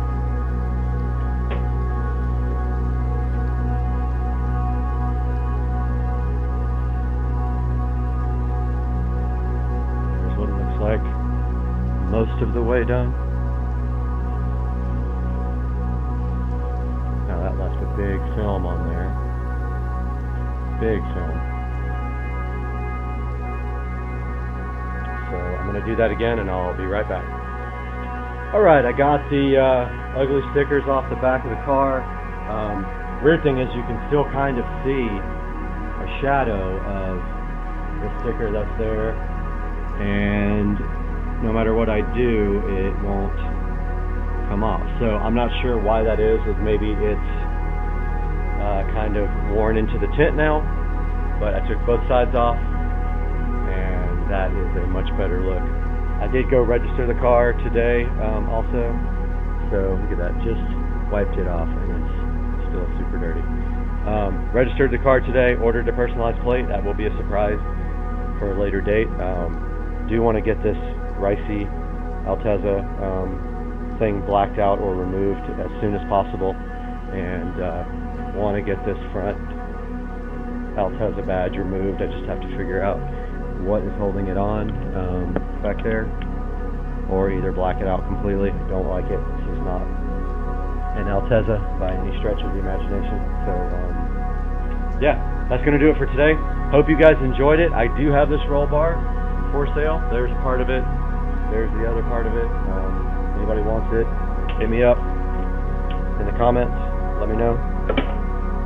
Supercar Street Racing, hope you guys enjoyed it and like the new vehicle. What's up everybody, Supercar Street Racing here. About to try to get these grills off, paint them matte black.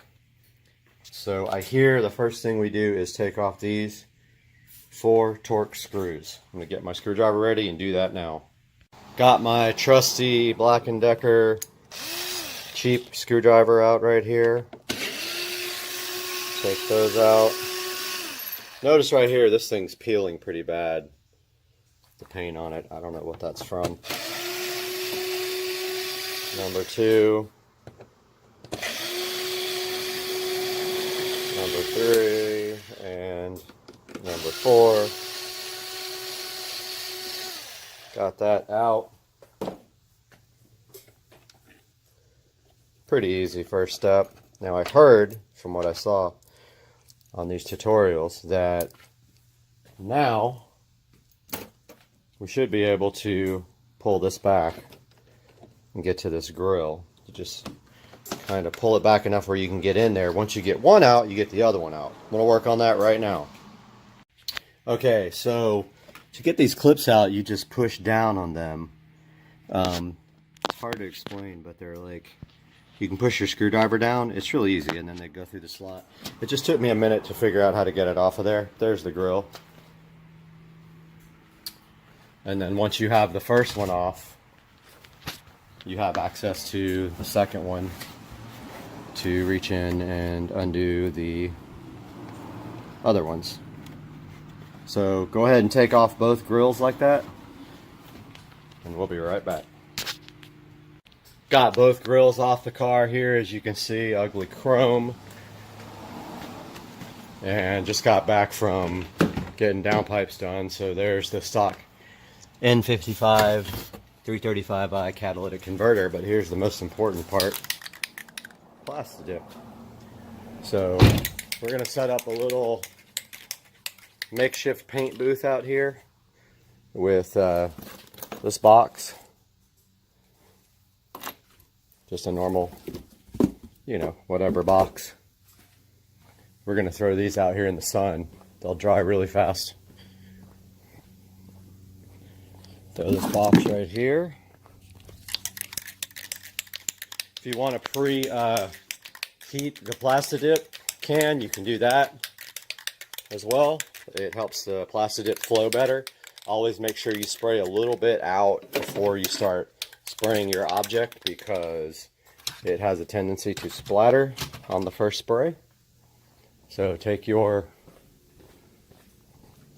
beautiful chrome BMW grills, and I highly advise putting plastic around this because it will get on your driveway. So I'm going to grab some right now. One thing also, notice that these grills are dirty. Make sure you get something and wipe the grills down completely. I'm just going to use Windex.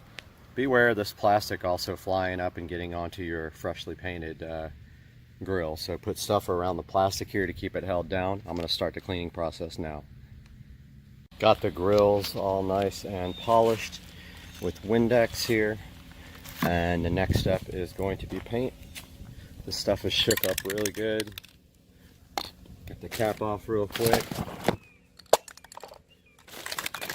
So make sure when you do this, spray a little bit out first.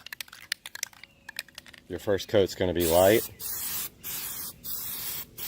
There's a lot of coverage though. You gotta go from every side. It's gonna take quite a bit of time for these grills to make sure that you get everything.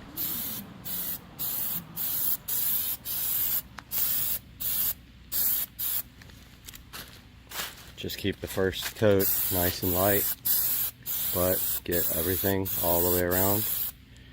I'm thinking this is gonna take 4 or 5 coats. You got to go from every direction. Make sure you don't get any runs also. Drying time about 10 minutes between coats, maybe 15.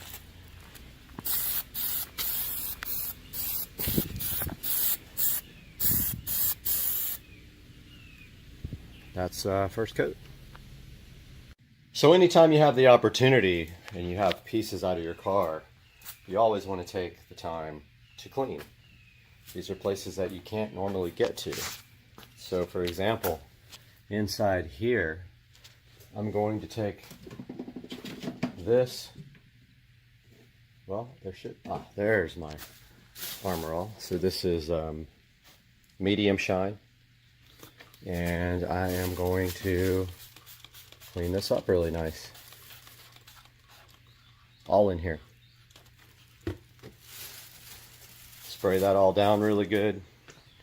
Grab yourself a towel.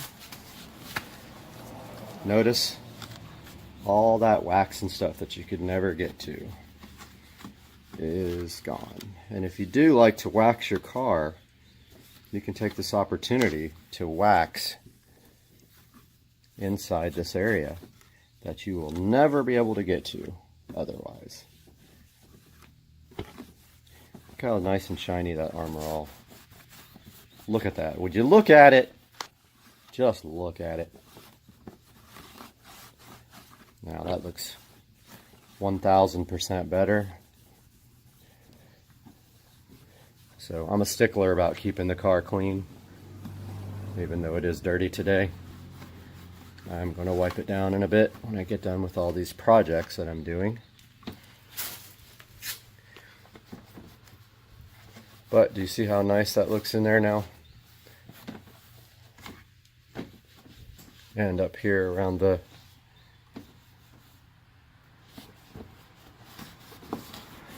Alright, that's much better.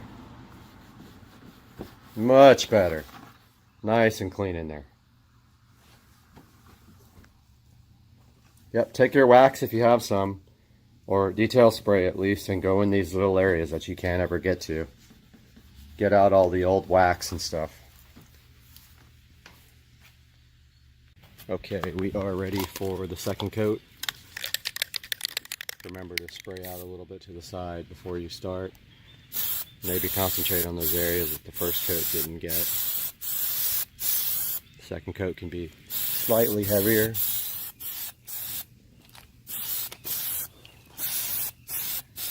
Remember to get this from all sides. You've got a lot of ground to cover here. Go all the way around it. And when you do, make sure you get all inside those fins.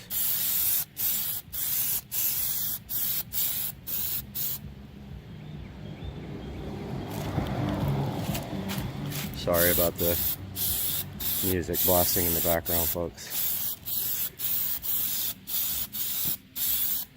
So there is coat number 2.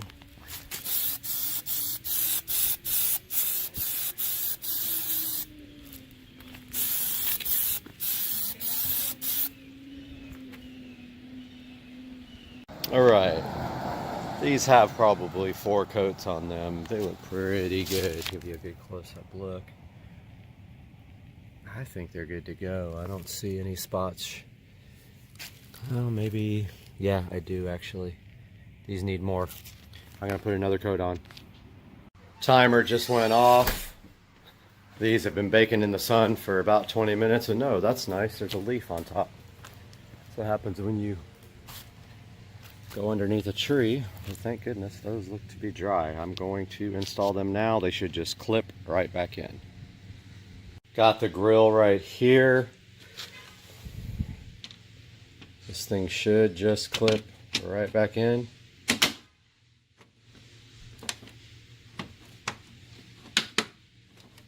Just like that. That's the first grill. Wow, that looks so good. And here's the second grill.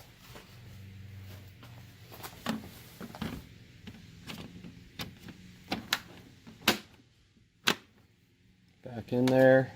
Good to go. Look at that, guys. That is such a big difference. I'm going to get these 3 screws installed now. 4 screws.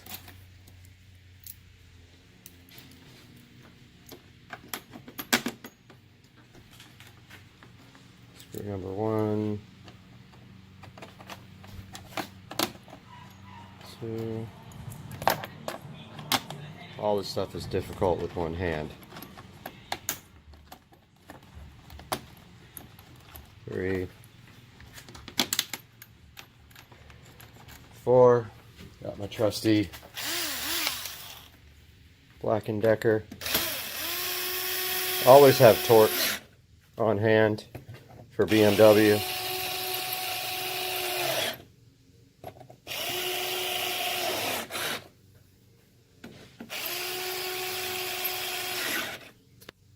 There you have it, sir.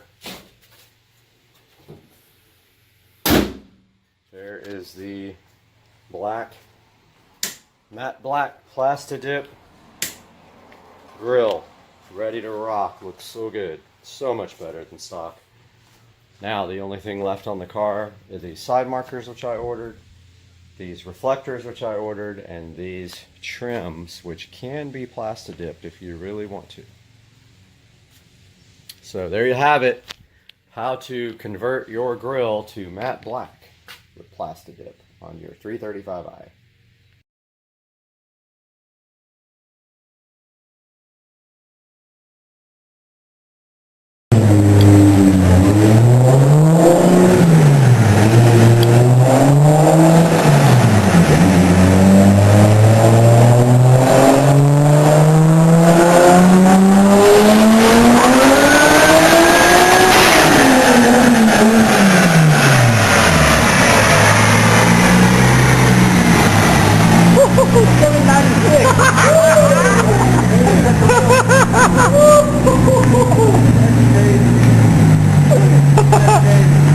Look at you, dude. You're at 796, dude. You're at 3 horsepower away. We're done.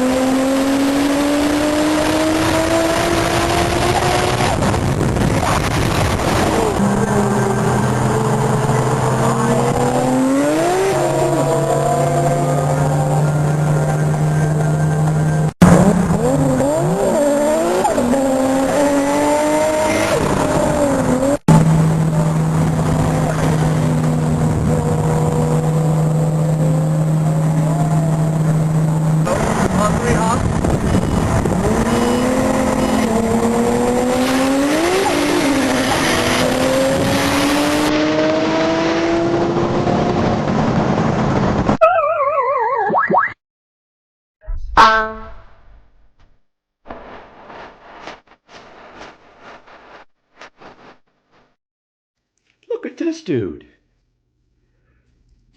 Hawkage. On my deck.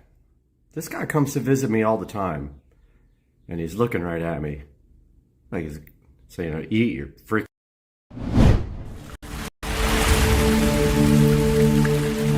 Welcome back to the channel, guys, and today we have a very special product right in front of me. ThinkCar reached out to Supercar Street Racing to see if we'd be interested in showing you guys their ThinkScan 689BT OBD2 scanner. Now, this is not a regular OBD2 scanner that you would find, those cheap ones that are like 20 bucks that you plug in. This one is special. It is a bi-directional diagnostic tool. This thing also does ECU coding, which a lot of those scanners will not do. This thing does over 34 services. It also does FCA auto off. It also does CAN, FD, and do IP. Has things like wireless update. A lot of things you guys are going to find fascinating about this ThinkCar ThinkScan 689BT. Let's get into it today on Supercar Street Racing.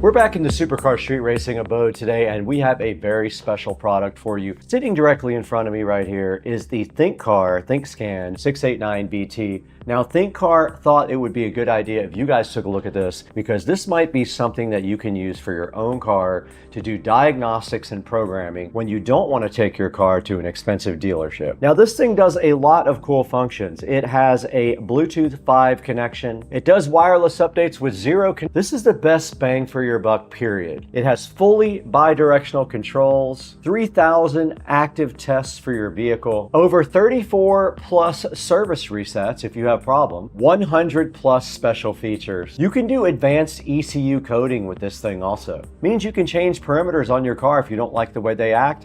If there's a perimeter to be changed, this thing might be able to change it for you. This thing does full system diagnostics, does live data capabilities, and also does auto scan and auto VIN. Now, this is also the global version. What that means for you is that you get over 10,000 cars and 140 plus car brands all included with the ThinkScan. There's no IP address restrictions, so no geo-blocking of this device no matter where you are. It works in 28 plus languages also, so no matter what your language, it looks like you'll be supported by the ThinkScan. This thing also has online vehicle compatibility with M-GPT. Now, this bi-directional control feature is pretty cool. What that is going to allow you to do is use the ThinkScan to activate things in the car, such as lights, such as windows, anything that can be tested and activated that this thing knows about. You should be able to use the ThinkScan right here to go ahead and test it. Now, advanced ECU coding means this. You should be able to write a VIN number to the ECU, renew ECU's coordination, improve your fuel efficiency. You could relearn your transmission if you need to do that as well. This can help you reduce power losses and improve the durability of your mechanical parts in your car. Now, there's also a bunch of maintenance services like hard resets. You can reset your power balance, your fuel trim, your VIN relearn, your turbo reset, your seat calibration, your crankshaft, things like that, your gearbox, your clutch, can all be done with these maintenance services on the hot resets. Now, this thing has a no cable restricted 10-meter wireless diagnostic range. It can auto detect your VIN in seconds and perform all of the scanning functions for your car that you need. This guy covers all kinds of European and American cars, all kinds of ISO and SAE ratings, and it's compatible with CAN OBD2 protocols. Now getting into the technical specs of this guy, it is a Android 10 based tablet. It does have a 8-inch touchscreen, which is better than those other little plug-in scanners. It has 4 gigabytes of RAM and 64 gigabytes of storage, and it does wireless updates. If you're worried about ever getting updates, this guy should update from the factory. Now the great part about this device is if you have a problem with your car, they will charge you at most dealerships to take that in and go ahead and figure out what's wrong with it. This might give you a good insight as to what is wrong with your vehicle before you even have to take it into the dealership. One-touch diagnosis means all you have to do is press one button, and this guy should go ahead and scan your car and tell you what issues you have. We'll test that out a little later on Rich's truck, but for right now, I think the best thing to do is get this thing unboxed.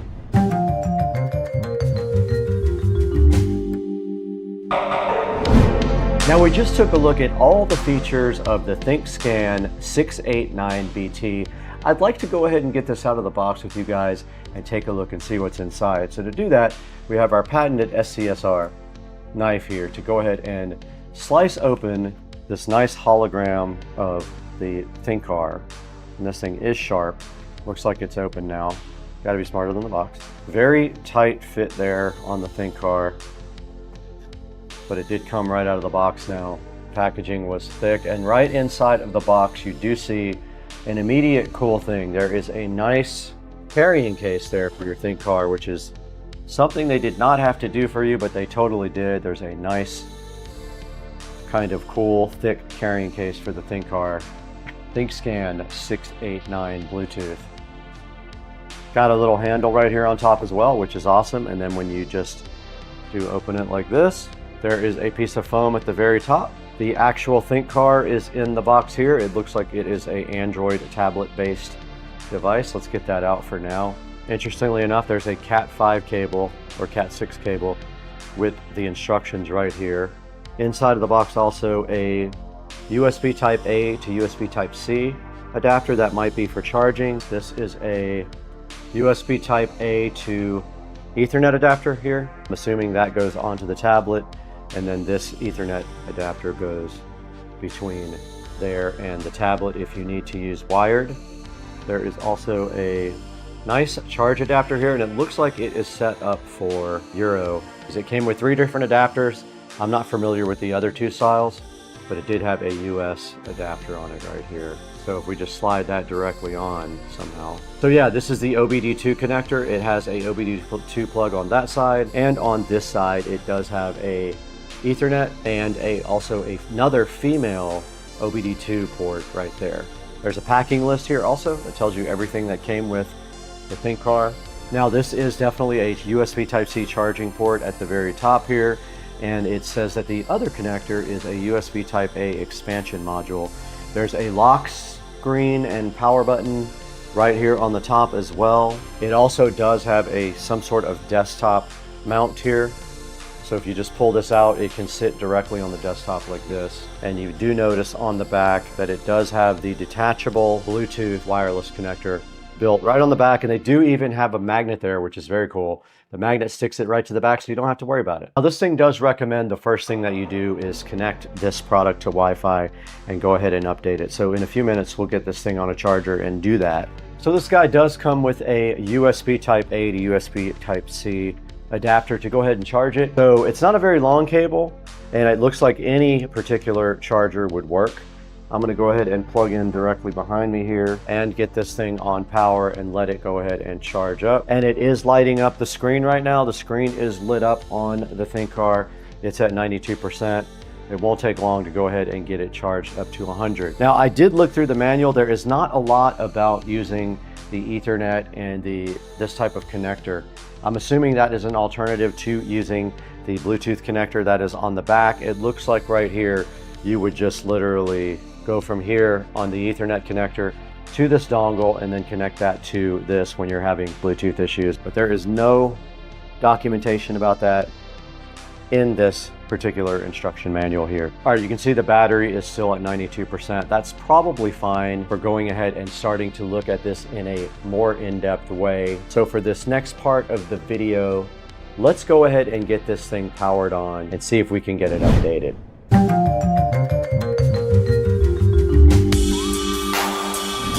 All right, the battery is at 92%. That is probably fine for going ahead and updating it. So let's go ahead and get this thing powered on and see if we can get it updated. We have the ThinkCar scanner directly in front of me. This is the ThinkScan 689BT. We already took a look at all the features. We took a look at what was included in the box, and now it's just time to go ahead and power this up. Now there is a little peel off satisfaction thing here. Thank you for your purchase. Just peels directly off, and now let's hold this on and let it power on. Now this is Android based, so it's going to look an awful lot like an Android tablet, because it definitely is. Now I do have a question as to whether I can sideload apps on here. That would be another thing. But it is powering up now. You can see the nice animation there on the ThinkCar. We do have a welcome screen. It says welcome, and now on the screen it's giving us some hints and tricks. I'm going to go ahead now and hit the upgrade feature, our Wi-Fi system here at home, and it looks like it is connected. Let's go ahead and go back and then go to upgrade. Vehicle diagnostic software, download the latest copy. Let's hit enter. And it is asking me to upgrade all these different types of vehicles. I'm going to go ahead and hit upgrade. It says it's loading, and you can see it downloading various car types here.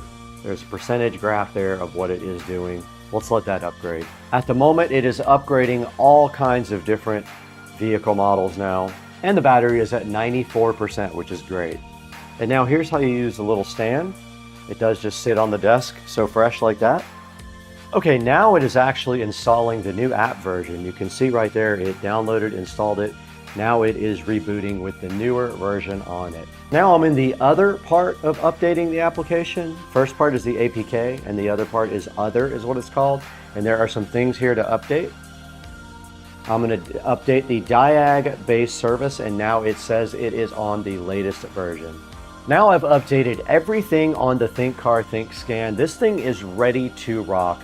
The only thing we have to do now is go ahead and connect it to Rich's car, hopefully with this Bluetooth adapter right here, and go ahead and do some scanning and some playing around with all the features of the ThinkScan.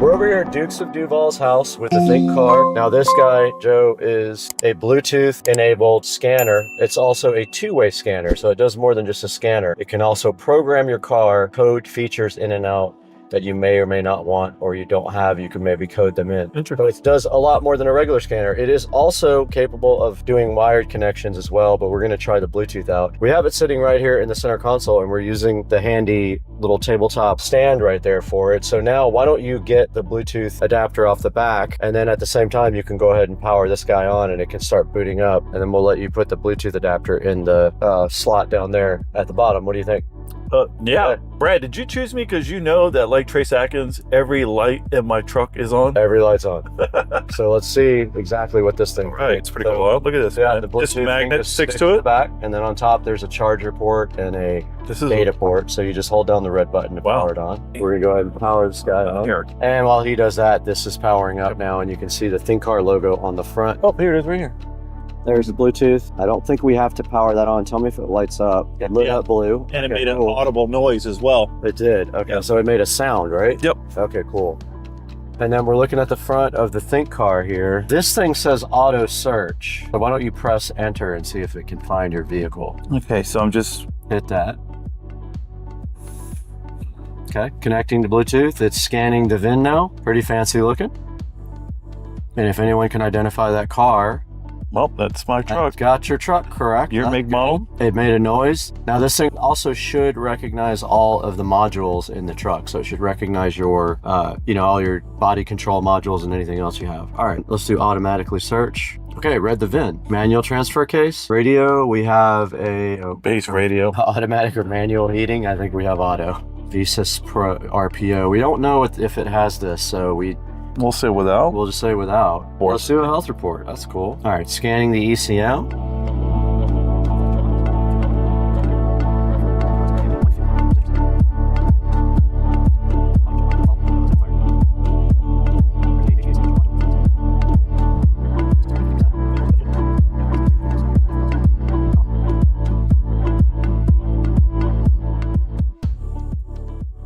And so it knows the truck and it knows what modules are in it.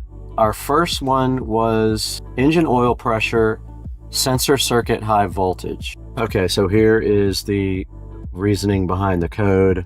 Doesn't really have a lot about that code. And then you can actually just Google search it as well, which is kind of cool. It's got Chrome built in, and then it searches for this code. All right, yep. Go back to the other one. Let's see what else we got. Yeah, We got a cam this one's interesting. Oh, and then we have a fuel trim lean. Bank 1's lean. Wow. We got a fuel trim lean bank 2. And then we already saw those, so we know about those. HVAC temperature control feedback circuit, airflow control circuit open.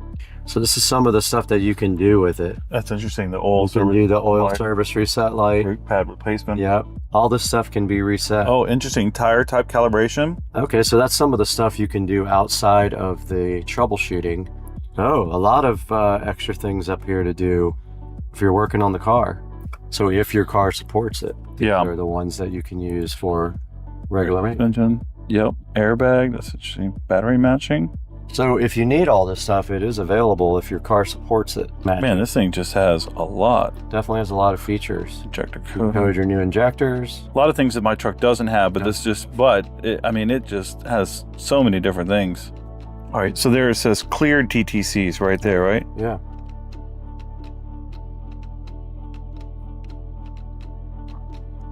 Boom, your check engine light went off. Mm-hmm. Definitely cleared that one.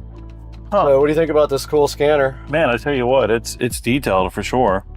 I hooked up a scanner before, and it definitely didn't provide as much detail. No, not even close. So interesting, those other things. I had to look into those. Yeah, it probably has more support on newer cars that have a lot more electronic modules and things like that. That's a good look at the Think car. Now we'll throw it back into the studio and look at this on Amazon and figure out how, if they want to buy one, they can pick one up from the link in the description. Nice.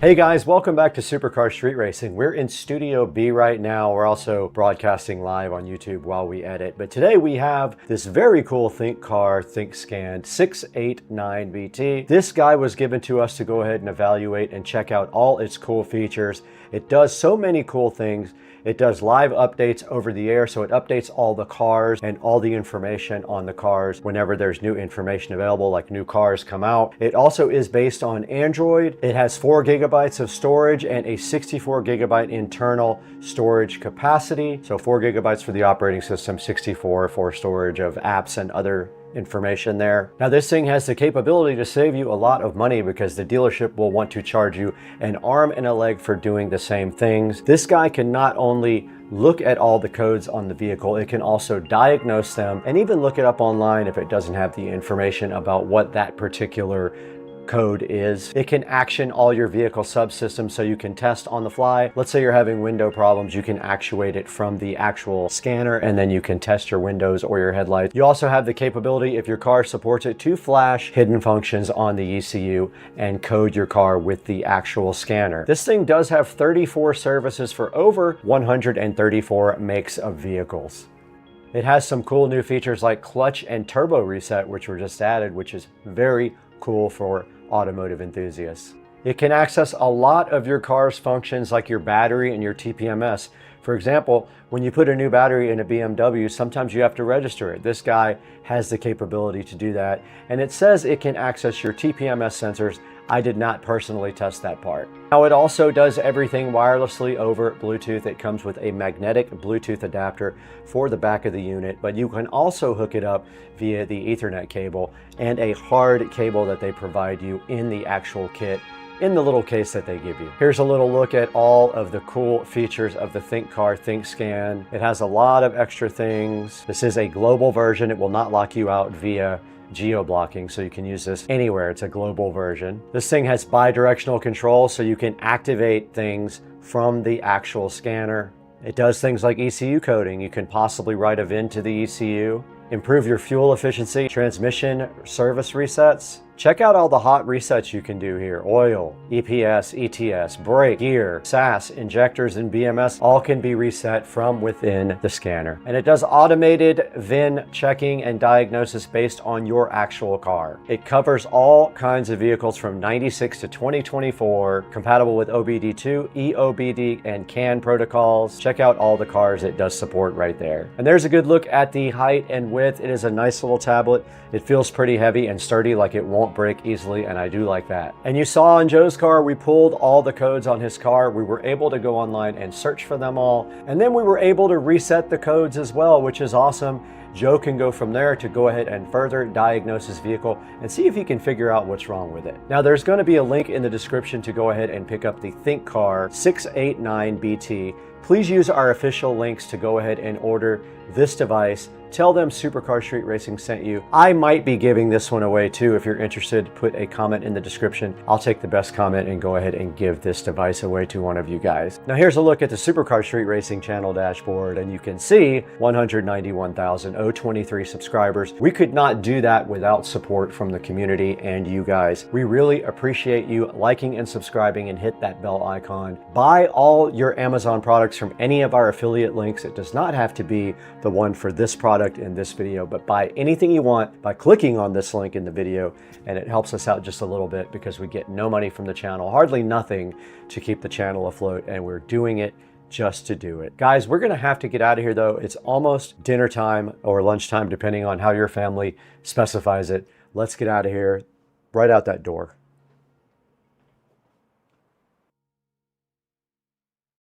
Guys, welcome back to Supercar Street Racing. Today, for a different change of pace, we are starting out in the 4K production studio, and I wish it was on a good note because we were trying to do some green screen stuff and it just did not work out. So I'm shooting all this footage over again from the studio, and today we're going to be solving an issue with something in my house that needs some storage, and we're going to do that next. So hang out on Supercar Street Racing.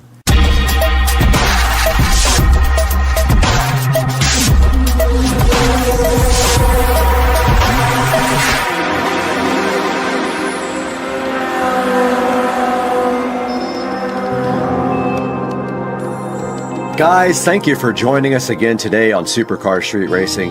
We are so glad to have you, and please take a moment to like and subscribe while you have time. Go ahead and click the bell icon, and always buy through our affiliate links that are going to be in the description because it helps us out so much. And today, we're going to be taking a look at a good way to get some extra storage for your wristwatches and your rings and jewelry. We have 4 or 5 watches that we need to go ahead and get stored today. So we're going to be taking a look at the Song Mike's watch organizer that you see here on your screen. And right here up next, we're going to take it back inside the Supercar Street Racing compound, where Brad's going to go ahead and unbox this thing for you right now. All right, guys, we are right in front of this Song Mike's watch organizer, JWB 012G01V1, and we're going to be opening this right now and see what is inside of the box. And of course, on the very top there is a styrofoam protection device, which will make a mess if it gets everywhere in the house, so do not get that everywhere. And then inside of the box, it looks like we have the actual watch organizer right here. Let's go ahead and move this to the side. Get this guy right out of the box if I can. And of course it is making an absolute mess, but here is the Song Mike's watch organizer, looking so cool. And I'm pretty hyped about this, guys, because I really do need a place to store my watches, and I want to buy more watches, but I don't have any place to put them, and I'm worried about them all getting mixed up and messed up. So we have this nice, looking like leather. I know it's not real leather, but it is kind of nice looking black. And you can see right here, it does have stitching all the way around it like this. It has a nice latch right here that opens up, and then inside it looks like there are some keys for it right here. You can eat this later when you're hungry, or feed it to your mom, either way. And then inside the box right here, guys, we do have another piece of protective styrofoam that we can go ahead and pull out. And then checking out the inside of the box, it looks like they have individual places for you to put each little watch. Alright, taking a look at the SODIMM's watch organizer now, guys, and in front of me I do have the provided keys for this. Not that this is the ultimate in protection, because definitely somebody could break into this if they wanted to, but it looks like the keys just go right there to lock it, and then of course you can't open it at that point. And then if we go back this way, looks like the lock goes like all the way around, so I guess like that it does open back up. Yes, it does. And then look down here, we have this nice tray that folds out to store some other things. If you need other things like rings and things like that, you can store them on this bottom part. So pretty cool. It's got these separate trays here to get things in the bottom, and it looks like you can put rings around these as well. I think you can put rings, which I don't have any, but you can push them down here. So this is kind of cool, guys. Very cool little organizer. All right, taking a look at the exterior of the SODIMM's watch organizer, and basically it is just finished in a black, kind of matte black, probably a substitute leather or something like that. Very just generic and black on the outside with a couple of little rivet holes right there, or screws or whatever. But as you can see on the inside of this, it has a nice glass top here for you to look at your stuff. And on the inside we can store 6 watches here, 6 watches here, and then down here you can store rings and other things, which I think that's cool, because I wouldn't mind starting to get some rings also.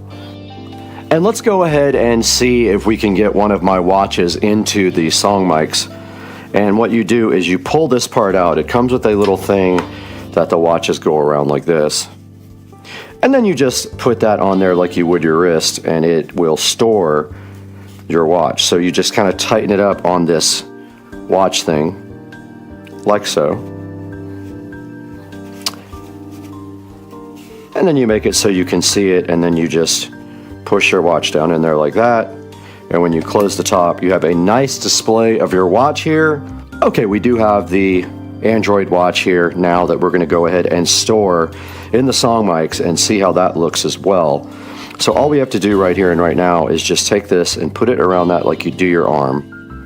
Go ahead and tighten it up. I didn't tighten up the other watch very much. Go ahead and push that through there. Tighten it up as if you were putting it on your body. And throw the watch back in there, angled upwards. You see how this one's kind of loose? I could go back in here and go ahead and tighten this one up more, and then throw it back in there, like so. And then we have one more on my arm here. We can go ahead and get this one all stored up very nice as well.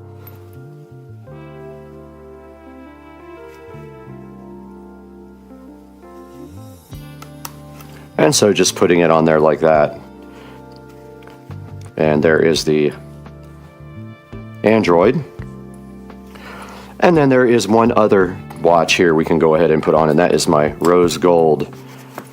And I have just ordered another one for another review, so we will have one coming, another pink / rose gold coming. And if you're scared to wear pink, I'm sorry for you, but I will wear it all day. There is the other Android watch, looking so fire and going right into the watch organizer. And you can see if we light these all up, it kind of looks pretty dang cool. At least I think so. And once you have all your watches inside, you can go ahead and close the lid and see how fire they look underneath that glass lid. Presented all nicely for you. So now we just need to get 2 more for the top and 6 more for the bottom, and we'll be full on our new watch organizer. And there you saw inside of the Supercar Street Racing office that Brad was unboxing this SODIMM's watch organizer. And now let's take it into the SCSR closet to go ahead and get those watches into the organizer and see how that thing looks. We are back in the Supercar Street Racing closet, and we do have this old piece of furniture that we've just been using in the closet just to kind of put stuff on.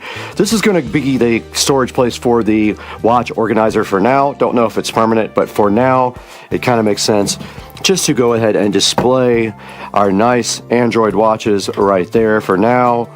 And then maybe in the future, we will go ahead and get something nicer or mount it to the wall or something like that. But for right now, we've got this really nice SONGMIC's watch organizer showing all our watches off in the Supercar Street Racing closet right below the On collection of shoes. And now let's throw it into the 4K production studio and see what Brad has to say about other choices and this choice of watch organizer.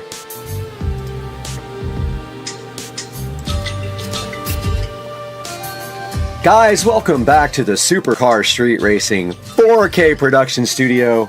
And we are out here today showing you guys this SONGMIC's 12-slot watch box organizer. Now this thing is a lockable watch case. It can organize your watches, all your rings, and all your jewelry, and it is going for $34, and there is a 10% coupon on it.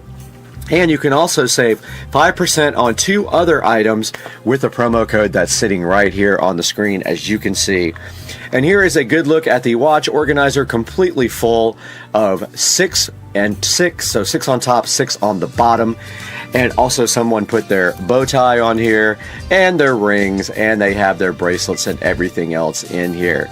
Now the reason that we got this is because I have started a small watch collection, and of course the watches are getting kind of scratched up in the drawer, so I have no real good place to store them or any rings or anything like that.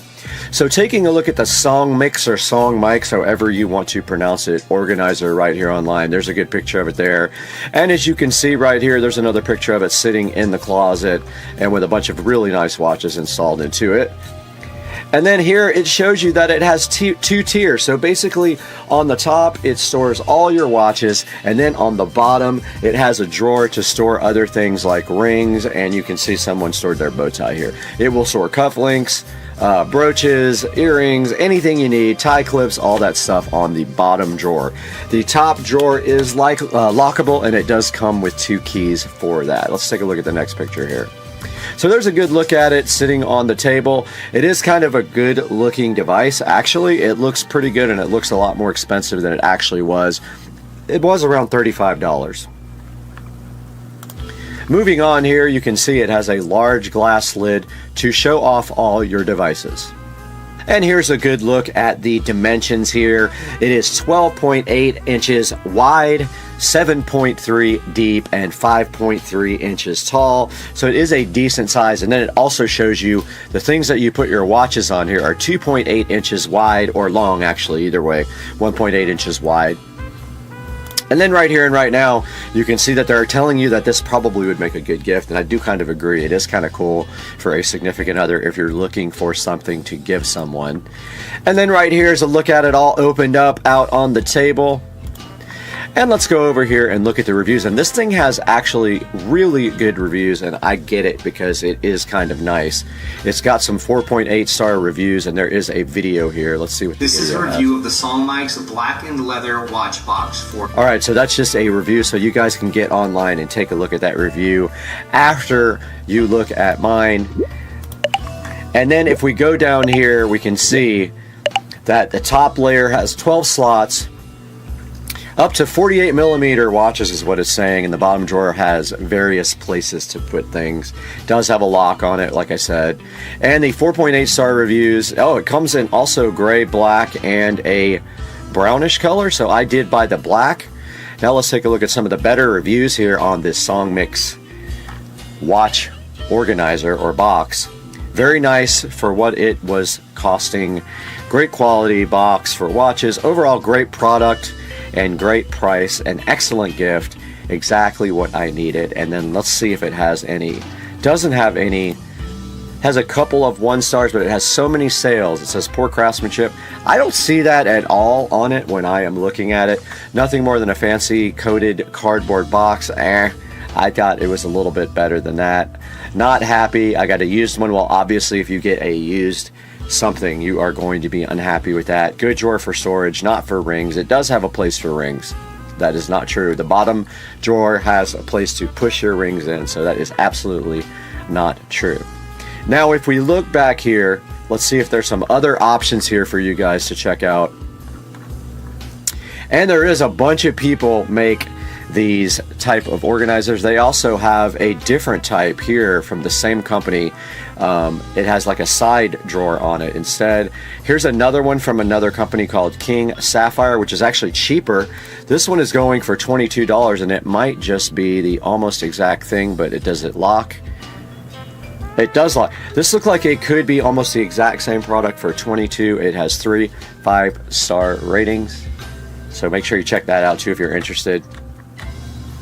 There's several other ones over here for anywhere in the $25 to $29 range, so make sure you check out all the interesting options. And I do kind of dig this red one, but this is $129, so it's quite a bit more than the one that we purchased. They are all in the $129 range. So if you want to spend a little bit more money and go for a little bit better quality, go ahead and get one that's a little bit more expensive and see if you like that better. You can always return it, so always keep that in mind when you spend money on Amazon.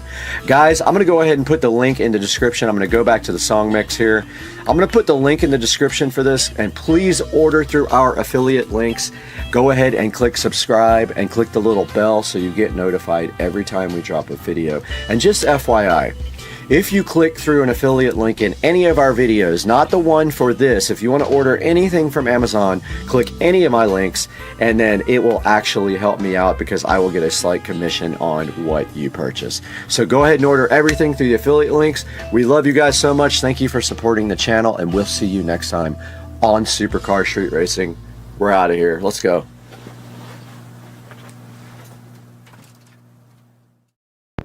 Brad from Supercar Street Racing. How's it going? Wednesday night, and we got a little surprise for you guys right now. So we're going to check out an unboxing of something we just got for the car. Check it out. All right, sitting on my table right here is a fake package because I already opened it. So I haven't really opened it. I just opened the top of the package. I wasn't sure what it was, but move some of this stuff here out of the way. Now let's see what we got in this package. Interesting. Let's see.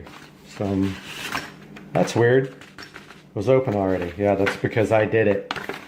So there's some instructions in here. Got some install instructions. And what do we have inside here? Wow, look at these. Amazing things. Okay, so these are R230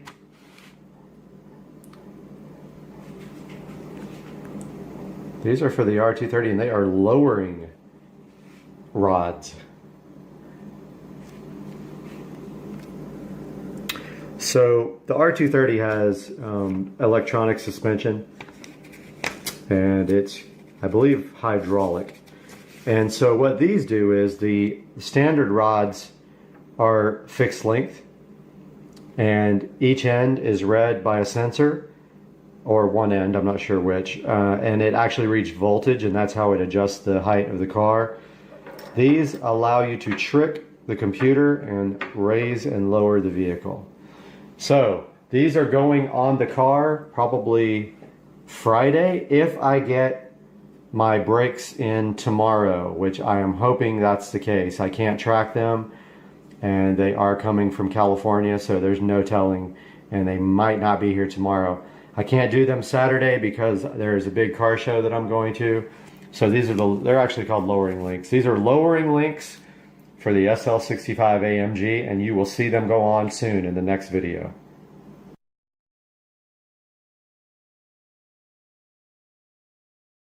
It's about cock and ass and tits and butthole pleasures. It's not about butthole pleasures at all. It's not about this rusty trombone and the dirty Sanchez. Please stop. And the Cincinnati bow tie. Moosh. And the pussy juice cocktail.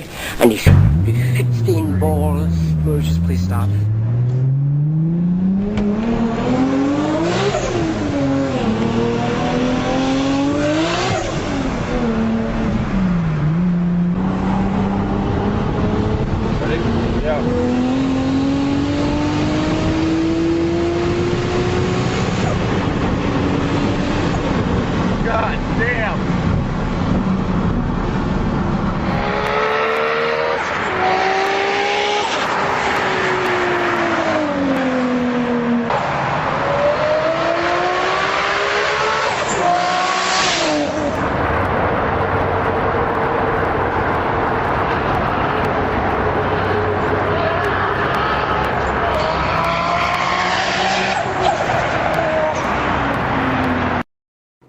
What's going on, everybody?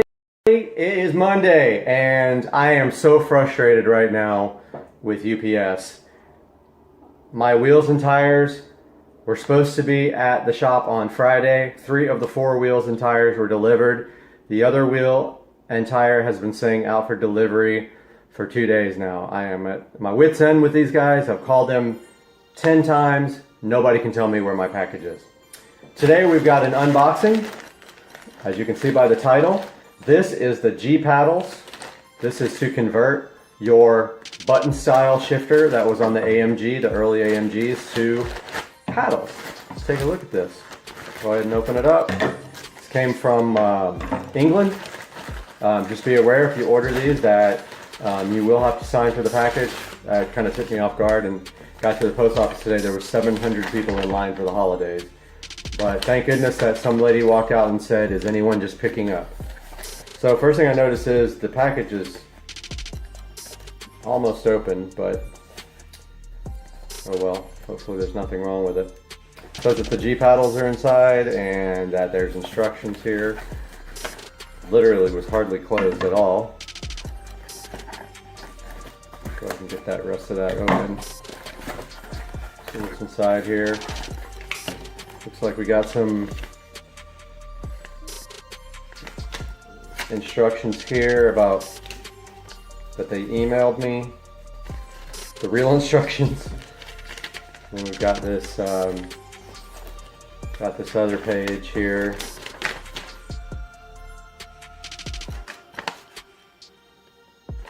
So there's one thing you got to know about this. The factory button holder, which you will see when we install this, is very delicate. They do not make that button holder anymore. If you damage it, you need a new steering wheel. There are ways to get this thing out though, involving heating that unit, that button holder up so that it's more pliable. If you don't, you're gonna break this little tab off. Picture it like this. Basically, this is not dirty looking at all, is it? There is a little button holder. The stock button is has 2 tabs on the side like this that fit inside these little round things.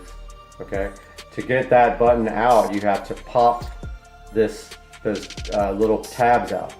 But when you do, most people break off this little circle that covers it. It's almost I don't even know how to describe it, but the pin goes inside this little half circle that allows it to turn. Most people break that off right there because they just are in too much of a hurry and they don't heat the housing.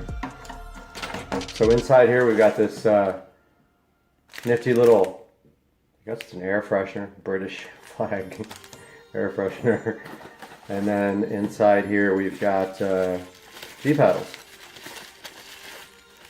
So they are silver. You can get other colors, but I mean, if you really want other colors, just paint them. That's G paddle number 1. So there's the mechanism. So if you see what I'm saying here, these 2 pins, right there, they fit in 2 little circles that are pivot points. And this part presses the actual button. And this part would be this left side, I believe. So when you pull it towards you, it pushes the button. So that part inside the holder, button holder, that's part that goes around this pin is what people usually break off. So here is button number 2. I will put the instructions for this with this video. There's button number 2. So it's going to probably be like that, I'm guessing. But the opposite of the way it's facing you. That side would face you. There's the 2 together. So look for video number 2 of this, which would be installing these beautiful G paddle button replacements. We'll throw these back in here right now.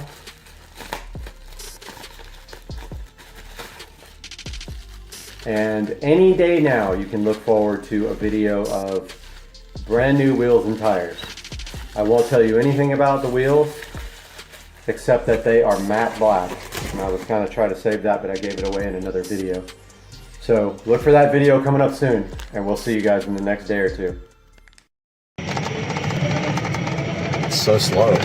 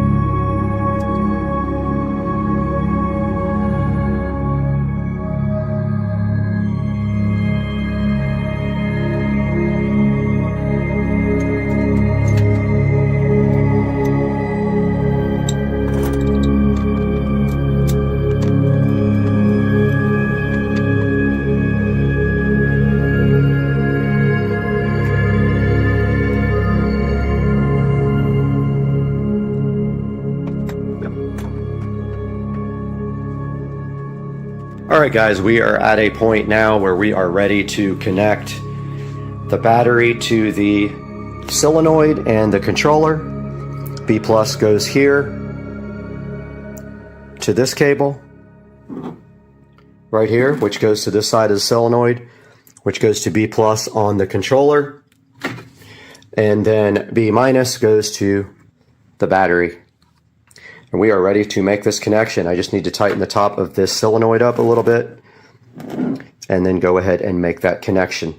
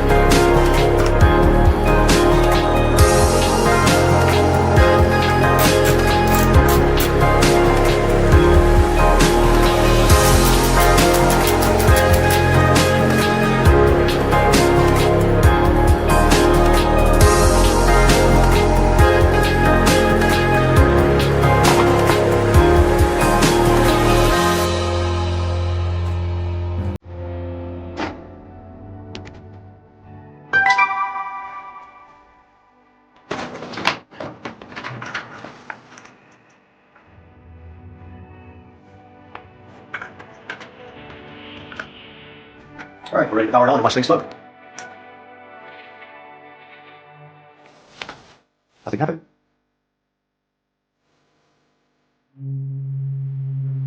Alright. We have power to our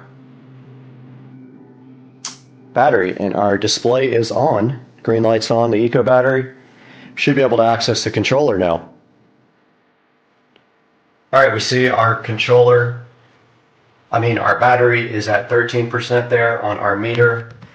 It's interesting because no power lit up on the USB charger up there, which gets 48 volts. Wonder why that is. Not sure. Okay, now that we have onboard charging, all we do is plug in a regular extension cord to the charging port right here. So I'm going to go ahead and do that. All right, we plugged in our onboard charger and we see that we have charging going on now. And there should be a charge light somewhere on there. I don't see. Oh, there it is. There is a charge light somewhere. I'm going to go look for it over here.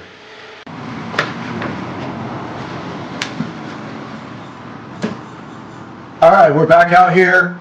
We have been troubleshooting the controller. We both have COVID, and so it's okay, we can hang out. But no, we've been troubleshooting. We had a couple wires reversed. We think we got it, and we're ready to start putting the controller back in the cart. And we did test that the motor actually works, and we're ready to go. So we're just buttoning some things up now, and it's going to be insane.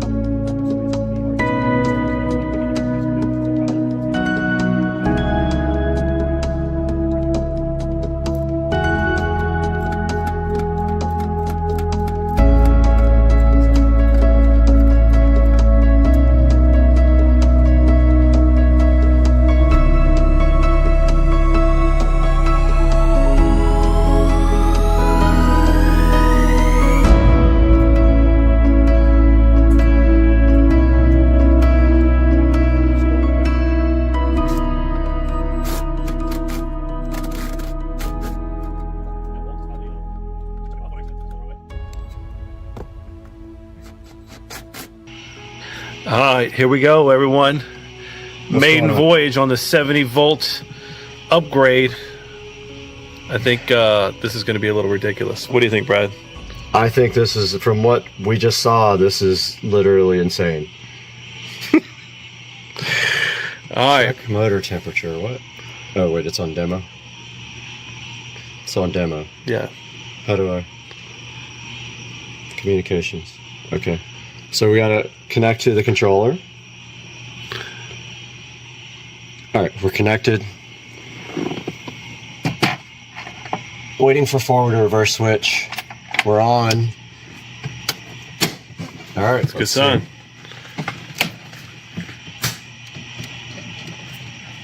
It's moving. Alright, that's full throttle. No, it ain't. Just kidding. Can't be, not from what I did earlier. Got him. Oh, my lights don't work! Here, I got you. Okay.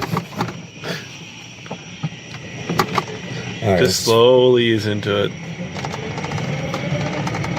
It's so slow. Full throttle.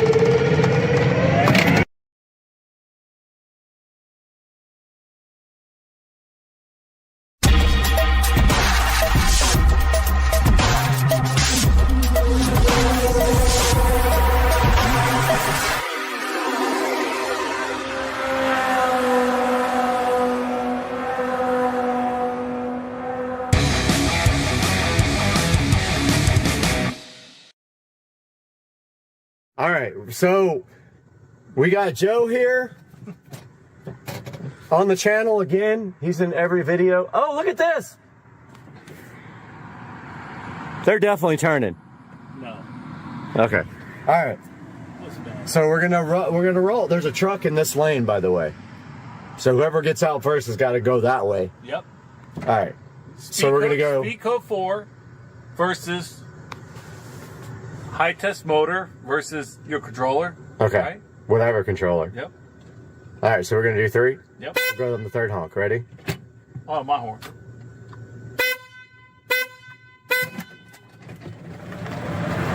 Oh, you smoked me!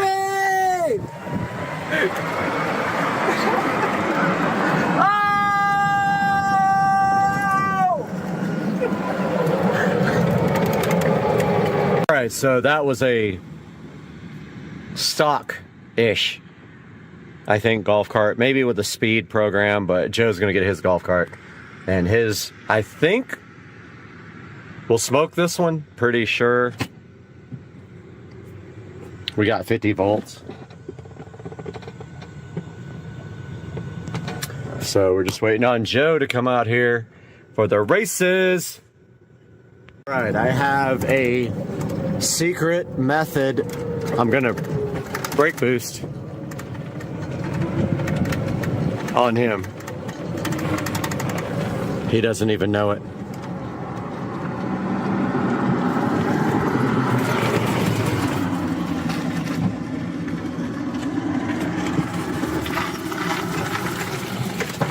Shit. Stage. Ready? Yep. All right, here we go. Shit, I can't.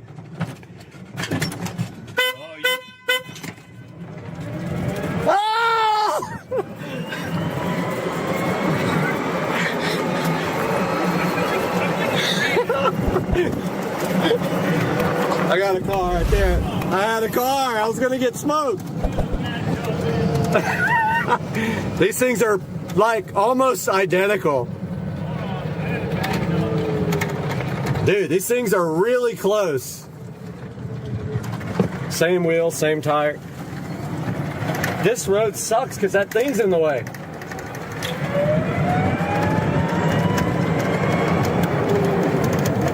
So I thought I could brake boost, but you can't hold the brake. No, you can't. It turns off the motor, so you gotta like, Yeah. you gotta barely put it. Just say when you're ready. All right. 1, 2, 3, go. Oh! Yes! Smoked!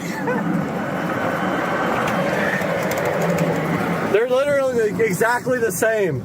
They're literally, it's all about the launch. Well, so the way I have my setup is that it's so jerky when you have it set up to like the highest. You have to tune it down. This one feels, this one feels tuned. It just hits you so hard, you know? I want that to, but I want the hit.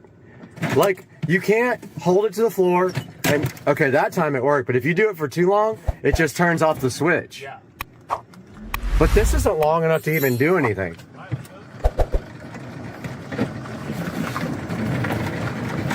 Oh, you want to go out here? All right, so how do you actually brake boost it? Like, It's not one, you ready? Ready? 1, 2, 3, go. Wait, it did. Oh shit, that was it!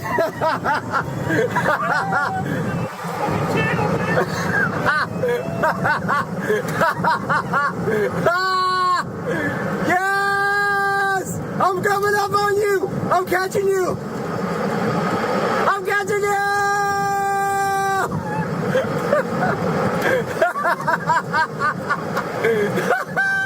I'm catching!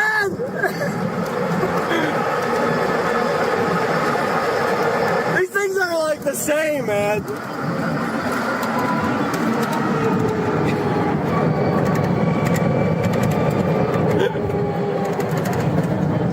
These things are exactly the same. It's sick. Until you go to the hill. Like, Until you get up. dude, the only thing that would make a difference is lithium. Lithium would 300 pounds. Listen, up the hill, I was going to smoke you, man. I know, and I had a bad launch. I was like, I don't know how to. No, I had a great launch. Ready? 1, 2, 3, go. No, it's...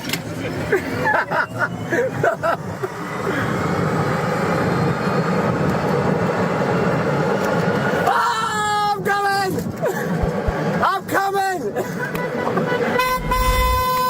I'm coming!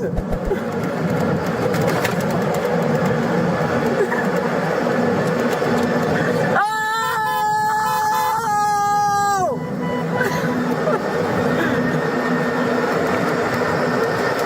Oh, I'm passing you!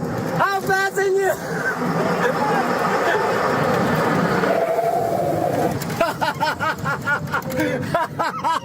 Oh!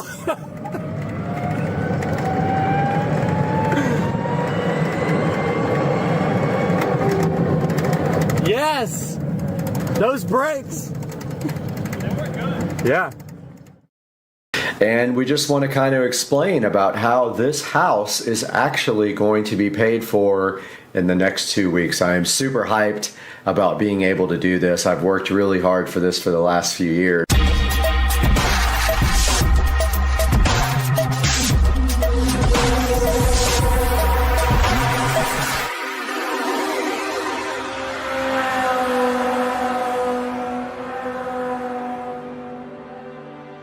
All right, guys, welcome to the home tour. I'm starting you guys out at the front door, and as I give the tour, I'll give you any highlights of what I think is important as far as technology or upgrades to the house. Now, here out front, we do have the Wisecam stuff, but I also upgraded this light to a new light with LED bulbs in it for the front porch. And then, of course, we've got the Eufy Smart Touch Wi-Fi lock here that you just use your finger to come in. And now coming into the front of the house, you can see the living room and some of the highlights of what I personally did to the house. As we go, I will share with you. And this shiplap type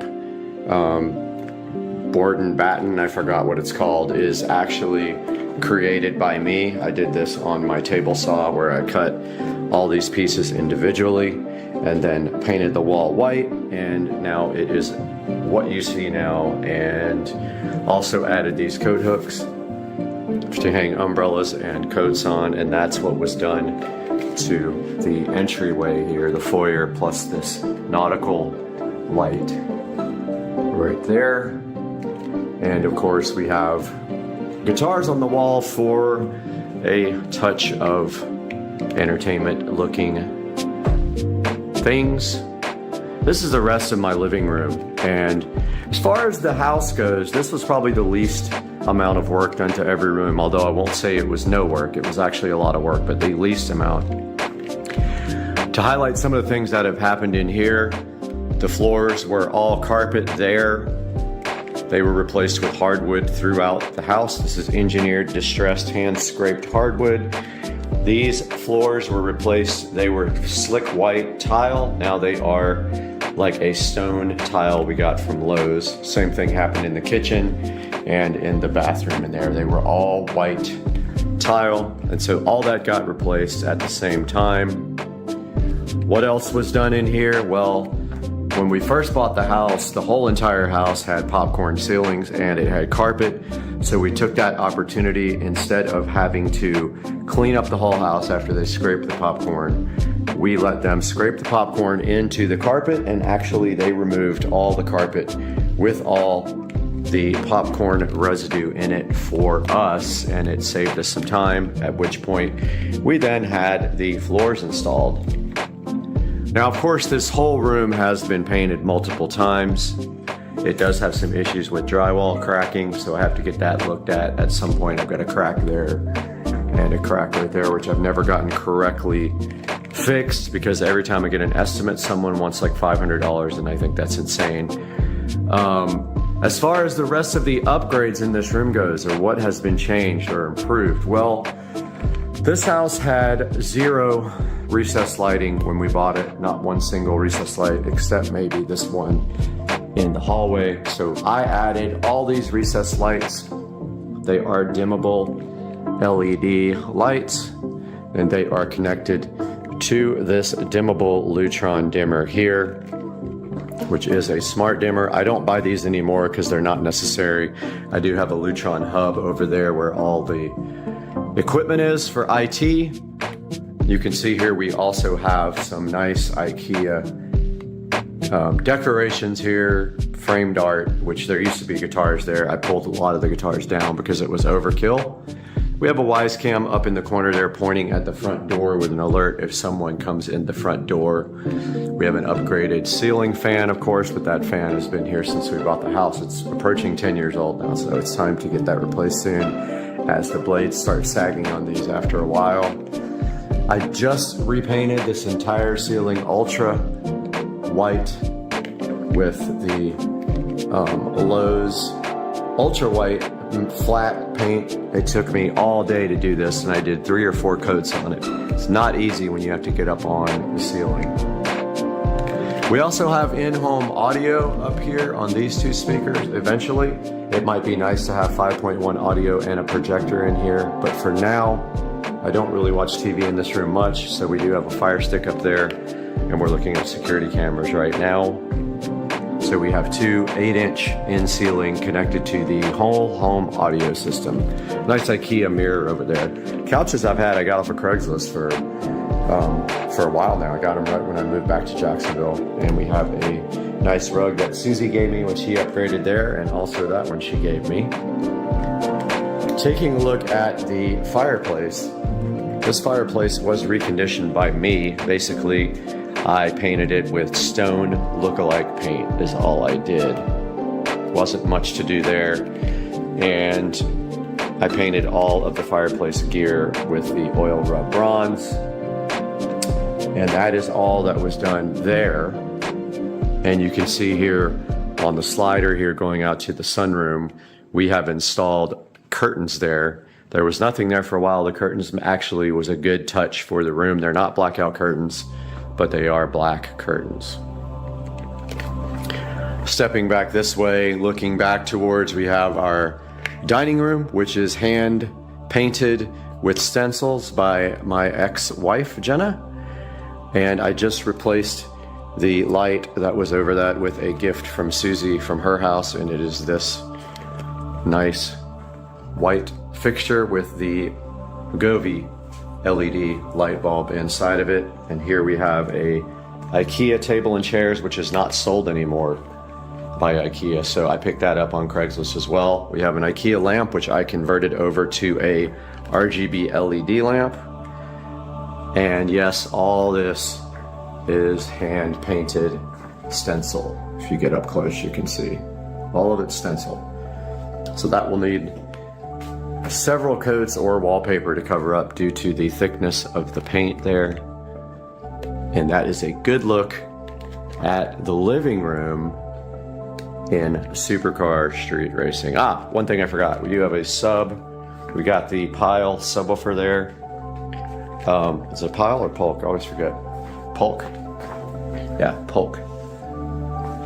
I always call them Pile, but that's an insult. So we have our regular television here. We have underneath there our network equipment. We've got a switch. We've got a hub for the lighting. And behind there, I don't even want to show it because the wiring's so bad, we have our Netgear Nighthawk cable modem, which is providing internet to the entire house. And that's all for the living room. We're going to move on now to the Supercar Street Racing sunroom here, which is absolutely beautiful. And this was one of the reasons that we initially purchased the house.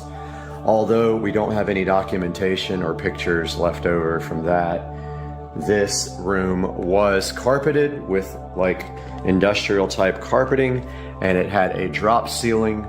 This room was one of the biggest improvements that we made in the house. And what we did in here, we also had these vertical blinds all the way around the room, and Jenna convinced me to remove those. I didn't want to because I wanted the darkness in here, but she did convince me to remove those, and we put up these sheer curtains, and it did come out very awesome. Moving down to the floor, this is tile. It is great because it is good for an entryway from anywhere that gets wet, because all you have to do is just mop this and it comes out awesome. And it looks exactly like wood. So we did the entire floor. We ripped up the carpeting and did the floor in this tile, and it came out really nice. The room does have an air conditioner there. When we bought the house, it had a heater / air conditioner. Instead of that, we just used a little space heater, and it still has this little AC. The goal one day is to get a split system installed in here. I don't know when that will happen, but that will happen one day. We do need to replace this futon. It is getting old. We've got this nice chair, super expensive leather chair in here. And we used to have a cat, so we have a cat door there, but we are not using it anymore, and it is sealed up and hidden by those outdoor boxes. We also have some RGB LED lamps. Alexa, turn on the sunroom lamps. Sunroom doesn't support that. Oh, I'm sure it does. I've been having these issues lately with these lamps not responding, but we will get into that later. But these are RGB LED bulbs. I think that one actually is unplugged. Yeah, so there, that one is unplugged right now. I just need to get a splitter for the power here. So the rest of this room, this shelf is handmade by myself and my ex-wife. We literally threw the shelf together and fastened it to the wall to have something on this side. We have a TV here with a Wise security camera on top. This TV has a Fire Stick on it, and we have my Crosswalk Proform that I am on every morning at 5 a.m. and the shelf that I suction to the window to hold everything keeps falling off, so I'm still working on getting that. But this is what it looks like from this side going into the living room. And then we have a fan up here that actually needs to be replaced at some point. It doesn't go on high anymore, and I don't know if it's the wireless remote or the actual fan that is dying, but I want to get another nice fan for this area. And an artificial plant over here with old standard LED bulbs in it. And the view outside from the Supercar Street Racing sunroom. Let's talk about the Supercar Street Racing sunroom just a little bit more, because I neglected the ceiling, which was a huge part of this renovation. So what I did was I ripped the entire ceiling out, and the whole entire up part of the ceiling is now insulated in there. And also I added whole home audio speakers and recessed LED lighting. And you can see we added this nice blue color to simulate that of the sky, and that is the Supercar Street Racing sunroom ceiling all redone. We are in the hallway now at the Supercar Street Racing headquarters, and the important part about this hallway, there are two things we need to talk about, and one is the audio closet. So this closet has power run to it, and this is where the audio system for the house is, and it feeds the whole house with this dot right here. We also have the subharmonic synthesizer, the ultra bass, and this is the amplifier for the whole house. There is the switch box for every room, and that monitor is just connected to this receiver, so you can look at the menu if you need to. So that is the whole home audio. There is a subwoofer in here as well, but it has taken a death blow and it is gone. The other important thing about this hallway, and I'll show you the smart light. Computer, turn off the audio closet light. There goes that. So the other thing in this hallway is we do have smart lighting here up there on this recessed lighting, and we have this beautiful Venstar thermostat, which is a smart thermostat for the house. And that wraps up this part of the tour. This is the guest bathroom. It's kind of difficult to shoot. I'm on the widest angle I have. This entire bathroom was redone. You can see the floors have been redone with stone look-like tile. The walls have all been redone, and I did create this board and batten type look on the walls here, on both sides, all the way around. I also removed the medicine cabinet and did my own treatment here, and that's how it came out. And I added a nice light to the inside that is tied into the regular lighting here. And I have not moved this permanently in here yet because we are going to be doing a smart mirror here and getting rid of this, a large mirror, and we're going to move that into the wall somehow. We also did the lighting in here. We did recessed lighting there and over the shower. And this entire shower has been redone. So it was resprayed and made to look white because it was brown originally. And I did the new stainless look, not stainless, but like silver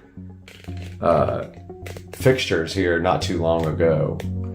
So that is really a rundown of the Supercar Street Racing guest bathroom, and it's not huge, but it's plenty. All that was brand new. I did new vanity, new faucet just recently, and a new toilet when I did this room. Welcome to the Supercar Street Racing master bedroom. This is the master because the office is in use for work and studio until I build a new studio. So this is the master bedroom. This at one time was an office until my ex-wife grew out of the office and moved into the big room where I have my office now. And in here we have IKEA furnishings along with some nice Govee LED lamps. We have our Show 8. These lamps are wireless charging and they have wire charging. They are fitted with the Govee LED lights, which are set on immersive sound. Well, they should be set on immersive sound. They're actually, that part's not enabled right now, but they will follow the video on the TV as long as that is turned on. Let me get that switched on. All right, we have the immersive video on now, which we will show you here momentarily after we give a tour.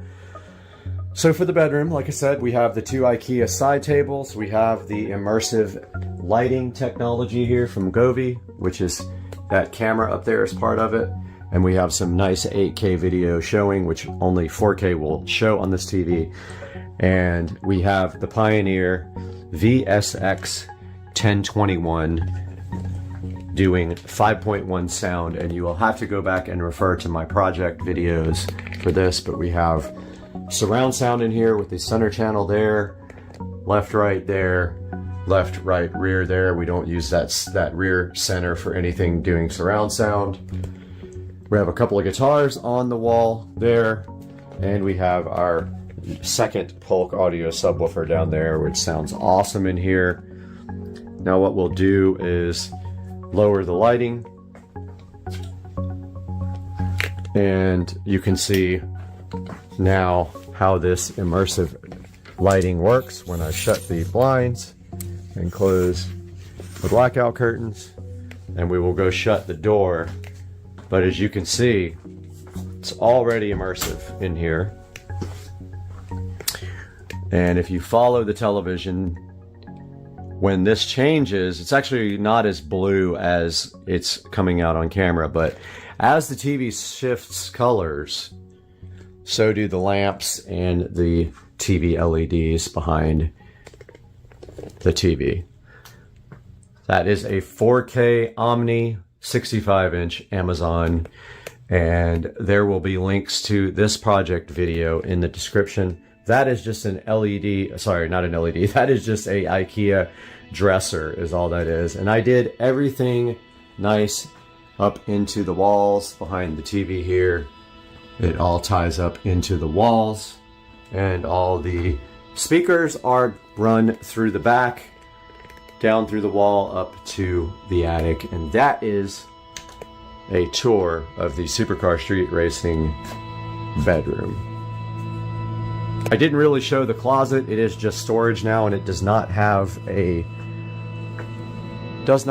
curtain rod in it, but this is where I store all my electronic boxes and guitars and things like that. It is nothing exciting except for the fact that all the closet doors, most of the closet doors in this house have been removed in favor of curtains because they look better, and that is what that came out like. We're back in the hallway here, and you can see the entrance to the house right there. Guest bathroom is on my left here, but we are going to be entering the 4K theater in the house, and as you can see here, the doors have been removed. We have a double set of curtains. I did this when I remodeled my home theater. All that stuff is on video and available on my channel. It's very interesting. I remodeled the whole home theater system and made it 4K from the original 1080p. Let's turn this light off and enter the Supercar Street Racing home theater. So here is the home theater room. I do have the lights on just for this tour, just so we can get a quick tour of it. And we have a futon here, and we have home theater seating here. We have Govee, not immersive, but just Govee LED light strips around the corner of the room, just for a little ambient light, because it is very dark in here, and that was the whole point. I do have the blinds open right now. They're not usually open, and in a minute we will turn off the light so you can see the actual performance of this Nebula Cosmos Max 4K LED projector.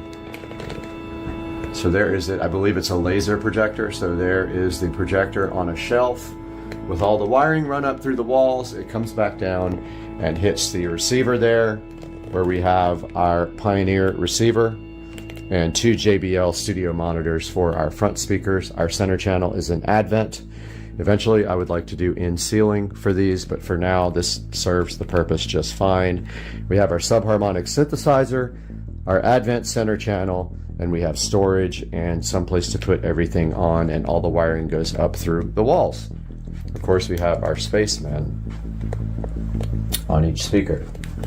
And stepping back from this side, we have in-ceiling speakers in the back. They are 6-inch, 6.5-inch in-ceiling speakers for surround. They are black. I painted them black. The air vent is painted black. The ceiling fan is black, and it is a low-profile ceiling fan, and we have some guitars and artwork from my favorite shows on the wall, and we have some tambourines and some maracas for those who don't play stringed instruments. We have some lamps here with regular white lights. Some important things over here. We have this Show 5 in black, and we have black switches here and black, all black receptacles. And here is a closer look at the Cosmos Max projector. And you can see on the bottom it has the star field. This is an absolutely awesome projector, and up above it the wiring runs straight into the ceiling. And a look at the artwork here. All my favorite shows. We got some, and favorite sports. We got some boxing, we got some Aqua Teen, we got some Star Wars, and we got some Jake and Finn. And now let's turn the lights off. And that is, I don't want to turn the music on because it might be copyright, but that is 4K HDR video on the Nebula Cosmos Max. And if you could hear it, it would be digital surround sound. And The blinds are still open. That just goes to show you the performance of this, but we can easily close our blackout curtains here, and that is what you're looking at. This is a 120-inch screen on the Nebula Cosmos Max, and this is the view from sitting down in the chair. Both of these recline. It's an awesome experience. I absolutely love my home theater room. I love the remodel. I painted the whole thing this dark green, and it's absolutely awesome in here. This is one of my favorite rooms. I hope you guys like this. Moving in from the living room, so that way would be outside in the back. This way is outside in the front. We can take a look at the Supercar Street Racing kitchen. This kitchen was all remodeled when we bought the house. It was a pink color with soffits up here with fluorescent lighting there and all the way over there. So what was done in this area? So first thing was the floors were all this slick white tile. My neighbor actually still has it in his house. The walls were pink. This entire area did not exist. There was a small cabinet that did this. Countertop actually went straight over that way. A little wedge. This was all open. So we made the decision to have these shelves built and this shelf unit built by a carpenter, and we made it so that it can support a wine fridge. This gave us so much extra space, and you can see how well that came out. Formica countertops were all removed in favor of this nice granite. The backsplash was all removed, and this is translucent glass tile on the backsplash. And I did all of the LED lighting underneath the countertops. There was no under counter lighting here, and it also extends behind the refrigerator and puts a nice glow on the refrigerator. The pantry was completely redone with a shelving unit up top, and I did recessed lighting there, and I did all this recessed lighting in the kitchen. It did not exist, and I redid this hanging light here. All of this fluorescent soffit stuff was filled in with drywall, and then the much nicer LED lights, updated technology installed. All of it is smart home with the Lutron. This is just for the dining room, or the little breakfast nook. We don't have to have a smart light on that. It does have LED. Every bulb in this house is LED. Moving to the appliances, they are all LG smart appliances.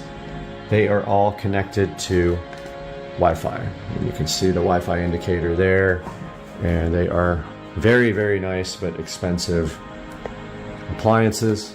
Same with the dishwasher. It has the top controls. It is Wi-Fi enabled. At that time we got the countertops done, we got the new sink and new, of course, new faucets and everything. We have a Fire Stick here, which has switched off, that we can do anything we want. It feeds the whole home audio system if we want to do that. We have the stove, which is smart enabled with Wi-Fi, so you can remote start it. And we have this beautiful LG microwave. We got our Show 10 there as well, and a nice little air fryer. Out front there you can see the view of the neighborhood, and we just have a little breakfast nook with an IKEA table and some chairs I ordered online. So stepping back to the corner where we can get a better view of the kitchen, here is the full kitchen view, and looking up into the ceiling, we have whole home audio installed into the kitchen. And that is going to wrap up the kitchen tour. Homemade chicken nuggets with panko crumbs and lemon pepper. Lots of pepper. And Caesar salad. What is that? What's so amazing about this box? I need to know. He likes small boxes. He's on the YouTube channel all the time. He's famous. Meeks made the channel the other day.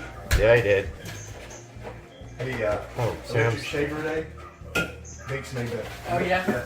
Sam's Automotive calling. What's up, dude?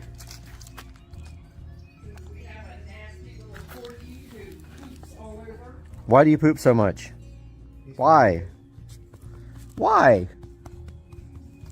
And why do you have to poop on the pavers and now Right? here? Oh, did he tell you he's getting that project? Oh, he pooped on the... Done? Yes. The pool project? He's doing, Yeah. Instead of pavers, he's going to do the, what do you call it? Travertine. Oh, Yeah. nice. Yeah, that's good It's a shit. lot, though. Oh, yeah. I can't afford it. Yeah. Don't make me come over there and scream. Because I will. I can't afford it. I'm poor. Right, puppy? Another foggy day in Florida as we wake up. It looks like it pretty foggy outside. Today, if you live in Florida, you know that your house and everything outside in your house gets mildewed. Today, I'm going to show you guys how to get rid of all that. It's the most hated job that I have, and it is demildewing my gutters and soffits. And we're going to need a few things to do that today. I'm going to show you guys that in just one moment. Chicken with beef preservatives. Okay, good. I don't want my chicken to go rotten. I want preservatives in it.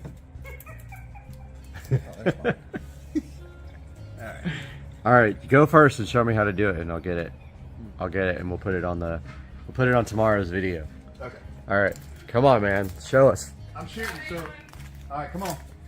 Yeah, we don't I'm not that bad a shot, but still. We don't need an incident. We don't need that. Yeah.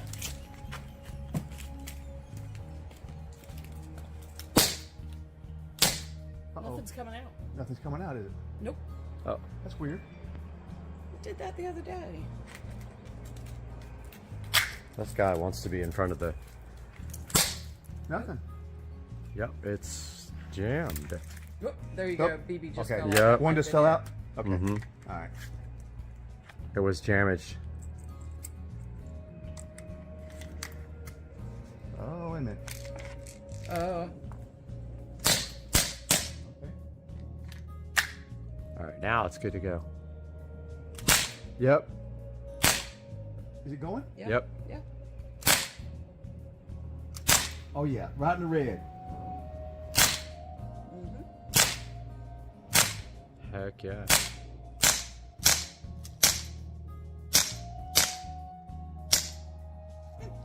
Dude. That is a replica. Freaking mag dumped Glock on this 9mm. guy. Mag dump. Get some dinner. Are you hungry?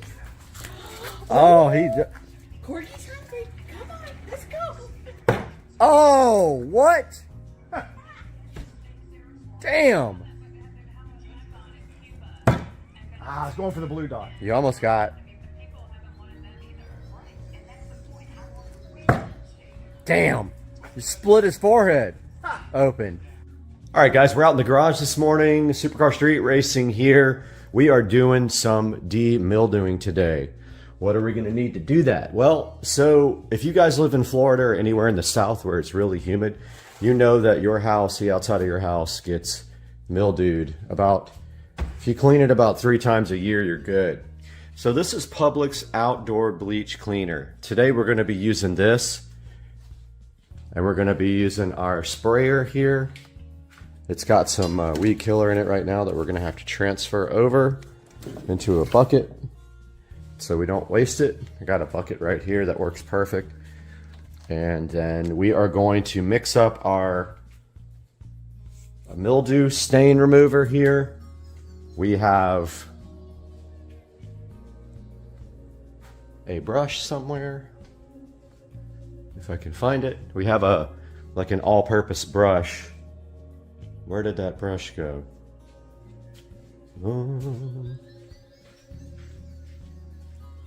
Well, I can't find the brush now, which is really important. I'm gonna look for that and I'll get back to you guys. Not bad.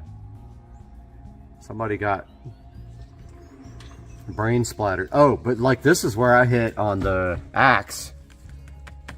I hit like the upper right thing. Yeah, that's my headshot. That's yours? Yeah. It's not bad. Wait, where do you shoot from? Here? Yeah. This is the line? Well, you can use what you can shoot from wherever. You don't have to be back that far. I mean, I can't hit. I'm gonna light one of these bug things. Yeah, I was getting eaten yesterday. Yeah, bastards. Probably get like, probably won't show the video on YouTube if we put a gun on it because they're so anti everything. You know, you're right. That's probably true. They probably won't. They will ban, Well, they'll demonetize it. they will ban supercar speed racer. Street racing. Street racing. You could throw an There- axe. Huh? That was a good video though. Yeah, You were but like, you're a star. You could throw 7 million views. the one where I bent over and I said, "Dude, you asshole." If you put that on there, I You would. put a no. You threw it. You threw a bullseye with this. Okay. Dead center. Okay. And we were like, what? Community was like, what? You want to shoot? Yeah, let's do it. All right, you video, I shoot. All right. Is it got safety? Is it good to go? It's ready. It's on. It's on. Okay. All right, is it? There's no safety, right? Nope. Nope. You're good to go. So, all right. Here we go. Oh, dude, stop it. No, it's like going. Okay, hold on. It's definitely going higher than I'm. All right, yeah.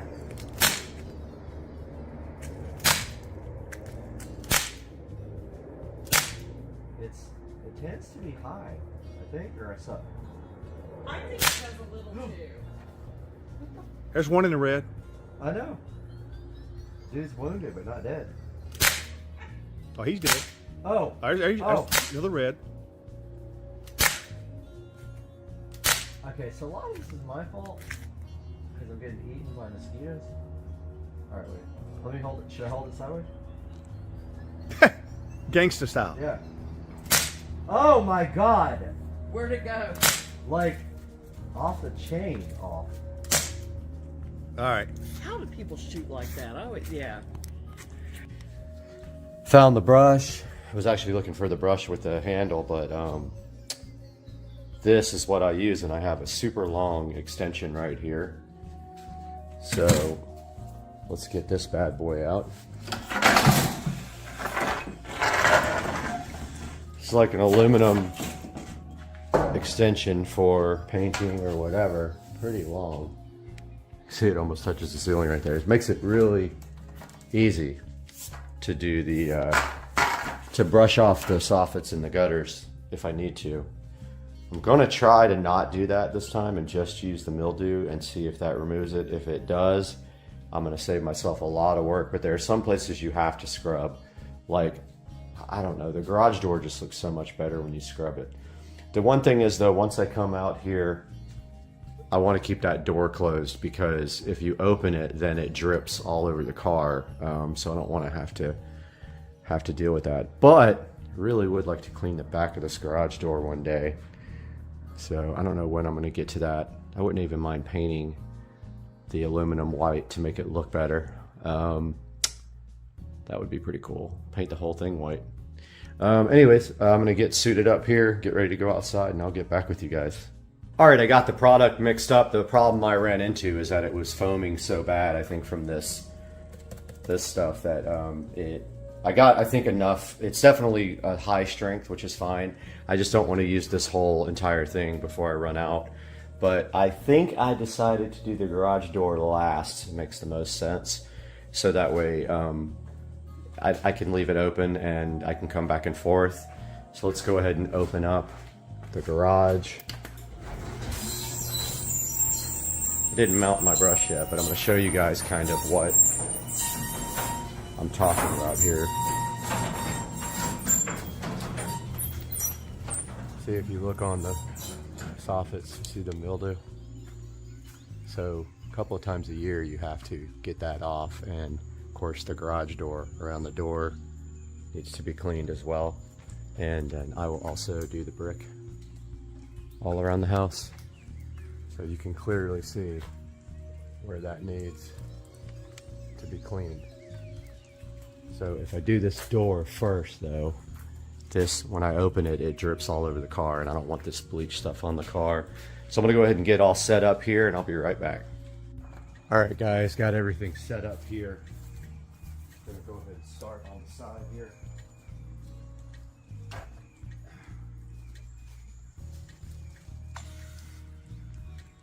Get my hose ready.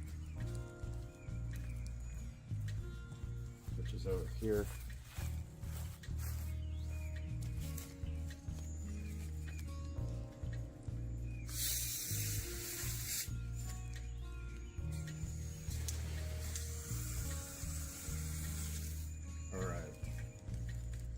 Undo my hose a little bit here.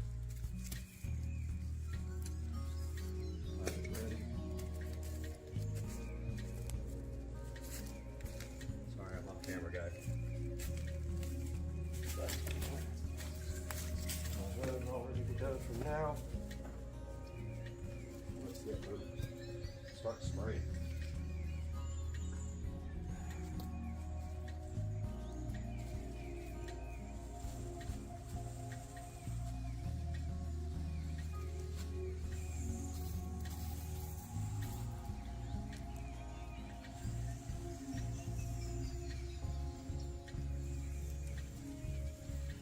Spraying down the soffits, the gutters with the bleach spray.